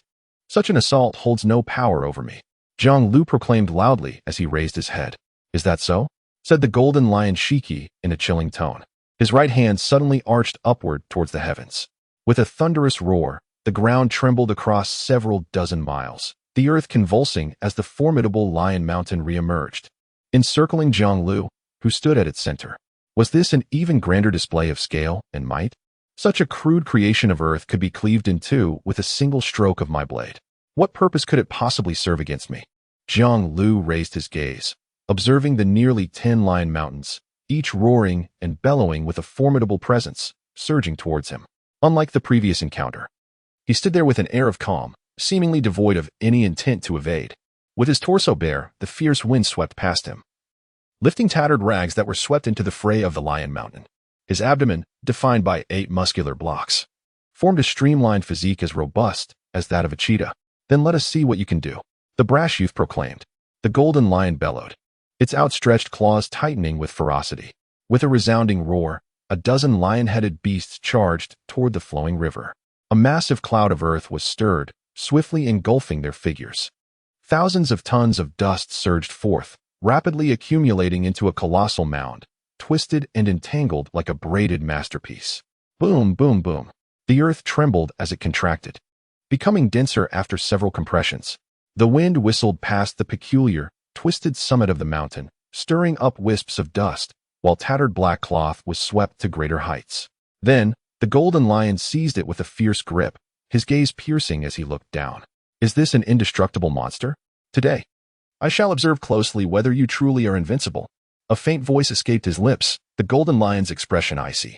20 years ago, it was rumored that the day tiger Jiang was an indomitable beast, possessing an extraordinary and terrifying physique. Even during numerous battles, not a single scratch would mar its body, making it the most formidable opponent in existence. The golden lion had heard tales of its clashes with Roger and Whitebeard, yet he had never had the opportunity to face it in combat. Now, he would finally witness the visage of this legendary figure from the previous era, whose prowess had been exalted to the highest degree. As time flowed, the wind grew louder. The twisted mountain, towering several hundred meters, occasionally stirred up a few particles of dust, yet it remained otherwise still, exuding an air of tranquility. Is this how it ends? The golden lion murmured.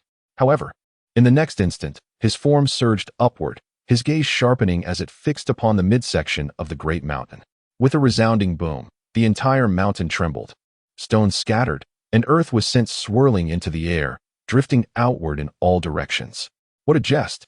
The golden lion, Shurji, narrowed his eyes, fixated on the scene before him. The colossal, twisted mountain, weighing no less than 10,000 tons, had never failed to subdue any adversary beneath it with this very maneuver. Boom! Yet, the towering mountain before me trembled once more, sending clouds of dust swirling and creating larger ripples, as numerous stones cascaded down towards the base. Crack! Numerous fissures emerged upon the surface of this compressed mountain form. Boom! After a brief pause, Mahua Mountain trembled once more. Subsequently, amidst the resounding rumble, the quaking intensified, and the fissures upon its surface swiftly spread.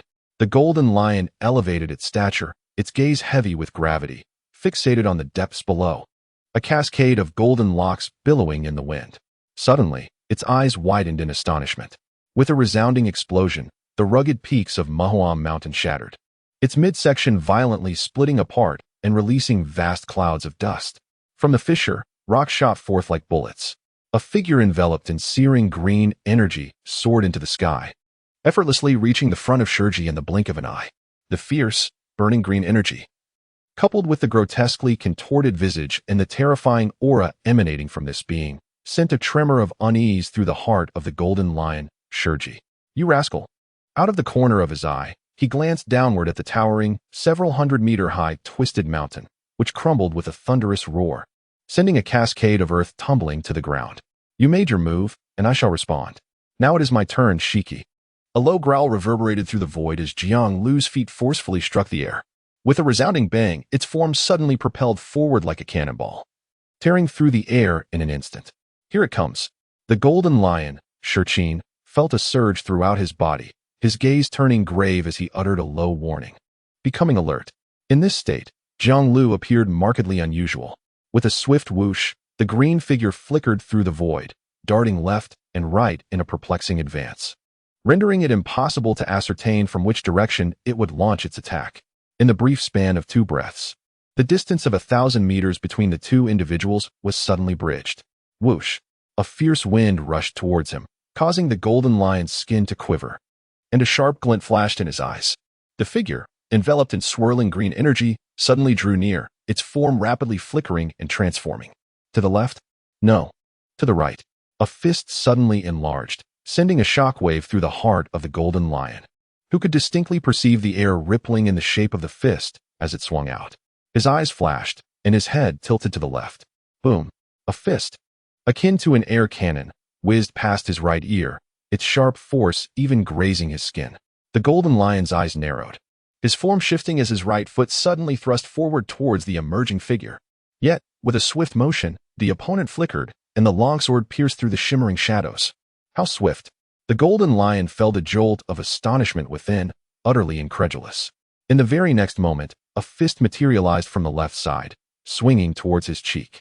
Armament hockey. The golden lion raised his left hand, his gaze solemn, as he directed it towards the approaching fist. His reactions and movements were swift enough, yet he still fell a moment behind, and the blow struck his left cheek. With a resounding thud, the golden lion's head trembled violently, the flesh upon its cheeks momentarily sinking inward, as a surge of power coursed through to the opposite side of its visage. With a splatter of crimson, a terrifying force erupted in an instant. The golden figure plummeted towards the earth like a meteor. With a thunderous roar, the golden figure shot forth, crashing into the ground like a cannonball, creating an elongated wave that stretched for several thousand meters before finally coming to a halt. Is this the formidable strength that was once deemed monstrous? River of Jiang, you truly embody the ferocity of a wild beast. Golden Lion Shurji lifted his head, blood filling his mouth, his gaze grave and menacing. Suddenly, he raised his head and gazed towards the heavens. With a swift motion, a figure ablaze with emerald energy plunged downward, breaking the sound barrier with a resounding boom. Simultaneously, a conical white mist of shockwaves erupted behind it. Almost instantaneously upon hearing the sound, Jiang had already reached the apex of the golden lion's head. Towards the peacock, with both fists clenched, flames erupted in an instant, transforming into countless imprints of power that surged downward with a resounding force. Wave slash. The golden lion's gaze was chilling as his right foot executed a decisive strike. The sharp wave of the slash surged towards the heavens, only to be deftly evaded by Jiang with a swift movement. Simultaneously, the golden lion spread his arms wide, his fingers curling towards the sky. A resonant hum reverberated through the air, causing both the atmosphere and the earth to tremble violently, distorting their very essence. In the next instant, he raised his hands abruptly, summoning the majestic power of the lion. With a resounding roar, the ground began to fracture inch by inch, sending vast boulders and grains of earth soaring into the heavens. In that moment, the terrain within hundreds of miles was propelled skyward. Roar. The colossal lion, a manifestation of countless forms, shakes its majestic head and trembles its flowing mane, vividly alive, continuously roaring as it surges toward the heavens. The golden lion, grounded upon the earth, causes the very island beneath its feet to tremble violently, its golden mane billowing, and a grave expression reflected in its eyes. I shall muster all my strength for this battle against you. River of Jiang, allow me to convey that the former me, hailing from a bygone era, is far from a mere name without merit. A deep voice reverberates through the void, echoing in the tumultuous sky stirred by countless mighty lions. Reaching the ears of Jiang, time surges forward, yet those of us who once stood at the pinnacle need not fade into obscurity. The roar of the lions resonates, shaking the very fabric of the void, and in the blink of an eye, before Jiang stands an unassailable wall formed by a multitude of lions. Whoosh! With a slight narrowing of his eyes, the verdant energy enveloping him ignited, emanating a brilliant aura of power. Open your eyes and behold. Observe the extraordinary strength that still resides within this frail form of mine. The resounding voice of the golden lion reverberated. Boom, boom. Jiang swung his fists, and the majestic lion mountains ahead were reduced to swirling clouds of dust. Yet, from the corner of his eye, he beheld a scene of unparalleled shock. Boom, boom, boom. The island beneath his feet erupted in a series of violent explosions. One after another, more lion mountains roared as they broke free from the earth, surging towards him. Endless and boundless, it seemed that in the blink of an eye, a myriad of troops appeared before him. Before the multitude of lion mountains, Jiang appeared diminutive, almost insignificant. 20 years ago, I had forced Roger to the brink of total annihilation. I had once single-handedly stormed the Navy headquarters, engaging in battle against both Sengoku and Garp. Compared to these titans who stand at the pinnacle of strength, what do you amount to? How dare you speak of subjugating me and making me your subordinate? The deep voice of the golden lion reverberated through the void. Jiang entire being trembled as he unsheathed the long knife at his waist and swung it forth. With a swift slash, the fierce strike cleaved through the numerous lion mountains before him. Yet, almost instantly, the earth trembled and more lion mountains re-emerged, encircling him at the center. The sunlight overhead in the surrounding space shrank at a visibly alarming pace, as Jiang found himself on the verge of being crushed and enveloped once again. Is this entire island under your control? You have truly pushed the capabilities of the float fruit to its limits. Jiang murmured as he gazed upwards. The floating island and the surrounding dozen or so smaller islands were all under the dominion of Shiki, who, with his extraordinary abilities, could effortlessly suspend the islands high above in the sky. Likewise, he could manipulate the island beneath his feet to launch formidable assaults against encroaching foes. This, indeed, exemplifies the formidable might of the golden lion Shiki. He possesses the power to control everything he touches, and the quantity and weight of these objects seem boundless. The legendary three great pirates, from this vantage point, truly live up to their illustrious reputation. Roar. The lion mountain drew closer, gradually diminishing the space above Jiang head, threatening to enclose him entirely. He swung his blade relentlessly, managing only to sever the front line of attackers. Yet, it was not long before the surging earth replenished their ranks. The onslaught was seemingly endless. He was, in this moment, pitted against the very island itself. Such was the might of the golden lion, the sovereign of the lion's domain. You underestimate me gravely, Jiang. Who told you I am inferior to Roger or Whitebeard? We are all titans of the same era. How could I, Shiki, be any weaker? A resonant and domineering voice echoed from above. Jiang looked up to see the tousled golden mane of the golden lion Shiki, who stood at the breach overhead, gazing down at him coldly. If your strength is limited to this, then remain buried here and repent. Shiki declared, his gaze fixed on his adversary below as his right hand extended and gradually clenched. With his grip tightening, a multitude of lion mountains surged forth, pressing relentlessly towards Jiang Lu. Ha ha ha. Suddenly, Jiang Lu below broke into an unexpected grin. The golden lion, witnessing this scene, felt his pupils constrict. How could he still find mirth in such a moment? In the next instant, his right hand clenched into a fist. Countless mountain lions surged forth, mercilessly sealing Jiang Lu's only escape route, drowning him completely. How could he still be laughing? The golden lion gazed intently at the ground below, a profound sense of foreboding swelling within him. That fleeting smile set off alarm bells in his heart. What angered him further was that this was his proudest, most formidable power, yet the opponent could still laugh in the face of such an assault. Suddenly, with a resounding boom, the ground trembled beneath his feet, and a brilliant blue light suddenly erupted. The compressed lion mountain, in a state of tumult, continuously detonated, shaking the very heavens above. The seventh gate, the gate of astonishment, opened. A deep voice resonated from below, piercing the ears of the golden lion, igniting a fierce glint in his gaze. Are there still ultimate moves to unveil? Beneath millions of tons of dust, Jiang Lu opened his eyes, emitting a fierce red glow, while a soft blue aura enveloped his entire being. Whoosh, whoosh, whoosh. An infinite current of air ignited at that moment, and the intense energy birthed a terrifying heat that enveloped him. Suddenly, his knees bent slightly, and in the next instant, he soared into the sky. The immense weight of the earth, weighing millions of tons, was utterly powerless to impede him as he burst forth in an instant. With a swift whoosh, a powerful gust of wind reverberated through the void, and in an instant, its figure appeared before the golden lion. The terrifying aura caused even this legendary pirate to pale in fear. Day Tiger. Jiang Lu glared fiercely ahead, suddenly opening his mouth to roar. Roar. The fierce roar of the tiger reverberated, as white streams of air sculpted themselves at a visible speed, swiftly taking the form of a tiger's head before the flowing river. The air twisted, and the surrounding winds howled, exuding a ferocious, menacing, and terrifying aura that surged relentlessly at this moment. Shurji, your strength has surpassed my expectations. Allow me to demonstrate why I am known as the Day Tiger. In this moment, my skin undergoes a transformation, continuously fracturing and regenerating, revealing an unprecedented aura of power. Ah, the long-lost sensation of fervor. Jiang Lu murmured, his gaze shimmering with a crimson light. In the next instant, he launched himself into a furious sprint through the air. Roar. The tiger's roar reverberated, sending ripples through the void. I hope you can allow me to indulge for a few more seconds. In this state, apart from Roger and Whitebeard, no one else has ever witnessed such a spectacle. Excitement and frenzied sounds erupted, as countless tiny goosebumps erupted all over the golden lion's body. Remarkably, he began to run through the air. Is it the Day Tiger? Such a vividly evocative codename.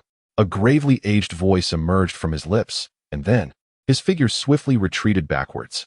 Simultaneously, his hands trembled once more. Roar. The ground once more surged upward, and the colossal lion mountain rose majestically, standing before him as it charged towards the flowing river. Roar.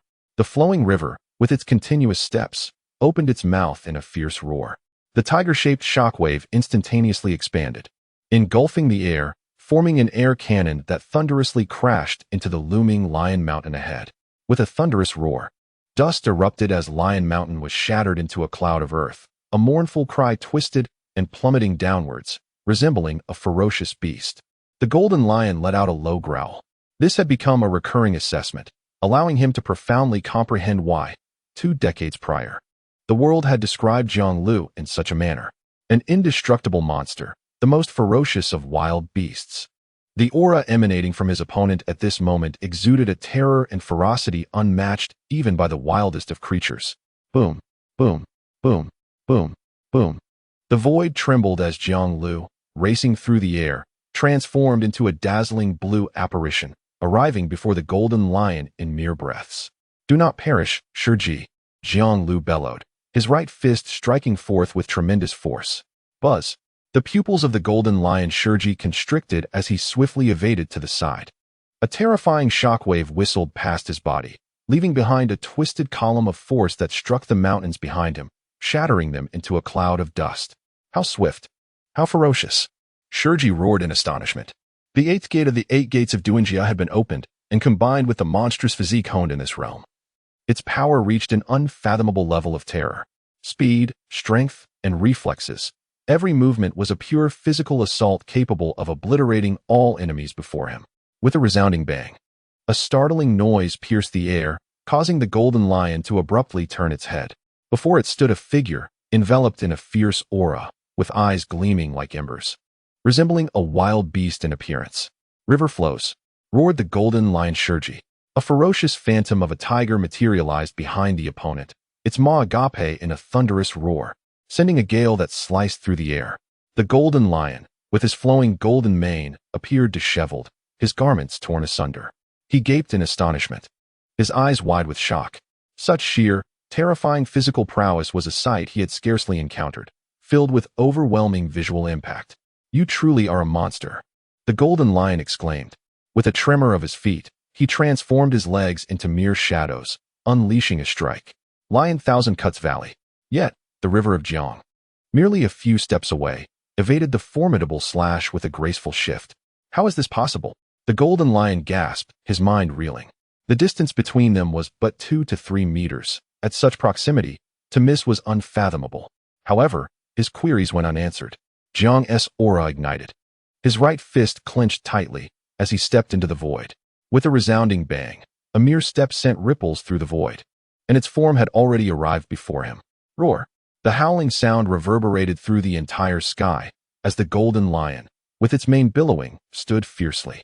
Within its piercing gaze, a clenched fist, adorned with a menacing tiger's head, swiftly approached. Day Tiger. With a resounding impact, the fist struck heavily against the golden lion, causing its pupils to dilate in shock, and almost instantaneously, it opened its mouth, spewing forth a torrent of blood. With a resounding crack, the ribs in his body seemed to fracture countless times in that very moment. The aged visage instantly changed hue, a blend of shock intertwined with a trace of fear. With a swift motion, it soared forth, and in the blink of an eye, it had darted beyond the floating island, crashing forcefully into a nearby suspended isle, raising a considerable cloud of dust. Whoosh! The tempestuous wind surged, causing the space before Jiang Lu's clenched fist to distort. Only after a considerable pause did tranquility gradually return. At the pinnacle of Floating Island, Indigo, peering through a telescope to observe the fierce battle, trembled with both hands, his face awash with fear and astonishment. "Captain Skipper, have you been defeated? That fellow is nothing short of a monster." The other pirates standing nearby were all filled with fear, gazing at the man enveloped in a pale blue mist of flames, their eyes filled with reverence. He moved again. Soon, a loud cry echoed forth. People looked up at the sky and immediately spotted that figure, swiftly dashing through the air. In just a few breaths, he had already burst out of the floating island. "Gold Lion Shiki, you truly deserve your place among the 3 great legends of the past." Even with the loss of his legs, diminished combat power, and the passage of time, he still possesses a physical prowess unmatched by ordinary men. The version of you from the theatrical release is simply a jest. Jiang Lu's eyes sparkled with excitement as he raced toward the dust-laden island ahead. Cough, cough, cough. On the fractured ground, the golden lion Shiki staggered to his feet, his garments stained crimson at the chest, while blood continued to spill forth onto the earth. "Is this the daytime tiger? Truly, it leaves me in awe." Taking a deep breath, beads of sweat adorned Shiki's forehead and cheeks, his breathing becoming increasingly labored. However, suddenly raising his head, the golden lion gazed at the figure rushing towards him, his expression contorting into one of ferocity and madness. "Do you truly believe you can force me into submission with a mere fist?" His form swiftly ascended, and then, with great force, his right hand shot forth. Boom! The island beneath my feet trembled instantaneously, and after 2 breaths, with a resounding roar, it surged forward, colliding with the advancing river. The pride and power left behind from a bygone era. "I wager everything. Today, let me unveil the truth before you." The golden lion roared, its right hand gesturing emphatically. Buzz, buzz, buzz. The islands surrounding the floating land trembled at that very moment, accelerating as they surged towards the river. Among them, even a vast lake, spanning nearly 100 miles, twisted and contorted until it assumed a spherical shape. What a breathtaking spectacle! At this juncture, the figure of the river came to a halt, gazing upwards at the scene ahead. Towering and imposing, Nearly 10 islands encircled a single lake, roaring and howling as they approached. Do you wish to obstruct me? With that, I shall shatter these islands to pieces. His gaze sharpened, and he let out a low growl. His fists clenched tightly, a fierce aura enveloping him, causing his body to tremble. Following this, a domineering presence radiated, entwining around his arms, the conqueror's haki coiling around him. With a resounding buzz, the spectral form of the tiger behind him expanded instantaneously, growing to the size of a mountain, letting out a fierce roar. Following this, a tremendous shockwave erupted, igniting violet-red flames. Day tiger, mountain collapse. With a thunderous roar, Jiang Lu struck fiercely with his fist. A roar. The sound of a tiger's roar reverberated through the void as a crimson-hued tiger leapt forth, arriving instantaneously before the first island. Its head raised high. The beast opened its mouth and let out a ferocious growl, charging forward with tremendous force. With a resounding boom, an immense shockwave radiated outward, causing the swiftly advancing island to come to a halt as concentric ripples rapidly surged towards its shores. Crack! Before the naked eye, the ground of the entire island was marred by a network of fine fissures, which swiftly multiplied. Ultimately, with a thunderous roar, the sky erupted as rocks and debris cascaded down in a tumultuous shower.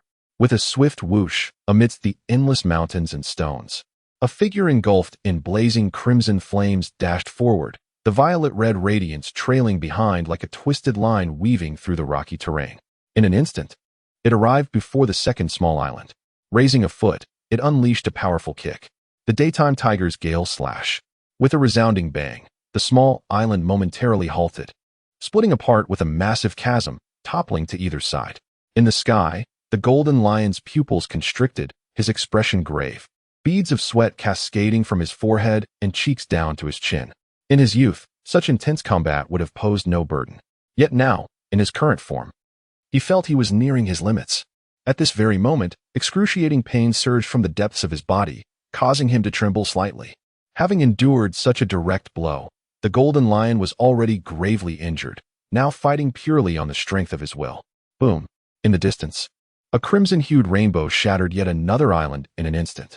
Subsequently, he observed the adversary swiftly maneuvering through the air, conjuring several arcs of light, as islands crumbled and plummeted towards the ocean below. The physical prowess of this being surpassed the limits of this world, even transcending that of the giant race. The golden lion trembled in his heart. Faced with such a formidable opponent, merely being in close proximity could almost herald one's defeat, for no one could possibly withstand such sheer force. Whoosh! At that moment, a violet-red rainbow suddenly stretched forth, arriving before him in the blink of an eye. Curse it! The golden lion moved his hands, preparing to launch another assault. Yet, at that moment, his body trembled violently, a surge of excruciating pain coursing through him, rendering him momentarily stiff. It's over, Shurji, came Jiang Lu's somber voice. Following this, a fist enveloped in crimson flames, with a roaring tiger-shaped phantom looming behind, rapidly enlarged. A resounding thud echoed as the punch struck squarely against his abdomen. A purplish-red energy surged forth, causing the golden lion to stagger, bowing his head and gasping as he expelled a torrent of crimson blood. Truly impressive.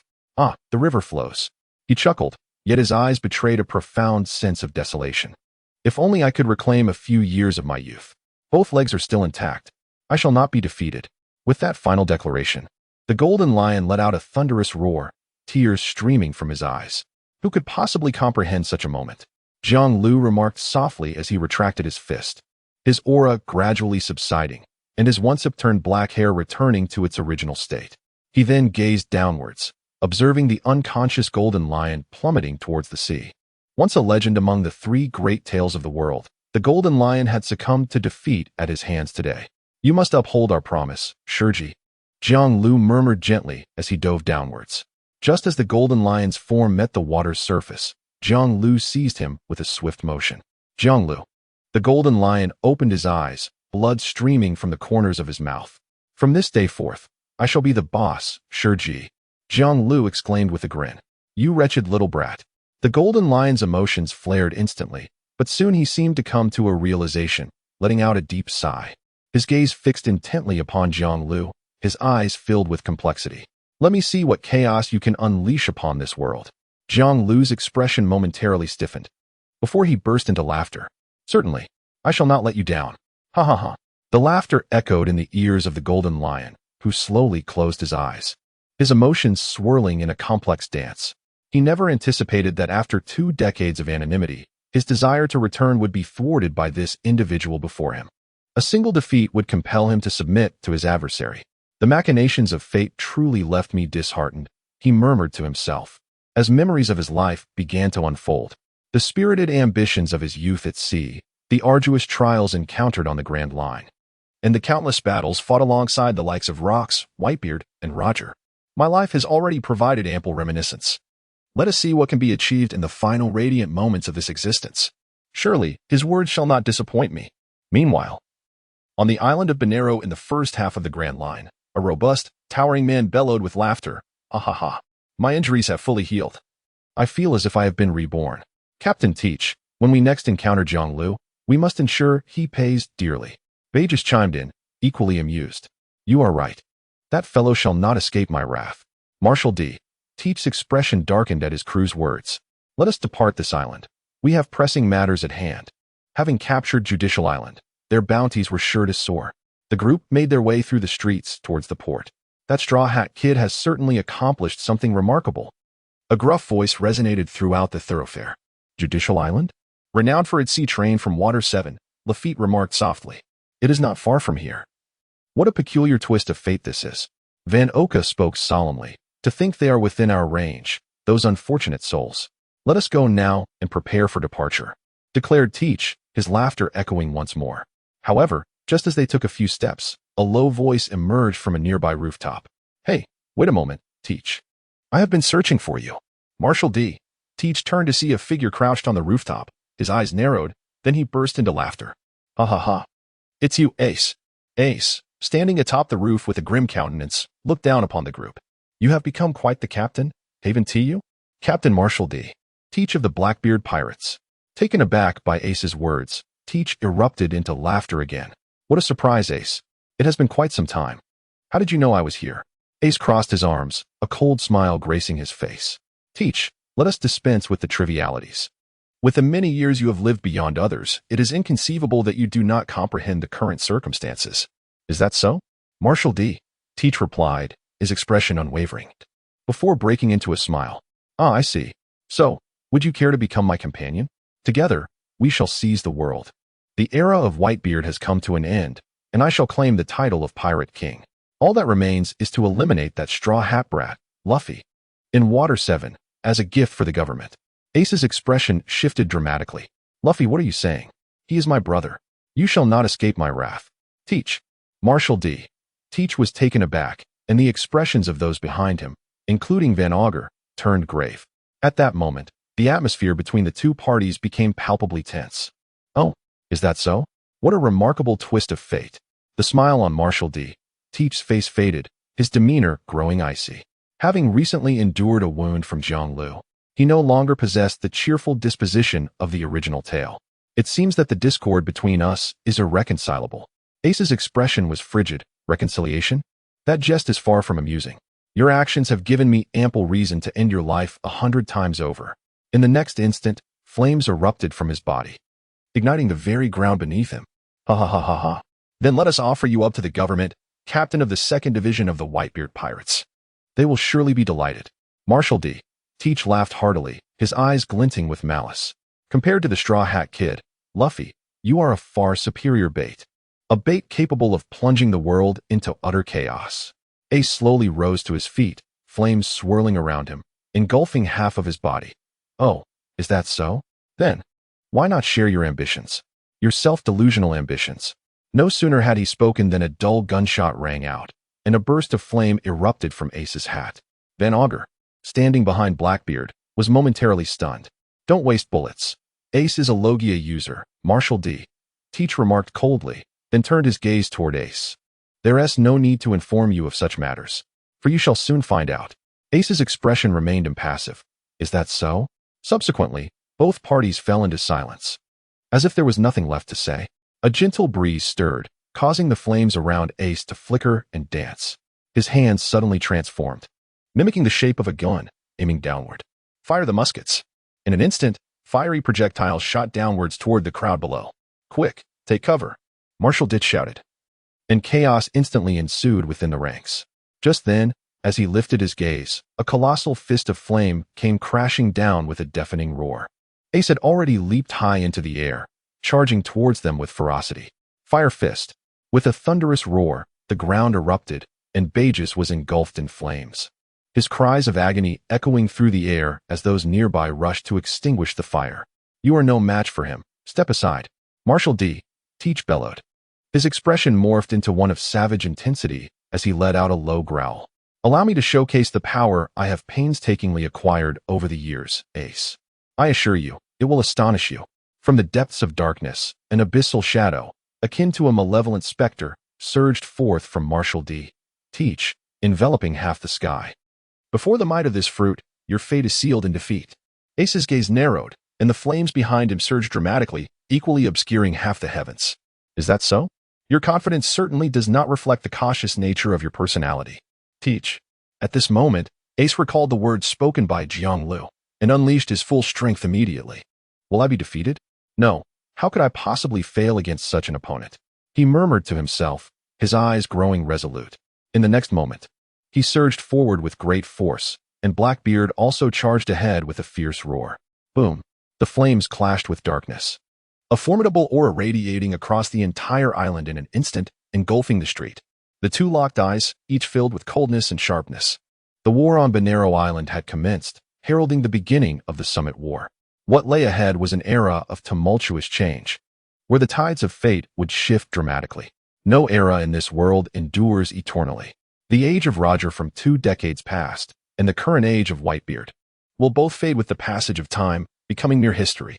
In the forthcoming era, as heroes vie for supremacy, who shall emerge as the ultimate victor? The vast sea, teeming with vessels, who shall gain renown across the world? In the East Sea, on Floating Island, the boisterous laughter of the Golden Lion Shiki echoed. Opposite him sat Jiang, robed in black, a smile gracing his face. Nearby were Crocodile, adorned with a ghostly mask, and the indifferent Ennal, among others. Days had passed since the two engaged in battle. The Golden Lion, wrapped in layers of bandages, was rapidly healing from his injuries, all the while observing his so-called allies. A Logia-type thunder fruit, indeed a commendable ally found. His gaze shifted to Crocodile, whose observation haki revealed that this masked figure was exceptional. The others, however, seemed inconsequential. So, what of your plan? It appears your current identity is still that of a Marine? How laughable that someone like you could still be a Marine. The Golden Lion chuckled heartily. Given the timeline, the sea should be rife with undercurrents. Jiang spoke softly, and soon, the Marines shall launch an unprecedented assault against Whitebeard. The Golden Lion paused, laughter fading. Are you jesting? Newgate is one of the 4 emperors, his power rooted in the New World. How would the Marines dare to act against him there? The fuse has already been lit. The battlefield shall be at Marine headquarters, Marineford. Jiang declared solemnly. What did you say? That is utterly impossible. The Golden Lion was taken aback, his drink suspended in midair, struggling to comprehend. What if his son, his exceedingly important son, were captured by the Marines? Jiang replied coolly, his gaze sharpening slightly. Ace's stubbornness foretells his defeat against Blackbeard. This will also set the stage for the grand spectacle of the Summit War. His important son captured? The Golden Lion's expression turned grave. If such an event were to transpire, Whitebeard's character could indeed compel him to take drastic actions. What exactly do you know? He suddenly lifted his gaze, fixing his eyes upon the man before him, and spoke in a low voice. The Golden Lion grew increasingly curious. This individual was perpetually shrouded in layers of mystery, as if enwrapped in a veil of darkness that obscured his true nature. Watch closely, Jiang said softly. A tremendous upheaval is about to occur upon this vast sea, and our opportunity will soon present itself. Meanwhile, the banquet on Floating Island continued unabated. The battle for leadership had concluded, with Jiang emerging victorious, thereby determining the future allegiance of the Golden Lion. The pirates under his command, seated in the Grand Hall, discreetly cast glances at the man opposite the Golden Lion. He was an entity even more formidable than Captain Shiki. Who could he possibly be? I feel as though I have encountered him in the pages of a newspaper. Whispers began to circulate among the pirates. Hey, Jiang. Suddenly, the Golden Lion Shurji's eyes sparkled as he placed his wine bowl upon the ground. Did you not once claim that you could restore my legs? As he uttered these words, a grave seriousness enveloped Shurji's gaze. His legs, lost in the desperate flight from the advancing city, had diminished his strength and become a source of sorrow over the past 2 decades. The anguish of aging paled in comparison to the heartbreak of becoming a cripple. I can certainly accomplish that, Jiang Lu responded with a smile. Have you forgotten? Besides my other titles, I am also known as the most extraordinary physician in the world. Shurji's eyes flickered, yet he did not rush. You, my friend, truly possess a myriad of talents. Ha ha ha. Jiang Lu let out a hearty laugh. Following this, they raised their cups and drank deeply. Neither of them rushed to discuss the restoration of their legs. The Golden Lion, a formidable figure in his own right, understood that his counterpart would not easily restore his mobility. Jiang Lu was equally aware that a more powerful Golden Lion would likely prove difficult to control, unwilling to submit. In simpler terms, their mutual trust remained insufficient. What are your plans moving forward? The Golden Lion inquired. There will soon be significant developments from the Navy. Jiang Lu replied softly. He then raised his gaze to the helm atop the other's head. That helm certainly makes you resemble a rooster. The Golden Lion's expression darkened. If you intend to mock me, there is no need for that. I could remove it for you, to spare you discomfort. Jiang Lu slowly rose, his right hand reaching toward the helm on the other's head. Hey, be careful with that. It could endanger my life. The Golden Lion's complexion turned slightly pale as he hurriedly cautioned. Please, do not move recklessly, Shurji. Very soon, Jiang Lu said with a smile, extending his hand to seize the ship's helm. With a slight exertion of strength, the helm shattered into countless splinters. Immediately thereafter, a gaping hole appeared in the head of the Golden Lion. Surely you wouldn't resort to violence at this moment? The Golden Lion, Shurji, stammered. Reply, Jiang Lu uttered softly. Yet he offered no response to the other's words. In the next moment, the gash atop the Golden Lion's head, flesh and bone, began to regenerate swiftly, and in the blink of an eye, it returned to its original state. Even the vacant patches of golden mane rapidly grew back, cascading down to the ground. Withdrawing his hand, Jiang Lu sat cross-legged.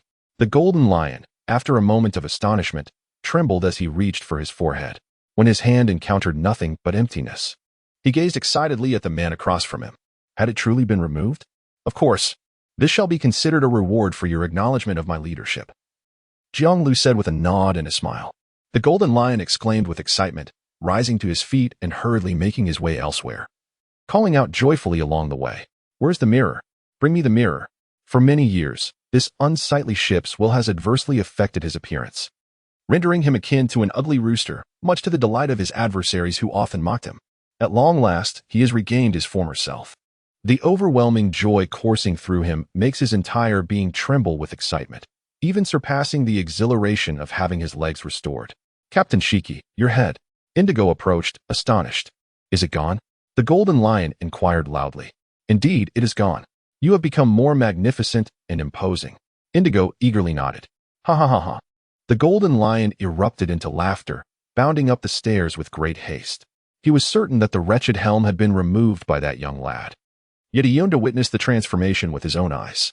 In the hall on the first floor, Jiang Lu sat quietly, continuing to drink while a faint smile graced his lips. Benefits must be bestowed gradually. Trust is cultivated little by little through this process. Presently, his team has just been established, and its stability cannot possibly compare to the ethereal night of 20 years ago.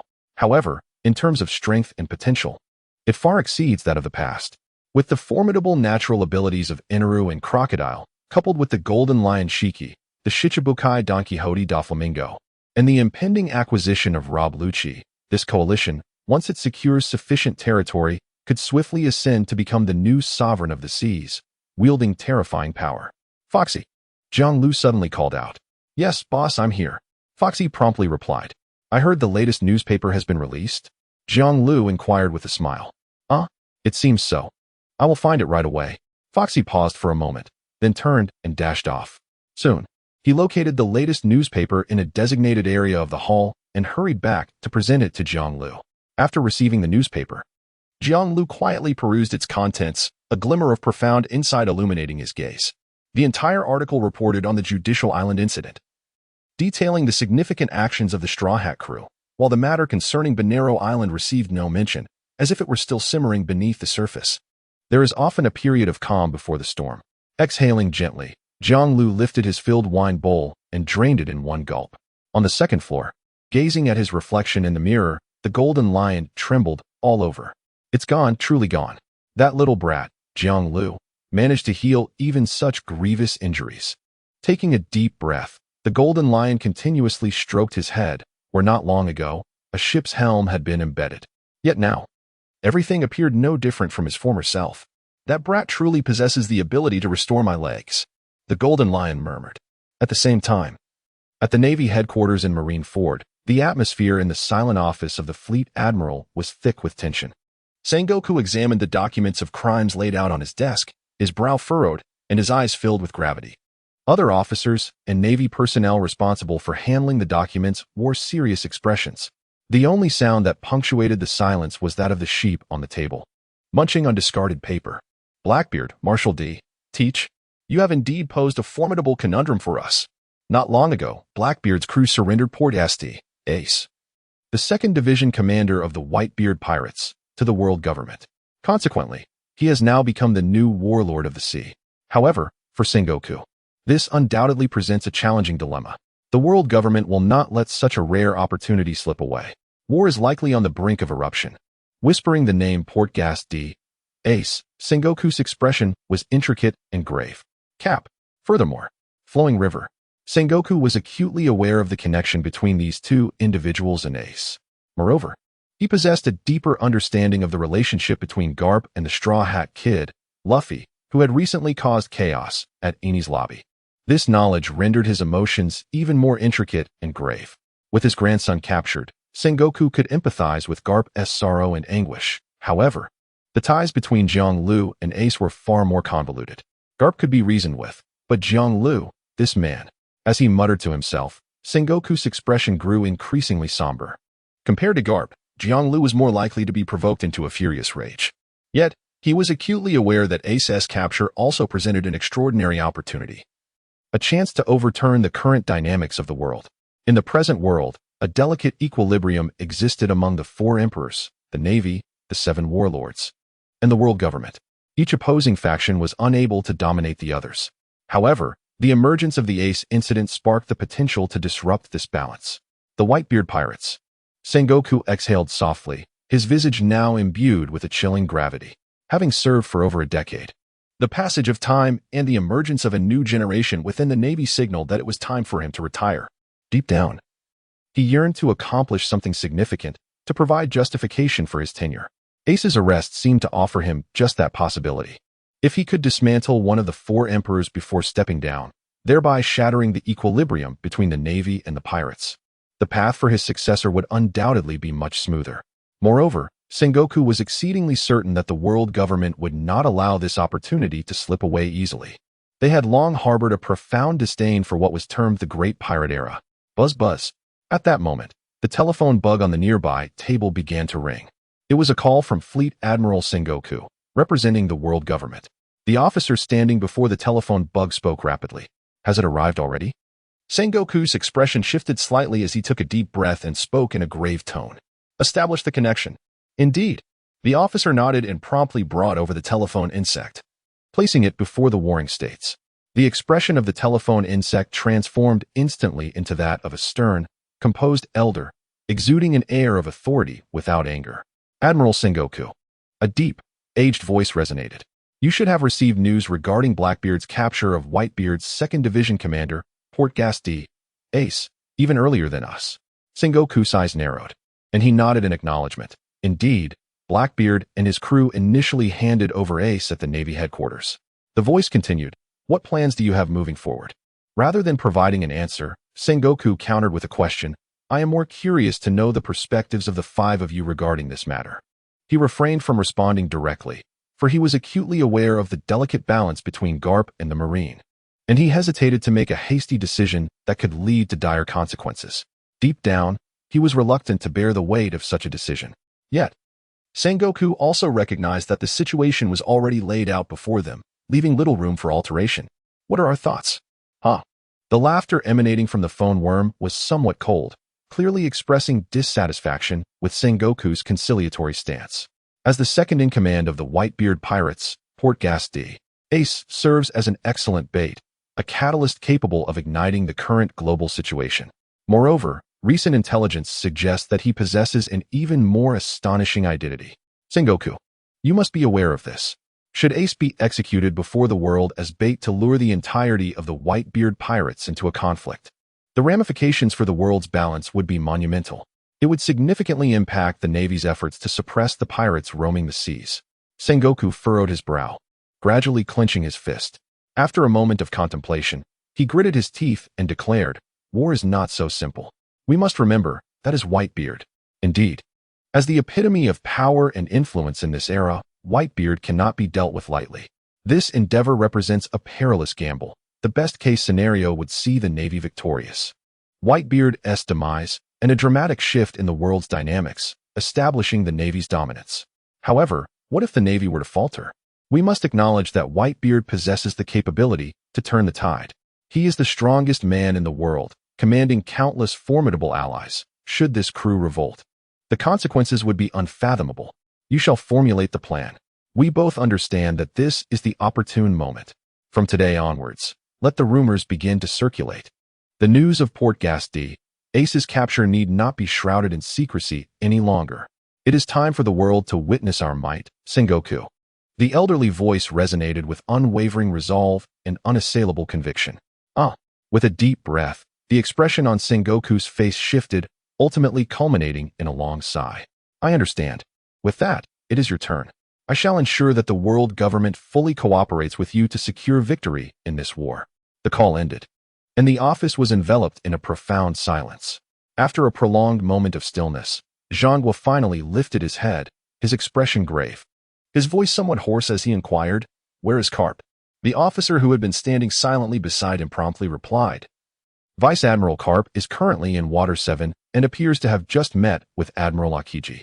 Recall them." Sengoku sighed. He then turned his gaze to the documents on the table, which bore the detailed profile of the fiery ace, replete with his experiences and various intricate information. It even included classified data regarding his lineage as the son of the pirate king Roger. A fierce battle was imminent. Slowly rising to his feet, Sengoku made his way to the window. A fierce wind suddenly swept through, causing the curtains on either side to sway violently.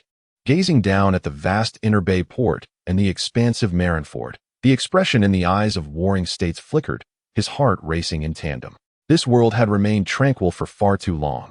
He murmured, his gaze drifting farther afield. It was time for the world to witness the might of the Navy.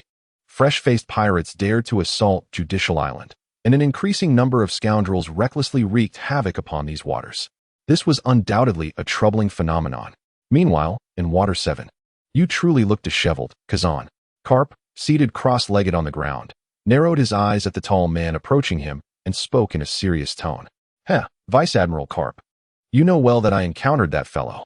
Kazan replied, his gaze shifting to the distance where the Straw Hat crew celebrated their victory at Judicial Island around a bonfire. His eyes glimmering. About Jiang Lu. Tell me, what transpired in your recent battle? Karp's expression grew more solemn as he spoke. That man remains as troublesome as he was 20 years ago.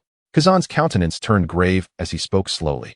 As time flows and the years bring forth change, some individuals remain impervious to its effects.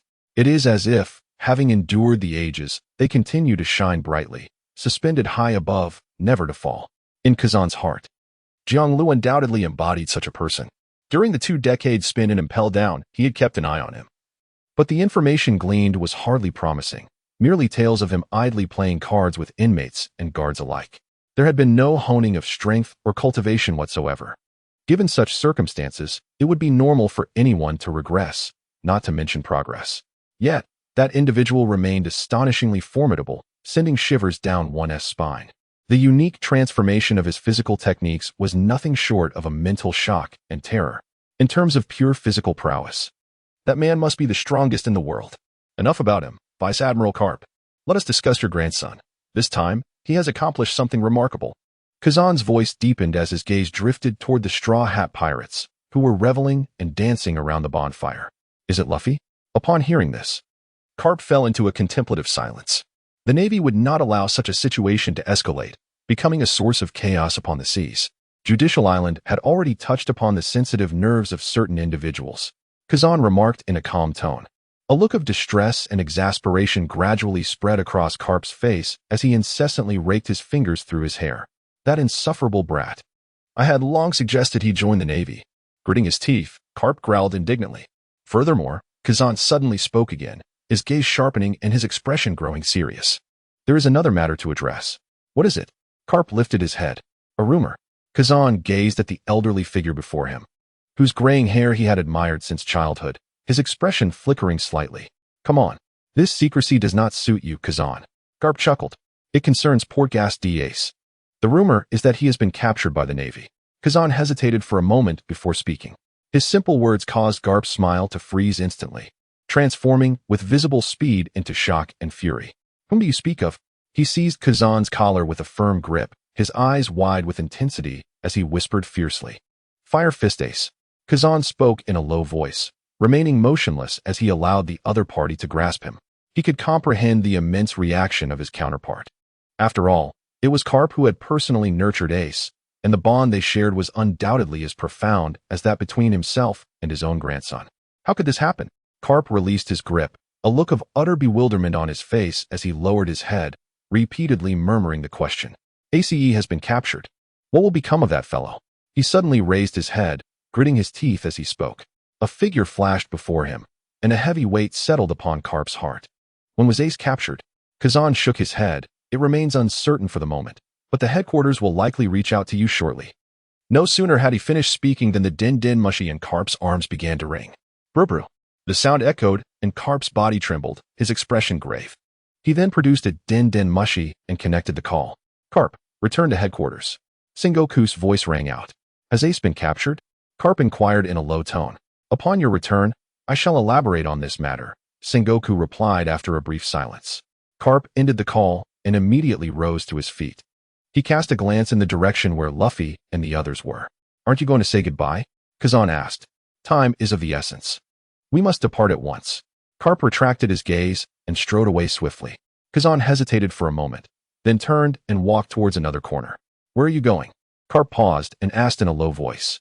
I'm just saying farewell to Nico Robin. I will catch up shortly. Kazan waved his hand dismissively.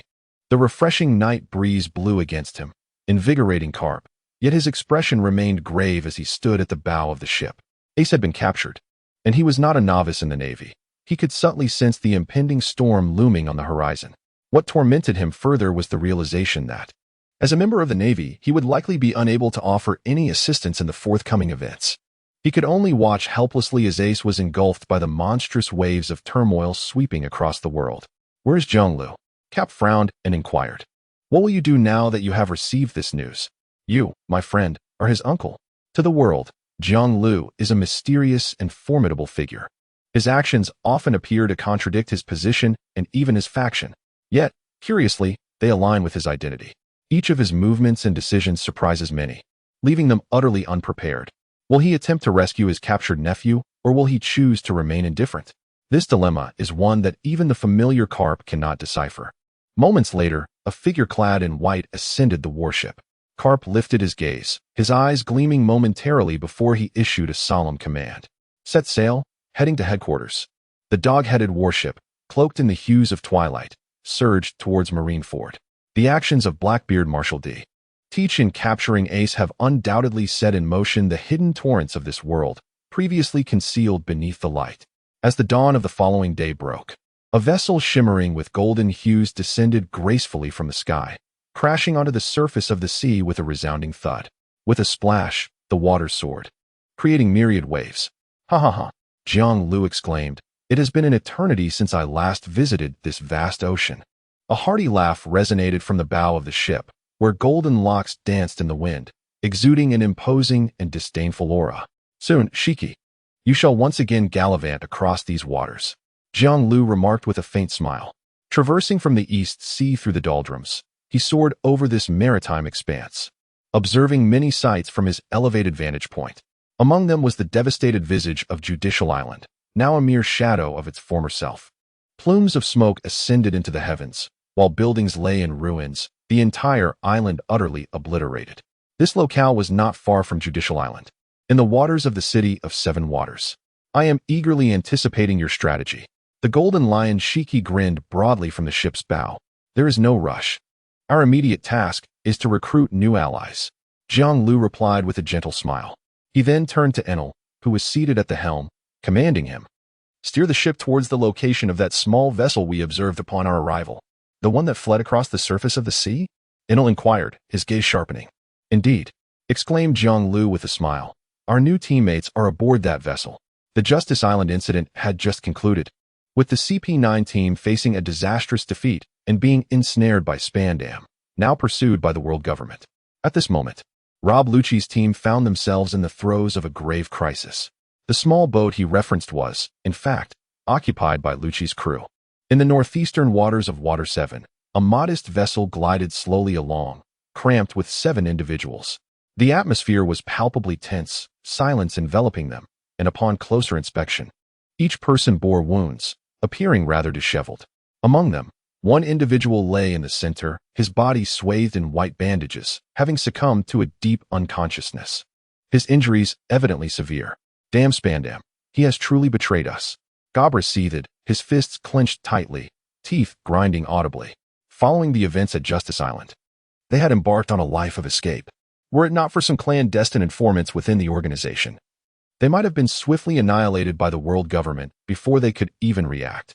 The mention of Spandam caused the other 5, still conscious, to exchange glances, their eyes cold with fury. "Let's focus on what we must do next," Kaku spoke solemnly, gazing down at the barely breathing Rob Lucci, blood staining his bandages. "Lucci remains in a deep coma. His injuries are dire. If he does not receive timely treatment, I fear the consequences will be dire. It's not just Lucci," Kaku continued. "You, me, Khalifa, Gabra, Fukaru, and Bruno, we all bear wounds. After nights of fleeing in our battered state, we are nearing our limits. It has been days since any of us have eaten, and we are utterly exhausted." Hawkeye unzipped his mouth and spoke. "We need to find a safe haven for Lucci and rouse him." Kaku fell silent. At that moment, a soft gurgling sound broke the stillness, prompting everyone to turn their gaze. Khalifa, adorned with gold-rimmed glasses and bearing some scars on her cheeks, maintained an air of elegance, adjusting her glasses with her right hand. She spoke softly, "I am fine. I am not hungry." Yet, as soon as the words left her lips, her stomach growled audibly. A faint blush crept onto her cheeks, and she lowered her head in embarrassment. The group fell into silence once more. The situation was indeed dire for them. The world government had chosen to trust Spandam's words, instigating a covert manhunt against them. As members of the CP organization, which held countless secrets, their fate was all too apparent. Yet, none of them wished to surrender meekly, allowing their lives to conclude in such a manner. "What are we to do?" Gabra lamented, cradling his head in despair. "First, we must find a secure location and awaken Lucci," Kaku stated resolutely. He then turned to the man at the oars, who faced away from the group, furrowing his brow. Yet Bruno, wielding the double oars, did not respond to them. "Bruno." Kaku raised his voice. At that moment, Bruno stirred slightly, then began to row with both hands. "My apologies, I just dozed off," came Bruno's feeble response. The little boat resumed its slow movement, further deepening the silence among the group. Indeed, this was the most harrowing moment they had ever encountered. The future appeared bleak, with pursuers behind them, and danger seemed poised to strike at any moment. Life is truly fraught with difficulties, Kaku and the others sighed inwardly. Suddenly, Gabra's pupils constricted, and he shouted, "Hey, everyone, wake up! The enemy is on our tail." Everyone quickly lifted their heads to look ahead. Following Gabra's indication, a warship rapidly came into view, closing in on them. Instantly, Kaku and the others' expressions changed. They recognized the traitorous former CP9 team.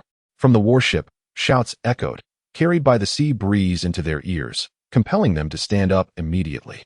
"Bruno," Khalifa hissed softly. "I have been straining with all my might." Bruno replied, his trembling hands gripping the wooden oar.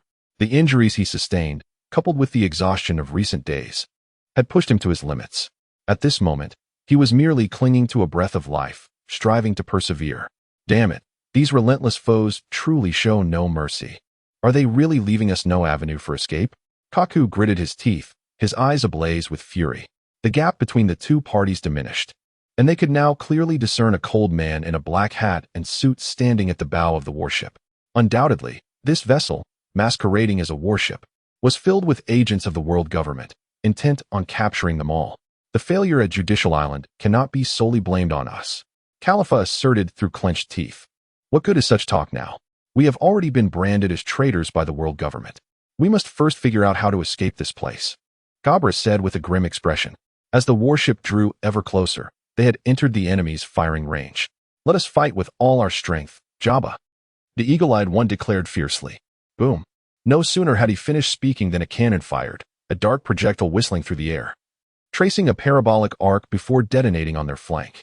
With a resounding splash, water sprayed everywhere as the small vessel rocked violently from the impact of cannon fire.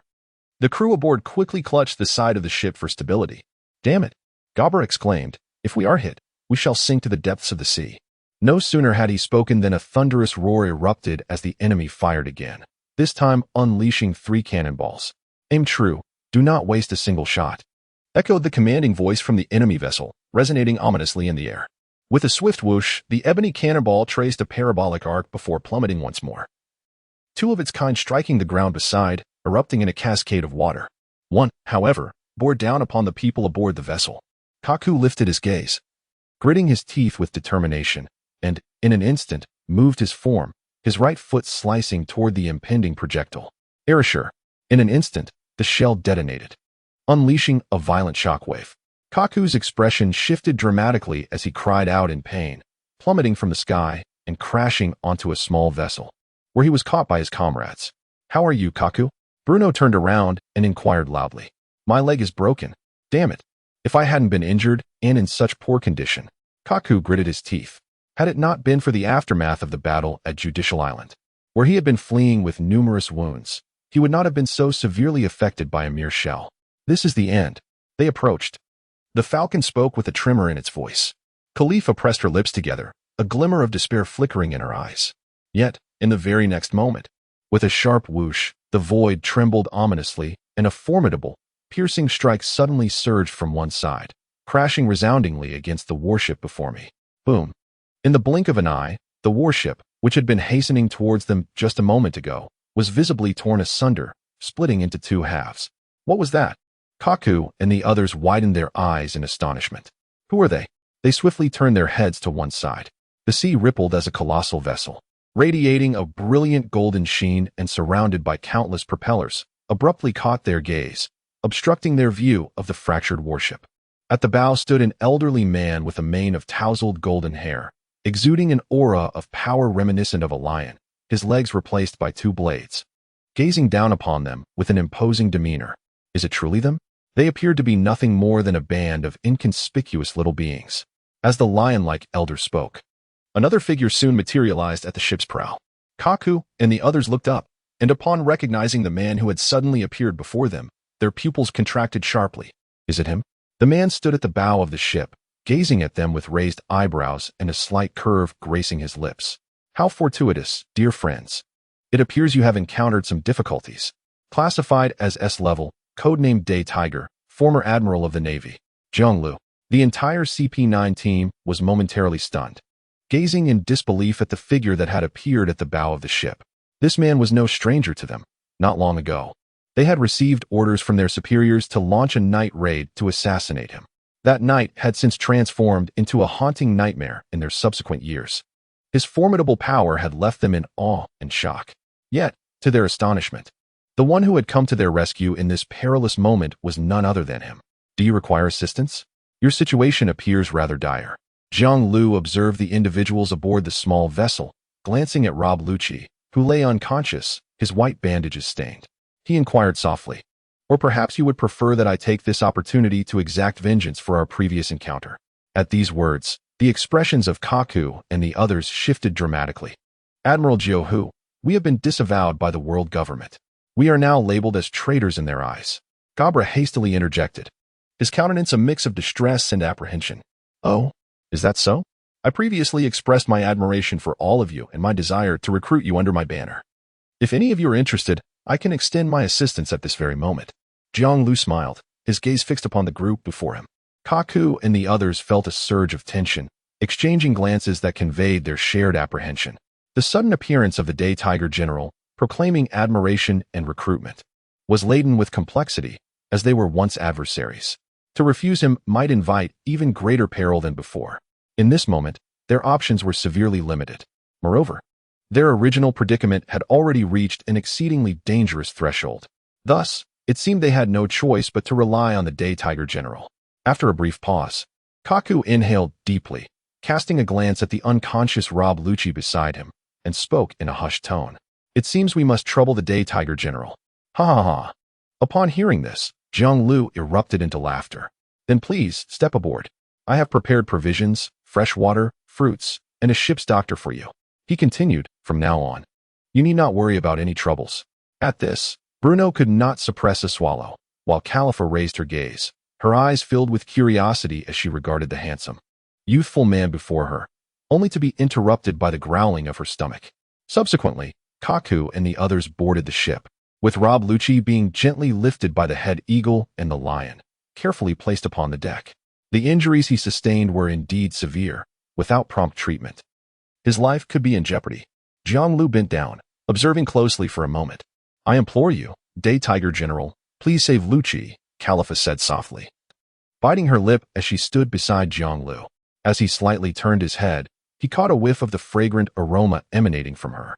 Undoubtedly, she was an alluring woman, exuding an air of maturity. Of course, I shall save him, Califa. You should go eat. You are injured as well. Leave Lucci to me. Jiang Lu replied gently, once more directing his attention to Lucci, placing his right hand upon him. Reply. Uttering those two words, an inexplicable force surged forth, enveloping Lucci entirely. In the blink of an eye, his life-threatening injuries miraculously healed, and his once feeble, barely perceptible breath became steady and rhythmic. Jiang Lu slowly turned around and called out to Fokushi, change his bandages. Indeed, Captain, Foxy responded loudly. Within his pirate crew, there was, of course, a ship's doctor, albeit one of mediocre skill. Nevertheless, he was capable of tending to minor wounds. Lucci's fatal injury had already been healed by Jiang Lu, and what remained were merely superficial injuries sustained in battle. With his robust physique, he would recover in just a few days. Meanwhile, Califa held various items that had been passed to her by others on board, her gaze flitting with intrigue as she fixated on the short-haired man in the vicinity. The simple words he had uttered earlier, imbued with genuine concern, stirred an unexpected emotional resonance within her, almost bringing her to tears. Throughout her life, no one had ever spoken to her in such a gentle tone. This man, with gritted teeth, Califa felt a unique sentiment blossom within her. Spandam was truly worth my allegiance. She parted her crimson lips and eagerly bit into the food in her hand, savoring the delectable taste. It's exquisite, Califa exclaimed, overwhelmed by the flavor. She had never encountered such delightful sustenance in this world. Tears welled up in her eyes, yet she stifled them, allowing them to linger in her gaze. Looking around at the others, they silently consumed their meals, betraying no outward emotion. However, the tremors of their shoulders revealed the intense turmoil within. In their dire circumstances, an outstretched hand was an unfathomable shock to those who had long endured darkness. It was akin to being abruptly torn from endless night by a blinding light. From that moment on, their world was suffused with brilliance, and Jiang Lu was their beacon. The six of them formed a semicircular formation, continuously swallowing their food, sipping water, and quietly observing the ship's doctor as he treated Lucci's wounds and replaced the bandages. It appeared that his critical injuries had been attended to by the captain, leaving only superficial wounds that were not life-threatening. This fellow possessed remarkable resilience. He would likely awaken by tomorrow. However, it was essential to administer water to him at regular intervals to prevent dehydration, the ship's doctor remarked with a smile, then bowed respectfully toward Jiang Lu before withdrawing with a sense of reverence. Upon hearing such words, Kaku and the others exhaled in relief. At that moment, a flash of lightning illuminated the surroundings, revealing a figure encircled by arcs of electricity before them, causing everyone's pupils to constrict. You have sustained considerable injuries. Who is your adversary? Enel inquired, casting a curious gaze upon Lucci. Having traversed from the Sky Island to this vast sea, he had witnessed numerous formidable individuals, and the awe-inspiring battles had filled him with reverence. Those favored by the currents, naturally, possessed strength, and seeing them in such a state piqued his interest in their opponent. The Straw Hat crew. Lucci was defeated by the Straw Hat Boy, Luffy, Kaku replied solemnly. The Straw Hat Boy. Upon hearing this name, Enel's mouth fell agape, and his expression contorted visibly. Where's that fellow? The next moment, he bellowed, his body crackling with arcs of blue electricity. Kaku and the others were momentarily stunned, perplexed by the other's reaction. I have also fought that guy. Annals' countenance darkened as he gritted his teeth. Nearby, the masked crocodile's eyes flickered, and he unconsciously moved closer. I am quite interested in learning more. After a brief pause, he spoke in a low voice. What a coincidence. I too have battled him. Kaku and the others were astonished, gazing at the two peculiar men before them. Observing their gritted teeth expressions, they suddenly grasped the situation, feeling a tacit bond of mutual understanding. So, we have all been defeated by that boy. A shared adversary ignited a sentiment of camaraderie among the 9 present, leading to an eerie yet engaging conversation. That fellow used blood as water, suppressing my abilities. How infuriating, can you imagine? He was immune to my lightning. Lucci has yet to regain consciousness. Each spoke of their own encounters, yet oddly, they engaged in discourse. Jiang Lu and the Golden Lion sat nearby, observing the scene with bemusement. You ought to join them in conversation, Shiki, Jiang Lu remarked with a smile. What a jest. I have not been vanquished by the straw hat boy they speak of, Shiki retorted with a scoff. Through their dialogue, he discerned that these individuals had all been bested by the same group, finding it rather amusing, a serendipitous twist of fate. Ha! Jiang Lu burst into laughter upon hearing this. If it weren't for me, you'd still be squatting there, chatting about life with them. The Golden Lion snorted coldly, dismissing his words as mere jest. I concede defeat at your hands, but to suggest I would fall to an inexperienced novice is truly laughable. I cannot abide such nonsense.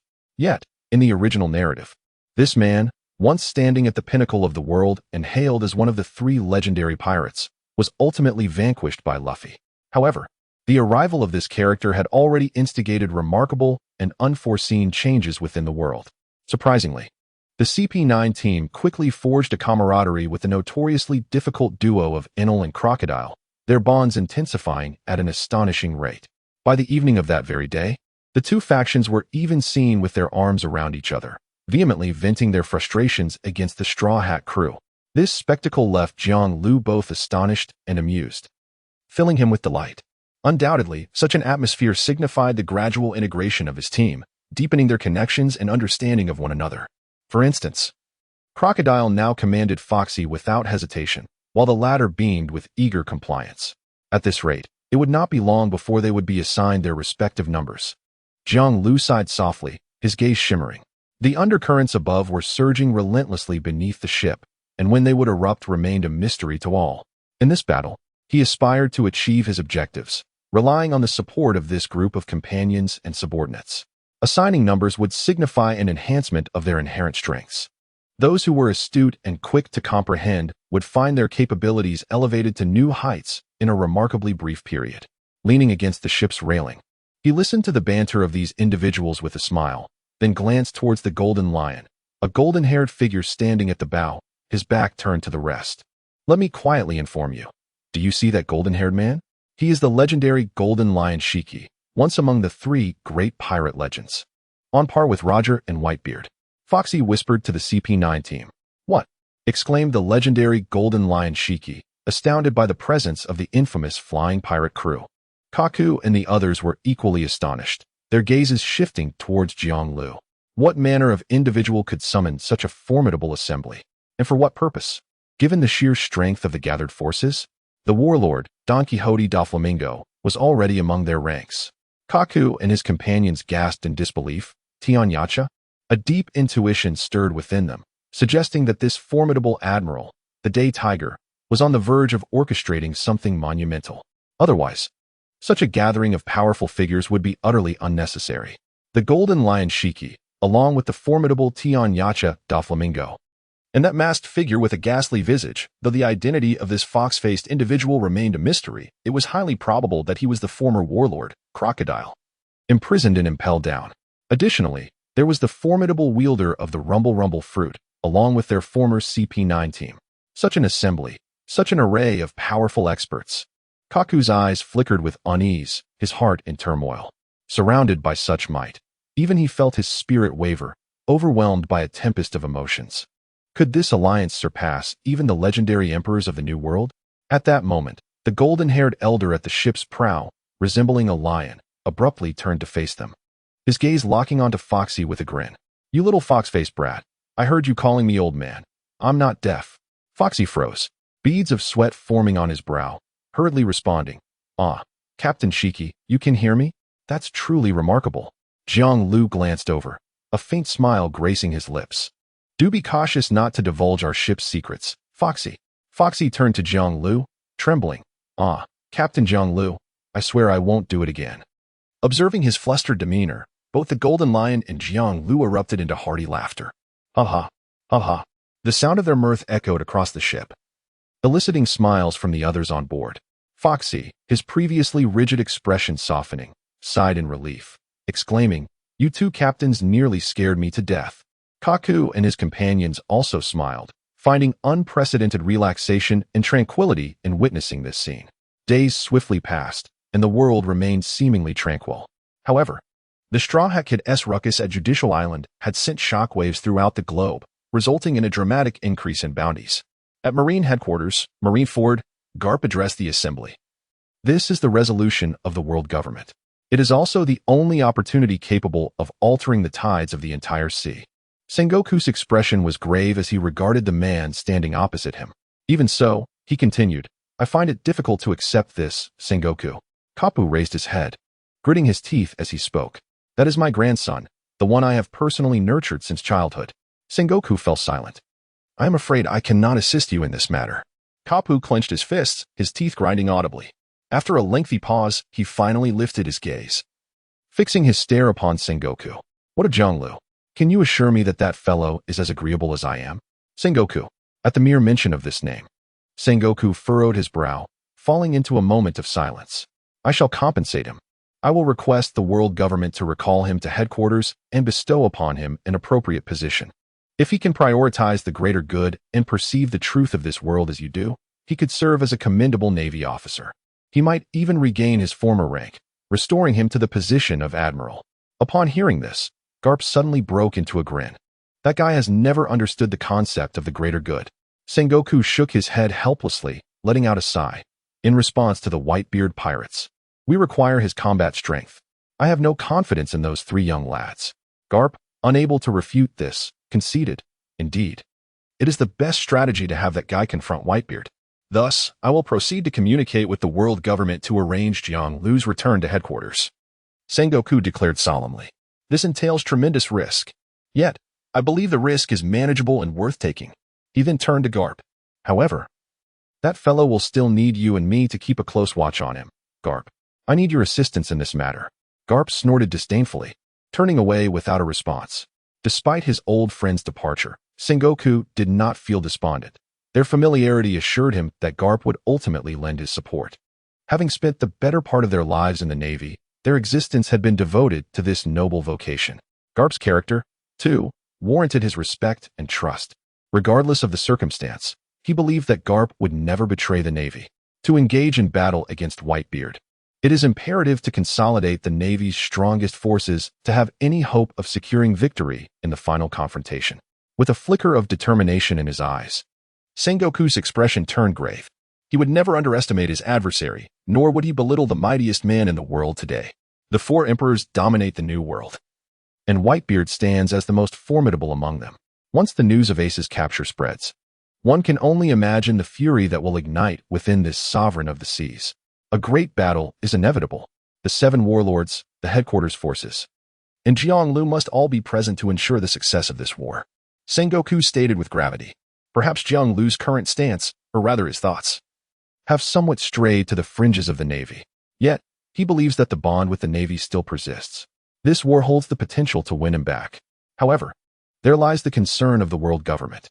With a furrowed brow and a solemn gaze, Sengoku contemplated the challenges posed by the world government regarding Jiang Lu's potential return to power within the Navy's ranks.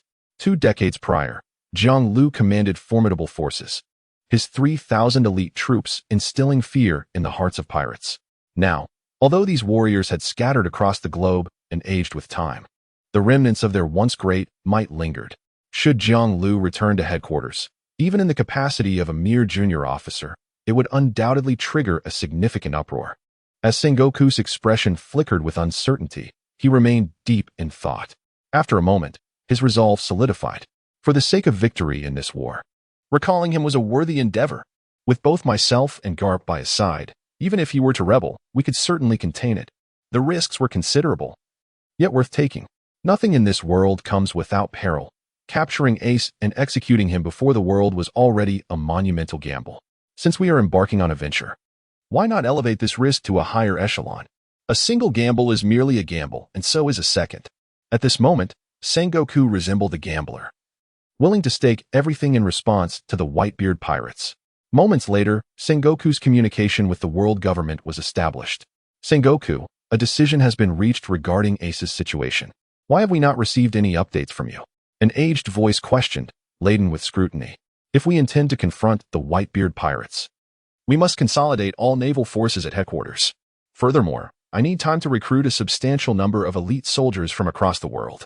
Thus, I must summon Jiang Lu back to headquarters, Sengoku stated solemnly, fixing his steely gaze upon the 5 elders displayed on the screen. Summon Jiang Lu back to headquarters? The elders' eyes widened in unison, their attention fixed intently on Sengoku. In that instant, an immense pressure enveloped the Admiral's office, palpable even through the screen. The junior officers standing nearby trembled, lowering their heads as beads of sweat formed on their foreheads. Before them stood the 5 most powerful figures in the world, their penetrating gazes instilling a profound sense of psychological strain. Yet Sengoku remained unfazed, maintaining eye contact with the elders, his tone unwavering. Jiang Lu possesses extraordinary strength. He has battled Whitebeard and Roger on multiple occasions 20 years ago. His involvement in this conflict would neutralize Whitebeard's most formidable forces and spare our troops from unnecessary losses. Moreover, he is a member of the Navy. You have no grounds to refuse. The elders' expressions darkened further, and they lapsed into silence. After a lengthy pause, one finally spoke.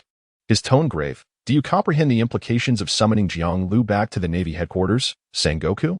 Should he once again instigate a cataclysm akin to that of 2 decades prior, who shall bear the responsibility? Sengoku's gaze showed no signs of retreat. As he coldly met the other's stare, I shall shoulder all consequences. He was already on the brink of retirement, and in this final chapter of his career, he yearned to conduct this war with excellence, willing to endure any repercussions. If Jiang Lu were to go berserk, would you be able to restrain him? An aged voice resonated. Being at the Navy headquarters, alongside the 7 warlords and the 3 admirals, I can assert with certainty that Jiang Lu will not lose control. Sengoku gritted his teeth. The 5 elders fell silent once more, and after a brief pause, spoke coldly. Such a perilous endeavor, whatever consequences arise, shall be borne by you. I hope you comprehend this, Sengoku. Subsequently, the projection device was turned off, and Sengoku took a deep breath. After sitting in his chair for a considerable time, he finally addressed the officer beside him in a solemn tone. Immediately contact Jiang Lu and summon him back to headquarters. Furthermore, disseminate the news of Ace's capture to the world without delay. We must commence preparations for the impending war. The officer, momentarily taken aback, quickly responded, Yes, Admiral. As the officer turned and hurried away to relay the message, Sengoku's eyes flickered, and his expression grew complex. I hope you do not disappoint me, Jiang Lu. Otherwise, even if this forthcoming war entails immense risks, I shall undoubtedly see to your capture. On the contrary, Sengoku paused for a moment, letting out a gentle sigh. If you endure this trial and garner immense renown within the Navy, you shall have the opportunity to vie for the position of the next marshal. By your own words, there is a significant likelihood that you will ascend to command the Navy. The recall of Jiang Lu to headquarters was intended to prepare for the impending conflict with Whitebeard. Yet, it also served as a test from Sengoku for Jiang Lu. Should he succeed, the new marshal would undoubtedly be Jiang Lu. This was the sole contribution Sengoku could make for him, given his limited intellect, before he stepped down. The scene shifted to the Arc Maxim. It was now the following day, and the CP9 team had enjoyed a restful night, their bodies treated and wrapped in white bandages. As the sun began to rise, when Rob Lucci opened his eyes, he beheld a figure seated with their back to him, fishing from a chair. Where am I? Rob Lucci weakly propped himself up on his hands. His serious injuries had been healed, allowing him to move with some effort. Looking down at himself, he observed the neatly applied bandages, clearly indicative of proper medical treatment. Such meticulous wrapping was beyond what Kaku and the others could have accomplished. Ah, you're awake, Lucci. I knew your physique would allow you to regain consciousness swiftly, Jiang Lu said, setting aside the fishing rod and turning to smile. Is it you? Lucci's expression faltered, revealing a look of astonishment. Ah, Your companions happened upon me upon the vast sea, and I persuaded them to join our ranks. Now, we are united as one, Jiang Lu remarked with a smile. A group of people? Lu Qi was taken aback for a moment, then blinked his eyes. Does that mean I am now your subordinate? Jiang Lu smiled, pondered for a moment, and nodded. One could say that, but I prefer the term partner. From now on, we shall be partners. Rob Lucci stood there in a daze, his gaze flickering as he looked at the bandages wrapped around him.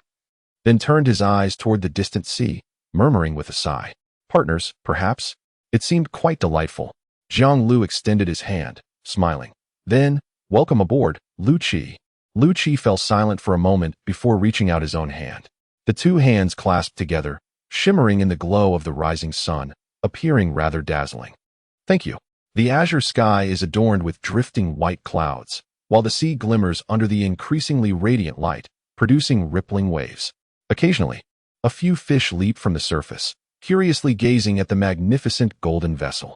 On board the ship, two individuals sit in serene contemplation, overlooking the vast ocean ahead. One holds a fishing rod, casting bait with a gentle flick of his wrist, while the other, bound in bandages, sits silently observing. What transpired in your life 2 decades ago? What events could possibly lead a naval prodigy, deemed the most monstrous genius in history, to languish and impel down for such an extended period? The sea breeze caresses the air as Rob Lucci, with a serious demeanor, inquires in a deep voice. The intelligence he received from the world government provided little detail about the individual before him, merely skimming the surface. With their relationship, stance, and factions having transformed, Lucci found himself immensely curious about this opportunity for direct dialogue. Ha ha ha ha ha, Jiang Lu chuckled in response. Is there a story behind my existence? A hint of nostalgia flickered across his face, a whisper of reminiscence. It was a tale from long ago. After uttering this, Jiang Lu fell into silence, seemingly lost in the reflections of his past. Rob Lucci, eyes wide with curiosity, patiently awaited his response. After a prolonged pause, a deep, resonant male voice finally emerged. 20 years ago, by mere chance, I arrived in this world. I still remember it vividly. A deserted island, ravaged by pirates, littered with the corpses of innocents. There were the elderly, women, and children. Blood flowed like rivers, staining the earth, the acrid scent of carnage assaulting my senses. As these plain words echoed, Rob Lucci's gaze sharpened. From that straightforward account, he sensed a chilling atmosphere, as if he stood amidst a battlefield himself. On that fateful day, the naval branch from Zero Island, dispatched for support, faced total annihilation, leaving me as the sole survivor. It was also on that day that I encountered the then Admiral, Zephyr. Speaking softly, Jiang Lu's expression turned complex. His journey into the Navy was both extraordinary and serendipitous, with Zephyr being the man who catalyzed his naval career. Everyone proclaimed my prodigious talent, foretelling that I would become the greatest Navy officer in history. Subsequently, I entered the naval training camp, where I honed my skills. In swordsmanship, I mastered the flying slash in just a single day. In the realm of physical combat, I mastered 6 techniques in just 1 day, subsequently developing new forms of martial arts. Within a mere month, I attained the prowess to stand among the pinnacle of this world. The unassuming tone of my words caused Rob Lucci's pupils to constrict, his mouth agape, his expression morphing into one of extreme astonishment. What a jest! Could it truly be that the profound realms of swordsmanship and martial arts, such as the soaring slash and the 6 techniques, could be grasped in merely a day? What sort of monstrous talent must one possess to achieve such feats? It was utterly inconceivable, bordering on the inhuman. Of course, at that time, I had yet to reach the echelon of the world's strongest. Figures like Roger, Whitebeard, the Golden Lion, Garp, Sengoku, Zephyr, and Kong all possessed formidable strength. In comparison, I was still lacking. Jiang Lu then chuckled softly. Yet, Rob Lucci's demeanor grew increasingly grave. He was acutely aware of how little time this man had spent in training. While others had long basked in their illustrious legacies within this world, even he, a rare genius within the CP organization, found himself shaken, his heart stirred. Subsequently, I embarked on my naval career as a cadet, apprehending numerous pirates, which rapidly accumulated my military achievements and elevated my rank. Gradually, I ascended to the position of colonel, then rear admiral, vice admiral, and ultimately, admiral. Beneath my command, a cadre of elite, loyal, and justice-driven soldiers coalesced.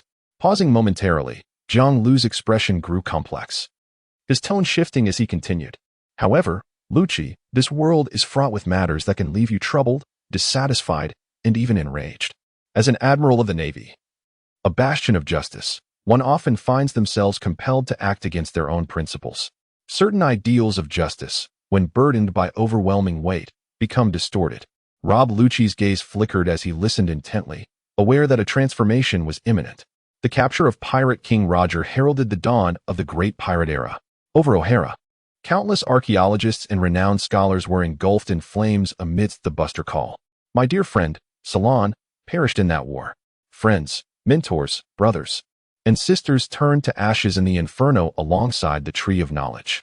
Jiang Lu's tone grew increasingly somber, the cold fury evident in his eyes. Rob Lucci's expression mirrored the gravity of the situation. He, being an intelligence officer, was well aware of the O'Hara incident. It turned out that the other party had personally participated in that very war.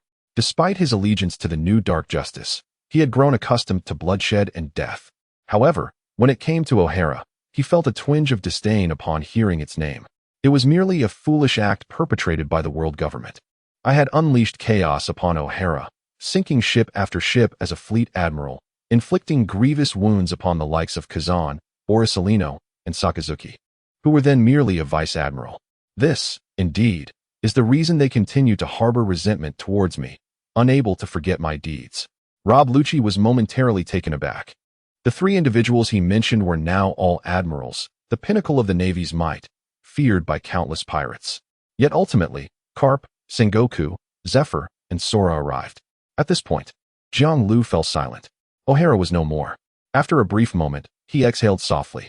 The all-knowing tree, renowned across the world, which had accumulated countless pieces of knowledge and collections of ancient texts, lay in ruins, consumed by flames, all at the behest of a single command from the world government.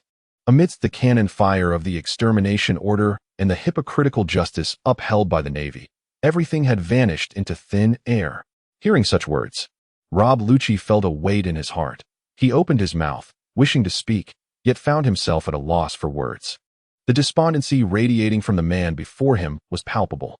He must have been filled with rage and sorrow in that moment. Then, he heard another phrase escape the lips of this man. In an instant, his pupils dilated and goosebumps prickled across his skin. Then, I have set my sights on Mary Geos. What? Rob Lucci's eyes widened in disbelief as he stared at the man before him. Under the rising sun, the contours of the man's profile shimmered with a golden glint, bestowing upon him an aura that was both divine and blinding. Set sights on Mary Geos. This was an unimaginable feat for anyone in the world. On the Red Land, what is Mary Geos? It is the dwelling place of the world's aristocracy. Revered by the populace as a sanctuary, a realm entirely isolated from the world, akin to a new space and dimension. For 8 long centuries, throughout the existence of the world government, such an event has never transpired. There has been no precedent and likely no successors to come. This monumental achievement is unparalleled. Something no one could accomplish. Not even the Pirate King, Gold, Roger, could achieve it. Lucci, a soft sigh emanated from beside him, instantly rousing Rob Lucci, who turned his solemn and astonished gaze towards the speaker. At this moment, even he, proud to his very core, could not help but admire the man before him. At the very least, he knew he could never accomplish such feats. Deep within, he harbored a profound reverence for the world government. Commands from superiors like Spandam must be obeyed. This further intensified Rob Lucci's admiration for Jiang Lu. In his heart, anyone capable of defying the world government was undoubtedly akin to a deity. This world is awry. There are too many things amiss. I once had a friend named Don Quixote homing. Jiang Lu's voice wafted through the air once more, causing Lucci to pause, his expression turning peculiar. To befriend the celestial dragons? I resonate with his principles. We share the same aspirations. In this world, diverse intelligent beings should inherently exist as equals. Although achieving absolute fairness and equality is a formidable challenge. However, he paused, and Jiang Lu's voice grew somber, his words bearing the weight of a mountain. Such beings as the celestial dragons should never exist. Rob Lucci's entire being trembled, his pupils constricting to mere pinpoints. In that moment, as he gazed at Jiang Lu, his eyes reflected an overwhelming shock. After a few breaths, this astonishment transformed into a different kind of radiance, reverence, even fervor and faith. It was nearly unprecedented for anyone in this world to utter such words. Beings like the celestial dragons should not exist. O'Hara, the so-called hogback, and others. Everything I have experienced and witnessed has only strengthened my conviction. I yearn to transform this world. Such simple words, yet they resonate with unwavering determination, leaving Rob Lucci breathless. It is not about becoming the pirate king, nor is it about fame, wealth, or status. It is about changing this world. The presence of the man before me, his ambition and dreams, is enough to make anyone in the world tremble with emotion. So, will you join me in creating a new world? Lucci. The voice of Jiang Lu soon echoed once more. Rob Lucci trembled profoundly, his gaze fixed on the other, shimmering with a peculiar light. Drawing in a deep breath, his tone became exceedingly solemn. I am willing to dedicate my utmost effort and sacrifice everything for your noble dream. After a brief pause, Lucci's voice resonated with unwavering determination. Even my own life. This was not merely an act of repaying a life-saving grace. It stemmed from his profound respect and support for Jiang Lu's lofty ideals. The world's aristocrats, the celestial dragons, have long loomed over the hearts of all as a colossal burden. Now, a figure bold enough to challenge this oppressive mountain has emerged. He will undoubtedly shine with brilliance and fervor, destined to be followed by countless souls. There is no need to speak so gravely, Lucci. From now on, we are comrades, united by a shared vision, striving together for our beliefs and ideals. Jiang Lu said with a smile. Comrade, Rob Lucci murmured, his eyes shimmering with intrigue. Simultaneously, at the bow of the ship named Proverbs, stood the golden-haired lion, Shiki, a subtle smile gracing his lips. Seated at the helm, Inaru rested his chin in his hand, eyes closed, as flickers of lightning danced around him. Cloaked in a ghastly mask, Crocodile leaned against the mast, his gaze flickering, eyes slightly raised, surveying the distant sea. The CP9 team, not far off, clasped their hands tightly, betraying their inner turmoil. Khalifa adjusted her golden spectacles, observing the man before her, who was turned away, rod in hand, a flicker of admiration and reverence crossing her gaze. A man with lofty aspirations is always so captivating, especially this one, exuding such gentleness. Foxy clenched his fists, his expression alight with excitement, trembling all over as he whispered incessantly. Change the world. We must transform the world. The individuals aboard the vessel almost all overheard the dialogue between Jiang Lu and Lucci. As they conversed, one by one, everyone began to rise. Their simple exchange. Yet it sent shivers through them, igniting the fervor within their hearts at that very moment. Until now, none had comprehended the true purpose and ambition that Jiang Lu harbored while gathering such formidable allies. At this moment, clarity dawned upon them. The ambitions of their counterpart would astonish the entire world, capable of overturning the seas. Such a man of grand aspirations is truly worthy of my allegiance, murmured Crocodile. Although uncertain of the exact course of action, I felt my blood boiling with anticipation, remarked Enel with a grin. Ha ha ha ha. Let us see to what heights we can ascend. Roger, you shall observe closely. The achievements of the Golden Lion will undoubtedly rival yours. Bellowed the Golden Lion Shiki with a hearty laugh. At that moment, the Arc Maxim radiated a golden brilliance, its splendor rivaling that of the midday sun. That day, in the afternoon, buzz buzz, the telephone bug in Jiang Lu's arms suddenly rang. The people around him were momentarily taken aback, then turned their gaze towards him. It is the Navy, Jiang Lu suddenly realized, producing a communicator and promptly establishing a connection. By order of the Grand Marshal of the Warring States. In response to the impending transformations within the global landscape, former Navy Admiral Jiang Lu is hereby summoned to return to headquarters. There was a brief pause, and the voice on the other end of the communicator resonated with utmost seriousness and gravity. Furthermore, a reassignment of your position is to be enacted. You are to be promoted from an intern sailor to the rank of colonel at Navy headquarters. The appointment letter, along with your military insignia and uniform, will be issued upon your return to headquarters. A solemn and weighty message emanated from the communicator. Jiang Lu raised an eyebrow, his eyes glimmering. From the moment the order is received, regardless of your current location, you are to depart immediately and report to headquarters. We await your return and warmly welcome you back as an esteemed member of the Navy. Colonel Jiang Lu. The voice resonated, and once this segment concluded, the call was automatically disconnected. On board the Zhenyan, an eerie atmosphere enveloped the space, marked by an unusual silence. Clearly, A significant event was unfolding. Jiang Lu's gaze drifted towards the bow of the ship, where he gazed upon the sea, softly uttering that the storm of the impending battle had already begun to brew. With fierce winds sweeping in, such a solemn summons from headquarters served as the most direct reminder, a call to arms from the Navy. Crocodile remarked in a low tone. The voice emanating from the transponder snail was unmasked, and everyone present absorbed its meaning. Ha ha ha. You've been promoted, Jiang Lu, Colonel of the Navy. The Golden Lion exclaimed with boisterous laughter, raising an eyebrow as he leaped down from the ship's edge to stand before Jiang Lu. So, are you going back to do your so-called Navy duties? Jiang Lu narrowed his eyes and scanned the faces around him, smiling slightly. Of course, I must return. Are you not curious as to why the Navy headquarters has issued such a summons? At his words, curiosity flickered in the eyes of all present. A world-shattering event was about to transpire. This world would soon erupt with chaos. Jiang Lu's gaze grew profound as he proclaimed to the crowd, such a grand occasion. I shall undoubtedly partake in, and you shall be fortunate witnesses to the forthcoming monumental transformation of our era. Esteemed guests, we are about to witness history. Pausing momentarily, a radiant smile broke across Jiang Lu's face, illuminating his features. This will be etched in history, remembered by all. Suddenly, a flock of birds soared through the sky, showering countless newspapers upon them. Foxy scrambled to catch the falling papers, lowering his gaze to read. Fire Fist Ace captured. He instinctively read aloud the striking crimson headline but quickly realized its implications. Wait, Ace. Foxy exclaimed, his head snapping up to meet Jiang Lu's gaze, his voice trembling. Boss, is it that Ace?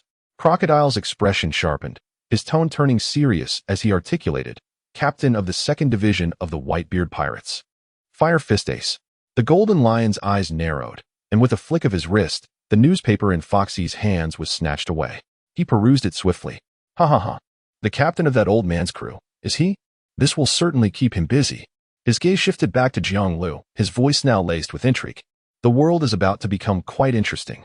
Jiang Lu maintained his composure, even though the headline featured his own nephew. He was already prepared for this moment. It seems you have been anticipating the eruption of this very incident, the Golden Lion inquired, fixing his gaze on Jiang Lu. Indeed, the war between the Navy and the 4 emperors, Whitebeard, is destined to become the most magnificent spectacle of this era, heralding the dawn of a new age following Roger's initiation of the Great Pirate Era. Jiang Lu spoke in a low voice. I seem to grasp your forthcoming plan. The Golden Lion grinned, his eyes alight with anticipation. Thus, you intend to return to the Navy, using this identity as a springboard to leap into the new world? Jiang Lu nodded. I will return, but not as a springboard, rather as a farewell. Subsequently, he looked up at the sky, his voice growing complex and ethereal. One must always bid farewell to their past. Isn't it so? The people aboard the vessel fell into a profound silence, their eyes gradually shimmering with anticipation and excitement. Jiang Lu, the leader of this team, was on the verge of bidding farewell to his past, signifying the imminent journey towards a new world. Only then would they truly confront the world and embark on a new era. Before my departure, there remains one final task to accomplish. Withdrawing his gaze, Jiang Lu turned around to face the crowd once more, smiling as he spoke. What is it? Inquired the Golden Lion, his brow furrowed in confusion. Crocodile seemed to grasp something, a glimmer of excitement shining in his eyes. I shall assign you numbers. After spending some time together, I believe you have earned the right to become the designated ones of the Night of Illusions, Jiang Lu said softly. Crocodile froze, elation surging within him. Indeed. The Golden Lion's eyes widened as he turned to Jiang Lu. Designated ones? Such enigmatic numerical titles have always been laden with peculiar significance. You shall soon discover the weight of their meaning, Jiang Lu replied with a slight smile. He then took a deep breath, his expression transforming into one of solemnity and gravity. I am delighted to gather with all of you here. Fate is a curious thing. It has intricately woven us into a collective, allowing us to strive for a common goal. However, the path ahead will be fraught with peril. Therefore, we must cultivate greater strength. Pausing momentarily, Jiang Lu continued, I have always asserted that each of you possesses potential and talent, merely lacking that final touch. Now, I shall bridge that gap and elevate your prowess to new heights. Hearing these words, Enel flashed forward, fixating intently on him.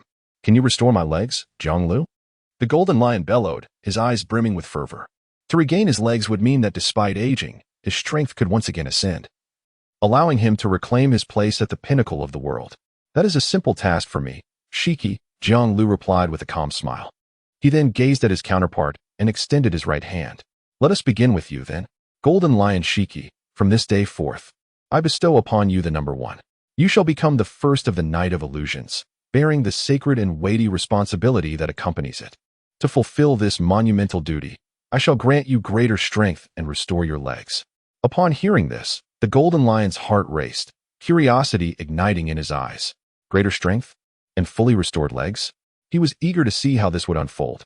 In the next instant, Jiang Lu's right hand made contact with his shoulder, and an inexplicable, mysterious force surged through him. The Golden Lion trembled as incredulity washed over him. First, the dual blades strapped to his legs fell away, clattering onto the deck. Then, an unbearable itch erupted from the stumps of his legs. I can feel them. The Golden Lion Shurji was astounded as he lowered his gaze. At the fractured edge, a leg bone was rapidly regenerating. In a mere few seconds, the bones of both feet emerged, firmly planting themselves upon the deck. Following this, tendons, flesh, and skin materialized. In the span of just 5 breaths, a pair of complete legs had reappeared. Before he could fully comprehend the shock, countless hidden injuries within his body were simultaneously eradicated and healed. Furthermore, his physical age began to regress. He was becoming younger. In the blink of an eye, the wrinkles on the Golden Lion's face diminished, and the signs of aging faded away, restoring him to the state he had possessed a decade prior. What is this? The Golden Lion widened his eyes, gazing at Jiang Lu, his mind shaken. Is this truly your power? Yet, Jiang Lu offered no response. Instead, he approached Crocodile. You are the first to follow me after I emerged from Impel Down. I shall bestow upon you the designation of number 2, along with an even greater strength. Jiang Lu declared solemnly. Crocodile nodded gravely. In the next moment, Jiang Lu's right hand made contact with his form. Crocodile trembled violently, his eyes a tumult of shock, reverence, and deep gratitude. You are enhancing the target's sand fruit abilities. Enhancement successful. Evolution possible. Evolution successful. The target has mastered skills: Sand Burial, Quicksand Cascade, Sand Waterfall Burial, Infernal Sand Entombment, and the Shield of the Crane. You are enhancing the target's physical attributes. Enhancement successful. Evolution possible. Evolution successful. The target has awakened the armament hockey. Listening to the notifications echoing in his ears, Jiang Lu withdrew his hand and cast a meaningful glance at the mask-clad crocodile, whose eyes gleamed with evident excitement and astonishment. This wave of enhancement was nothing short of epic. From this day forth, Crocodile would no longer be the same as before. Enel, ignoring him, the jubilant crocodile was lost in his own astonishment, while Jiang Lu turned his gaze once more towards Enel. Your turn. You shall be number 4. Number 4, Thor Enel. Before the latter could grasp the significance of this number, Jiang Lu's right hand had already reached out, his index finger poised upon the center of his brow. Buzz. Like ripples breaking the serene surface of a lake, Enel's eyes widened, filled with astonishment. Strangely, he found himself mastering an array of unprecedented skills, witnessing figures shifting forms and practicing extraordinary martial techniques. You are enhancing the target's thunderfruit abilities. Enhancement successful, it can be evolved. Evolution successful, the target masters the electromagnetic cannon, the thunder scythe, the 1,000 birds, the 1,000 birds flow, the lightning release Kirin, and the breath of lightning, among others. You are augmenting the target's physical attributes. Enhancement successful, it can be evolved. Evolution successful, the target masters the 6 styles. The target awakens the armament hockey. After a few breaths, Jiang Lu withdrew his right hand. Observing Enel's expression at this moment, his mouth agape, wearing a look of shock and incredulity, seemed somewhat comical. He had never witnessed, nor even conceived, that the thunderfruit could be employed in such a manner.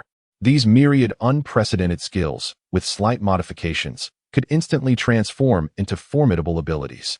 Moreover, it appeared that Boss Jiang Lu had deliberately focused on enhancing the martial arts, addressing his weaknesses, and in that moment, he became all the more well-rounded. Foxy, you are number 8. The voice reached Foxy's ears, causing him to tremble with excitement and anxiety as he hurried over. Subsequently, Jiang Lu extended his hand towards him. You are currently enhancing the target's ability of the dull fruit. The enhancement is successful, prolonging the effects of dullness, accelerating the firing speed, and enabling further evolution. The evolution is successful, granting the target the mastery of the body freezing technique. The effectiveness depends on the target's strength. You are also enhancing the target's physical attributes. The enhancement is successful, allowing for evolution, and the evolution is successful, granting the target the mastery of the 6 styles. The target awakens observation haki. But no signs of armament haki awakening have been detected. The awakening has failed. The final prompt from the system momentarily stunned Jiang, who then retracted his right hand. It appears that the enhancement abilities provided by the system come with certain prerequisites, determined by the potential and current condition of the individual. Continue to strive in your training. Foxy. After imparting this somewhat profound piece of advice, Jiang turned his gaze once again towards Rob Lucci. The latter stood silently, wrapped in bandages, yet exuded a dangerous aura akin to that of a beast. You shall be number 5, Jiang softly proclaimed, approaching Lucci and extending his finger to point at his forehead. Is it number 5? Murmured Rob Lucci as he closed his eyes. Buzz. In the next moment, an extraordinary force enveloped his entire being, and a myriad of wondrous perceptions were unveiled before him, tangible and within reach. Rob Lucci's heart trembled profoundly, his reverence for this man reaching an unparalleled zenith. You are enhancing the target, the cat fruit. Enhancement successful. Evolution is now possible. Evolution successful. The target has mastered skills in the Zoan category, awakening. You are enhancing the target's body. Enhancement successful. Evolution is now possible. Evolution successful. The target has mastered the skills of armament haki and observation haki. After a few breaths, Jiang withdrew his right hand, acutely aware of the formidable presence emanating from Rob Lucci before him. This signified that his opponent possessed extraordinary talent, rapidly integrating the enhanced and evolved skills. With a mere passage of time, a monumental transformation in strength was imminent. Taking a gentle breath, Jiang turned to face all present, smiling softly as he spoke. What I have bestowed upon you requires your continued practice and integration. Only then will it truly become your own power, unleashing its genuine might. The crowd nodded, their gazes filled with wonder and admiration. Such a means of imparting strength to others bordered on the divine. Moreover, the origins of those previously unseen skills, swordplay, blade techniques, remained a mystery. At that moment, Jiang exuded an aura of unfathomable depth to all who were present. Shurji, Jiang called out once more. Oh, what is your command, boss? Jin Shitsi Shurji replied with a smile, a hint of jest accompanying an undercurrent of sincerity. Having restored his legs and alleviated his internal injuries, he had rejuvenated himself nearly a decade. Such astonishing feats had left Jin Shitsi in awe. He sensed that he may have underestimated the man before him. Moreover, those accompanying him had also undergone significant transformations, their subtly revealed auras even startling him. The term boss in his words signified his genuine acknowledgement of the other's status. Utilize your position to maintain contact and consolidate our forces, but do not hasten to reveal your identity, Jiang spoke in a low tone. With the impending war, it was time for him to make the necessary arrangements.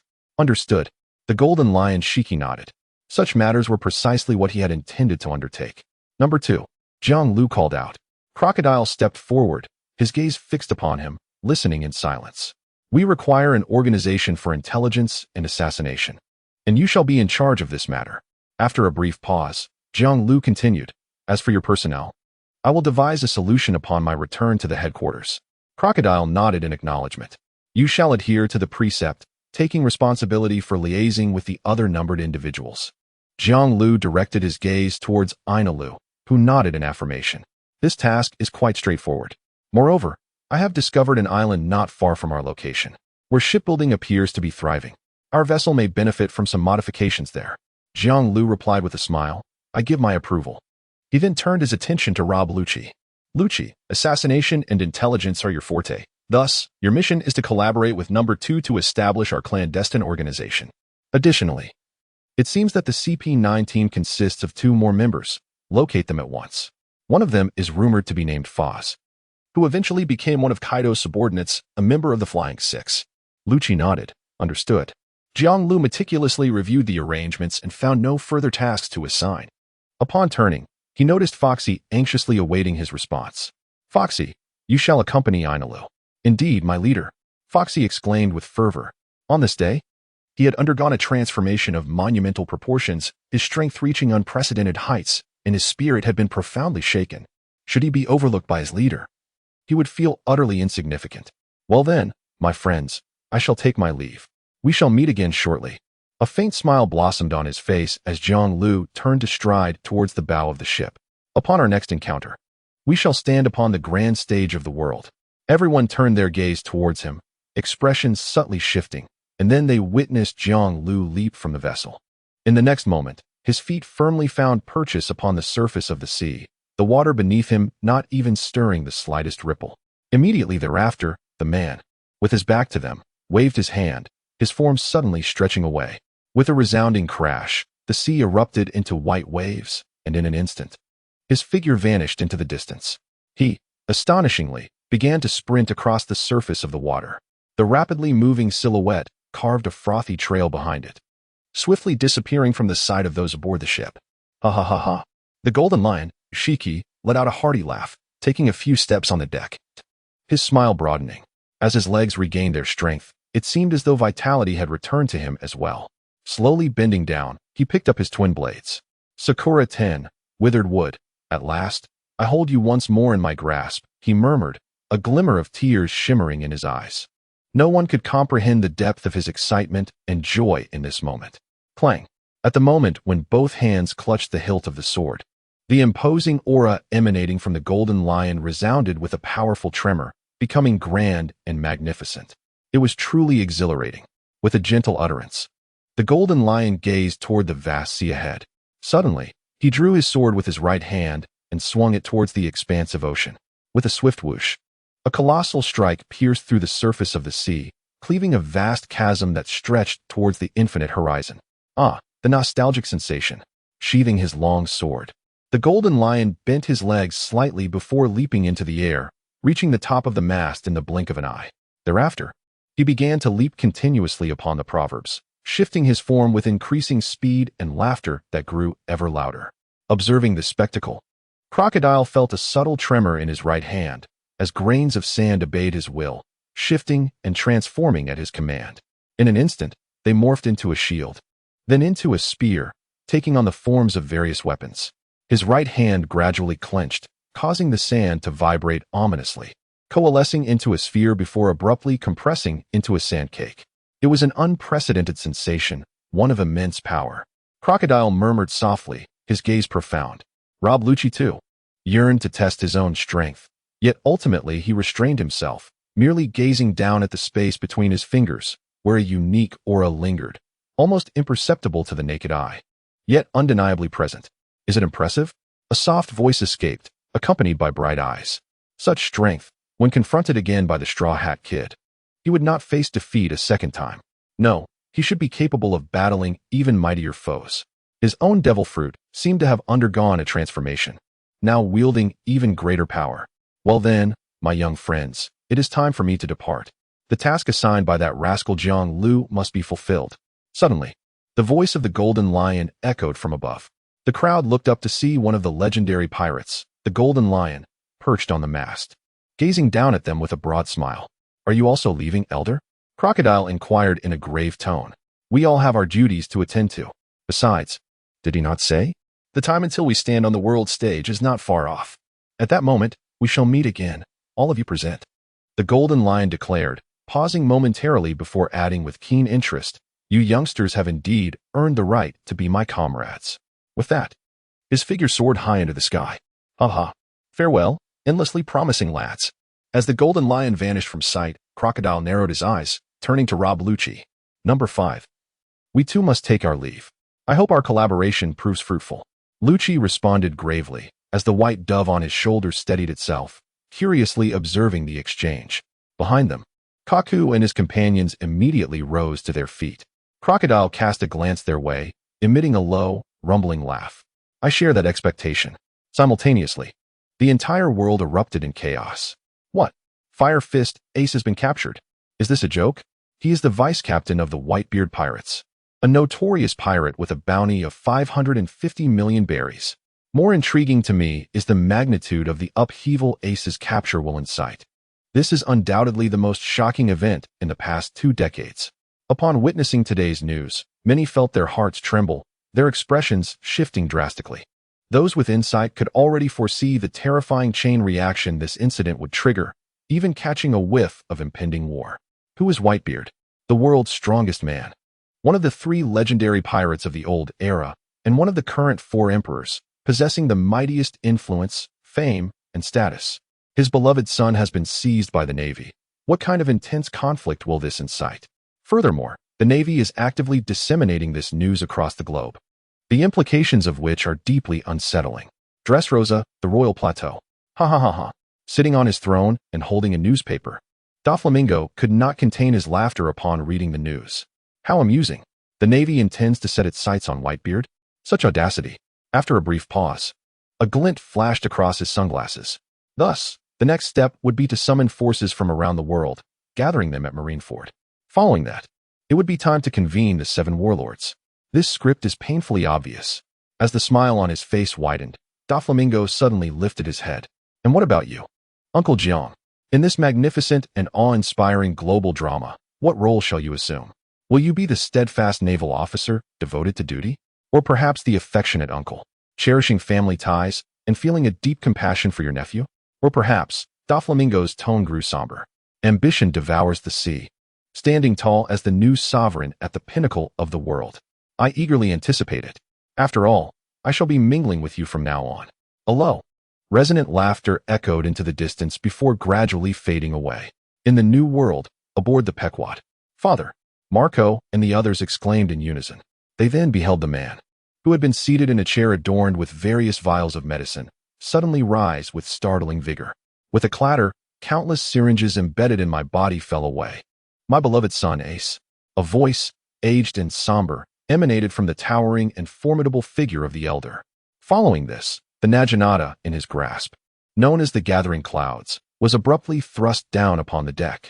A resounding bang echoed as ripples radiated outward, causing the colossal Moby Dick to tremble slightly, leaving many unsteady on their feet. It is the folly of your father that has led you to this perilous venture. Rest assured, I shall rescue you.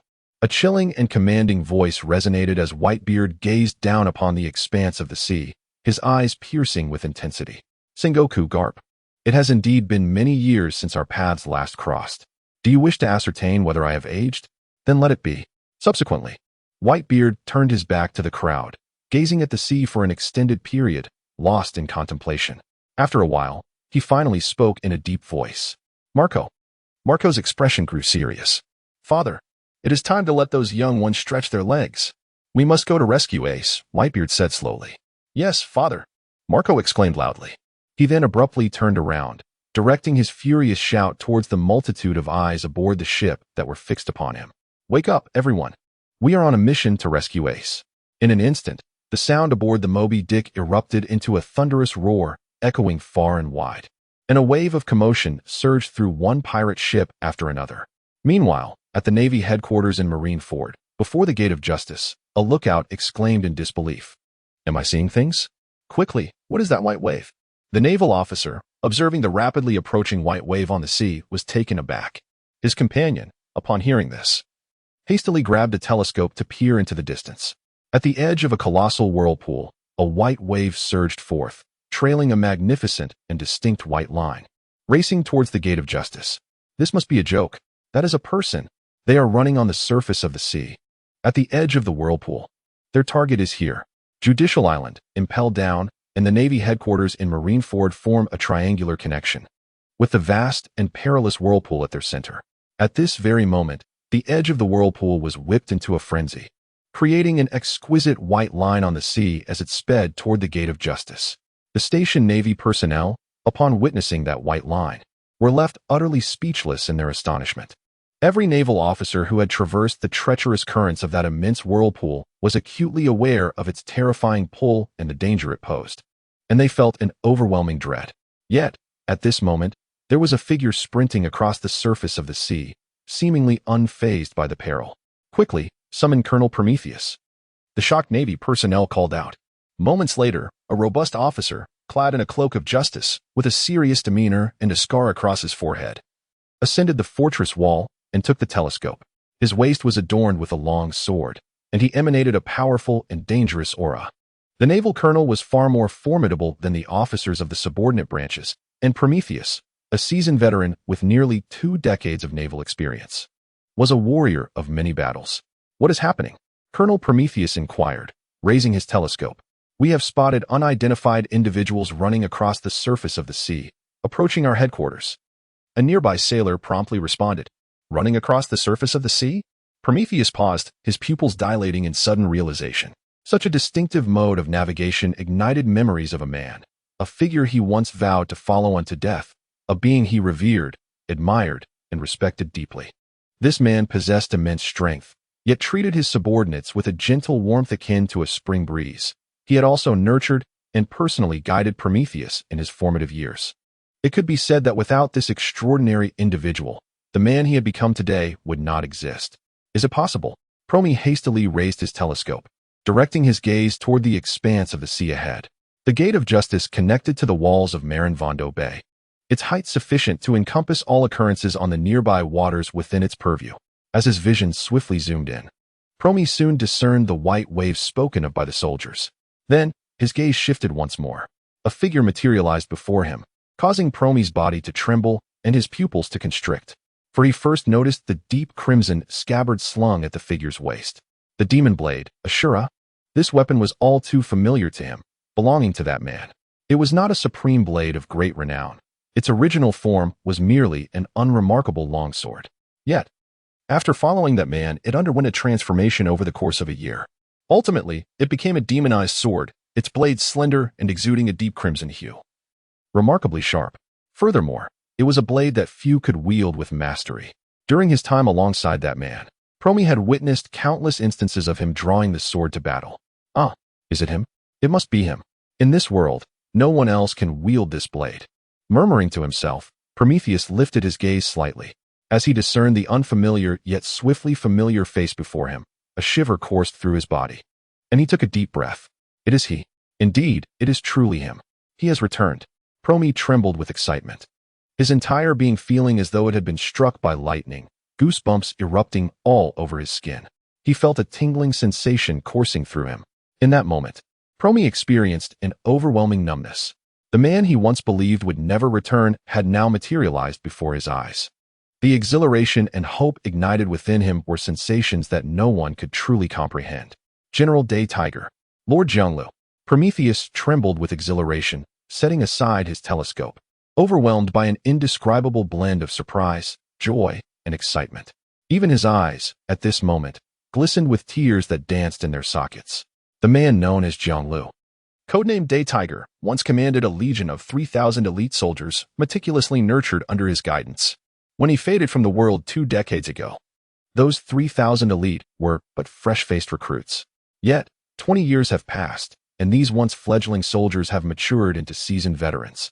Some have ascended to the ranks of generals, overseeing key naval positions, while others have been dispatched to serve as the highest commanders in various regions, with even the least among them holding the rank of colonel. They are now dispersed throughout the naval system, scattered across the globe. Perhaps they have not communicated with one another for 2 decades. However, should that man reappear, these individuals would undoubtedly obey his commands without a moment's hesitation. There is no superior commander than you. Overcome with joy, Prometheus wept, unaware that tears had begun to stream down his cheeks. He leaned against the city wall, watching as the white waves surged closer, swiftly approaching the Gate of Justice in a matter of moments. Hurry, open the door, Prometheus shouted urgently. Swiftly wiping away his tears and standing tall, his chest thrust forward. Positioned upon the city walls, he gazed with awe and reverence at the approaching figure. The new recruit, Private Prometheus, had encountered General Jianglu. As the figure arrived before the Gate of Justice, Prometheus straightened his back and proclaimed loudly, "New recruits?" Before the Gate of Justice, the white waves came to an abrupt halt. Jianglu raised his head, his gaze immediately fixating on the figure atop the city wall. A man standing upright with a sword at his waist. "I remember you, Prome." Soon, he recognized the other party and spoke with a smile. "Indeed, General Jianglu," Prome exclaimed with great excitement.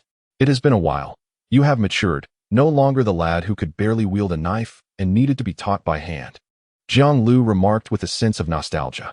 "Welcome back to the headquarters, General Jianglu. I am truly overjoyed, so very happy to see you again."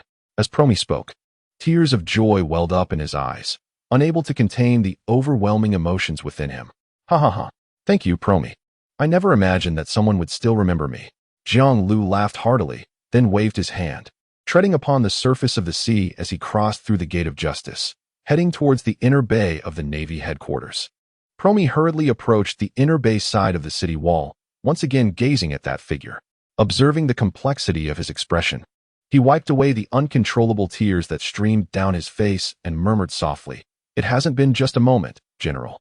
It has been a full 20 years. And yet," pausing for a moment, Prometheus broke into a grin. "Everyone remembers you. At the very least, the 3,000 brothers will never forget you." At this moment, the soldiers nearby were filled with immense curiosity. A man capable of walking and running across the vast sea undoubtedly possesses formidable strength. Yet, they were utterly unfamiliar with this individual. As members of the Navy stationed at the Gate of Justice, from the admirals to the marshals, and even down to the junior officers, they were all well acquainted with their ranks, yet could not match the name of the man they had just seen. However, Colonel Prometheus clearly recognized him, even referring to him as a new recruit. But what exactly is this new recruit brigade? Does such a division exist within the Navy? Meanwhile, Jiang Lu was traversing the Marineford inner bay, making his way towards the headquarters square. His arrival swiftly attracted the attention of a multitude, leading to an uproar. The Navy headquarters was set ablaze with excitement at that moment. That man. My heavens, it is indeed that man. A monstrous genius unprecedented in Navy history. Rivaling the formidable strength of Vice Admiral Garp. He's also known as the most notorious Navy officer. Voices rose and fell, rapidly echoing throughout Marineford. The daytime tiger. Jiang Lu. He has returned. It is utterly astonishing. Has Fleet Admiral Sengoku summoned him back to headquarters? Countless eyes converged upon the inner bay at that moment, gazing at the figure speeding towards them, their expressions shifting and hearts pounding with shock. 20 years ago, this man had appeared like a shooting star in the Navy's sky, radiating an intensely bright light before vanishing just as swiftly. The passage of time had altered an era, allowing the world to gradually forget him. Yet contemporaries retained an indelible impression of him, the man who once stood at the pinnacle of the Navy. Is he truly returning to the place where he left behind endless legends? What a day filled with both trepidation and inexplicable excitement. Words of astonishment flowed from the lips of many veterans, and at that moment, Marineford was filled with his presence, the atmosphere thick with an eerie brilliance. Admiral Rabbit. Have you heard? A voice of astonishment suddenly emanated from an office within the Navy headquarters building. The woman known as Guion, codenamed Peach Rabbit, lifted her head. What matter is at hand? The young female naval officer before me inquired, her expression laced with confusion. An unusual individual has traversed the sea and has already reached the inner bay of our headquarters. This has sparked much discussion among the veterans and the higher-ups, leaving everyone astonished and deeply moved. Traversed the sea? Who is this person? Do you have any knowledge of their identity? Chiyuan asked, his gaze sharp and serious. It is said that they go by the name of Dehu, but such a code name is typically reserved for admirals, is it not? The young officer responded, her tone reflecting her bewilderment. Day Tiger, exclaimed Jiyuan, his expression a mixture of astonishment and excitement, which quickly retreated into the depths of his eyes. Yes, it was this very code name and title. The female naval officer promptly responded, only to find that the distinguished lieutenant general had already made his way to the door. General Peach Rabbit. She gazed in astonishment as the other party vanished in the blink of an eye. Clearly, this man named Day Tiger was well known to General Peach Rabbit, leaving a profound impression. 20 years. After a full 2 decades, you rascal have finally returned. Guion walked briskly down the corridor, tears welling in his eyes, his heart brimming with excitement. Meanwhile, in the marshal's office, Sengoku rose from his seat and approached the window, gazing out towards the inner bay. The white waves swiftly drew back, reaching the harbor before settling into the form of a young figure clad in black, with a buzz cut. He stood silently upon the surface of the sea, resembling a sovereign awaiting the salutation of his loyal subjects. Even after 2 decades, many within the Navy still remembered him. With a gentle sigh, Sengoku's expression turned slightly solemn and grave. He had once believed that his hopes of succeeding to the next marshal were dim. Viewing Jiang Lu as his most formidable competitor, this was due to the latter's past prestige within the Navy, which had even surpassed his own. The new troops under Jiang Lu had now become the backbone of the Navy, balancing the vast ocean. How audacious of you, Sengoku, to dare summon him back to headquarters. At that moment, Garp approached, casting his gaze towards the inner bay. That fellow possessed not only strength, but also a remarkable command of military affairs. Fixing his eyes on that figure, Garp's expression grew serious as he remarked, "In facing Whitebeard, he is the optimal choice. We are both aging and can only skim the surface, yet Jiang Lu is in the prime of his youth." Sengoku sighed softly. After a pause, his gaze became profound as he looked towards the distant gate of justice and the azure sky. If all went as anticipated, he would become the protagonist of the next era. Following Roger and Whitebeard, he would forge a new and magnificent age. Garp narrowed his eyes. "Your assessment of him is indeed lofty, but have you considered how to explain the matter of Ace to him?" At this, Sengoku fell silent. There is no need for explanation. The conversation between the two unfolded openly, resonating within the office, capturing the attention of another figure seated silently in repose. "Zephyr, you once shared the closest bond with Jiang Lu. Do you have nothing to say?" Sengoku inquired, turning his gaze. Zephyr, with his cropped purple hair and imposing stature, lifted his head but offered no reply. Instead, he approached the window, gazing out towards the inner bay. "I have already retired." However, with a slight narrowing of his gaze, Zephyr's eyes shimmered, as if something crystalline was glimmering within. "I warmly welcome the return of my friend." Sengoku and Garp exchanged glances, both enveloped in silence. One could assert that Zephyr was the guiding light that led Jiang Lu to join the Navy, deserving of the title of mentor. His rapid ascension to strength was undoubtedly the result of Zephyr's influence. While his innate talent played a role, attaining such prowess without guidance is indeed a formidable challenge. The six powers, swordsmanship, and hockey, Zephyr has never held back.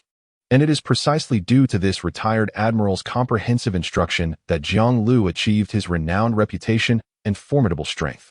Have the three young men decided on their course of action? Their past grievances are not trivial, especially Kazan, who has already clashed with Jiang Lu. Garp remarked. Summoning Jiang Lu back to headquarters would undoubtedly bolster the Navy's strength. However, it would also introduce an element of extreme instability. The three current admirals are among those concerns. Therefore, Zephyr, we must rely on you. Only your status and your relationship with them can quell the discord among these four individuals, Sengoku sighed. You have accounted for everything. Zephyr replied calmly. Before the impending war with Whitebeard, our Navy must remain steadfast and orderly. Sengoku shook his head. Zephyr remained silent, raising a finger to indicate the inner bay of Marineford, a subtle smile curving his lips. Look, Sengoku, a stunning spectacle is about to unfold. Sengoku and Garp focused intently. Then, their expressions shifted as they beheld an astonishing scene within Marineford. Figures emerged from all directions, on the walls, from the Navy headquarters, the family quarters, and even the training grounds, swiftly converging. At that moment, all officers and soldiers turned their gaze toward the figure standing resolutely upon the surface of the inner bay. His posture upright, expression solemn, and eyes filled with reverence. Colonel Kuro of the Navy headquarters, Lieutenant Commander Jinin, Rear Admiral Baan, and Soros. Doblin, welcome back to the headquarters. Admiral Janhu. One by one, names and titles resonated, coalescing into a harmonious chorus. The resounding voice, immense and orderly, echoed through Marineford, reverberating and stirring the hearts of many. Those unfamiliar with Jiang Lu found themselves engulfed in awe and curiosity. In front of the headquarters building, Vice Admirals Guillaume and others had also emerged, gazing towards the figure on the sea. It is he. It is truly him. Soon after, the figure bent slightly at the knees, causing the surface of the sea beneath to dip and swirl. In a burst of reactionary force, he soared into the air, landing gracefully in front of the square. With a serious demeanor, he surveyed the crowd before him, and a smile broke across Jiang Lu's face as he spoke in a tone rich with complexity. Thank you all for your warm welcome. In Marineford Square, a gathering of Navy personnel, each varying in rank and status, stood upright, their eyes alight with excitement as they beheld the familiar figure. Among them were newcomers, as well as those who once revered Jiang Lu. They had all come here of their own accord. Now, they were individuals of significant standing. Quickly, disperse and attend to your duties. Jiang Lu inhaled deeply and addressed the Navy personnel with a smile. 20 years had passed, yet so many still remembered him, stirring a wave of emotion within his heart. Though he soon regained his composure. Indeed, a resounding voice echoed, and then the crowd spontaneously parted to create a pathway. Jiang Lu understood their intentions and smiled gently as he made his way through the opening towards the headquarters building. After a brief moment, the Navy personnel departed, returning to their original posts, Yet the excitement within him remained unquenched. The once formidable general of the day Tiger had returned. An event that could only be described as astonishing to the world. As he approached the steps near the headquarters building, a junior officer hurriedly approached. "General, your justice cloak." A soft voice reached his ears. Jiang Lu turned to look, recognizing the individual vaguely, though he could not immediately recall the name. "Thank you." After nodding in gratitude, the distinguished military officer displayed an expression of fervent excitement as he carefully draped the cloak of justice over Jiang Lu.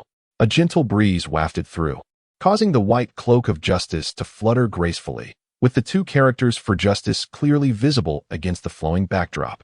Clad in a loose-fitting black robe, with a sword sheathed at his side, Jiang Lu emanated an aura of solemnity and dignity, resembling a valiant naval officer.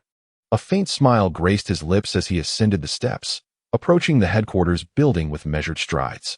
Standing guard on either side, the naval officers gazed at him with expressions of surprise, curiosity, and reverence. Many were unfamiliar with Jiang Lu, and although his rank was merely that of a naval colonel, it did not diminish their recognition of the earlier spectacle. Even the senior officers regarded the man before them with profound respect, suggesting that his identity was indeed remarkable. Tap, tap, tap. The footsteps echoed clearly against the stone steps as Jiang Lu ascended with determination. His gaze subtly lifted, directed towards the entrance of the naval headquarters building. Upon discerning the tall figure of a woman standing at the doorway, he involuntarily shuddered, quickly diverting his gaze to the side. This was a woman he was reluctant to confront. Codenamed Peach Rabbit, her true name was Guion, and she had now risen to the rank of Rear Admiral within the naval headquarters. Memories of their shared experiences from 2 decades ago surged forth in his mind at this moment. Jiang Lu could not help but sigh inwardly. What a place that evokes incessant reminiscences. Yet, he soon quelled the tumult of his emotions and lifted his eyes once more. Familiar figures began to appear before him. Codenamed T-Dolphin, there stood Kaki, and beside him, the fierce Doberman, Do Quan. Ghost Spider, Fire on the Mountain. One by one, names surfaced from the depths of my heart. In those days, they were mere cadets, new recruits. Now, they have ascended to the rank of Major General. The stalwarts of the Navy. As he stepped onto the platform and approached this assembly of generals, a radiant smile adorned his face as he gently greeted. "It has been a long time, my friends." With a frosty demeanor, Shibutin snorted, "Why are you still alive? Not only that, but why have you come to the headquarters?" Upon hearing this, Jiang Lu raised an eyebrow, glancing at the tall woman beside him, and replied with a faint smile, "Such resentment towards me. It seems, Shibutin, you have yet to achieve your goals." Shibutin's face flushed with fury. "You wretched scoundrel," he exclaimed, his eyes wide with jealousy and anger as they fixed upon Jiang Lu. When rivals meet, the tension is palpable. Without a doubt, in Shibutin's eyes, Jiang Lu was his greatest adversary in life. "Do not wear such a grim expression. We were once partners," Jiang Lu remarked with a smile. "Who wants to be your partner? You stole my Guion. You despicable fellow." Shibutin growled. "Let us not speak recklessly. Nothing ever transpired between Guion and me," Jiang Lu countered, shaking his head as he turned to the woman beside him. From the moment he arrived, her gaze had remained fixed upon him, unwavering. "Ha ha ha. We have no interest in the love triangle among the three of you. Jiang Lu has just returned to the headquarters and needs to report in. Do not delay him." Guizhu laughed. "Indeed, Jiang Lu, hurry and report. The headquarters welcomes you back. With your return, we can approach the forthcoming war with greater confidence." The major generals at the entrance chimed in, all smiling warmly. "Very well," Jiang Lu nodded. He then proceeded towards the headquarters building. Behind him, Chiyuan followed, her voice cold yet clear. "I shall accompany you." Jiang Lu's body quivered slightly. "Thank you. There is no need. My feelings for you have remained unchanged. Even after 20 years, Chiyuan murmured, her tone resolute. A hint of helplessness washed over Jiang Lu's face. "Chiyuan, why must you?" Yet Chiyuan offered no reply, merely walking ahead with a stoic demeanor to guide him. "After 2 decades, you may find yourself unfamiliar with this place. Without me, you might lose your way." As the two figures swiftly departed, a group of generals at the entrance erupted into laughter. "Cha Tun, I believe I can hear the sound of your heart shattering," Doberman chuckled. "Get lost." T-Pig clutched his chest, gritting his teeth in anger. How infuriating. Why did the Marshal of the Warring States summon this fellow back? Even more outrageous, how is he still alive after committing such a grave mistake? No sooner had the words left his mouth than a frail, deep voice echoed back. You would do well not to question the decision of the headquarters, T-Pig. T-Pig abruptly looked up, his expression changing upon seeing the newcomer. Vice Admiral Crane. The others, who had previously worn smiles, quickly straightened up. Vice Admiral Crane. Crane nodded and directed her gaze toward the main building. Where is Vice Admiral Peach Rabbit? She is accompanying Jiang Lu to complete his onboarding procedures, Doberman replied. Upon hearing this, Crane furrowed her brow. After 20 years, she still has not given up on that fellow Jiang Lu. She then turned her attention to T-Pig, her face reflecting disdain and disbelief. It is truly astonishing that after 2 decades, you have yet to succeed. Are you even a man? At her words, the surrounding Navy personnel stifled their laughter, covering their mouths. As for T-Pig, he collapsed onto the ground, overwhelmed with despair. His mind echoed with the haunting question, are you even a man? Crane strode away, heading towards the Warring States office. Meanwhile, a conversation between Jiang Lu and Guillaume unfolded. Where have you been for the past 20 years? The deliberately restrained tone reached Jiang Lu's ears, causing him to let out a faint sigh. Advance to the city, exclaimed Jiang Lu Dao. Guillaume trembled, her expression a tapestry of complex emotions, tinged with a hint of sorrow. How could one such as you willingly endure 2 decades in the advanced city? What insidious pressures did the likes of Warring States and Carp exert upon you? Truly abhorrent. Anger surged forth upon Guillaume's exquisite visage. Jiang Lu could only shake his head in resignation. This was the result of mutual negotiation and compromise, a matter long since settled. Suddenly, Guillaume inquired, will you depart again upon your return this time? Jiang Lu merely smiled, offering no response. Before this woman, he found himself incapable of deceit, compelled instead to embrace silence. Guillaume too fell silent, as if sensing something profound, perhaps grasping an unspoken truth. I shall forever support your decision, she declared. Thank you. A moment later, at the window, Colonel Jiang Lu of the Navy headquarters arrived in response to a summons. The civilian female officer, adorned with large glasses and a ponytail, greeted him with a smile. Through the window, she caught sight of Jiang Lu and then noticed the figure standing beside him, instantly becoming exhilarated. Vice Admiral Tao Tu. I have always regarded you as my greatest idol. I never expected to encounter you here. The female officer exclaimed with excitement. Please, attend to your duties first. Vice Admiral Tao Tu replied with a smile, gesturing towards Jiang Lu. Yes. I am just so thrilled. The female officer hurriedly responded. Clearly inspired by the presence of her idol, her work efficiency noticeably increased, and the necessary procedures were swiftly completed. Colonel Jiang Lu, your onboarding paperwork has been finalized, she declared, her face radiating a sweet smile. Thank you. Jiang Lu nodded slightly. You're welcome.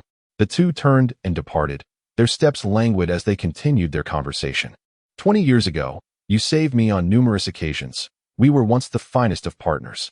Throughout your ascent in the Navy, I have been by your side. The gentle words of Tao Tu resonated in Jiang Lu's ears, filling him with a sense of helplessness. From the moment you became a naval officer, beginning with your training in the elite program, we forged our acquaintance, culminating in your rise to the rank of admiral. I have always pursued your footsteps, your silhouette. Now, I too have attained the rank of Major General, and the rank of Admiral is within my grasp. I will always follow you, Jiang Lu. Regardless of the choices you make, I shall support you unconditionally. Only hope.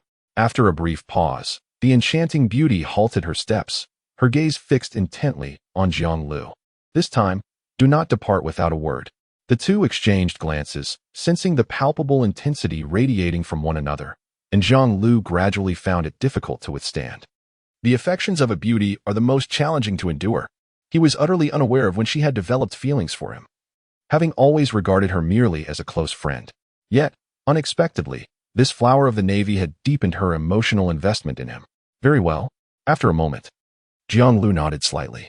It was only then that a beautiful smile graced Qi Yuan's face, imbued with a touch of charm and a hint of innocence. That is indeed correct. Meanwhile, within the marshal's office, creak, the door was slowly pushed open, and the figure of Admiral Crane appeared before Sengoku and the others.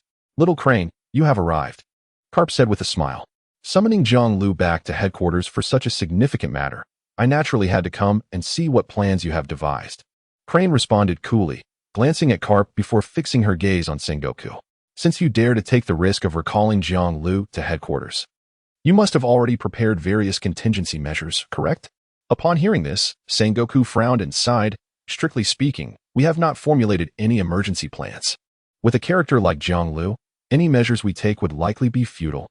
I can only assure you that, within a general framework, he will not encounter any issues. Crane's brow furrowed, and she replied, "We need to have a discussion with him." After a pause, her voice turned grave. "After all, you have captured Ace." At the mention of Ace, the smile vanished from Carp's face, and an awkward expression crossed Sengoku's features, enveloping the office in a heavy atmosphere. This name had recently become an exceedingly sensitive topic, one that everyone had been deliberately avoiding. Yet, in the presence of Crane, the subject seemed unavoidable. "Carp, it is your failure to guide Ace properly that has led to this situation. Ultimately, this predicament is still your fault. Therefore, you cannot blame Sengoku or the Navy," Crane stated coolly. Carp opened his mouth as if to speak, but, feeling dejected, lowered his head in silence. But Jiang Lu is different. His character is such that nothing can sway his judgment or decisions. After hearing about his own nephew's capture, will he still be calm enough to participate in this war? We need to assess his attitude toward this conflict and his stance on Ace. Crane's voice resonated again, intensifying the gravity in the office. We must determine whether he is willing to engage in this comprehensive war against Whitebeard and ascertain his feelings about Ace. Only when we are assured that there are no surprises can we proceed to the next step. After listening, Sengoku sighed deeply. "I was also preparing to have a serious talk with him." "Then let us converse," Crane replied coolly. Zifa sat quietly, listening, his lips moving slightly. Yet he ultimately remained silent. Having retired, it seemed inappropriate for him to speak in such circumstances. Moments later, a knock echoed from outside the office door. "Please come in." Sengoku and Garp exchanged glances before speaking. The door was swiftly pushed open, revealing a young man clad in a black robe, a long sword at his waist, and a cloak of justice draped across his back. He stood at the entrance with a gentle smile, gazing at them. Familiar faces indeed. After surveying the room, Jiang Lu smiled lightly. Sengoku, Garp, Zephyr, and Tsuru, the entire upper echelons of the Navy headquarters had gathered here. It was primarily these individuals who would determine significant naval matters before discussing them with their subordinates for deliberation. Flowing River. Long time no see. The expression on Sengoku's face was initially one of complexity, followed by a smile that blossomed. "Come in and speak," said Crane, nodding slightly. Jiang Lu stepped into the office, closely followed by Peach Rabbit, who, upon seeing the occupants within, stuck out her tongue. "Hiki, don't mind if I join." The expressions of Sengoku, Carp, and the others flickered with surprise, while Zephyr revealed a faint smile. Only Crane frowned. "Gion, you ought to be more cautious. In life, the greatest fear is choosing the wrong path." Crane cast a glance at Jiang Lu, speaking in a calm tone. Gion chuckled. "Sister Crane, I won't." Jiang Lu found a seat beside Zephyr. "Zephyr-sensei, you seem quite relaxed lately." Zephyr nodded with a smile, watering the plants, tending to flowers, fishing. "This is the life of retirement. Occasionally guiding students." "Ha ha ha, I truly envy that," Jiang Lu exclaimed. Sengoku's gaze flickered slightly. "Jiang Lu, you have been summoned back to headquarters due to an impending significant event. I hope you can understand. Otherwise, I would not wish to disturb your vacation following your recent release from Impel Down." The somber, weighty words resonated in the office, instantly tightening the atmosphere. Everyone present was acutely aware of the matter Sengoku referred to. "Oh." They then observed Jiang Lu turning his head to gaze at Zhonghua, a faint smile gracing his lips. Was he referring to the impending conflict with the old man with the white beard? After a brief pause, he continued. "That old man with the white beard. I have long desired to capture him for the past 20 years. The memory of that great battle still lingers, causing a dull ache in my chest even to this day." As his words echoed, the office fell into a profound silence once more. After a considerable pause, Zhonghua fixed a serious gaze upon Jiang Lu and stated, "I'm not jesting with you. River of Jiang." With the utterance of this phrase by the warring states, the atmosphere within the office grew increasingly oppressive, rendering it almost suffocating, and the expressions of everyone present suddenly turned grave. "Are you jesting?" After a moment's pause, Jiang Lu finally lifted his gaze, responding with a hint of nonchalance. "As you know, I have never been adept at humor." His eyes fixated intently on his counterpart. The gravity etched on Sengoku's face gradually softened. "Does this imply that you are willing to partake in this conflict against the Whitebeard pirates?" "Why not? Roger and Whitebeard are both relics of my bygone era. Considering Edward Newgate's age, he cannot have many years left to live, can he? Such a formidable adversary. If I do not engage him in battle soon, I fear this opportunity may never arise again." Jiang Lu remarked with a faint smile. Crane's expression tightened. Her keen observation focused on the man's eyes and subtle expressions. Yet, to her dismay, she discerned nothing conclusive. It was as if he spoke with sincerity. However, her subconscious mind clearly assessed that this man was likely insincere, his words mere fabrications. The Jiang Lu of 2 decades prior was not so easily trifled with, unless he had undergone a drastic transformation. As Jiang Lu's words echoed, Sengoku fell into a moment of silence, his anticipated course of action not aligning with the current scenario. You must be aware that we have captured Ace. At this, Jiang Lu finally raised his head. I am aware. Then, how do you intend to deal with him? Sengoku's eyes flickered as he exchanged a glance with Crane, revealing no intention of concealment. In accordance with the directives of the world government, we shall impose the death penalty on Port-Gas-D Ace. Thus, the entire process will be broadcast live before the world. The atmosphere is heavy and somber, and even the warriors of the Warring States period are on high alert, fearing that the man before them may succumb to this news and erupt in fury. Silence reigns. An absolute stillness envelopes the office, as every gaze is fixed upon Jiang Lu, who sits there, now enveloped in silence. The smile that once graced his face has vanished, and he remains motionless, as if time itself has frozen around him. Is that so? After a prolonged silence, he finally exhaled deeply. It is indeed a reality that is difficult to accept. Sengoku. His gaze suddenly fixated on Sengoku, causing the latter's body to tremble. However, as a member of the Navy, Ace's actions undeniably contradict everything we uphold. Even as his uncle, I cannot deny this fact. What do you say, Carp? Jiang Lu remarked, turning to Carp at his side. The latter stiffened momentarily, raising his head with a complex expression. Those who commit evil in this world truly do not deserve forgiveness. Yet, he refrained from articulating the latter part of his thought, silently pondering it in his heart. However, when it comes to family, the situation is altogether different. Jiang Lu flashed a smile and turned to Sengoku. You see, Carp, who personally raised Ace, shares this sentiment. As members of the Navy, we ought to have our own stance, do we not? Such words undoubtedly conveyed Jiang Lu's position. Yet, Sengoku's face remained devoid of any smile. If you can think this way, then that is indeed for the best. This operation targeting Whitebeard will significantly influence the ensuing global situation. If successful, the Navy will truly dominate this world, gradually moving towards the ultimate goal of controlling the entire sea, thus restoring peace and tranquility to the world. Jiang Lu listened quietly, then smiled and said, Is that so? Well then, that would be splendid. Pausing, he observed the serious and solemn expressions of those present, and once again smiled. Rest assured, now that I have returned, I shall not repeat the mistakes of 2 decades past. The expressions of Sengoku and the others softened slightly in surprise. Welcome back to the headquarters, Jiang Lu. It has been a long time. Everyone has missed you dearly. Jiang Lu nodded with a smile. Subsequently, the group engaged in light-hearted banter, reminiscing about past amusing incidents, recent global developments, and the significant troubles caused by Vice Admiral Carp's grandson, the Straw Hat Boy, Luffy. However, as Jiang Lu exited the office, the smile on his face faded, revealing a profound depth in his eyes. From this day forth, I am indeed a Navy of justice, he murmured, a hint of sardonic irony unmistakably present in his tone. The plan was to incite the Whitebeard pirates into full-scale battle, preparing for a decisive confrontation at Marineford, thereby annihilating them and diminishing their power upon the seas. This was the Navy's strategy and the world government's shrewd calculation. Yet, it was utterly unacceptable to use my nephew as bait. Jiang Lu thought quietly, a chilling glint flashing in his eyes. He would certainly partake in the war atop the battlefield, and while it was true that he and Whitebeard were adversaries, he would never allow Ace to perish there. To murder my kin and expect me to stand idly by? Is that not absurd? As he strode through the corridors of the headquarters, Jiang Lu maintained a smile, yet an inexplicable chill emanated from him. Suddenly, as he turned a corner, a figure caught his eye, causing him to momentarily halt. Master Jiang Lu, the visitor spoke softly, his eyes reflecting both reverence and curiosity. Virgo. Upon uttering the name, Jiang Lu distinctly observed the astonishment reflected in the other person's eyes. Do you recognize me? Virgo was taken aback. Of course, he knew the person standing before him, as they were one of his own.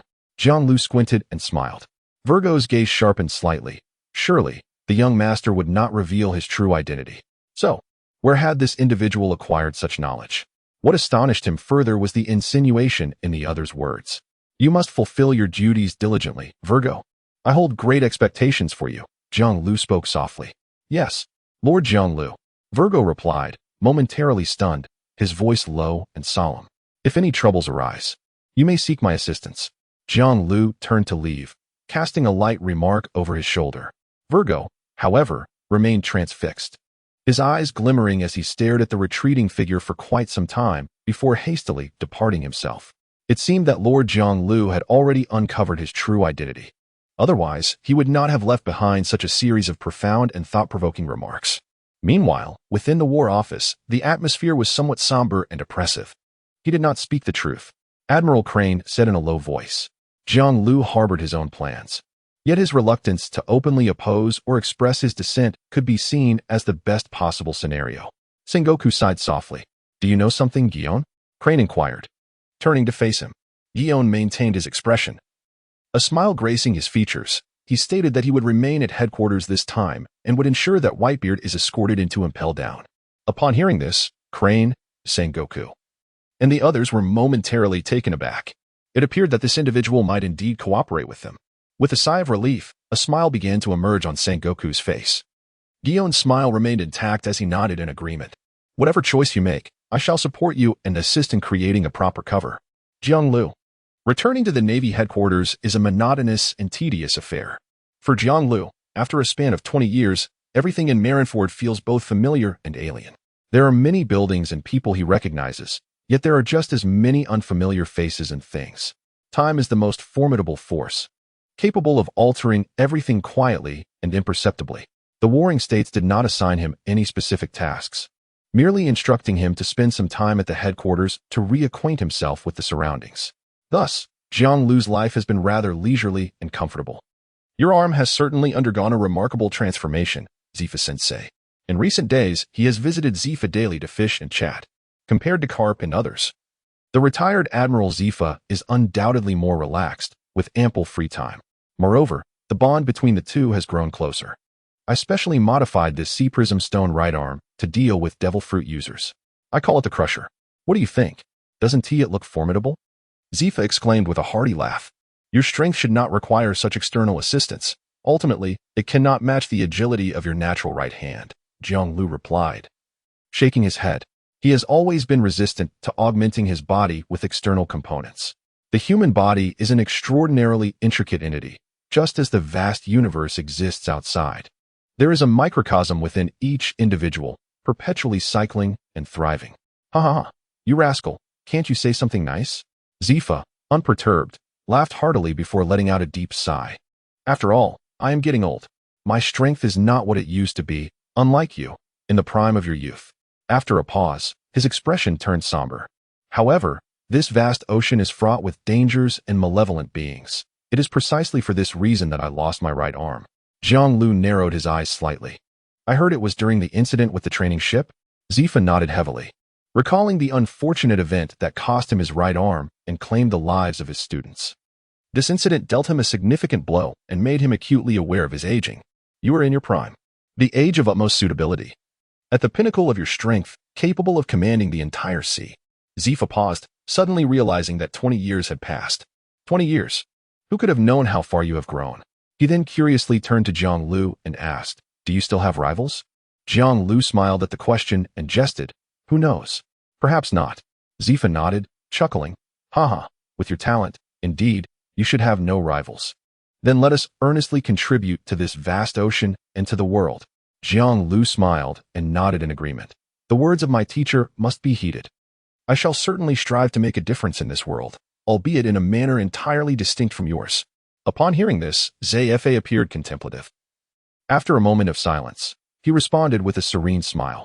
Each individual should possess their own unique approach and belief.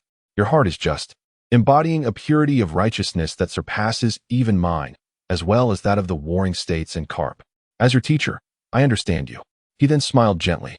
They all believe that you will indeed conform to their expectations, adhering to the original script. Yet, I am aware that you shall undoubtedly astonish everyone. Is that so? Jianglu fell silent, then broke into a smile. A teacher is indeed a teacher. You will leave the Navy, won't you? Zifa suddenly inquired. Is the Navy still suitable for me? Jiang Lu countered with a question. Leaving might be for the best. In fact, I have contemplated such a notion many times. With a gentle sigh, Zfa rose to his feet. The students who accompany me have also urged me in this regard. Your understanding of the Navy is profoundly clear. Does the weight of justice resting upon your shoulders still qualify as justice? It is merely a fade, manipulated and exploited by others. Yet, after all these years, my feelings run too deep. Jiang Lu listened quietly, offering no response. The teacher has his own concerns. The students will support your choice. Of course you will support me. Ha ha ha. You are my most esteemed disciple. I, Zfa, equally support you. After my passing, you shall carry my pride, my glory, as the inheritor who walks the world. For the world will forever remember me, Zfa, as your teacher, Jiang Lu. At this point, Zfa burst into laughter. The master and disciple sat together, engaging in profound conversation. Undoubtedly, within this fortress known as Marineford, Jiang Lu was bound by numerous ties and unbreakable connections. Fortunately, it seemed that friends, subordinates, and teachers alike were unconditionally supporting him. Meanwhile, the Navy headquarters was dispatching summons to branches around the globe. In order to confront the Yonko led by Whitebeard, the Navy headquarters must rally a significant force, fully prepared to face the impending war. Have you heard? The former admiral, Jiang Lu, has been summoned back to headquarters. Is that true? Will he participate in this war? That's wonderful. He is Admiral Jihu. Across the world, many within the branches received this news. In the South Blue, a colonel, armed with a sniper rifle, looked down at the summons from headquarters, then glanced at a small note beside him, suddenly breaking into a smile. Is it finally time to say goodbye, Admiral Jiang Lu?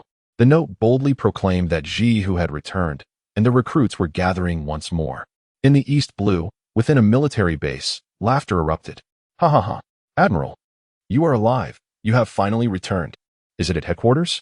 I am on my way. In the West Blue, a burly man with a beard shouted, set sail. The headquarters has summoned me. I am heading there immediately.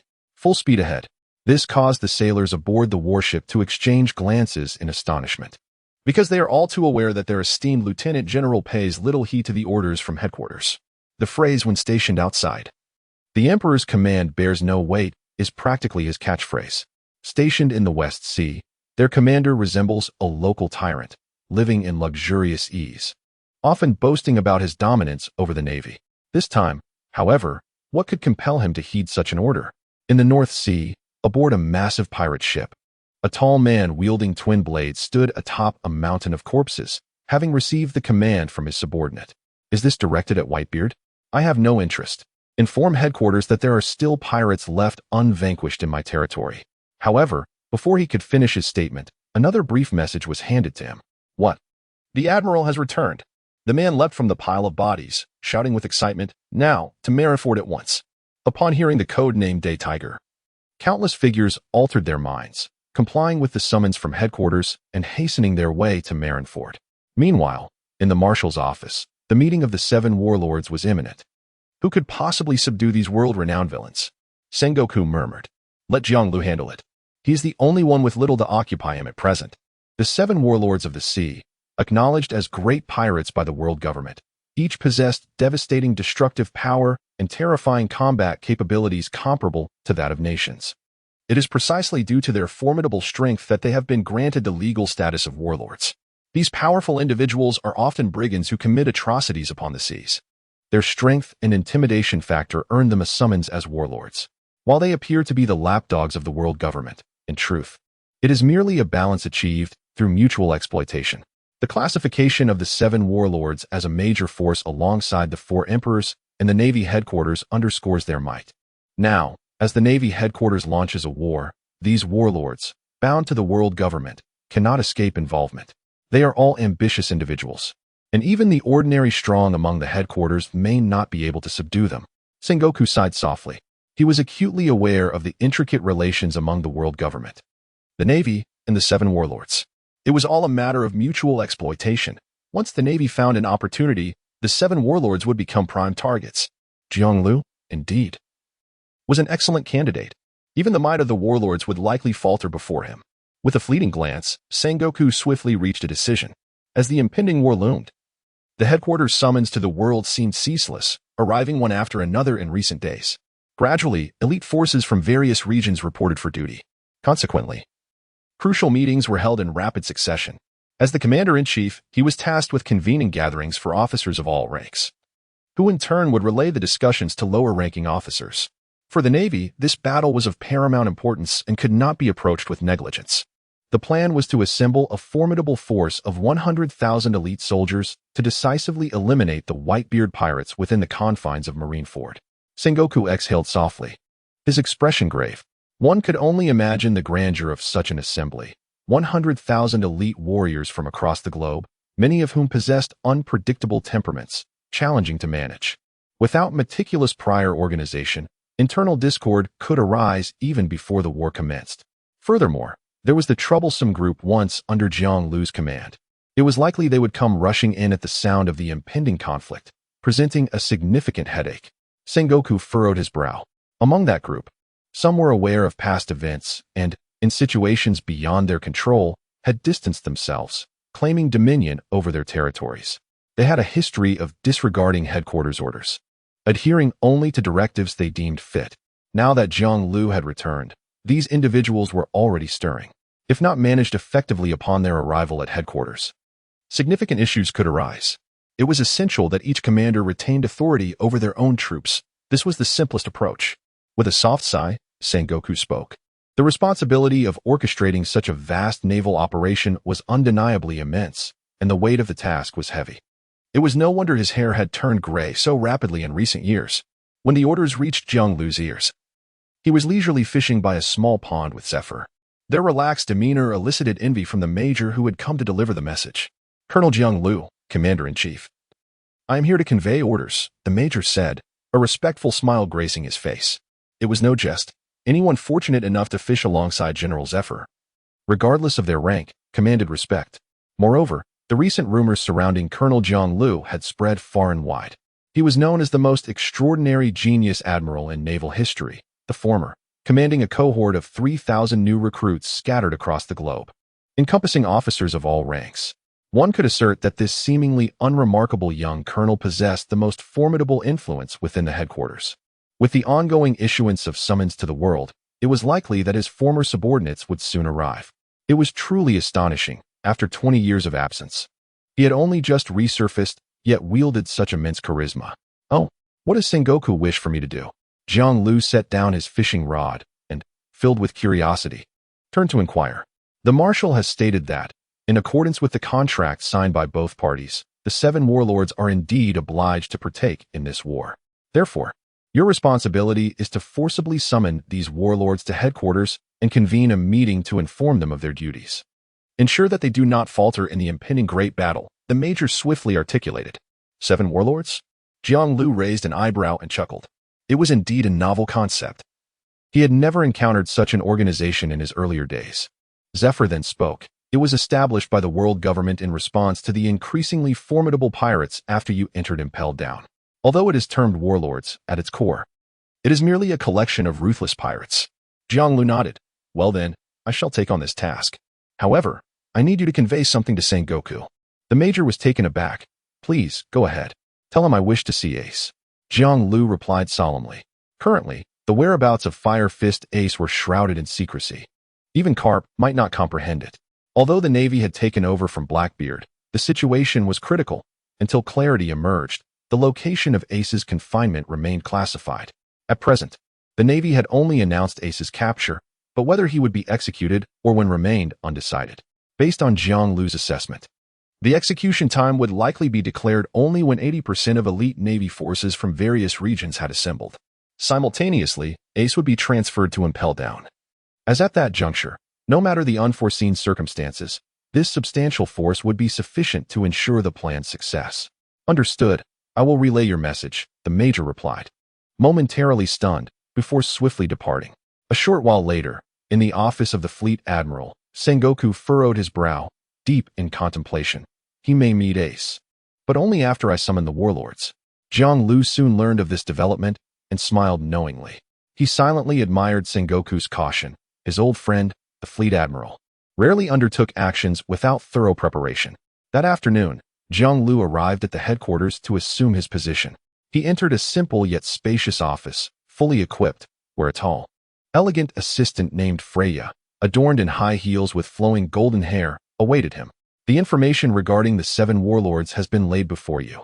Additionally, former warlord Crocodile has been imprisoned and impelled down, and in his stead, the new warlord is Blackbeard Marshal D. Teach. As Freya bent slightly, a faint fragrance wafted towards Jiang Lu, prompting him to glance up and appreciate the subtle allure emanating from the mature woman. "Miss Freya, you are quite the professional," he remarked, returning his gaze, his expression unchanged, a smile gracing his lips. She straightened her posture. "Sir, please call me Major Freya. Though I am uncertain why the headquarters appointed me as your assistant, I am more than willing to serve a handsome officer such as yourself. You will find that my expertise extends beyond mere professional tasks." As she spoke, Freya swayed her body and, in the blink of an eye, found herself seated upon Jiang Lu's lap. A fragrant aroma enveloped the air, a heady mix of allure that sent a jolt through him, leaving him momentarily stunned. It was no surprise to hear that some of the female assistants in the department were extraordinary. Witnessing it firsthand, he realized the rumors were indeed true. She wasted no time in displaying her prowess. Drawing in a deep breath, the subtle fragrance of Freya wafted toward him, compelling Jiang Lu to suppress the heat rising within him. "We have important matters to attend to, Major Freya," he reminded her. At his words, the mature and alluring woman stifled a soft laugh behind her hand. "Yes, my esteemed commander," she replied, twisting her waist as she stood, turning her back to him to tidy the documents on the table. "I have organized the information on the 7 warlords for you." Jiang Lu fell into silence, his gaze wandering over the breathtaking scenery outside. He could not help but appreciate the remarkable figure of his female assistant, her curves accentuated as she leaned over the desk. Such a woman could easily be a source of trouble, and the department's decision to place her by his side was certainly intriguing. "All right, Commander. You may commence your work now," Freya cheerfully announced, standing upright and stepping aside. Only then did Jiang Lu focus on the documents laid before him. The files on the 7 warlords were meticulously arranged, detailing their past identities, contact methods, and current positions with precision far superior to that of any external sources. The world's foremost swordsman, Dracula Mihawk. Age, 41. Height, 198 centimeters. Weapon, black blade. Euro. Favorite beverage, red wine. The documents meticulously chronicled everything from his historical encounters, including the renowned battle against the Yonko Shanks, to his personal preferences. As he skimmed through, Jiang Lu found himself in awe of the Navy's intelligence system. There were matters here that the outside world could never hope to uncover. This led him to think of Crocodile and CP9, who were currently building their own intelligence networks in the outside world. However, compared to gathering information, these two seemed far more adept at assassination and murder. "Would you like to contact him first?" Freya inquired, leaning slightly with curiosity. Jiang Lu immediately felt a softness against his shoulder, the alluring scent returning. Mihawk was notoriously disobedient and rarely attended the warlord meetings. Of course, the other warlords shared this trait, but he would be particularly difficult to summon. With a curious blink, Freya smiled gently. "Since we have his information first, let us summon him." Jiang Lu smiled faintly. "If it were up to me, he would undoubtedly grant me this favor." Freya, intrigued and captivated, pondered her new role as the assistant to this enigmatic figure, naturally filled with curiosity. In terms of strength, she was undeniably a bona fide major. And in emotional intelligence, she excelled as well, particularly in social interactions and intelligence gathering. Moreover, she possessed an unwavering spirit willing to sacrifice everything to achieve her goals. The name of the Day Tiger was unfamiliar to her. It was said that he hailed from 2 decades past, while she was merely 22 years old. The chasm of time between them only intensified her intrigue. He was indeed a mysterious elder. "My curiosity deepens. What gives you the confidence that the world's greatest swordsman would extend such a courtesy to you?" Freya chuckled playfully, though her tone hinted at disbelief. "Dracula Mihawk, the world's foremost swordsman, ranked among the elite, even among the 7 warlords of the sea." Jiang Lu shook his head with a smile, reaching for the snail phone on the table to make a call. "Your information appears to be somewhat outdated. The title of the world's greatest swordsman was long ago stripped from him." Freya was taken aback, her expression shifting dramatically. "Stripped by whom?" Just then, the snail phone connected, and a deep, icy voice emerged. It was Dracula Mihawk, and Freya instantly felt a surge of tension. In her capacity as a naval major, facing him felt akin to an ant confronting a giant, naturally amplifying her anxiety and fear. even if it was merely through the phone. Who? A mere whisper. Yet Mihawk's indifference towards the Navy was palpable. Dracul Mihawk. Jiang Lu spoke into the Den Mushi, uttering the name of the individual on the other end. The Den Mushi fell into silence, and after a prolonged pause, solemn and weighty words finally emerged. Jiang Lu. At that moment, Hawkeye Mihawk stood completely still, his eyes sharp as blades. The defeat he suffered in that battle would be etched in his memory for a lifetime. Yet, it was precisely due to that encounter that he gained a profound understanding of the chasm between himself and the pinnacle of the world. During this time, he had further honed his swordsmanship.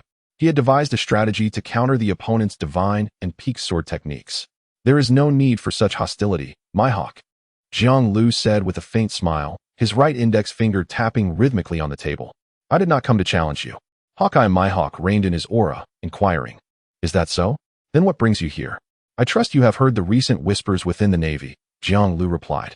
I have been training and have not caught wind of anything, Mihawk said, casting a glance at the bandages adorning his body. His voice was grave. In the time that had passed, he had emerged from the brink of death, and his injuries were nearly healed. However, the scars that crisscrossed his body would remain, a testament to his trials.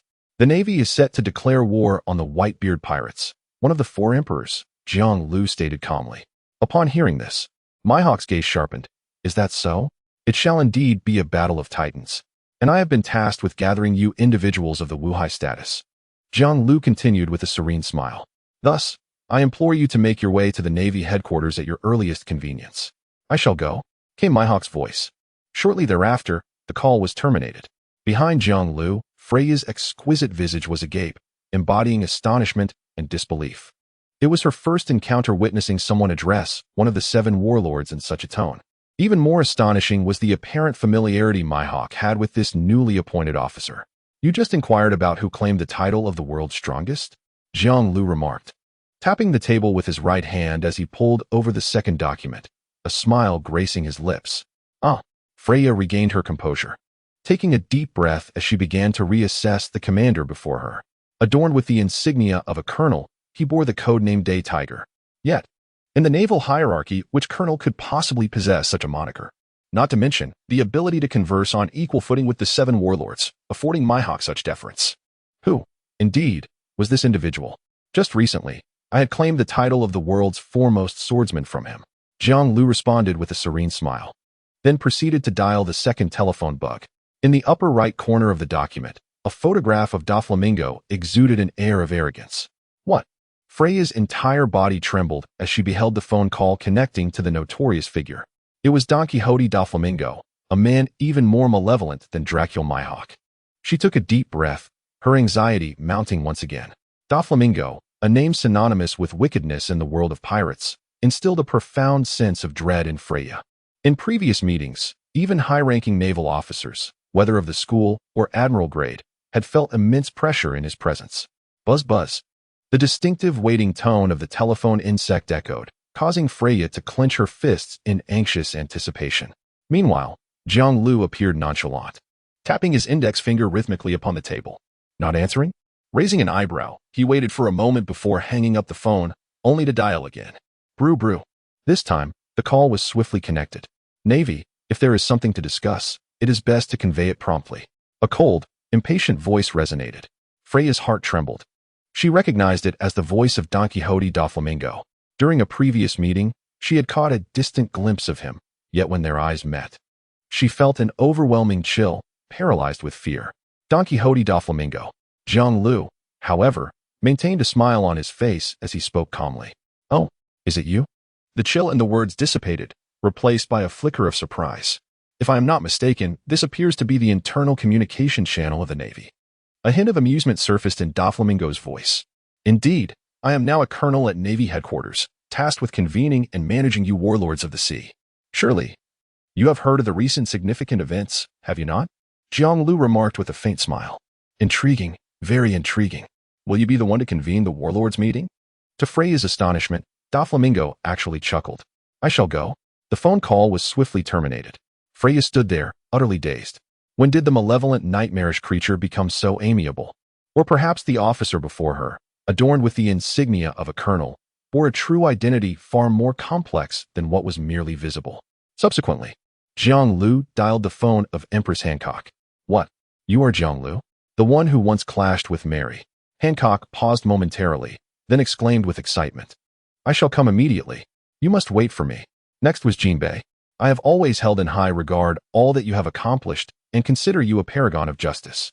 I will come and wish to discuss a matter with you. Jinbei's tone was solemn, imbued with respect for Jiang Lu. Following that was Moonlight Moria. He, Jiang Lu, the general of the Day Tiger? Your illustrious name has reached my ears for 2 decades. However, I am currently entangled in some minor troubles that I must resolve before I can make my way to you. Moria's voice emanated from the phone. Jiang Lu paused, his finger tapping the table, his gaze narrowing as he instinctively grasped the nature of Moria's so-called minor troubles. Judging by the timing, it seemed the Straw Hat crew had also arrived in the region of the terrifying 3-masted ship. Then I shall await your arrival, Jiang Lu responded without revealing his insights. Merely chuckling, I truly look forward to witnessing the grandeur of the Day Tiger General. Moria laughed in return. Bartholomew Kuma seems to be at the Navy headquarters lately, so there is no need for you to reach out to him. Finally, there remained only the recently appointed Blackbeard. Marshal D. Teach, who had taken the place of the former Shichibukai crocodile. Freya's expression shifted as she gazed at Jiang Lu with awe. She comprehended that the man before her was undoubtedly a figure of great significance, deserving of the reverence even the Shichibukai bestowed upon him. Such respect, such treatment, was likely unprecedented even for Fleet Admiral Sengoku. Marshal D. Teach, what a familiar character indeed, Jiang Lu murmured, narrowing his eyes as he glanced at the documents on the table. I wonder if he would still have the audacity to come if he knew it was me. Freya, upon hearing this, displayed a look of confusion. The phone connection was quickly established. Ha. The Navy has contacted me suddenly. Is there something of great import? I am aware that unless there is a significant event, even the Navy should not disturb us. The laughter of Marshal D. Teach echoed through the line. Teach. Jiang Lu's gaze sharpened as he called out. The laughter halted abruptly upon hearing that voice, replaced by a look of astonishment and confusion. Is that you, Jiang Lu? On the other end of the line, Marshal D. Teach's expression grew serious, and the crew behind him raised their heads in unison. You should be quite familiar with my voice. After all, we have had numerous dealings. Jiang Lu replied nonchalantly. Ha, indeed. How could I possibly forget? So, what brings you to contact me? This is the exclusive channel for the Navy. Marshal D. Teach's gaze flickered as he asked in a low tone. You seem to have forgotten my identity. I am, after all, part of the Navy. Enough with the pleasantries. A cataclysmic war that will shake the world is about to commence, sparked by you. My duty is to summon you rascals, no matter where you are. You must head to the Navy headquarters immediately for the Wuhai Conference, Jiang Lu stated coldly. Ha. Jiang Lu, you shouldn't speak so recklessly.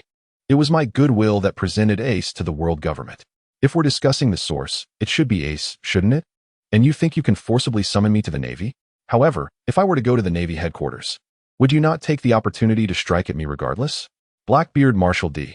Teach asked with a hearty laugh. Whether you come or not is your decision. As for striking at you. After a pause, Jiang Lu revealed a cold smile. Care for a gamble? At these words, Marshal D. Teach's gaze sharpened.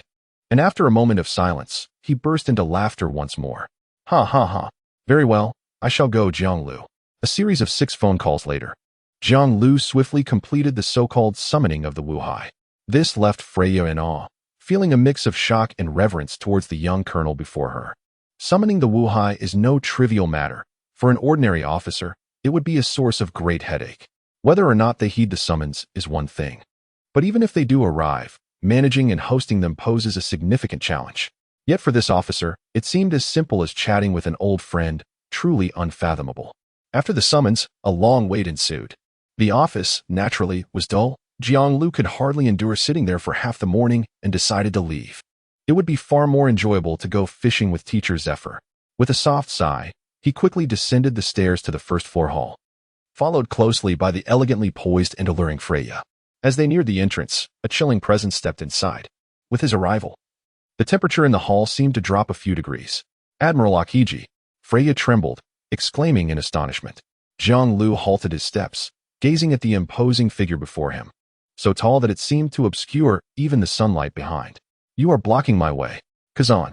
The towering figure stood at the entrance, casting a shadow that dimmed the sunlight within the hall. Upon hearing a voice, his slightly narrowed eyes gradually opened. Upon seeing Zhonglu, the originally drowsy and half-awake Qingji was instantly roused into a clearer state of consciousness. Zhonglu, have you come to report to the headquarters as well? This is indeed troubling news. With a calm demeanor, Akiji's gaze lingered on Zhonglu, who stood resolutely at the doorway, showing no intention of stepping aside. Freya felt a surge of anxiety. After all, this was a formidable admiral standing before her. As one of the Navy's elite forces, Akiji represented an indomitable presence within the Navy, revered by the majority. Step aside, Kazan, Zhonglu replied with a stoic expression, his eyes fixed intently on his counterpart. The headquarters entrance is open to all, and there is ample space on either side for you to pass through. Akiji's words, though delivered with a sense of calm, carried an unmistakable tension that resonated with everyone present. In an instant, the atmosphere grew charged as the Navy personnel became increasingly anxious. Those familiar with Zhonglu felt a profound unease, fully aware that this confrontation between the new and old admirals could lead to significant consequences. It is not a good thing for you to clash with me here, Kazan. Zhonglu chuckled, his gaze turning icy. It seems the wounds I left you last time were insufficient. A shadow passed over Akiji's eyes. Those minor injuries are utterly inconsequential to me. At that moment, the tension between them began to rise, colliding with palpable force. The atmosphere in the hall of the Navy headquarters became suffocating and oppressive. Could it be? Are they truly about to engage in battle here? Quickly, report to Admiral Sengoku. If these two truly unleash their might, the headquarters will suffer catastrophic damage. All the Navy personnel present felt a surge of terror, their expressions shifting dramatically. The atmosphere grew increasingly dense as their cold gazes locked onto one another. What an intimidating presence. The two individuals in the headquarters building had created such a tense atmosphere, instilling fear in all. Suddenly, a voice rang out, accompanied by a flash of golden light that made everyone squint. They turned towards the entrance, where, to the right of Akiji, golden particles coalesced into a humanoid shape, soon revealing a figure. Admiral Kizaru. Upon recognizing the identity of the newcomer, astonishment swept through the crowd. With short, naturally curly black hair, sunglasses perched on his nose, a suit adorned with yellow and white stripes, a purple tie, and a dark green shirt, he stood at the doorway, towering at around 3 meters tall, exuding an immense sense of pressure. His expression held a hint of surprise, yet was tinged with gravity, as his eyes fixed intently on Zhonglu. Borsellino, Zhonglu remarked indifferently upon seeing him. Freya felt an increase in tension. 2 admirals had appeared before them. Such terrifying pressure would drive any other person to madness. Yet, the officer before them remained remarkably composed. Admiral Zhonglu, when did you return? Why didn't you give a heads up? Kizaru said with a playful tone, seemingly oblivious to the tense atmosphere. However, Zhonglu was not deceived by Kizaru's smiling facade, for he, much like Kazan, firmly blocked one side of the doorway. Are you here to obstruct my path as well? He coldly inquired, his gaze sharpening. How could that be? Admiral Zhonglu, my impression of you from back then is still vivid. Kizaru replied, his words contradicting his unmoving stance, as his aura began to rise. The battle at O'Hara had made the 3 young vice admirals acutely aware that even among their peers, there existed individuals who stood at the pinnacle of power. Yet, after all these years, I am also eager to discover how great the distance between us remains, Kizaru remarked with a grin, though the seriousness in his eyes betrayed the gravity of the moment. Is that so? Zhonglu cast a glance at the 2 individuals, suddenly breaking into a grin. However, your words alone may not suffice. Barely had he spoken when a tall figure emerged beside Akiji. You still evoke the same disdain in me as you did 2 decades ago, Zhonglu. Gasps of astonishment filled the hall as people observed.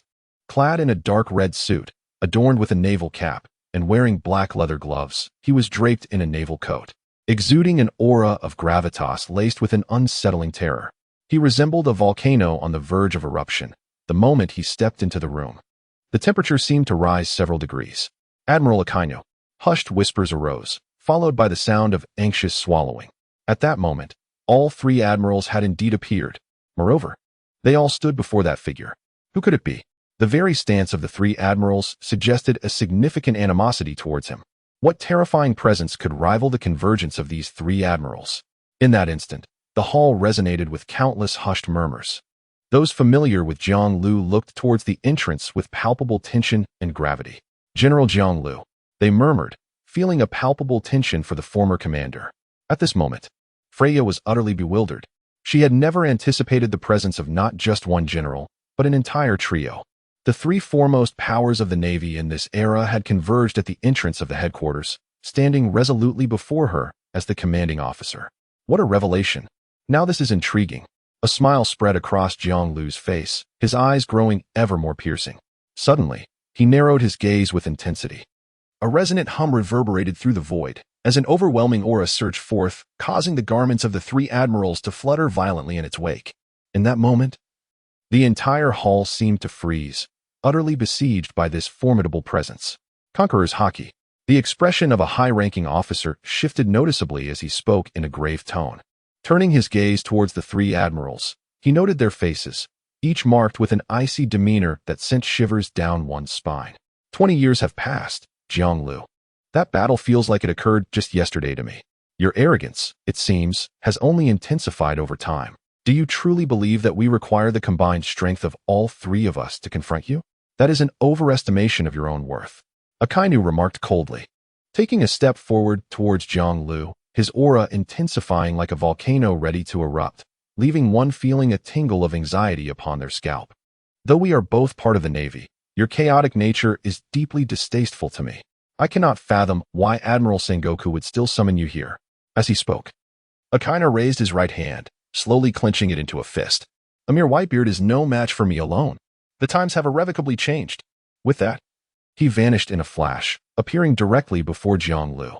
Do you not recognize the reality that you should have long since exited the stage? Simultaneously, the searing magma gurgled ominously, swiftly enveloping his right arm, transforming into a dog-headed shape that roared and thundered downwards. Fallen Hound. All the sailors present felt their pupils constrict in shock. Indeed, they had truly taken action. Thud, thud. Scalding magma surged forth, emitting plumes of white vapor. And the temperature at the entrance soared abruptly. The menacing head of the beast expanded at a remarkable pace, swiftly growing to the size of a man. It released a deep, rumbling growl as it lunged towards the flowing river, ready to devour it. Commander, Freya exclaimed in terror, her delicate visage drained of color. One of the three admirals, Akainu, had launched an attack on her superior with such unerring decisiveness, and right before the entrance of the headquarters. What animosity or grudge could exist between them that compelled such a brazen confrontation? With a whoosh, the scorching gust of wind rustled the justice cloak of the man ahead, causing it to ripple violently.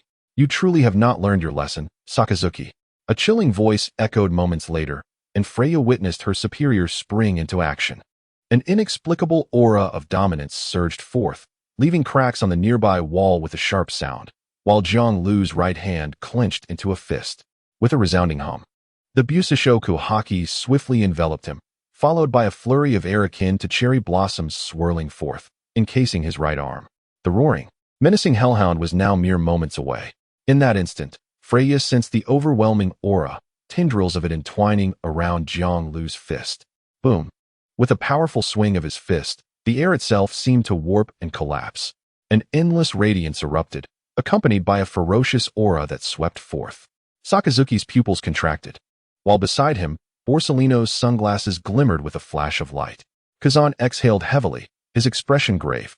The hellhound, infused with searing magma, came to a halt, firmly blocked by that formidable fist. It then twisted and contorted at a speed visible to the naked eye. In the next instant, the fist surged forward once more.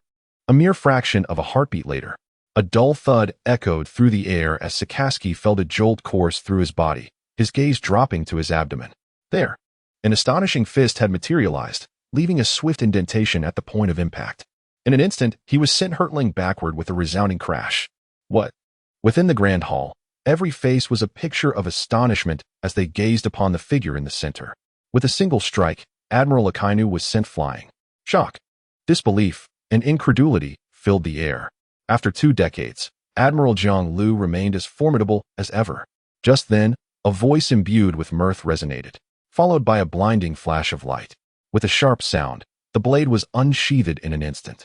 Jiang Lu, wielding the sword in his left hand, positioned himself to block the radiant light. Bang! A ripple of air surged forth. sweeping through the first-floor hall and stirring a tempest that compelled the onlooking navy to shield themselves instinctively. In the next instant, the golden light dissipated, revealing the figure of Kizaru, whose right foot was poised upon the slender blade gleaming with a purplish-red hue. "This brings back rather unpleasant memories," Kizaru murmured, a fleeting seriousness crossing his gaze beneath his sunglasses. "In truth, I harbor no objections. After 2 decades, I shall allow you to once again experience the shadows of the past." With a sinister grin, Jiang Lu pivoted his long knife, altering its trajectory and swinging it forth once more. With a swift motion, the body of the yellow ape was cleaved in two, transforming into radiant light as it soared towards the entrance, only to hastily coalesce and reconstitute itself hundreds of meters away. In the blink of an eye, Jiang Lu had engaged both admirals, successfully repelling them. This spectacle left everyone gasping in astonishment, compelling them to re-evaluate the combat prowess of this colonel. Those familiar with him felt a surge of excitement. They had witnessed it once more, the indomitable strength of Admiral Dayu. Yet, in the very next moment, all eyes widened in alarm. "Admiral Akiji," Freya exclaimed in a tremulous voice. Unbeknownst to all, the figure of Akiji, who had been standing directly ahead, had now approached Jiang Lu, resting a hand upon his shoulder. With a sharp crack, Jiang Lu maintained his poised stance, ready to strike. "Oh!" Slowly turning his head, Jiang Lu gazed at the nearby Kazan, suddenly breaking into a grin. "This is of no use to me. You should be well aware of that." However, Qingji offered no response. An intense chill emanated from him, swiftly enveloping Jiang Lu and transforming him into a frozen statue.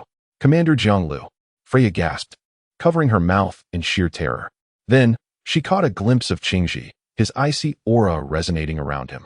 Casting a glance her way, one so frigid it nearly stole her breath away. With a sharp crack, the icy encasement enveloping Jiang Lu shattered rapidly after a brief moment. "I had warned you, Kazan. Your little tricks are utterly ineffective against me." His figure reappeared as he forcefully unleashed a kick with his right foot. Bang! With a swift and ferocious kick, he struck Kazan at the waist, cleaving him in two and scattering icy shards into the air. Retracting his right foot, Jiang Lu's gaze turned frosty as he stepped forward, exiting the doorway. A glance revealed the 3 admirals positioned in various locations below, eliciting a cold smile from him. "You 3, such feeble tricks are merely suited for me to ignite some fireworks, illuminate the surroundings, and freeze a few popsicles." His words dripped with unabashed mockery, instantly chilling the expressions of the 3 admirals. "Indeed, how audacious." Jiang Lu, Sakazuki's countenance darkened, fixating his piercing gaze upon the figure standing at the entrance of the headquarters.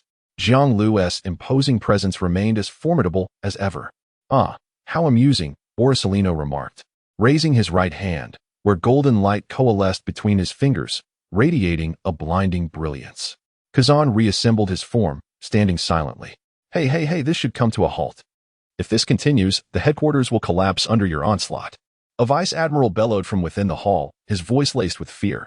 In the next heartbeat, Borsalino's fingers danced, unleashing a torrent of golden light. Whoosh, whoosh, whoosh. The piercing beam of light suddenly appeared before Jiang Lu. His pupils contracted, and his right hand rose, transforming into an ethereal shadow.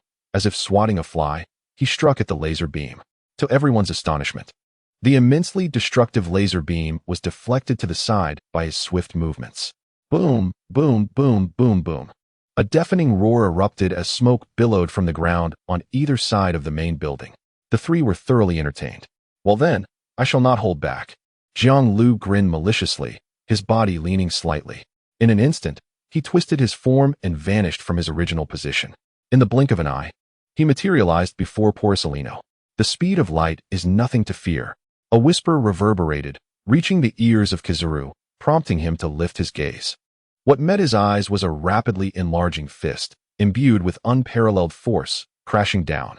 With a resounding crash, Kizaru was hurled once more into the air, the ground beneath him shattering inch by inch, creating a vast crater.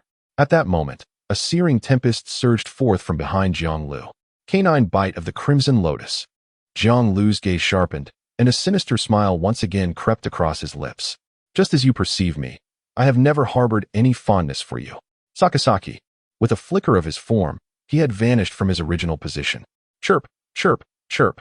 The magma cascaded downward, instantly melting a section of the steps. igniting flames and billowing thick smoke. Sakazuki's gaze sharpened, his heart laden with gravity and trepidation towards this adversary, who had been his rival for 2 decades. The opponent had mastered speed, strength, and domineering prowess to an extraordinary degree. For a user of the natural element like him, this individual was akin to a natural-born nemesis. Natural element users wield vast attack ranges and formidable destructive power, each one comparable to a natural disaster. Yet, when faced with a practitioner of physical techniques, the pressure becomes exceedingly intense. Once in close quarters, the situation could become exceedingly troublesome, especially against Jiang Lu, a formidable warrior who had pushed his body to its utmost limits. What was merely a prelude to combat already made Sakazuki acutely aware of the mounting pressure. In the absence of a successful attack, he found himself unable to discern Jiang Lu's whereabouts. Behind you. Suddenly, a fierce wind swept in, and Sakazuki swiftly turned, unleashing a powerful punch imbued with the essence of magma. Bang! Scalding magma erupted in all directions, the shockwave sweeping across the surroundings, forcing Jiang Lu's fist to be thwarted. No one remained stagnant, Jiang Lu. Regrettably, the scenes of 2 decades past will never grace your eyes again. With a cold smirk, Sakazuki retreated slightly, his fists swinging out in rapid succession. The magma fist descended like a torrential downpour, instantly enveloping Jiang Lu's form. I am at a loss to understand the source of your blind confidence. Yet, reality shall undoubtedly deliver a resounding blow to you. With a soft exhale, Jiang Lu's figure flickered, weaving through the narrow gaps between the magma fists. In the blink of an eye, he had closed the distance to a kainu, and then, his form vanished once more. How swift! Sakazuki's eyes narrowed as he suddenly lifted his head. A fist rapidly enlarged, descending with tremendous force. Bang! A muffled collision echoed once more, as the ground steps shattered into fragments, revealing a deep pit. Sakazuki's head was forcefully driven into the chasm, transforming into molten lava. Swift reactions indeed, Jiang Lu murmured. He then took a step back, standing there, gazing up at the entrance of the headquarters building. Clatter, clatter, clatter. The sound of hurried footsteps echoed, and before the main entrance appeared a series of imposing figures, their expressions grim and foreboding. This must come to an end. There should be a limit to such reckless behavior. Gazing down at the devastated scene below, Sengoku's countenance darkened as he exclaimed, "Ha! The youth certainly possesses a fiery spirit. To think they would resort to violence right here in the headquarters." Garp laughed heartily, then turned his gaze towards Jiang Lu. "Jiang Lu, you have truly dealt a severe blow to these 3 young men. Indeed, you never cease to amaze." Jiang Lu's aura gradually dissipated, a smile gracing his lips. "It has been quite some time. Let us engage in a friendly spar." Garp erupted in laughter once more. "You rascal. Who are you trying to fool? This imposing demeanor is anything but a mere exchange of skills." Jiang Lu replied with a grin, "It is indeed just a spar." After a brief pause, he cast his gaze towards the nearby figure of Sakazuki, who had just extricated his head from the pit and reverted to his human form, and continued, "Otherwise, it would be impossible for us to still be standing." This utterance caused the atmosphere in the room to momentarily stagnate. Sengoku observed as the expressions of the 3 admirals before him grew increasingly frigid, leaving him with no choice but to speak out in resignation. "Enough. The few who had just met could understand your eagerness to spar with one another. However, I implore you to be mindful of your surroundings. This is the emblematic site of the Navy headquarters, in front of the main building. Engaging in such a brawl is utterly unbecoming." Subsequently, Sengoku turned his gaze towards Kazan, Sakazuki, and Borisolino. "Summoning you 3 back to the headquarters, do you not each have your own tasks? Are you not occupied?" Upon hearing this, Borisolino shrugged nonchalantly. I recall now. I still have numerous matters left unattended." With that, he ambled leisurely towards the main building. Feeling weary, Kazan resumed his languid demeanor, leisurely ascending the steps as he made his way back into the headquarters. In the blink of an eye, 2 of the 3 admirals had departed, leaving only Sakazuki standing before Jiang Lu. A strong premonition surged within me, Jiang Lu. Gazing intently at Jiang Lu, Sakazuki spoke in a low voice. "Oh." Jiang Lu displayed a look of perplexity. "Soon, we shall undoubtedly witness a genuine battle. Rather than merely this momentary exchange of skills." Sakazuki's gaze was frigid as he pronounced the words exchange of skills with palpable emphasis. "Is that so?" Jiang Lu chuckled, wearing an expression of keen interest as he gazed at the other party. Who do you think will emerge victorious? Sakazuki's eyes narrowed, and he turned away, leaving behind a chilling remark. You will see. Jiang Lu merely smiled, paying no heed to the underlying declaration of war and provocation in those words. Yet, he found himself in agreement with the sentiment expressed. It was not just Sakazuki, but also others, Kazan, Borsellino, Garp, Sengoku, and so forth. It seemed that both sides were inevitably on the brink of a genuine confrontation. Jianglu, just as he was about to turn and leave, the voice of Zhang echoed from behind. Jiang Lu paused his steps, then gazed at Sengoku as he swiftly approached, descending the stairs. The involvement of the 7 warlords is of paramount importance. Henceforth, I shall entrust this matter to you. After a brief moment, Sengoku's expression turned grave as he spoke in a low voice. Naturally, these individuals are quite unruly, and when the situation demands, you may exert a certain degree of intimidation upon them. It is essential that they recognize the strength of our Navy headquarters. Jiang Lu was taken aback for a moment, then nodded with a smile, saying, I understand what must be done. You need not worry. Moreover, the warring states began to speak again, letting out a gentle sigh. Do not take the matters concerning the 3 of us to heart. I shall manage it well.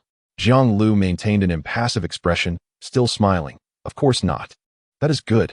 The warring states let out a sigh of relief and turned to leave.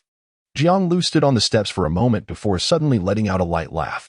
The 3 generals joined forces, engaging in a delightful spar in front of the Navy headquarters.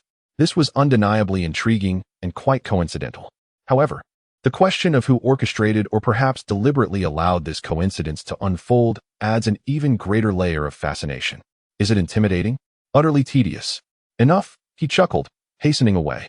Sooner or later, a confrontation was inevitable. Behind him, Freya, having just emerged from her state of shock, regained her composure. Her enchanting eyes sparkled with excitement as she called out, Commander Jiang, wait for me. Hold on, Freya.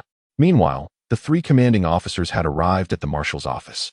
Among them, Akainu sat rigidly, while Akiji casually occupied a chair, his feet resting on the table. Kizaru loitered in a corner, attacking your colleagues without authorization right in front of the headquarters. What on earth are you 3 up to? Sengoku's voice boomed with authority. The trio displayed varying expressions, yet no one responded for a moment. It was only after a pause that Akainu coldly remarked, Our actions align with the interests of the headquarters, do they not? Otherwise, the marshal should have intervened the moment I took action. Sengoku fell silent, scrutinizing the 3 with a serious gaze. Such matters shall not occur again. Do you understand? In the office of the marshal, as the words of Sengoku reverberated, the atmosphere grew somber and weighty. The 3 highest-ranking officers of the headquarters, the admirals, bore varied expressions. But it was Yellow Monkey who first broke the silence with a cheerful remark. Oh dear, Marshal, your countenance is indeed quite intimidating. Rest assured, I shall refrain from further action. Kazan offered no reply. The eye patch on his forehead had unknowingly slipped down, and he began to snore lightly. You, as the marshal, are undoubtedly more aware than we of the threats and risks posed by Jiang Lu, said Akainu, rising to his feet and speaking in a grave tone. With that, he turned and exited the office, vanishing from sight in an instant. Well then, Marshal, I too must take my leave. There are numerous matters requiring my attention. Such a busy life. Borsellino remarked with a smile, before swaying as he departed. Sengoku furrowed his brow, casting another glance at the sleeping Kazan in the office, and let out a gentle sigh. Both Jiang Lu and the 3 individuals before him were indeed troublesome characters. Summoning the 3 admirals back to headquarters served the dual purpose of addressing Whitebeard, as well as curbing Jiang Lu. After all, with the imminent return of those 3,000 elite troops, Jiang Lu's influence would surge dramatically within the headquarters. Each of the 3 admirals commanded their respective forces, thus establishing a semblance of balance and mitigating the risks associated with Jiang Lu. As the supreme commander of the Navy headquarters, the Fleet Admiral Sengoku also had to consider the relative equilibrium of the entire system. Before the grand battle, there could be no unforeseen accidents. With a soft sigh, Sengoku's expression grew grave. As time passed, the atmosphere within the Navy headquarters became increasingly tense. Troops from around the world gradually converged here, further enhancing the formidable strength of Marineford. Almost daily, one could observe officers of various ranks gathering in the square. At the inner bay, an array of warships continuously docked and departed in a rhythmic cycle. Standing by the office window, Jiang Lu gazed down at the entirety of Marineford Square, a subtle smile gracing his face. He could undoubtedly sense the intensifying, anxious atmosphere. The Navy headquarters was diligently mobilizing its forces, fortifying this greatest stronghold and crucial hub of the Navy. It was foreseeable that the Whitebeard pirates were undoubtedly doing the same. The subordinate pirate crew under his command possesses an equally formidable military strength. Engaging in battle with the largest faction among the four emperors, Sengoku places significant importance on this confrontation. It will undoubtedly be a decisive clash, mobilizing the full might of the Navy and marking a monumental event in world history. The atmosphere in Marineford is thick with tension. Jiang Lu chuckled softly, expressing his thoughts. "Commander, you are speaking in a way I cannot comprehend again," he remarked. At that moment, Freya entered, clutching a stack of documents while elegantly striding in her high heels. A waft of fragrance filled the air as Jiang Lu turned to see his alluringly mature assistant, adorned with a captivating smile, perched on the desk with her legs crossed. Her right foot playfully swaying her high heel, revealing her fair foot. Her enchanting gaze locked onto him with undeniable allure. Jiang Lu sighed inwardly. Approaching her and casting a glance at the deliberately exposed smooth legs and delicate right foot, which appeared almost like an unguarded prey. Since that day of confrontation with the three admirals, Freya had transformed into this captivating figure. It often left Jiang Lu pondering the peculiarities of his profession, where he not only had to focus on his duties but also remain vigilant against the seductive advances of his female assistant. Being a naval officer was indeed fraught with challenges. However, the sake from that place in the officer's family area is exquisite. "Would you care to join me after work to savor it?" Freya teased, licking her lips. "Your intentions are too transparent, Freya." "I have no interest in drinking," Jiang Lu replied, shaking his head as he took a seat and firmly declined. "If a strong individual like you were to become mine, Freya would be utterly delighted. Please, grant me this opportunity." Freya leaned over the desk, showcasing her alluring curves, blinking playfully as she spoke. "Let us discuss our work instead," Jiang Lu said with a gentle smile as he surveyed her. Upon mentioning work, realizing her enticing attempt had once again faltered, Freya adopted a serious demeanor and began her report. "The warlords are about to arrive at the Navy headquarters. You should be able to see them today." Jiang Lu's eyes flickered, a smile gracing his lips. "Is that so? Then let me witness what this era has to offer." During the midday hours, the two sat across from each other, with Freya adorned in an enticing manner, every movement showcasing her physical attributes before Jiang Lu. For instance, her long legs and delicate feet frequently brushed against his trousers. "Freya, you must exercise some restraint in public," Jiang Lu remarked with exasperation. He truly wondered how long he could endure this situation. "Commander, do not perceive my boldness as anything less than genuine," she countered playfully. Freya chuckled softly, uttering a single word. A flicker of surprise crossed Jiang Lu's eyes. Her demeanor was far from what he had anticipated. Could it be that she harbored a greater interest in him? He found her overtures rather inviting, imploring, "Commander, do indulge in me this evening." A blush graced Freya's cheeks as she spoke sweetly. Jiang Lu absent-mindedly touched the tip of his nose, contemplating whether to join her for drinks after work. Just then, a cacophony erupted at the entrance of the restaurant. Those ships, could it be them? The illustrious Wuhai. Their arrival was nothing short of spectacular, a breathtaking sight indeed. Even from a distance, one could sense that they were formidable figures, not to be trifled with. As the murmurs swirled around them, the two exchanged serious glances. It seemed that their duty had arrived. Jiang Lu stood and was about to depart when Freya leaned in to dab at the corner of his mouth, gently remarking, "One must not lose their decorum in the presence of Wuhai, Commander." After a moment's surprise, Jiang Lu expressed his gratitude and strode away. Watching his retreating figure, a smile graced Freya's lips. What an endearing gentleman he was. Strangely, she found herself more intrigued by him. Their time together had unveiled that her superior was a man of utmost propriety. In contrast to her subtle flirtations, he remained unfazed, which set him leagues apart from other seasoned officers. After all, many in the naval headquarters, approaching middle age, were often lecherous, invariably accompanied by a female aide. Meanwhile, in the Marineford Bay, a coffin ship adorned with a single sail glided slowly towards the shore. Upon it sat a man, clad in a black top hat, his eyes sharp as an eagle's, wielding a black cross-shaped sword. One of the 7 Wuhai, Dracul Mihawk. The expression of the naval officer stationed at the port shifted to one of grave seriousness. The renowned figures of the world had finally arrived. In the skies of Marineford, a fierce wind howled, carrying with it an inexplicable, foreboding atmosphere. The scattered naval forces turned their gazes toward the inner bay. The 7 warlords of the sea, recognized by the world as a formidable organization alongside the Navy and the pirates, also serve as the legitimate marauders sanctioned by the world government to maintain equilibrium over the seas.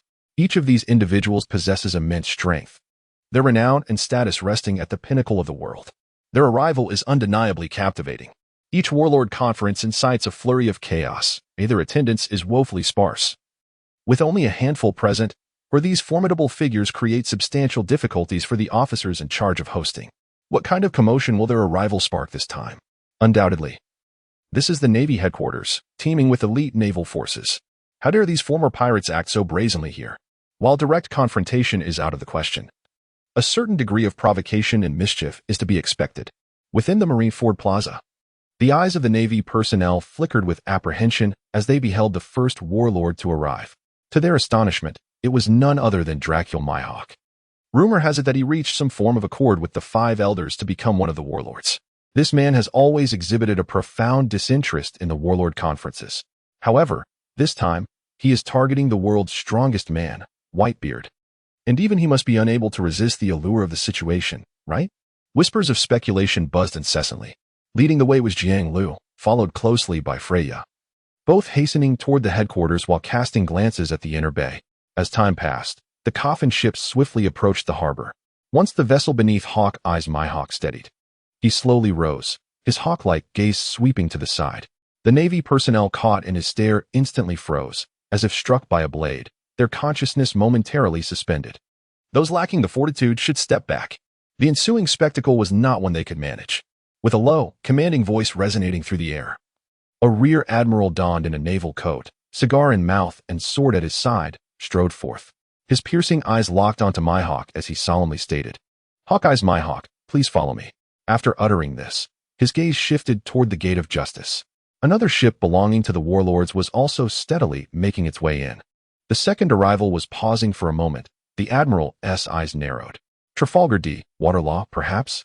The wind intensified, causing ripples to dance across the surface of the inner bay. Waves crashed and roared against the harbor. The stoic figure of Hawkeye Mihawk remained silent as he followed the direction indicated by the admiral, making his way towards Marineford Square. After a short distance, others naturally stepped in to guide him.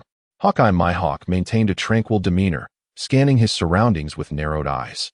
The level of defense appeared to be notably more stringent than before. Retracting his gaze, he inquired once more, "What about that man?" Who are you referring to?" responded the Major General, a hint of confusion in his voice. "Jiang Lu." Mihawk uttered a name. "General Jiang Lu?" The Major General's gaze sharpened, and he grinned. "He is at headquarters. You shall see him shortly." Hawkeye Mihawk nodded, traversing the winding paths toward the headquarters building. Countless Navy personnel, at this moment, were fixated on this spot, their eyes drawn to the Gate of Justice. Colonel Promi declared, "On that ship is the notorious Don Quixote da Flamingo." From atop the city wall, a Navy soldier trembled as he gazed down at the vessel slowly passing through the gate. "Indeed, it is da Flamingo," Promi responded gravely. He then observed several dark figures approaching the surface of the sea beyond the headquarters. The 7 warlords are converging. They all have come to the headquarters. However, there is no need for concern, for it is General Jiang Lu who is responsible for receiving them. Pausing for a moment, Promi sneered, "No matter their prowess, they shall not stir up any tempest before our superior." He then turned and bellowed, "Open the Gate of Justice wider. We shall not allow these scum of the world to perceive our Navy as timid and fearful." The soldiers atop the walls heard his command, summoning their courage and standing tall. "Yes, Commander." The heavy, imposing Gate of Justice, accompanied by a deep rumble, slowly creaked open. Before the Navy personnel in the square emerged the peculiar vessels making their way here. Da Flamingo has arrived. And outside, the captain of the Kuja Pirates, the Empress Boa Hancock, the world's most beautiful woman. Is that the Sea Knight Jimby aboard that ship? Hey. Are they truly unafraid of sinking into the sea with such bizarre logs as their vessels? That is the Blackbeard Pirates, who have taken the place of the former Shichibukai crocodile. On the square of Marineford, a chorus of astonished voices rang out. revealing the identities of those aboard the ships gradually arriving at the Marine headquarters. Whoosh, whoosh, whoosh. The banners in front of the headquarters fluttered gracefully in the wind. Subsequently, the renowned warriors gradually approached the shore, stepping into the main plaza and advancing under the guidance of designated personnel. Clop, clop, clop, clop, clop. The sound of heavy footsteps resonated as one esteemed warrior after another arrived, making their way up the steps toward the headquarters. Please wait for a moment in the reception room, the attending Rear Admiral said in a solemn tone. Observing these world-renowned warriors, he felt an immense pressure weighing upon him. Ha ha ha ha. It has been quite some time since I last visited, and Marineford has indeed become more imposing and magnificent. Doflamingo descended the steps, brazenly surveying his surroundings while erupting into laughter. Behind him, the Empress Boa Hancock donned a Chong Sam, accentuating her elegant and alluring figure, her countenance serene as she spoke softly. Such a boisterous fellow. The station Navy soldiers instantaneously widened their eyes, their hearts racing furiously. Wake up, all of you. Restrain your allure, Hancock, bellowed the Rear Admiral atop the platform, his expression grim. It was truly embarrassing to lose composure before these formidable figures of the sea. Yet, they are merely a gaggle of repugnant men. I harbor no interest in them whatsoever, Hancock scoffed, casting a disdainful glance at the men who were captivated by her charm. Sneering as she spoke. Ah, I cannot bear it. How can she be so enchanting? So beautiful, so stunning, just one glance, and I am utterly entranced. A chaotic scene erupted before the main building. Behind Hancock stood the typically silent Jinbei, who quietly descended the steps while his gaze searched for a particular man. Could he truly be here? That legendary individual. If it were him, could this war be averted? Jinbei was acutely aware of the purpose behind this meeting of the seven warlords. The capture of Port-Gas-D, Ace, with his identity serving as a catalyst, would undoubtedly ignite a war that would reverberate throughout the world. Observing the current deployment of naval forces and the tense, oppressive atmosphere within the headquarters, one could sense the substantial increase in military strength. Clearly, the Navy has begun preparations to counter the impending assault from the Whitebeard pirates. The situation has become starkly clear. A great battle is imminent. However, Jinbei, who harbors profound respect for Whitebeard, does not anticipate a favorable outcome for this war, especially for the Whitebeard pirates. Should the conflict erupt, ensconced within this world's foremost fortress, they would be confronted by the most elite naval forces. Even the mightiest of men may find their demise. Jinbei wishes for Whitebeard to live. Thus, his purpose in coming here is to prevent the war from occurring. Behind him stood the imposing and robust Marshal Teach, who silently observed the surroundings. The Navy's defenses have become exponentially stricter since our arrival. Word has it that they are currently rallying elite forces from across the globe. It seems this matter is indeed serious. Murmurs of discussion reached Marshal Teach's ears, and he grinned widely. Ha ha ha ha. Even that scoundrel Zhang Lu has been summoned to the headquarters, which indicates the Navy's grave concern for this battle. It seems Whitebeard's days may be numbered. As he spoke, a profound gleam flickered in Marshal Teach's eyes, and a broader smile graced his lips. This was indeed fortuitous, perfectly aligning with the realization of his ambitions and schemes. Captain, have you truly arrived at the naval headquarters? Will Zhang Lu not take action against you? Beijus inquired with a hum. They had all witnessed the terror of that man firsthand. Even with their utmost efforts, it would likely prove to be an exceedingly arduous battle. Unlike Ace, that man was in no way inferior to Whitebeard or any of the other sovereigns of the sea. Ha ha ha. He dares me to take a gamble. Then let us proceed to the headquarters and wager with him, to see just how unfortunate I truly am. Marshal Teach exclaimed, his eyes sparkling as he laughed heartily. Before long, the warlords of the sea arrived at the front of the headquarters building, entering under the watchful gaze of numerous naval personnel.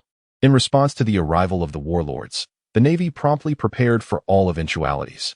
They found themselves in a magnificent and spacious reception room, where stern-faced naval officers stood in various corners. One by one, the warlords entered, and an air of silence enveloped the room.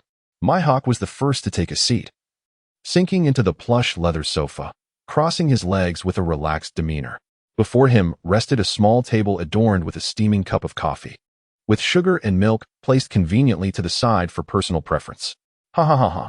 How many times have I encountered you? It matters not. You are merely a bunch of uncultured fellows. Doflamingo surveyed the room, uttering a cold chuckle. He then lifted the coffee cup from the table, applying a slight pressure with his right hand.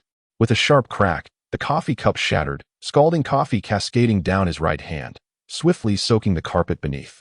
The Navy headquarters cups certainly lacked durability, sighed Don Quixote da Flamingo, gesturing toward a nearby Navy officer. Hey, the cup is broken and the carpet is soiled. Please fetch me another. The summoned officer hesitated for a moment, then, visibly anxious, approached and bent down to retrieve the ceramic shards from the floor. Suddenly, Doflamingo flicked his right hand.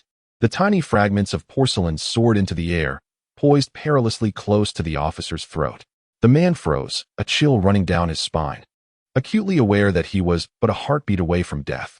In the room, the expressions of the other Navy officers shifted dramatically. Don't do anything reckless. Dracula Mihawk, having just taken a sip of coffee, narrowed his eyes and observed the scene, remarking coolly, "What a truly vile individual." Blackbeard and his companions erupted in laughter at the spectacle. Kill him, kill him," Lafayette exclaimed, bouncing with excitement. The once quiet reception room erupted into chaos. The warlords entertained while the Navy trembled in fear. The Empress, Boa Hancock, disdainfully curled her lip, muttering, "Legs." Ha ha ha ha. Doflamingo erupted into laughter. The shards of porcelain had carved a crimson line across the neck of the naval officer, droplets of blood cascading down and shattering upon the ground.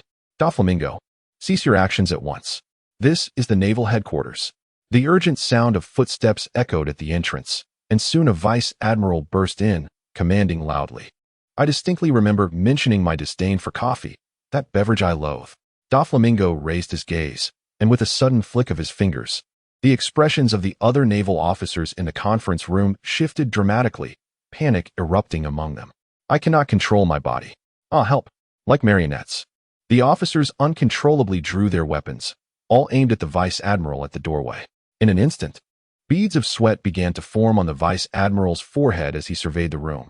Some of the other naval officers remained utterly indifferent to the unfolding scene, while others watched with keen interest. Damn it. Stop right there. The Major General bellowed. He had to concede that, faced with such a scene, he was utterly powerless. Meanwhile, within the marshal's office, Sengoku furrowed his brow as he remarked, "These scoundrels of the sea are not to be dealt with by ordinary naval forces." After hearing the news from the conference hall, he then inquired, "Where is Jiang Lu? Where has he gone?" Compared to the Major General, Jiang Lu's presence would prove far more effective in handling the atmosphere within the reception hall. "Colonel Jiang Lu is en route to the reception hall," replied the naval officer before him. The headquarters building was not large, and news traveled swiftly. On the other side, in the corridor leading to the reception hall, tap, tap, tap, the sound of footsteps echoed rapidly as a figure advanced with measured strides, a gentle smile adorning their face. Trailing behind was a stunning woman, her arms laden with a multitude of documents. Colonel Jiang, General Day Tiger, Admiral. Within the corridor, various titles echoed, prompting the warriors in the reception area to instinctively lift their heads toward the entrance. As footsteps approached, a gentle breeze swept through the space. In the next moment, a figure cloaked in a naval coat came into view, capturing the attention of all present. Instantly, the lively atmosphere of amusement and indifference in the reception room was shattered. Instead, each warrior's face was marked by a grave and solemn expression. The farce must come to an end, mustn't it? Jiang Lu cast a sweeping glance at Doflamingo, his expression unchanged, a subtle smile gracing his lips. After all, if one were truly to commit murder here, escaping from Marineford would likely prove impossible. Doflamingo paused at these words, his gaze fixed on Jiang Lu, the lenses of his sunglasses glinting with a flash of light, a smile curling at the corners of his mouth. Ha ha ha ha. Perhaps it is indeed so. Withdrawing his right hand, he sat down once more, crossing his legs in a relaxed manner. Whoosh. The Navy officer, having escaped from the crisis, pressed his hands against the carpet, gasping for breath, visibly shaken. In that fleeting moment, he genuinely believed he was on the brink of death. In the parlor, all the Navy personnel, previously reduced to mere puppets, discovered they could once again command their own bodies, letting out a collective sigh of relief. However, when they turned their gaze back to Doflamingo, their eyes were now filled with dread. "Ah, Mihawk, we meet again. It seems you have made a remarkable recovery." Jiang Lu's gaze fell upon the cold man, seated with one leg crossed over the other. The latter lifted his head, placing the coffee he held upon the table. "Thanks to you, everything is well." "Ha ha." Jiang Lu chuckled lightly, then gestured towards Doflamingo, instructing, "Serve him a cup of coffee." After a brief pause, he added nonchalantly, "If it spills again, then don't bother drinking it." Doflamingo's smile faltered, and with a sigh, he shook his head. "I detest coffee, especially that from the Navy headquarters." Jiang Lu paid him no heed, instead directing his gaze towards Marshal.At, who had fallen silent since his arrival. Suddenly, a broad smile graced his face. "I am delighted to see you, Teach," he declared, stepping closer. Marshal.At responded with a hearty laugh. "Ha ha ha. This is the Navy headquarters, Marineford, and you, Admiral Jiang Lu, are now responsible for our affairs with the warlords, correct? In such a scenario, it seems rather inappropriate to make a move against us." His tone shifted as he continued, "I shall take a gamble." Jiang Lu maintained his expression, a smile lingering at the corners of his mouth as he approached Teach. The other attendees shifted their gazes, curious about the unfolding dynamic between the two. "Your life is remarkably resilient, Teach. Even I am taken aback by you," Jiang Lu remarked with a grin, standing before Marshal.At. An overwhelming aura of pressure suddenly enveloped Blackbeard and his companions, including Burgess, Van Augur, and Lafitte, causing them to break into a cold sweat. "Ha ha ha. Really?" Marshal.At felt the intense gaze upon him, beads of sweat forming on his forehead. "However, what a pity." Jiang Lu suddenly shook his head, letting out a sigh. Marshal.At's pupils constricted, and then he saw the other person's large hand swiftly approaching, seizing his forehead and head. "You have wagered incorrectly." A voice, icy and chilling, echoed in his ears, leaving Marshal.At feeling utterly frozen. "Captain!" The exclamations from Van Augur and others echoed as Captain Marshal.At swiftly shifted his gaze, only to be met with a resounding crash. By the time the guests in the parlor regained their composure, they beheld Jiang Lu's right hand firmly pressing against Marshal.At's head, which was now deeply embedded in the wall behind him. Cracks, reminiscent of a spider's web, spread outwards, revealing a gaping hole. Blood streamed from Teach's nostrils, forehead, and the back of his skull, quickly dripping onto the floor and staining the carpet crimson. "You possess remarkable audacity, Teach. You dare to present yourself before me, oblivious to your fate. Do you truly believe I hesitate to end your life?" Jiang Lu's voice resonated coldly, a chilling presence enveloping the room. "To wager before me. Do you comprehend who holds dominion over the outcome of this so-called gamble?" Marshal.At's pupils dilated, and suddenly, he broke into a sinister grin, blood pooling in his mouth. "Thief, ha ha ha ha. Jiang Lu, I have always been perplexed by one matter. Why, from the very first moment you laid eyes upon me, did you harbor such an incessant desire to end my life?"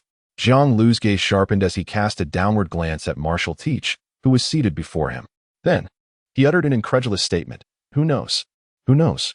Not only was Marshal.At taken aback, but all present were equally astonished. An inexplicable pursuit, fueled by animosity? How utterly absurd. Doflamingo erupted into laughter, casting an enigmatic look at Jiang Lu. How fascinating. Within the Navy, there exists such an intriguing individual. Simultaneously, a quiet laughter resonates within. Truly, Uncle Jiang is remarkable. Delving into the depths of the naval headquarters, he partakes in this globally renowned conflict, bearing the significant responsibility of the 7 warlords of the sea.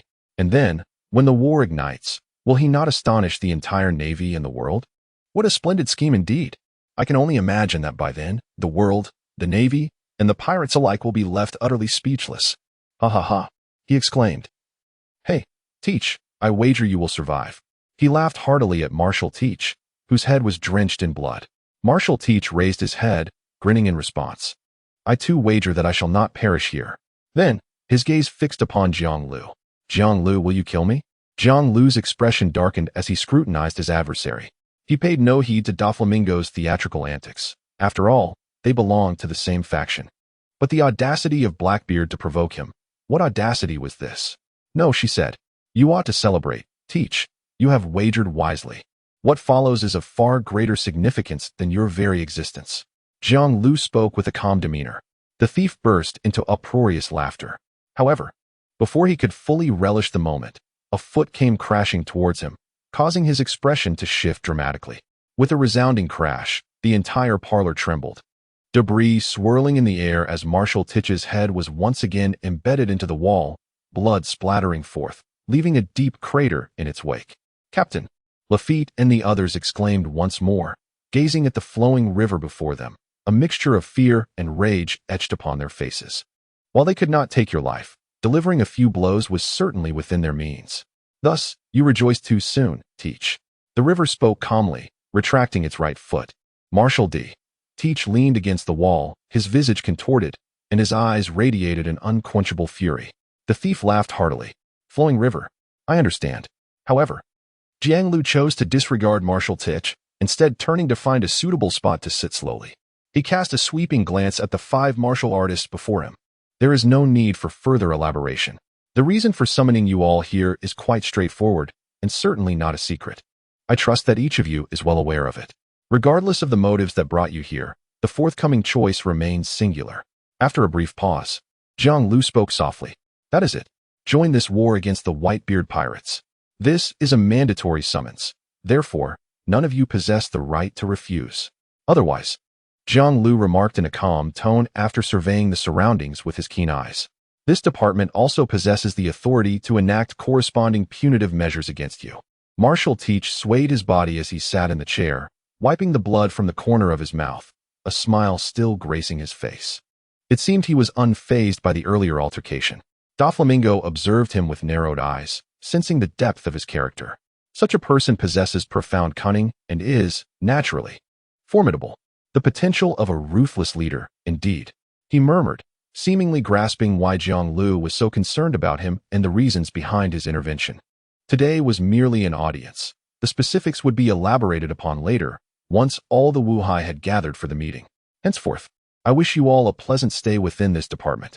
Jianglu casually concluded the meeting with just a few words. The ease and harmony he exuded, as well as the implicit dominance over the 5 Wuhai, was something the other naval officers had never witnessed before. As Jianglu departed, the atmosphere in the reception room grew heavy. Doflamingo rose and approached Marshal Teach, suddenly breaking into a grin. Are you really going to endure this, Blackbeard, Marshal Teach? Upon hearing this, Teach's gaze sharpened as he regarded Doflamingo, and after a moment, he chuckled foolishly. What can I do if I cannot bear it? I cannot defeat him. At this, Doflamingo shook his head and turned to leave, leaving behind a single, ambiguous phrase lingering in the air. Perhaps you might contemplate the possibility of collaborating with me. Captain. The words floated through the air, heard by all members of the Blackbeard pirates, prompting their gaze to shift towards Marshal.D. Teach, who sat contemplatively. His eyes glimmered momentarily before he smiled, pondering the intriguing proposition. Collaboration, is it? What a fascinating suggestion. Van Oka's expression tightened. It seemed he harbored animosity towards Jianglu. Should we discuss it with him? Lafitte whispered. Marshal.D. Teach fell into a brief silence, and after a moment's contemplation, a grin spread across his face. Now is not the opportune moment. Furthermore, we cannot discern which side that fellow stands on. Pausing, he sighed deeply. The turmoil stirred by the Navy headquarters is not easily navigated. Each individual within the realm of martial prowess harbors their own ambitions. Gradually rising to his feet, Marshal.D. Teach wore a smile as he observed the others departing the parlor, remarking with amusement, but that only makes it more interesting. Meanwhile, Jianglu, having exited the parlor and entered his office, was met by an unexpected visitor. See Hero Jinbei, you have deliberately followed me to pay a visit. What business do you have? Jianglu, seated comfortably in his chair, leaned back against the rest, his gaze fixed upon the man at the entrance, inquired with a smile. Freya remained silent, equally observing Jinbei. General Jianglu, I wish to engage in a discussion with you, Jinbei said, taking a deep breath, his expression grave and serious. Oh, Jianglu raised an eyebrow, glancing at the bustling corridor outside. Then please come in. Jinbei's eyes brightened. Thank you. He then stepped into the office, turning to firmly close the door behind him. The clamor in the corridor immediately quieted down. The soundproofing of the Navy office was indeed impressive. Accepting the tea that Freya offered, Jianglu blew gently on it, took a slight sip, and found it rather hot. Frowning, he set it down and turned his gaze back to Jinbei. He recognized this slightly reserved and anxious fishman, the second captain of the Sun Pirates following Fisher Tiger, and a figure revered as a sea hero. In the original narrative, 2 years hence, he would famously confront the Yonko Big Mom, uttering words that left a lasting impression. Yes, the modest Jinbei, a man of great spirit, confidence, and chivalry. Now, Mr. Jinbei, let us converse. Is there something you wish to discuss? Jianglu smiled. Given the current state of the world, You are undoubtedly more aware than I. The capture of Fire Fist Ace and the subsequent actions of the Navy headquarters signal the onset of war. The Whitebeard pirates will not idly allow their brother to be captured. They will surely retaliate. Once Whitebeard's wrath is kindled, a fierce battle with the Navy will ensue, creating ripples that will affect the entire world. Jinbei spoke solemnly. War inevitably brings death. Both the Navy and the pirates will suffer significant losses. Pausing momentarily, he lifted his gaze to meet Jiang Lu's. I have long heard tales of your deeds, which embody chivalry and justice in the most profound manner. Upon learning of your leadership in this Wuhai conference, I was elated and realized that only with your assistance could we hope for a resolution. Upon hearing these words, Jiang Lu understood the implication. You wish for me to prevent this war? His brow furrowed as he inquired, his voice low. Indeed, if it were you, I believe you could persuade the Navy headquarters to halt this conflict. Jinbei affirmed with a nod. This truly troubles me, Jinbei. As a warlord of the sea, I did not expect you to express such a desire before me. Jiang Lu sighed lightly, then regarded him intently. My purpose in convening the Wuhai conference was to ensure that warlords like yourself would also engage in the war against Whitebeard. The Navy headquarters is exerting all its efforts to secure victory in this conflict. With a gentle sigh, Jiang Lu shook his head. I apologize for disappointing you, Jinbei. This war is beyond my influence as a mere colonel. Shichibukai's body trembled, engulfed in silence, before he slowly knelt before Jiang Lu. Freya's expression shifted subtly, while Jiang Lu's gaze deepened, equally moved. I implore you, for you alone possess the power to avert this impending war and halt the encroaching cold tide. Shichibukai spoke solemnly. Are you truly willing to forsake your own dignity to prevent this conflict, Shichibukai? Jiang Lu inhaled deeply, responding gravely. The connection is profound. Even dignity pales in comparison to the ceaseless specters of death and war. Shichibukai declared, his forehead pressed firmly to the ground. Jiang Lu fell silent, acutely aware of the unwavering resolve emanating from the formidable Shichibukai before him. After a lengthy pause, he shook his head gently. I am sorry, Shichibukai, but I have not deceived you. At this moment, I lack the capacity to prevent this war from occurring. You must have sensed the determination of the world government and the Navy. Ace has already ignited the fuse of this conflict. And the Navy's ambition to extinguish the flame of piracy in this era is not to be underestimated. Shichibukai's body quivered. Is that so? I am grateful to you for allowing me to voice these sentiments. Rise, Shichibukai. I hold you in equal esteem, Jiang Lu replied softly. The future world, the state of affairs, remains an enigma to us both. Perhaps you should adopt a more optimistic outlook. Gazing into the eyes of the man who had lifted his head, Jiang Lu spoke with an air of significance. There may yet be a favorable turn of events. At these words, Shichibukai paused, his expression turning contemplative as he gradually rose. Then I shall take my leave, General Jiang Lu. Jiang Lu nodded in acknowledgement. The door creaked open, and Shichibukai's figure swiftly vanished from sight. Observing the departing silhouette, Jiang Lu fell into a contemplative silence, his eyes deepening with thought. He understood well that this sea knight would likely refuse the Navy headquarters summons and vehemently oppose the war, consequently facing imprisonment and impelled down. After a moment, Jiang Lu finally broke the stillness. Why did Bartholomew Kuma not attend today? He has been dispatched on a mission for the world government to inform Moonlight Moria of the impending changes within the Shichibukai, Freya replied. Is that so? Jiang Lu gently nodded. The marine meeting shall commence once all are gathered. He then rose and strode towards the window. A gentle breeze stirred his robe. The winds of Marineford have intensified, he murmured, a glimmer of light flashing in his eyes. With the arrival of navies from around the globe, Marineford's forces have swelled, and its defenses have become increasingly formidable. Presently, the headquarters is teeming with officers almost everywhere one looks. In the impending war, naval forces below the rank of captain are not even qualified to participate. Thus, the intensity and scale of this conflict will be unprecedented. 3 days later, has Moria been defeated by the Straw Hat Kid, Luffy? A smile graced Jiang Lu's lips. He seemed utterly unfazed. Indeed, it is quite astonishing. Since setting sail, the Straw Hat Kid has successively vanquished 2 warlords of the sea, Crocodile and Moonlight Moria. Such prowess is likely to be exceptionally remarkable among this batch of pirate supernovas. Moreover, he has just caused an uproar at Eni's lobby, igniting a global incident. Freya exclaimed in astonishment. Coupled with other pirate crews, rumors have already emerged, dubbing this group of supernovas as the era of the worst. Listening to his assistant's words, Jiang Lu couldn't help but chuckle. The era of the worst, is it? What an amusing appellation. I cannot help but wish to witness their capabilities firsthand. Freya laughed in response. If you wish to see, Chief, there will surely be an opportunity. I believe so as well, Jiang Lu nodded. However, for now, we must first resolve the matters concerning the warlords of the sea. They must be quite anxious in their waiting.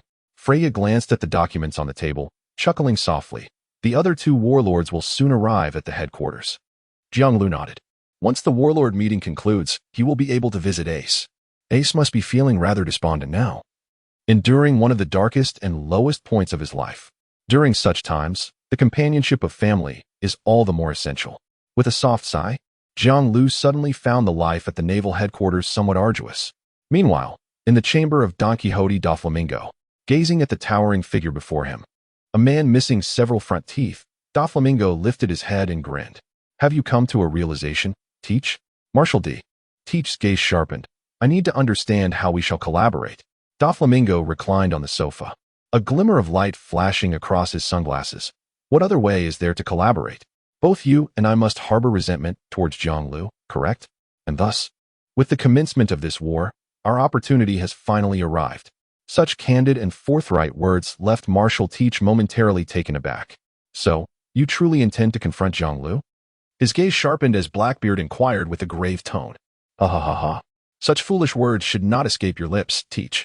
From the very first moment I beheld you, I discerned the boundless ambition gleaming in your eyes. A person of your caliber ought to possess a clear understanding of the situation and what actions to take next. Da Flamingo chuckled. Very well, let us reach a preliminary agreement. After a moment of silence, Marshal D. Teach extended his right hand and spoke in a low voice.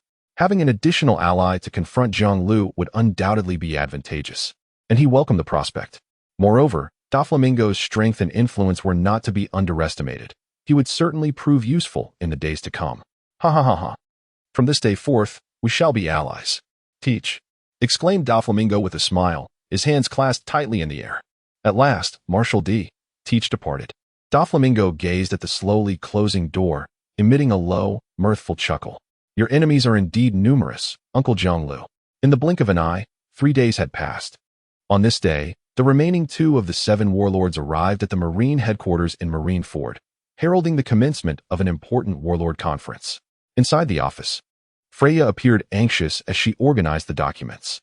She addressed Jiang Lu, who sat leisurely with a teacup in hand. Sir, the manuscript required for your meeting has been meticulously prepared. I have heard that this conference will be broadcast live, reaching the world government. Therefore, it would be prudent for you to be attentive. Jiang Lu chuckled softly, waving his hand dismissively. Only those 5 old geezers will be watching. It's merely a hollow, meaningless display, a formality. Freya felt a sense of helplessness. She had recently been gathering information about this commanding officer and was astonished and awed by her discoveries. She had never imagined that such a prominent figure would one day become her superior. However, as they spent more time together, Jiang Lu's casual demeanor and his candid criticisms of the Navy and the world government left her feeling somewhat unsettled. For instance, she was well aware of whom he referred to as the 5 old geezers, yet she dared not speak up.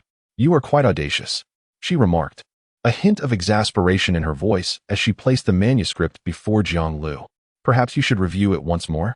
Jiang Lu waved his hand again. There is no need. I trust in your capabilities. I appreciate your confidence, Freya replied, rolling her eyes, suddenly feeling that her diligent efforts had amounted to little. Just then, a new figure appeared at the doorway, Da Flamingo. Freya's expression shifted slightly as she called out. Ha ha ha. The atmosphere in the workplace is quite harmonious. Dua Fulangming entered with a smile, his gaze fixated on Freya. The martial arts conference has yet to commence. Freya felt a shiver run down her spine under his scrutiny and instinctively stepped behind Jiang Lu, speaking in a trembling voice. Ha ha ha. Dua Fulangming chuckled, his gaze once again directed towards Jiang Lu. Freya, Jiang Lu suddenly exclaimed. Commander, Freya replied. Go check how the preparations for the conference hall are progressing, Jiang Lu instructed.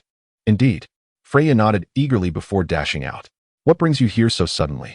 Jiang Lu inquired, lifting his gaze to Doflamingo with a subtle smile. The latter nodded, raising his right hand slightly as the door creaked shut. It's nothing of great significance. merely a realization that you have quite a multitude of adversaries. Doflamingo chuckled. Oh. Jiang Lu displayed a look of perplexity. The meeting was about to commence, so let us be brief. Doofer. Doflamingo did not intend to be verbose. He smiled and said, Marshal D. Teach seeks me out. He wishes to ally with me to take action against you. Jiang Lu raised an eyebrow, his expression unchanging. So, what do you plan to do? I believe it would be far more intriguing if I were to strike him from behind when the time comes. What do you think? Doflamingo chuckled, his laughter growing more exuberant. Such a wicked sense of humor, Doflamingo, Jiang Lu thought, shaking his head after a brief pause. How utterly amusing. I initially believed you to be an ally, only to discover you are, in fact, an adversary, Doflamingo remarked with mirth. Surely, you won't find yourself on the opposing side in the end, will you? Jiang Lu replied with a casual smile. Of course not, Uncle Jiang Lu. Such jest is not to be trifled with. Doflamingo's expression shifted slightly, and he hastily added, Haha, merely a jest. Prepare yourselves.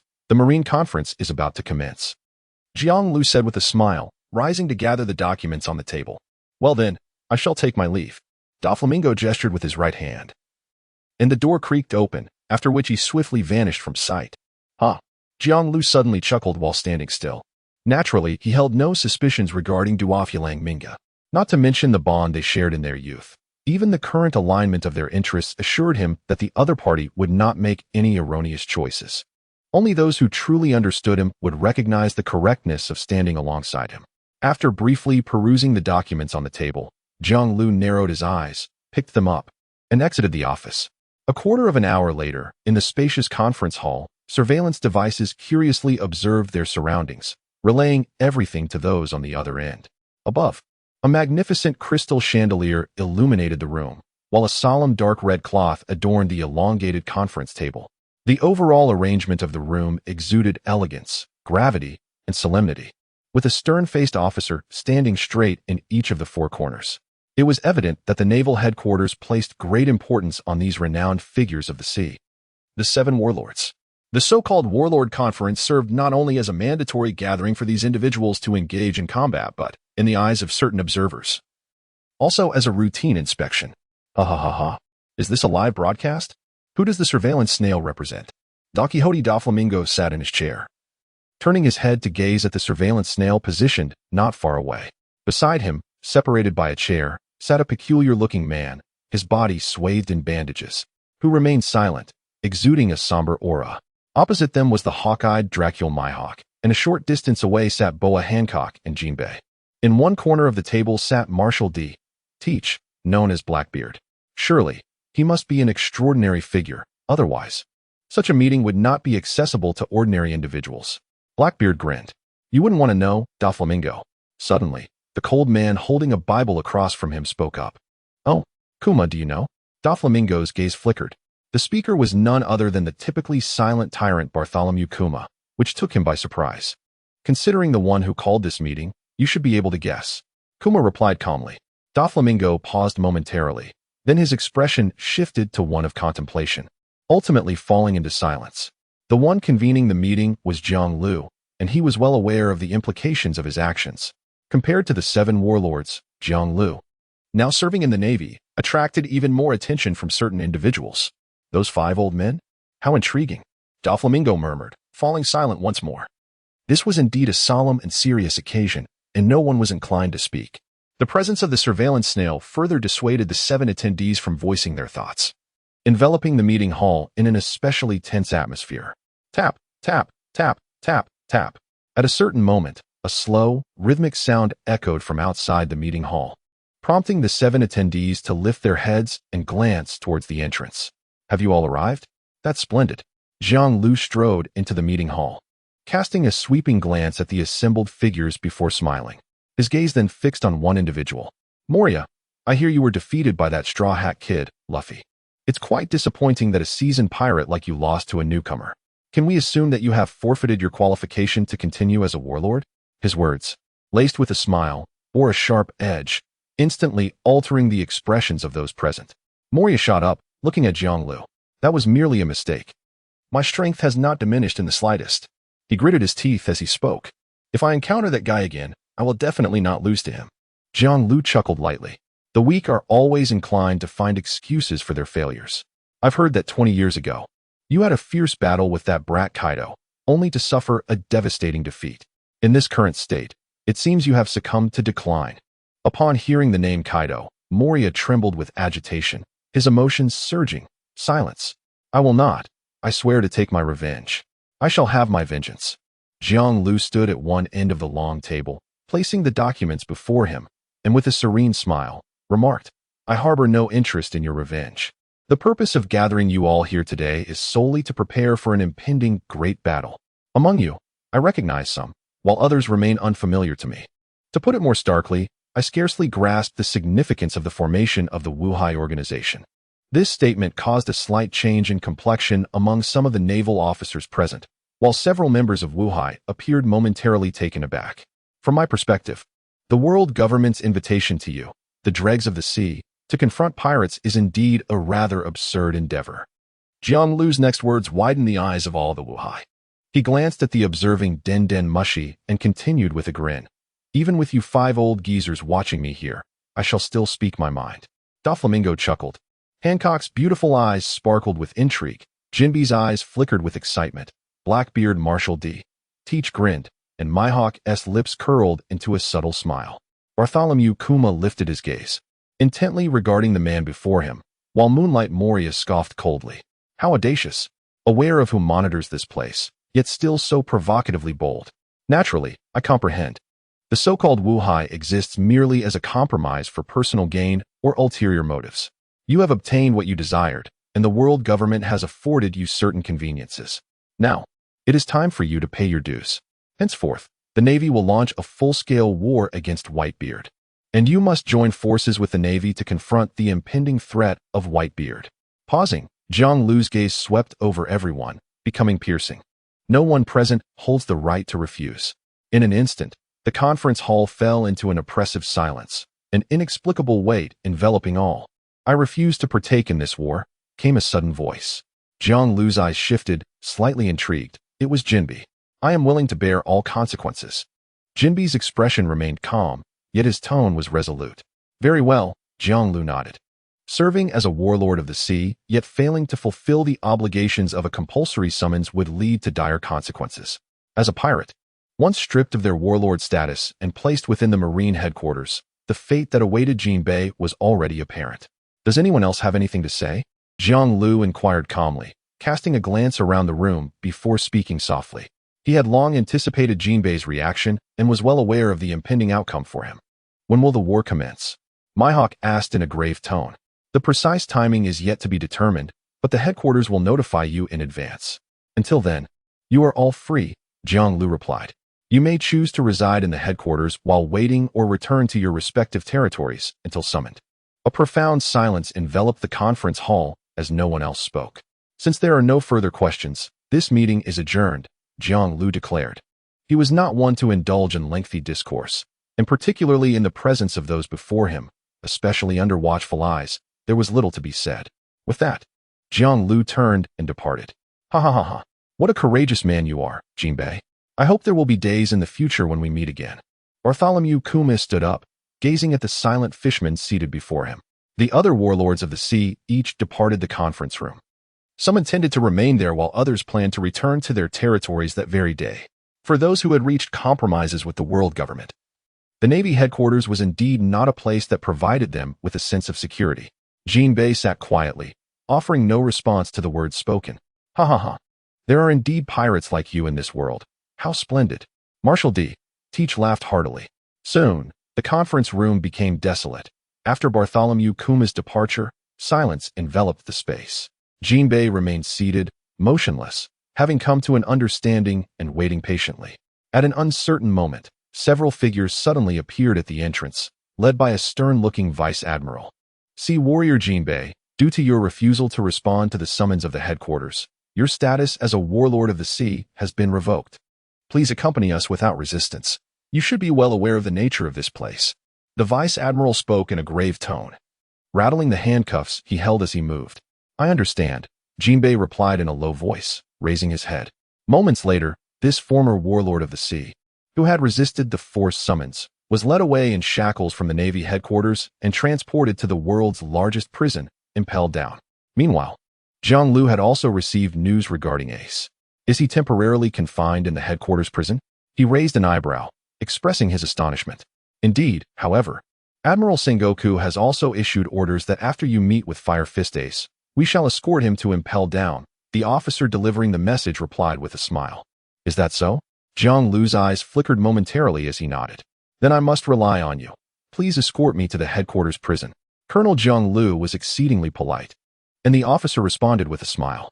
The two proceeded, one after the other, towards the headquarters prison.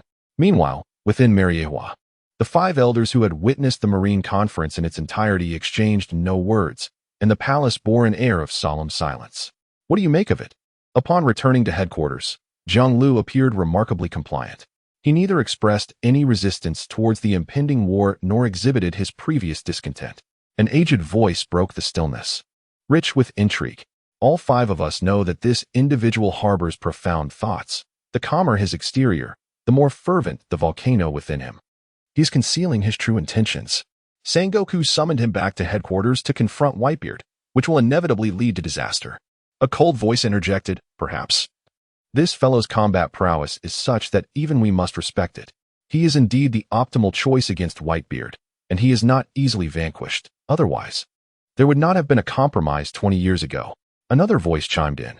It is merely a relationship of mutual utilization. After this war, regardless of his inner thoughts, we must take action to eliminate him. Ultimately, following the chilling exchange, the expressions of the five in the palace flickered with unease. This indeed presents a commendable plan. For both the Navy and the world at large, he poses an excessive threat. Eliminating him is the most prudent course of action. Just, after a brief pause, the aged voice turned somber and grave. To eliminate him may entail a considerable cost. Thus, it would be prudent to invoke that individual. The might of the world government is not something a mere Zhang Lu can contend with. He is neither one of the four emperors nor a distinguished warlord of the seven seas. He stands alone. The voice gradually diminished, then faded away. The five venerable elders, who stand at the pinnacle of the world, engaged in a calm, ruthless, yet frigid assassination plot. At the Navy headquarters,